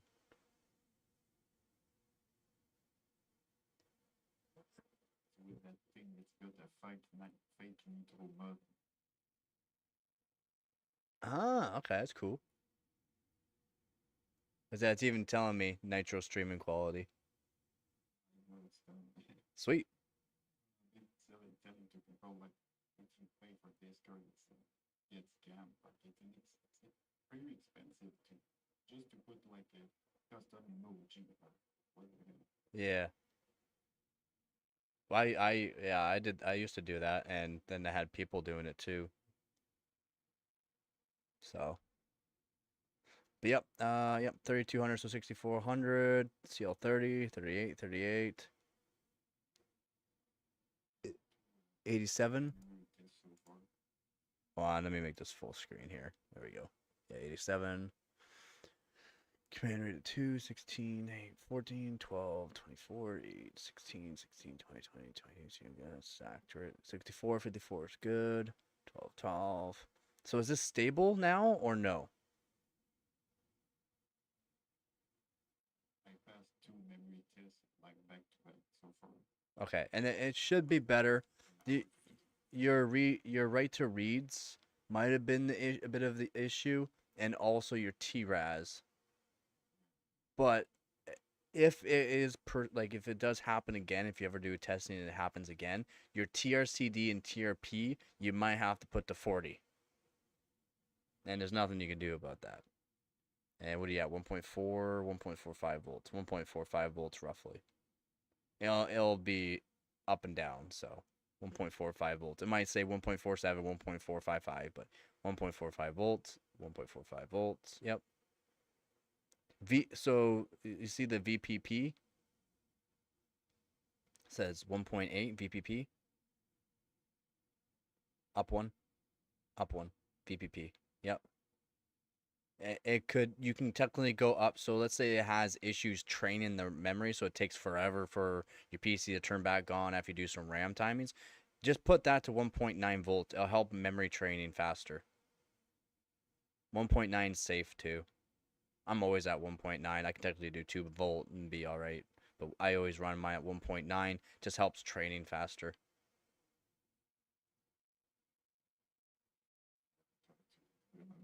It's not like it's something you might need to do, but like when you start really tweaking the RAM, and then your motherboard might not like it, but the motherboard might not like it because the VPP, the voltage on RAM side's not liking it.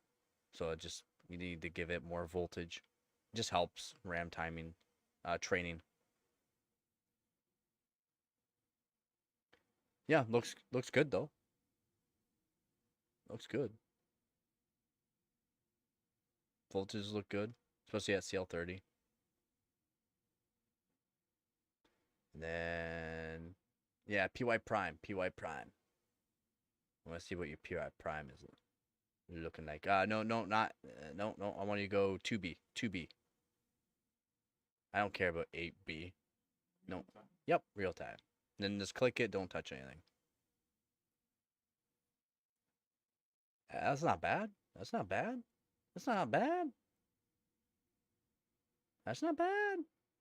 9.1. That's not bad. That's pretty freaking good.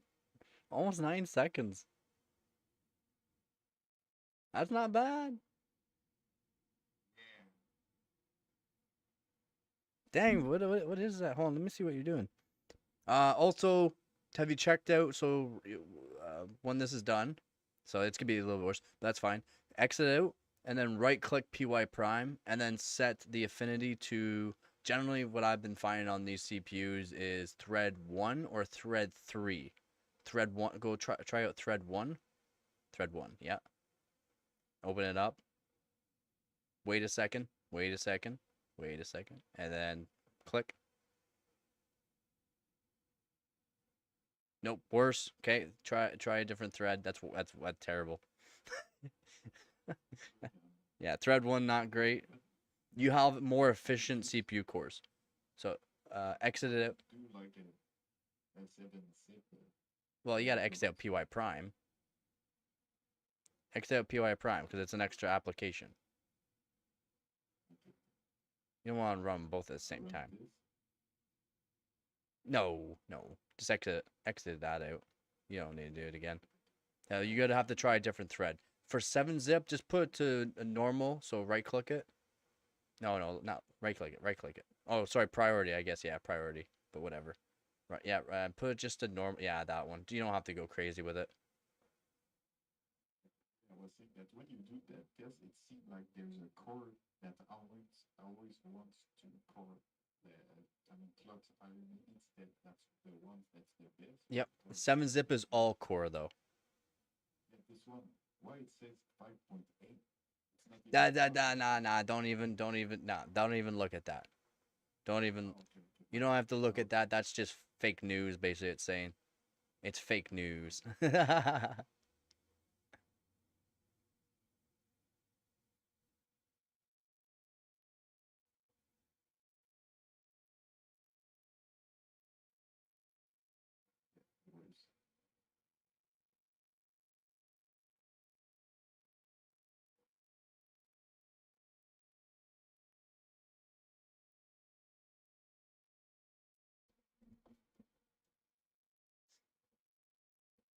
Nope. Worse. Just stop it.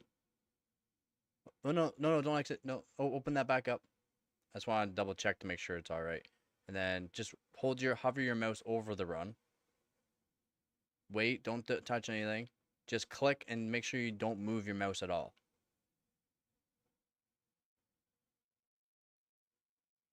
Worse. Okay. Try thread 0. It's worse. It's not good. I think I tried it.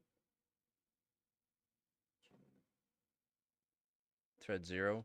You've tried 1 and 3 so far I've seen. Again, it depends on your CPU which one's better. Yeah, just always hover over run for 2-3 seconds and then click and make sure you don't move your mouse.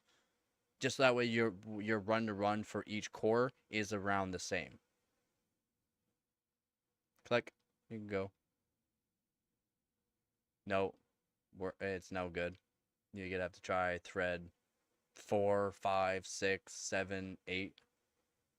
After that, you're into E cores. You don't want to be in the E cores.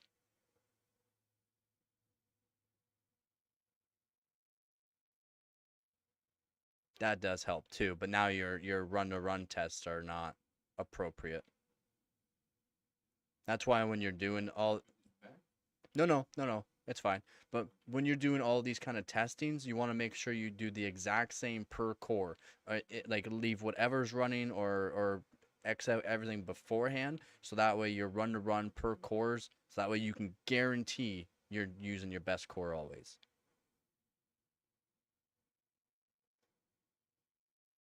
Nope, no good.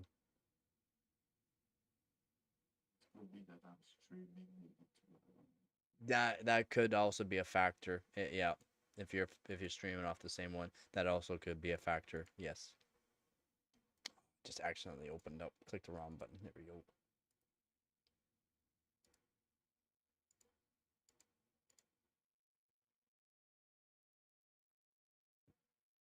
Yeah, just hover over and then that's pretty good.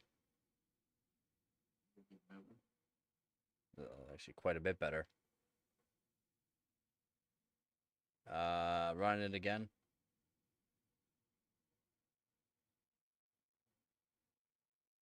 About the same. So then you just move on to thread 7. It's good. I mean, this for 6,400 megatrends per second, this is really good, to be honest. Run. Nope. Stop and run it again.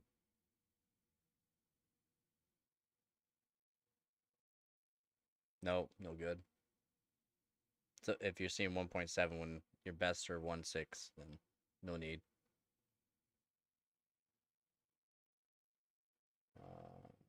Thread, well, thread I'll 8, try again the thread 6. Okay, yeah, yeah. I understand what you're doing. Yeah. Nah, it's about the same. That's better. Yeah, that thread 6 has been one of your best ones. So thread 6 might actually be one of your. Just yeah, remember thread 6 though. Seems to be one of your best cores. So when you're doing like Symbent R23 single core runs, or any single core runs like PY Prime, Pi Fast, Symbent R23, always set the affinity to that thread, and that will give you guarantee you're gonna get a better score as well. Pi Fast, it's gonna be thread 6. There's no need for you to do thread 0 when you know thread 6 gonna be better. PY Prime's already gonna guarantee, and then since Pi Fast cares more on CPU core frequency than RAM, it matters on your actual thread 6.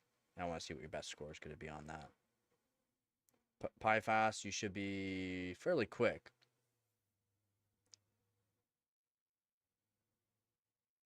If you're like around 10 seconds.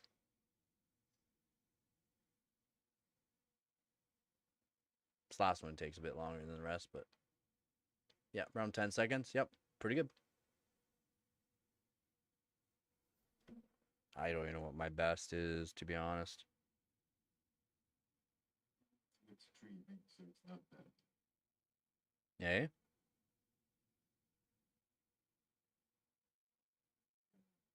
How you stream because I assume Discord it's hard on CPU to what I could notice to it. Yeah, I mean, you'd be doing better. You'd technically be doing better.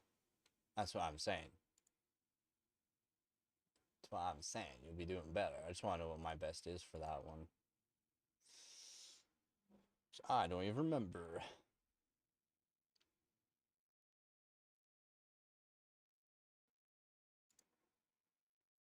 Uh, 9 seconds. 9.3. Which isn't even great, to be honest.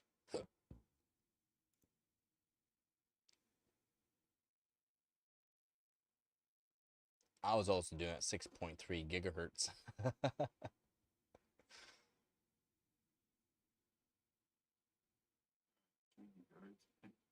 Yeah, I was at 6.3 gigahertz, so quite a bit faster than what you're at right now. You're at what, 5.7? Or 5.6? Yeah. I got, I think it was 14. It was like nuts, like compared to the, like when I boosted it, look how much I got better. That's pretty good scores, man. I mean, you really can't complain. These are pretty good. Your PY Prime, you're doing pretty damn good scores too, so.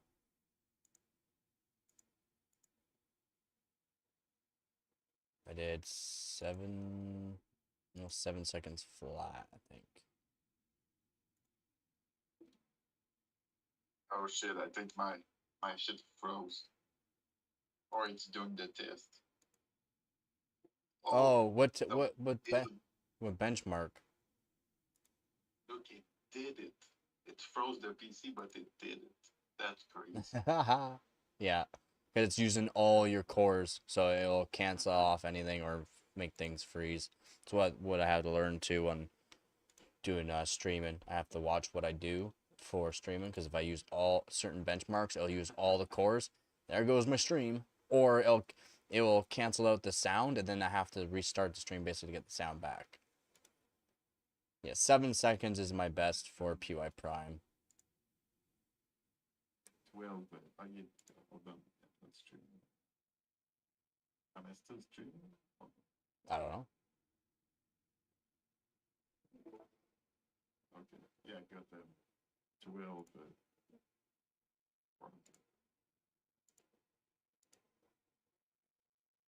It's not bad. I mean, because you're also streaming too. That's why you're losing the performance. It's still like better than I think what it was stuck here at 11. It was around 11 on stock. I mean, that's a good increase. And the So 6,000 one, it's the one with only the P cores. only P cores. That's 8 performance cores, right? Yep. So let me check to see what my performance cores is for that. I think my 12600K is up around there, to be honest. Course R23 multi Yeah. 6. Oh yeah, 8 core. Yeah, it says that. I was not sure. It says only 8. So Well, you're doing wonder R20. which R20. frequency I was. That's R20. R23 is more of a standard to be doing, to be honest. Not R20. But R20 gives you global points. 6 core. Yeah, 6,476. 6,476 with my 12600K. And then Oh, core? six performance cores. Oh, Yeah, 6,400 points. And then for 8 performance cores, 9,500. Almost 10,000 with my 13900K. 8 performance carry. And then 24 cores, 16,804. And that's not even technically great, to be honest. That I need to redo it.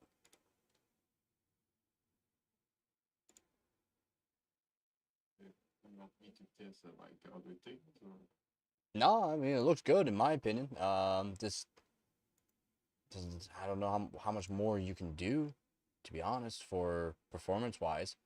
With the like with the other timing I was using before, like I think it was with the TRFC at 416, like the T4 at like all this stuff very low.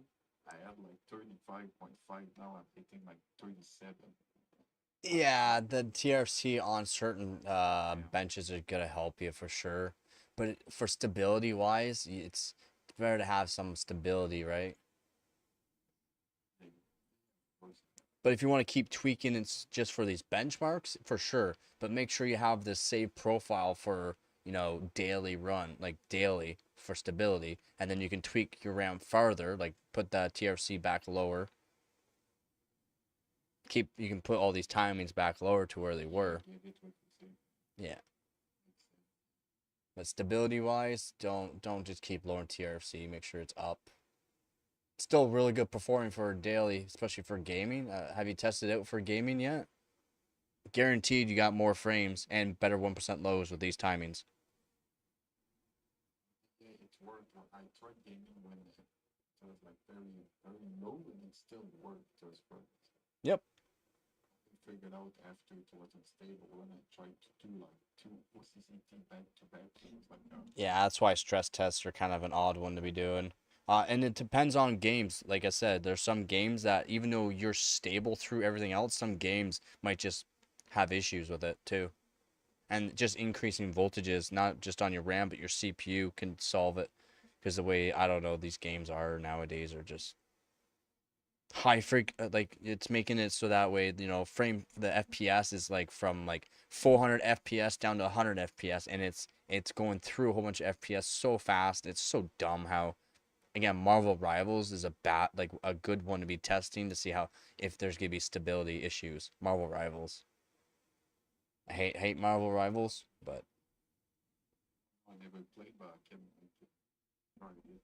I had some friends that play it, so I could try to play with them. yeah, you can try it, but don't just go into like a quick match. Don't be going and playing a game with your friends because even though it passes everything for stability, like I'm saying, every stability thing, as soon as you try Marvel Rivals, it will show you whether or not you're stable or not as soon as you go into a game, because it might not be.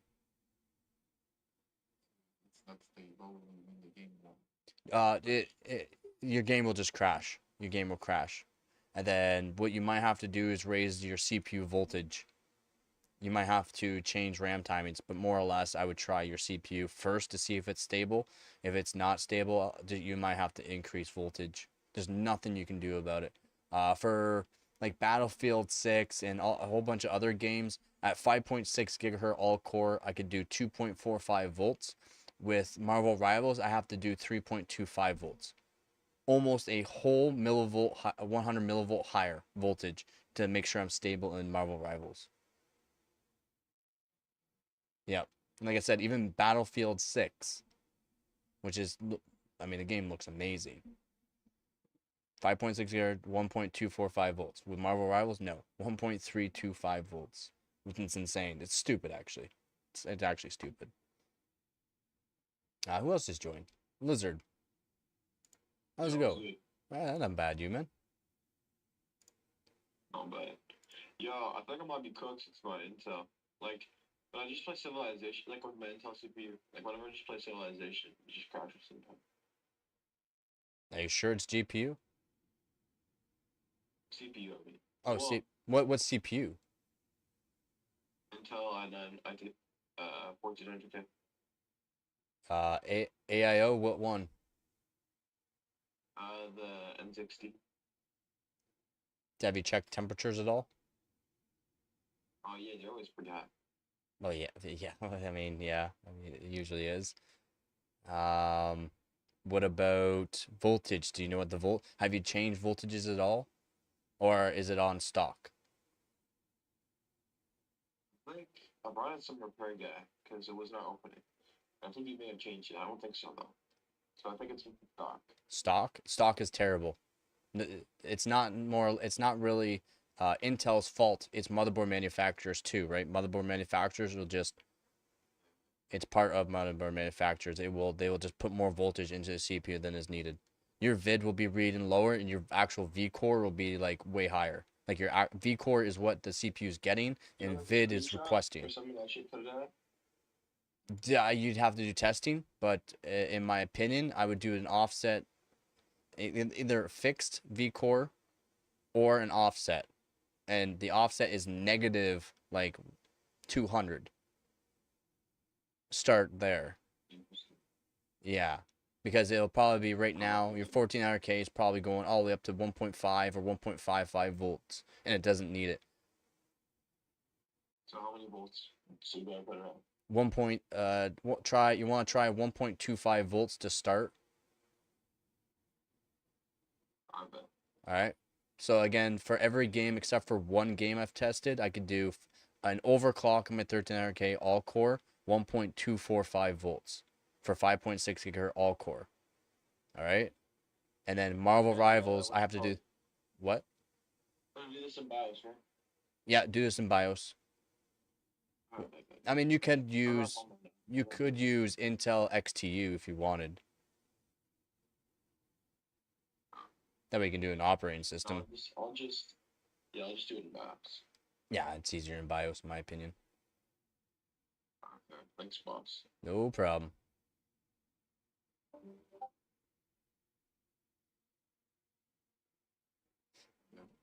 Taking too long to start. What are you doing? It was like one of the years to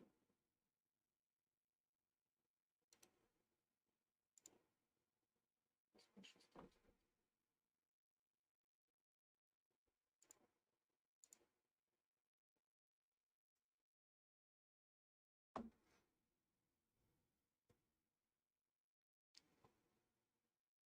If it's don't start, I'm definitely not stable.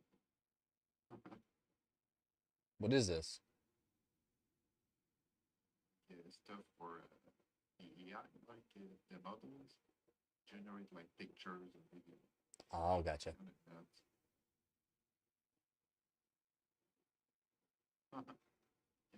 All the stuff, it's like mostly like already stuff, but you can actually make them like good picture if you want to. Like actually like real stuff.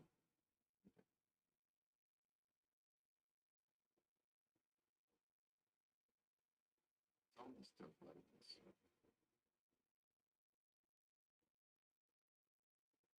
What? It's like an image generator? It's usually the GPU, like it's like models that you download. It's like 16 or 6 gigabytes or sort of that one that can make videos too. And make oh, is it a paid or is it a free? I know it's free. That all those stuff it's all free because it's you that run it, right? It's crazy. Oh, that's pretty cool. I don't know if it's gonna work because it's mostly like just running it. They're just not sure.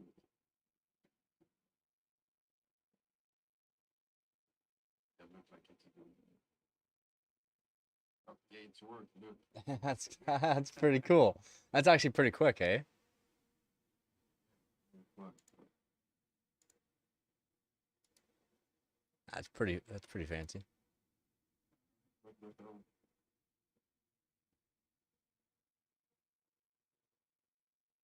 Because it's got clock. It doesn't understand. Doesn't understand, right? So you'll have to simplify it more. So go computer extreme XOC. See if it should know what XOEC is.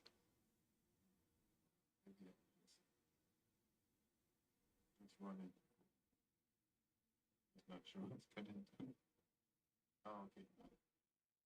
So this one know what's a copy because there are some that they only know like they only gonna generate you a picture of a girl or a dude that's dumb. Hey man, it's not. It doesn't show on the stream. It's not. It's fine. You can show me if it happens. I'm alright with seeing some titties. I mean, it's like wanting to do it. You gotta be more specific, I think. But how specific? Those are all the different configurations you can try. All this. Yeah. There's gonna be a whole bunch of parameters to give it. It's AI, right? Like it's an AI generator, so being more specific for it can actually help benefit it. And then yeah, on fire. Yep, I just gotta give a computer on fire. Again, if you give it like a paragraph to go off of, like extreme detail onto like what exactly you want it, like a smoky shadow. It's gotta have green keyboard. The screen has to be on fire, but not the PC. Like very specific. Then it can probably make something a bit closer to what you want. For like computer overclocking though, it's gonna put the word clock in it because it's not sure what overclock is, especially for a computer. So if you can specify, yeah, look at it. There you go. A computer on fire. Yep. And if you give it enough, yeah, give it enough steps for it. Oh yeah, it's longer. Yeah, of course it's gonna take a long. I mean, some yeah. So if you give some AI is like a week to do something, that's how you can get these AIs to look very good. Even if you have a lot of VRAM, really powerful CPU compared with it, so that way it has enough throughput and output. If you can give it like a week to generate something, then or give it a video or something to base it off of, and then do this with it, give it as long as possible. That's when things start looking really good. You can still find out whether that's AI, but it starts looking more realistic. That's pretty cool. It's using it. Look how much it's used it. Oh yeah, it's definitely using it. Oh yeah, it's gonna use your GPU. And look how fast it is though too. It's really fast.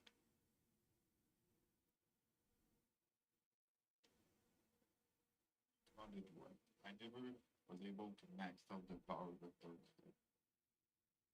The temps are staying really good. I mean, look how fast it's going though.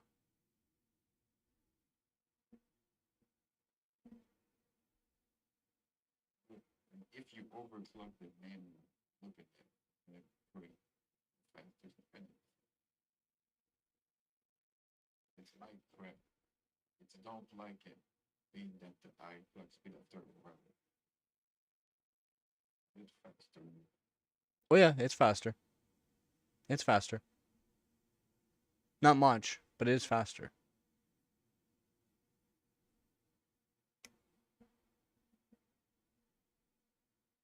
Yeah, it's a little bit faster. It's like a little bit faster, yeah.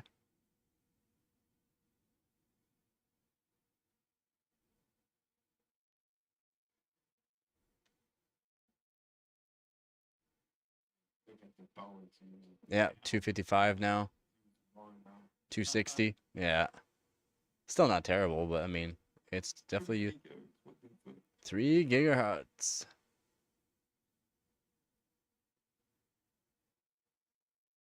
Almost 3.1.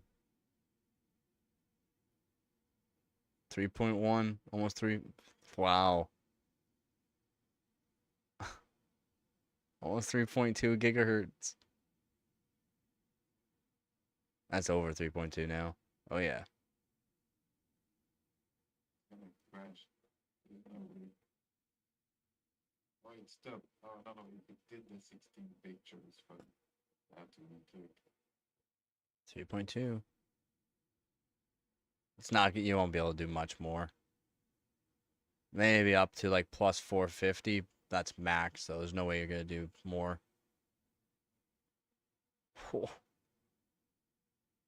Still going.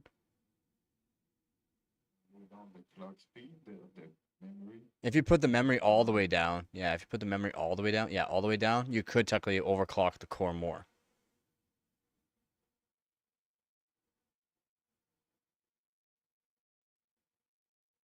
Almost 3.3 gigahertz. I think you can do 3.3 gigahertz now.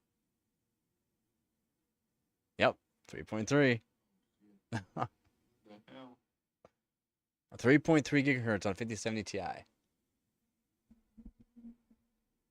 Pretty wild.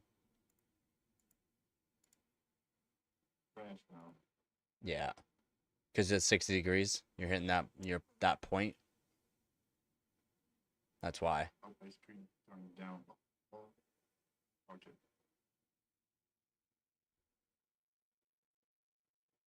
Yeah, it's pretty cool. I've never seen that before. Oh, nice. You still hear me? Oh yeah, you went out for a second, but yeah, I hear you. Even my sound went. Yep, it'll happen. All right, yeah, put away the 1080 Ti.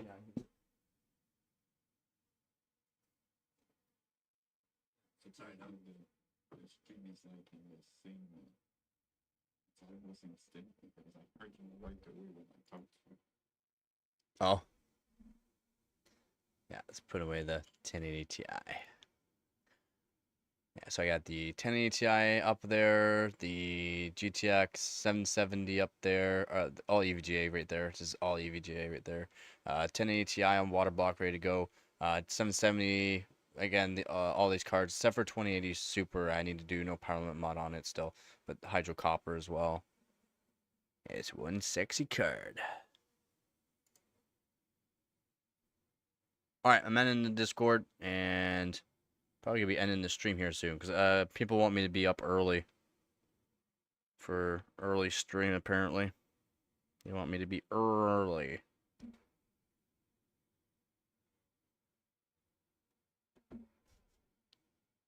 All right, I'll be just see back on to the. There we go. Disconnect. There we go. There we go. Sorry, everyone.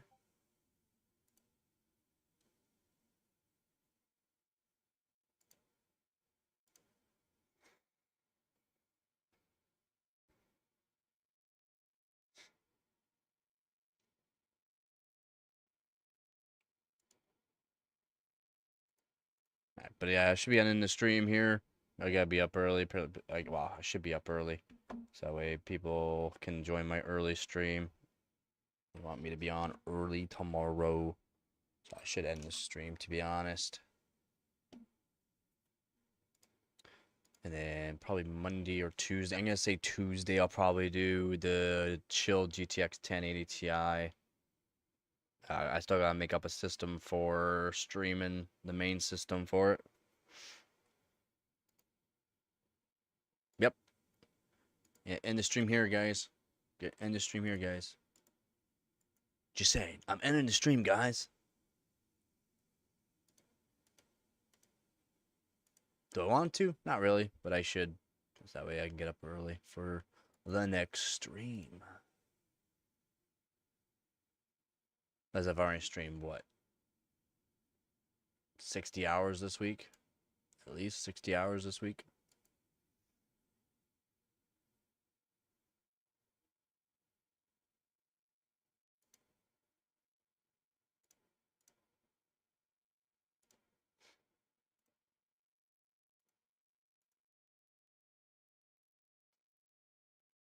It's been in lurker mode. Hey, man, it's all good.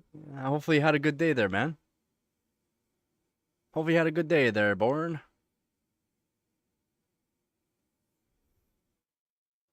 So I kind of been gopping off the whole, like, end of this stream, basically, so I kind of feel bad for doing that, too. I'll try to be up nice and early tomorrow. Ducky and a whole bunch of people want me to be on early tomorrow, so yeah, try to be. It's not easy to do these long streams every single day, though. Yeah, most streamers only stream 120 to 150 hours a month. I do that in 2 weeks. So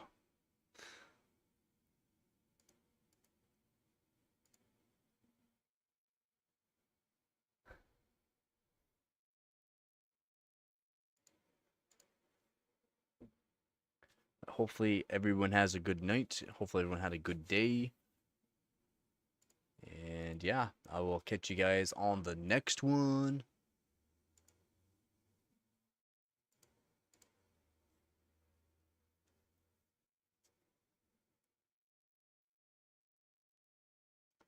So yeah, I'll catch you guys on the next one. You got it, man. You got it. Yeah, I'll try to be on early tomorrow, and we'll see what I do tomorrow. Still not sure. Might do some more X58 overclocking. I gotta get some scores done up onto it. Actually, save scores, but I just hate putting up scores when I already know I'm gonna beat it later on. Yeah, man, no problem. Anytime. Anytime. Anytime. So, again, thank you to all my viewers, subscribers, and donators, guys. I help with this channel more than you know. I'll catch you on to the next one tomorrow morning. Hopefully, I'll be nice up and early for the next one. We'll see how I do. We'll see. And again, as always, don't forget to get her done. Peace. To anyone that just joined, my apologies. Ending the stream. We'll be back on tomorrow early. Try to be. Peace.